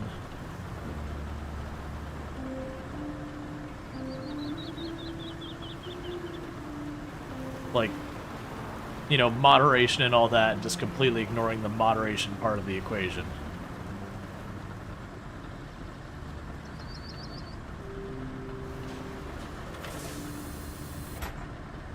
Alright, so let's get you out of the way. Let's see how the semi fares in this route now. So you might have a bad angle here. Oh no, wait, never mind. That's probably a bad angle. This will be probably okay. That might have a spot there that's trouble. The rest of it looks fine, assuming it can handle the terrain. Yeah, I'm gonna weasel by that. Yeah, so the spot that looks a little dodgy is here. Because if it takes it too narrow, we can catch the trailer on that post. Alright. Now, once we get this one going the one time that way, then what I can do is I could try activating both routes. They are unfortunately going opposite directions, with most of the route being on this narrow corridor, but they don't keep one vehicle on there at all times. They like send a vehicle and they wait a minute or so, and then they send a vehicle after that one's done kind of thing. So there's a nice gap between them. So we might get lucky and be able to just sneak them on through there. It's looking pretty good. I'm going to go ahead and ignore anything of rhyme or reason and just say go ahead and send that vehicle. And this is the one that's like, oh, that might be taking it too close or it catches on the edge. If it happens, it happens. Alright, so objectives, I'll take care of the one going to the camp. Cool. So now's where I have to get this, which is what I was working on before. So let's grab... Where are you at? There's the steel beams. Oh, right, we got the steel beams placed down here. Oh, can it not overlap that? I mean, it's fair if it can't.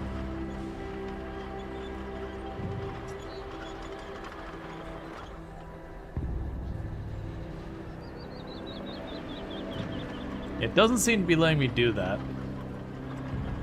Let's try and get it to the other side, because this should make a point that I can pick up resources and deliver resources.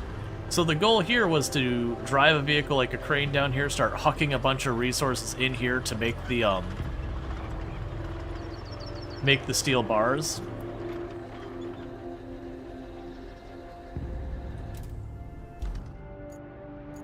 Alright, regardless, I need a crane. So let's see, where is my mule at right now? Let me guess, you got stuck on that spot? No, you're getting stuck back up here. I really don't want to deal with the sand and all that right this second. We probably should to make sure I'm getting that concrete in.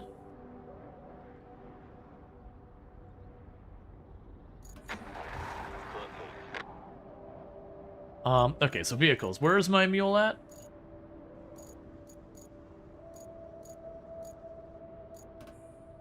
Not anywhere nearby. Okay, fair enough. Yeah, we are talking, like, pretty nearby, so we can go ahead and grab you. Cargo. Grab the mule with the crane.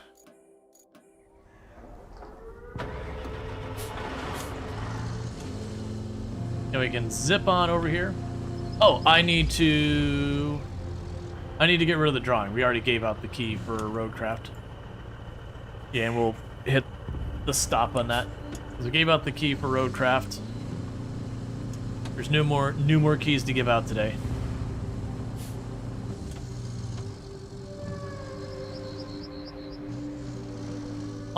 And it is very unlikely there'll be a stream tomorrow. I'm like 99% sure there will not be a stream tomorrow. It's my day off. And I do know I have stuff I'm planning doing with my older brother and my wife and all that day. So probably no stream for then. Maybe not a Friday stream happens. Again, Fridays and Thursdays are my normal days off. But otherwise, everything else should be good schedule-wise.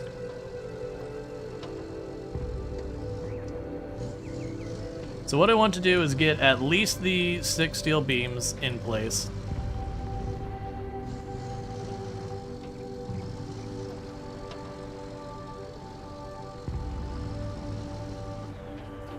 That way we can stock up the village, and then we have to deliver the vehicle.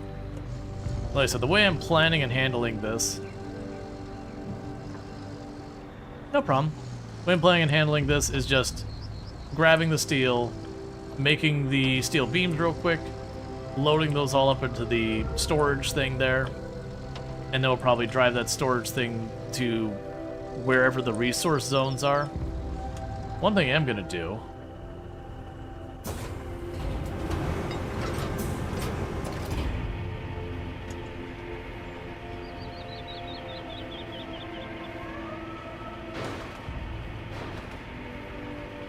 because this will already be like 4 or 5 steel beams, these cars.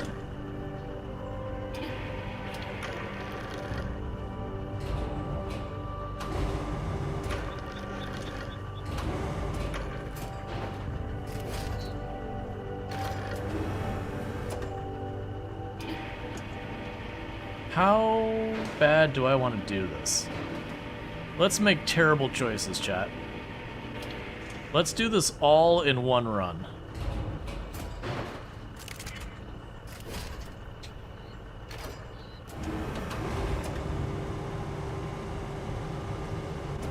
It'll probably not go badly. More than likely it's going to go terribly, by the way.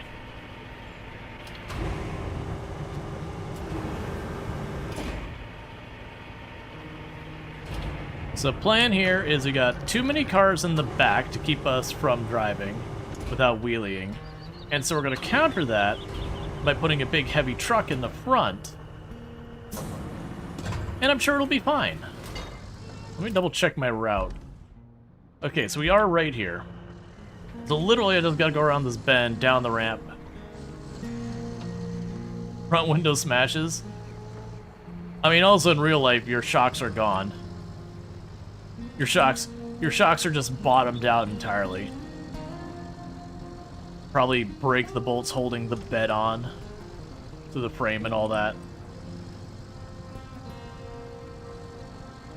You're leaning so hard.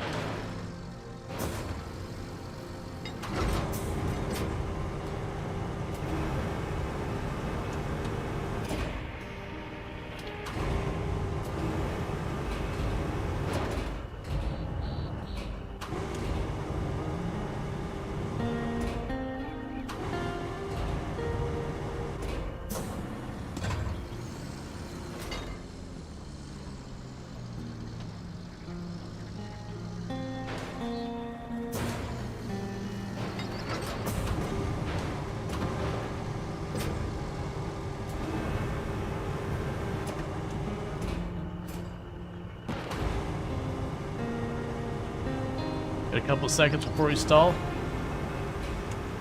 Okay.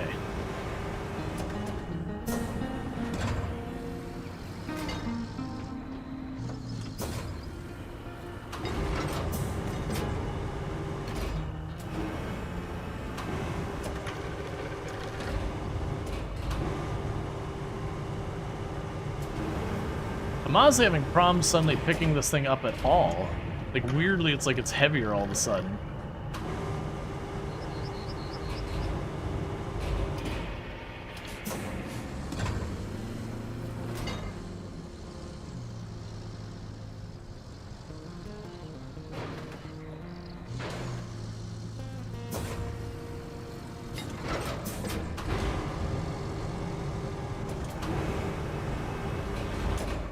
Nah, I wasn't fast enough this time. Well, that's what I get for being greedy. It's fine. I believe I have the big crane down here somewhere.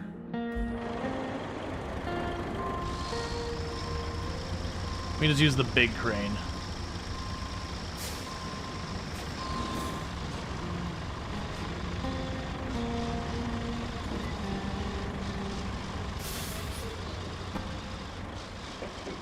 Yeah, no, it's because I was just like trying to do it all in one go. Alright, so for this one, yeah, so we take this right here and then the left.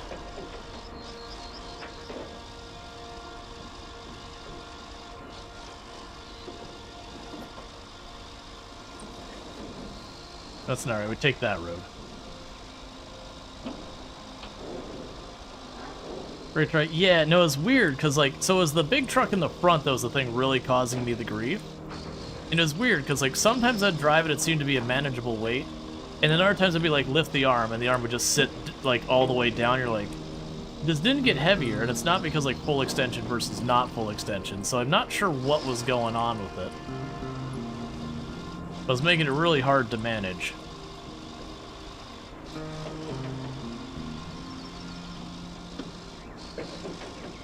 It's fine. Because we've got all the concrete already in storage. We've got enough wooden storage. I just need the steel beams.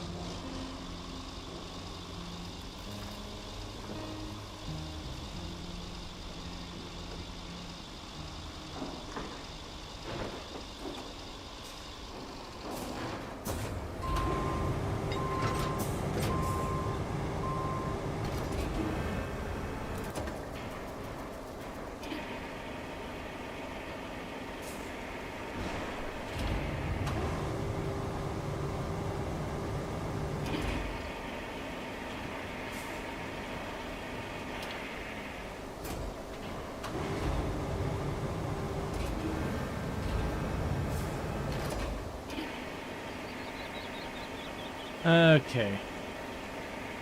Yeah, no, we were being greedy in how much we were hauling. Which was not an accident.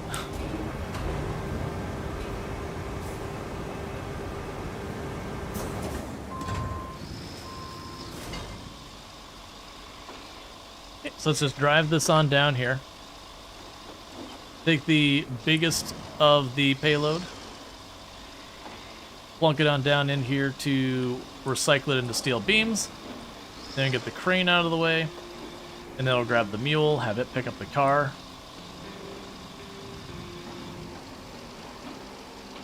I wonder why it's not giving me the option to...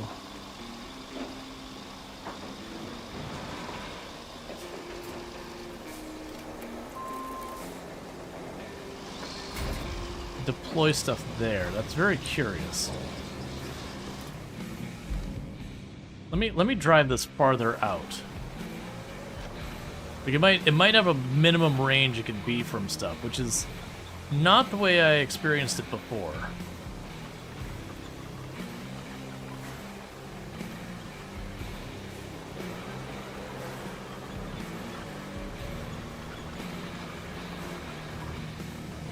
Or it might be it just needs a big enough open space, or who knows.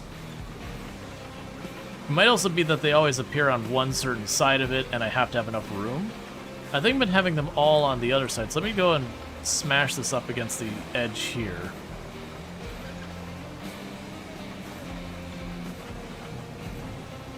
There we go, that's what we want to see. Because that's the whole reason I drove it down there.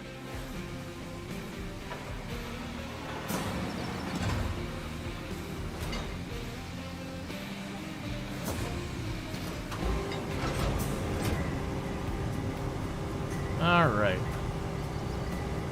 So we traded the big heavy truck for just a normal old car.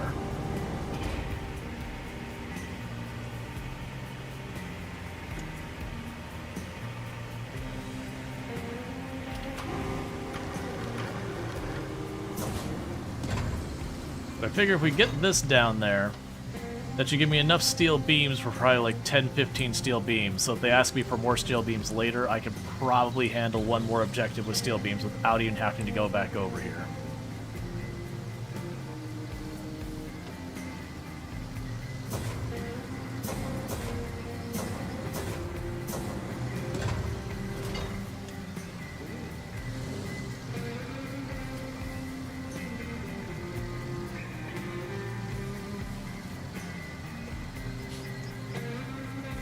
Avoid going too fast so we don't roll.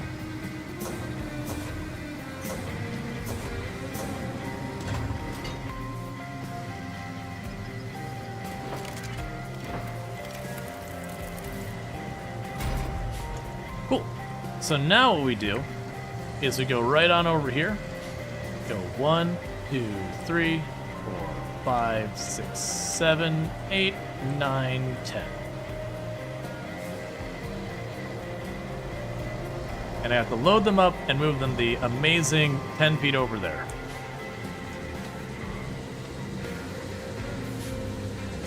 But that'll be easy. So just drive up here.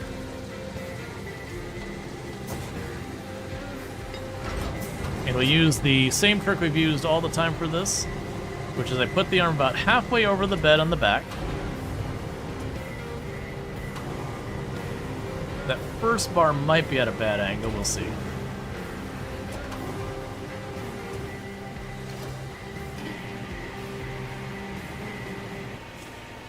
And we just reel it up.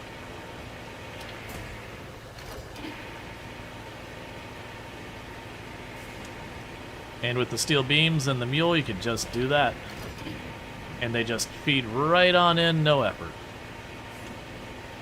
But you need the steel beams to be in front of the back trailer. If you go way too far back, they'll catch under the back of the not the trailer, the bed. They'll catch in the back of the bed, and then they go underneath and they get stuck. And eventually we'll have to move closer because we'll be too far for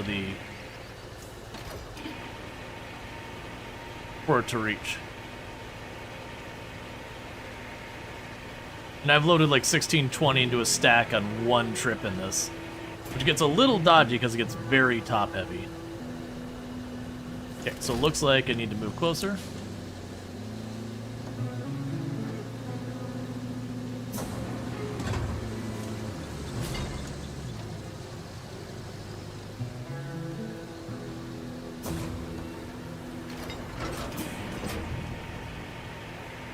This is, and I quote, a pro gamer move. Yeah, and I just kind of happened to figure it out by just, like, I was grabbing one of these one time, and it's just like, oh, that went easy. Can I just do that again? And I haven't been able to make something quite as reliable with the steel pipes or the concrete slabs. The concrete slabs don't, like, roll at all. They're just too flat. So I don't think there's, like, a clever move you can do like this. The steel pipes, on the other hand, because they barely fit in the bed of this thing, like it's very snug, it's getting it to line up right just doesn't seem to work. They also seem to have enough mass to move the crane arm a little bit.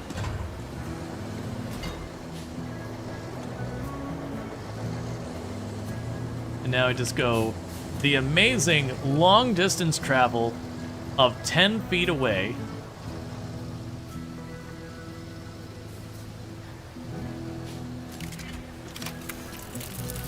And put those all into storage. Okay, so from there, I need to bring those to the designated spots it wants me to have them. Which is here, here, and I don't see the last one. Or is there two of them next to each other? Where's the last one?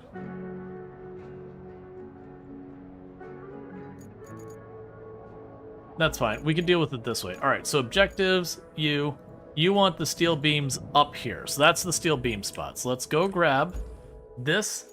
We're going to go grab this machine here. We're going to retain it, confirm, deploy it. So right here, which one are you? So that's steel beams. No, it's not. I can't tell which one's which. It doesn't tell me. Yeah, so I have no indicator of which of these is which, unfortunately. So let's go here, grab the mule. Because that's going to kind of ruin my entire strategy. Because if I drop them on the ground, I have the wrong one in the wrong place. Did I deploy? No, I did not deploy off of it. I was like, did I deploy off this thing? It's about to be annoyed. No, I left it parked right where you spawn your vehicle. Okay. So,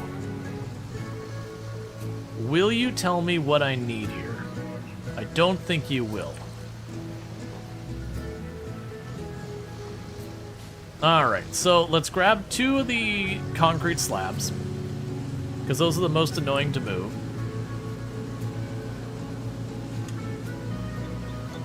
So F, 1, 2.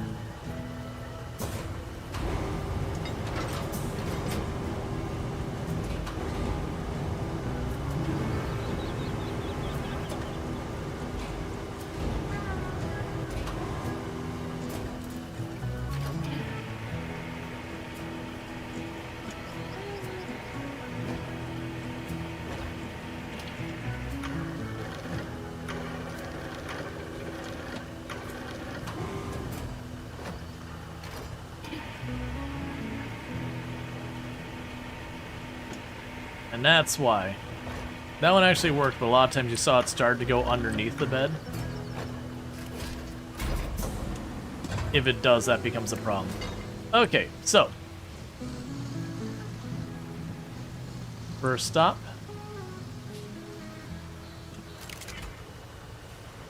Okay. That one is not the concrete slab spot. So the next spot is up here on the right.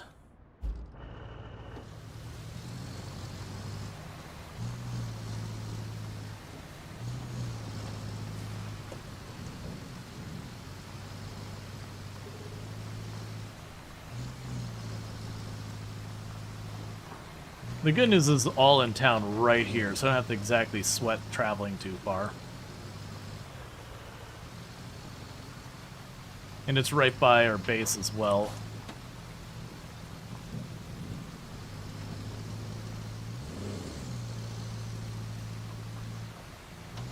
So that means the hardest to move ones are going to be the logs.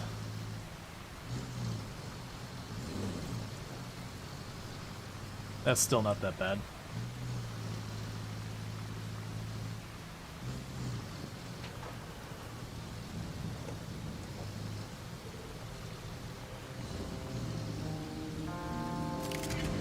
Okay, so these do go here.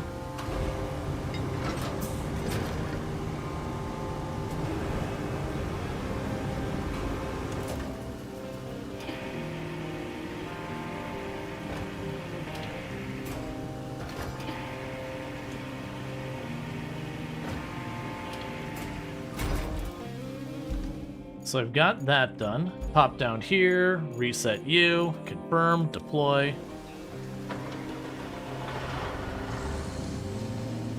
So now I'm going to grab the 6 iron beams. And then the last one's going to be to grab the log porter and grab the 5 wood logs. So 1, 2, 3, 4, 5, 6.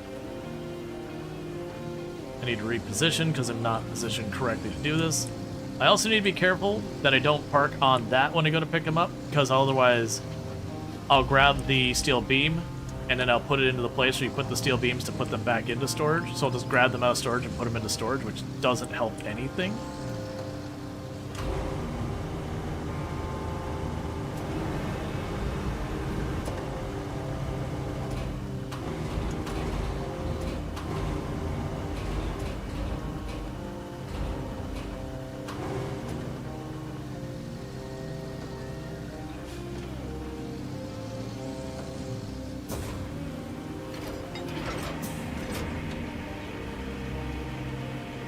Okay.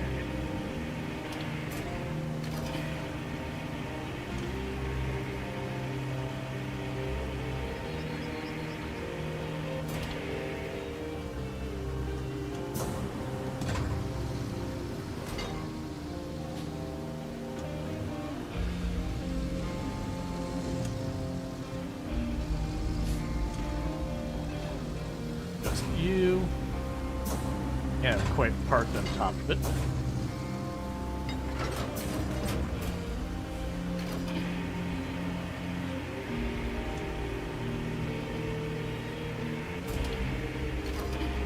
And this is one of the reasons I really like the mules. There's a lot of stuff that you can kind of get to the point where you just position the arm and just load. And it saves you doing all the crane game stuff.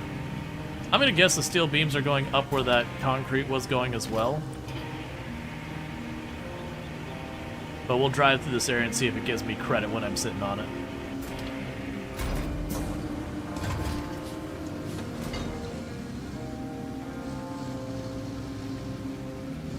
And...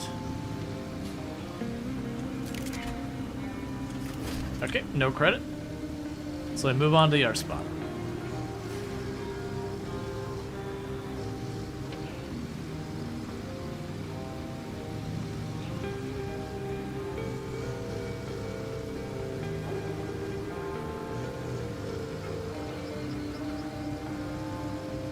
And after that, we will need to get the log porter.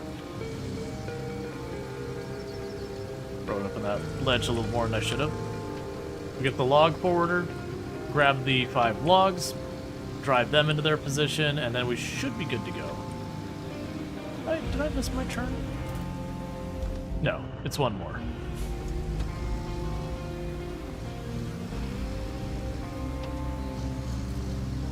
Okay.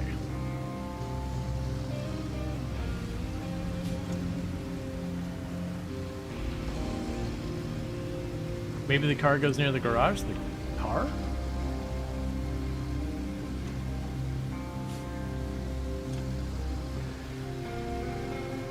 Okay, and you just park right there for right now. I don't need to unload it or anything. Okay, so last but not least, we can go down here. And honestly, with this... I'm gonna probably be even lazier about this. Let's go to the cranes. I don't need the big crane. Literally any crane will do. So I'll just grab this one.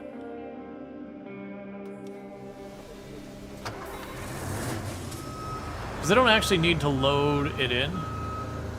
You need to deliver a vehicle? Yes. Oh yeah, and there's a vehicle, it's the icon over there that's like 1300. I forgot how slow you are. It's okay though.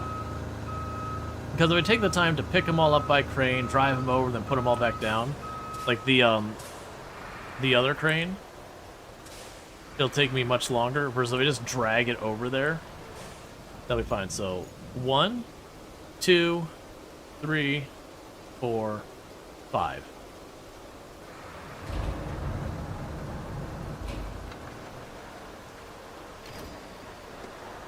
So we just zip on over here, dragging it along for the ride.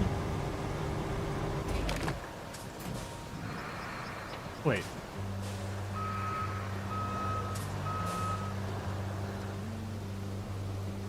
Never mind. It has to go to the other zone. I understand. Okay, so the vehicle gets dropped off there, and all the other stuff goes to the other spot. Okay, so in that case, I am going to grab the log forwarder, because I'm not driving all that crap half across the town. So that's fine. So I can go over here real fast.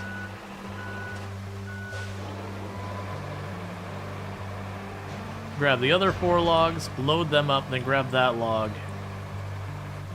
And then we just gotta drop them into position where we need them on the other side.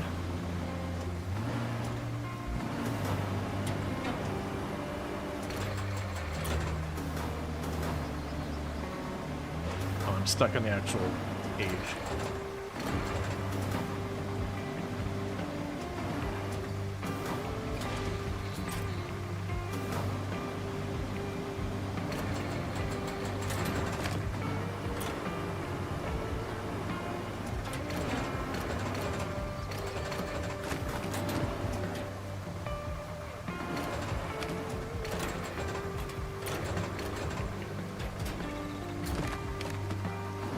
Enough.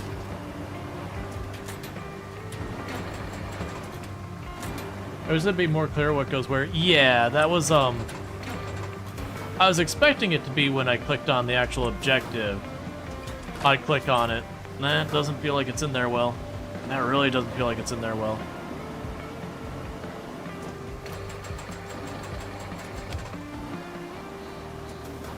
I was really kind of hoping when I clicked on, like, the iron, it was going to zoom in a spot. You know what? It probably was. It's just probably all zooming into the same spot, and I didn't realize that was what it was doing. Because of the 2 points, I wasn't sure. Okay, let's grab you.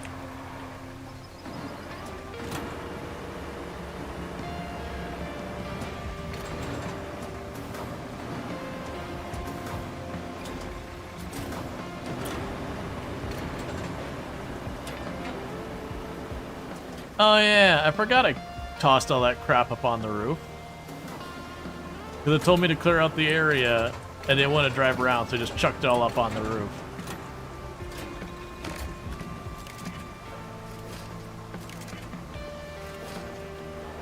Alright.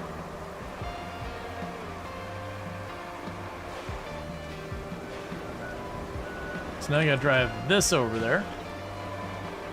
And then it'll be a matter of just delivering the vehicle, and I believe I've got all these roads set up enough that I can just drive a vehicle across. It's just actually doing the driving part, so that should go nice and smooth. And then that'll be the village resupplied.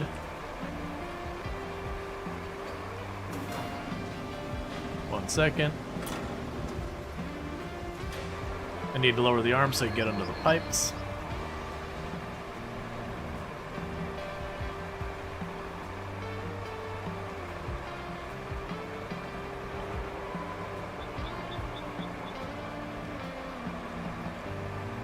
Okay.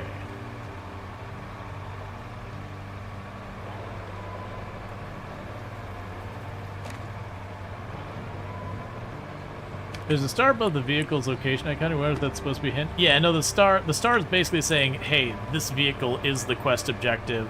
And if you look at the bottom, there's like a map icon on the bottom. Oh, you're saying a star, like the star is the hint that that's the vehicle? Maybe. It's possible.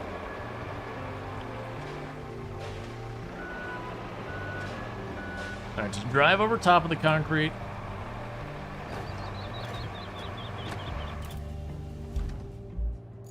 Okay.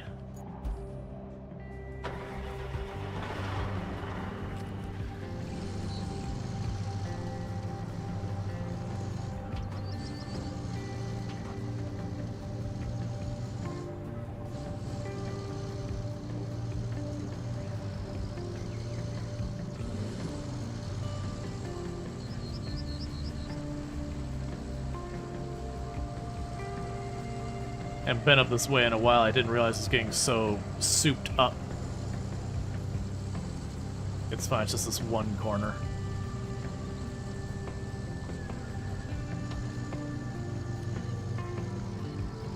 And then we get to the quarry, we cut across there, and then we just start following our sand roads all over the place.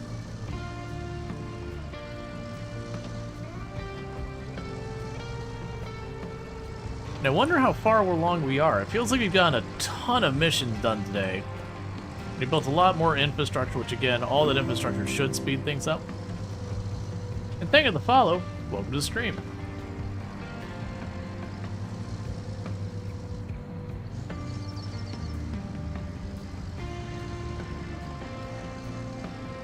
So let's work our way around.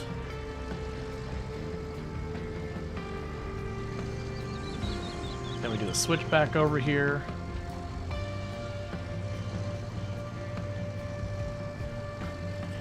This whole map would benefit from dumping sand on it. Like, every bit of this map is just mud through and through.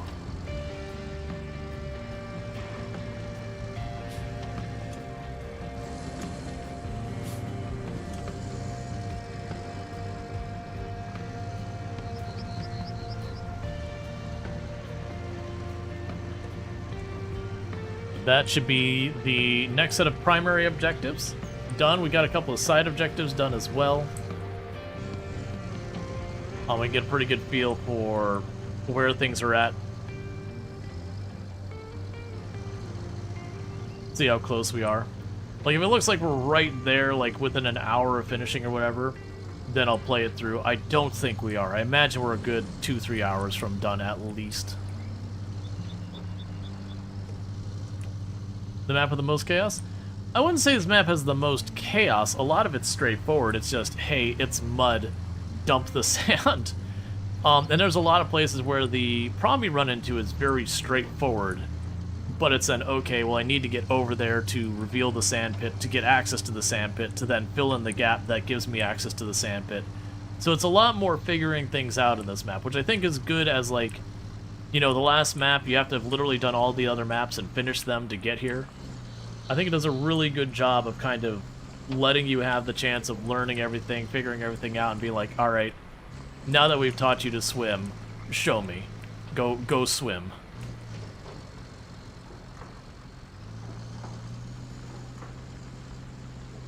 All right, so take this road. There'll be a little bit of length here that is muddy.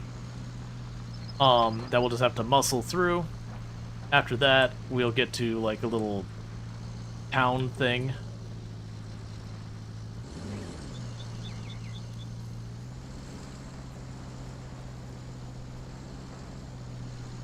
No, it'll never go back to mud. Is this last map? Yes, this is Colonel, which is the last map, not counting any DLC or anything. Alright, I'll deal with that in a moment. Ah, the two vehicles collided.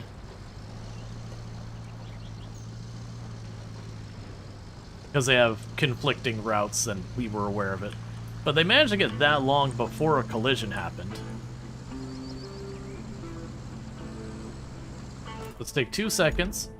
Of the rewards on these, all rewards retrieved. So we can cancel that one. Alright, well then it's just you.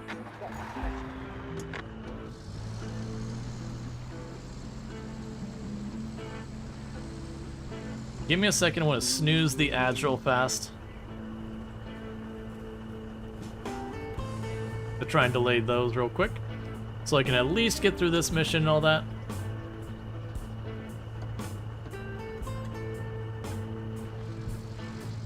Alright. Like I said, what I think we're going to do is we're going to turn this mission in, and then we're going to back out and look at the map selection to see how close we are, and then kind of make the determination of what we're doing whether we're going long or rapid or what we're doing, based on what percentage we're done. Like if we're if that like the last 10-20%, we're gonna play it through. If we're like 60%, we're gonna do another stream of RoadCraft.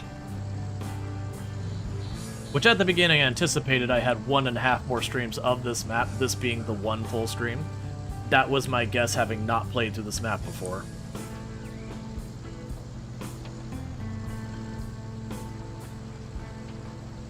Man, all of this could use with being filled in with sand.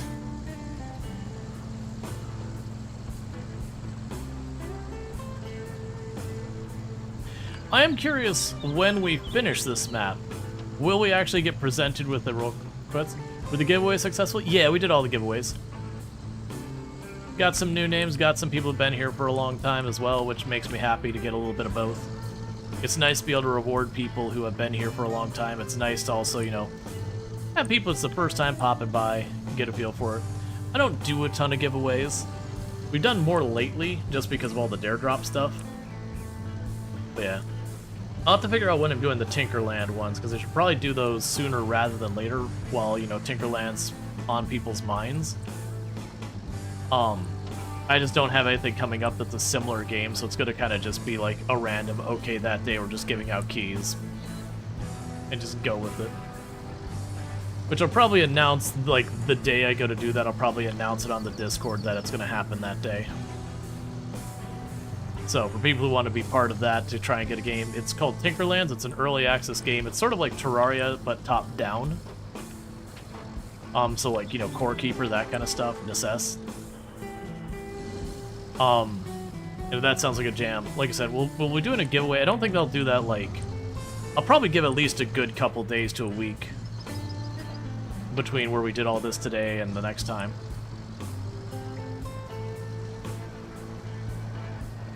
It's also the same reason I don't announce on, like, the title. I don't do, like, you know, giveaways or whatever. My goal with the giveaways isn't to try and draw in new viewers through that. I mean, I know it's an effective means I probably should be doing. But for me, I want to reward the people who are going to be here anyway kind of thing. Okay, where am I dropping you off? Yeah, you're down there. That's fine.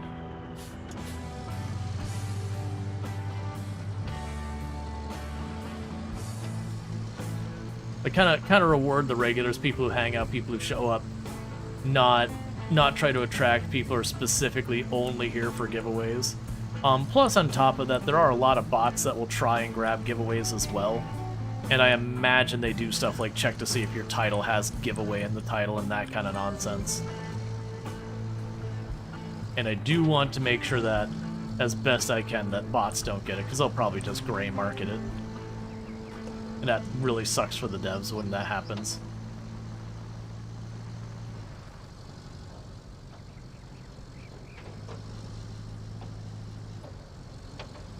Okay.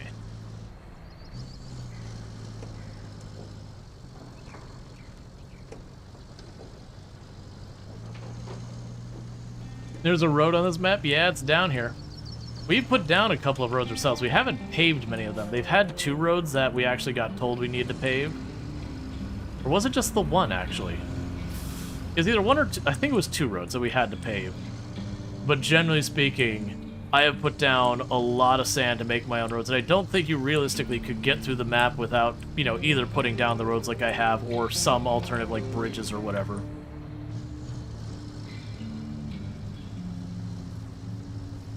So, like, all here where you see this has all been kind of done with the sand like this.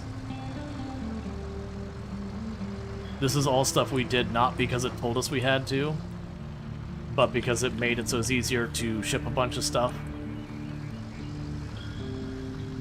Like, we've done a lot of this.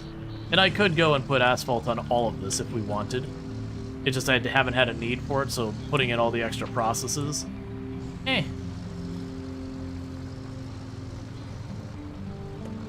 Okay, so in theory, I should go around this corner here.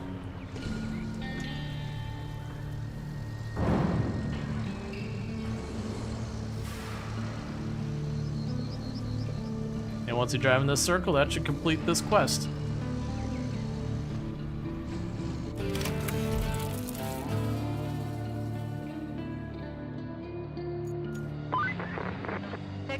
at Northlock should just move to a different place. Judging by the number of problems they have, they must have built their village on some ancient burial grounds or something. Now it's water that's giving them trouble. Of two kinds, no less. On one hand, their water supply is out. So you'll need to check if the local pump station is still in the same reality as us. On the other, the village is in constant danger of being flooded. So they've been relying on a concrete pier. Won't even ask you to guess what was damaged by the quake and who was asked to fix it. You'll need quite a few concrete slabs to do it. And luckily, there's a convoy carrying them at the eastern tunnel. It needs a route to deliver those to the nearest warehouse, though. So, you'll need to take care of that. Oh, and get some eggs and sugar. I'm joking. Unfortunately, I'll have to get those. Okay. So, they did give us access to even more bridges and all that, which is nice. There's like finding the pump, which the worst part is it's find the pump, which I already found. For the record, we have already been to the pump. These are to get those artifacts that survived and bring those home. We also have, you know, we got like a bajillion pipes to fix. All the pipes to fix that have ever piped in the pipes. We have to connect the electricity between a bunch of different buildings, which that'll be an interesting one. Yeah, and all, like, that's what that's got going on there. Alright, so before we go farther, like I said, let's return to the hub real fast and just see how much is left of this map. Are we, like, on that home stretch, or do we have, like, half a stream left? Because that's going to dictate how I want to approach this. Like, do we just go long an hour or two, or do we do an extra stream? We're halfway. We're doing another stream of this because halfway is not close to done. Now, granted, it's probably going to be one of those things that I get like the 1 or 2 sets of missions together real fast. We've had that happen before. So with that said, if you haven't enjoyed tonight's content and you're not already following the channel, don't forget to drop a follow. That way you can find your way back here in the future. If you are watching over on YouTube, the stream will be ending abruptly for you because I don't have a host planned over there, so don't forget to like and subscribe. But with all that said, I am going to go ahead and put up my ending stream screen and see who we can find to drop a raid on.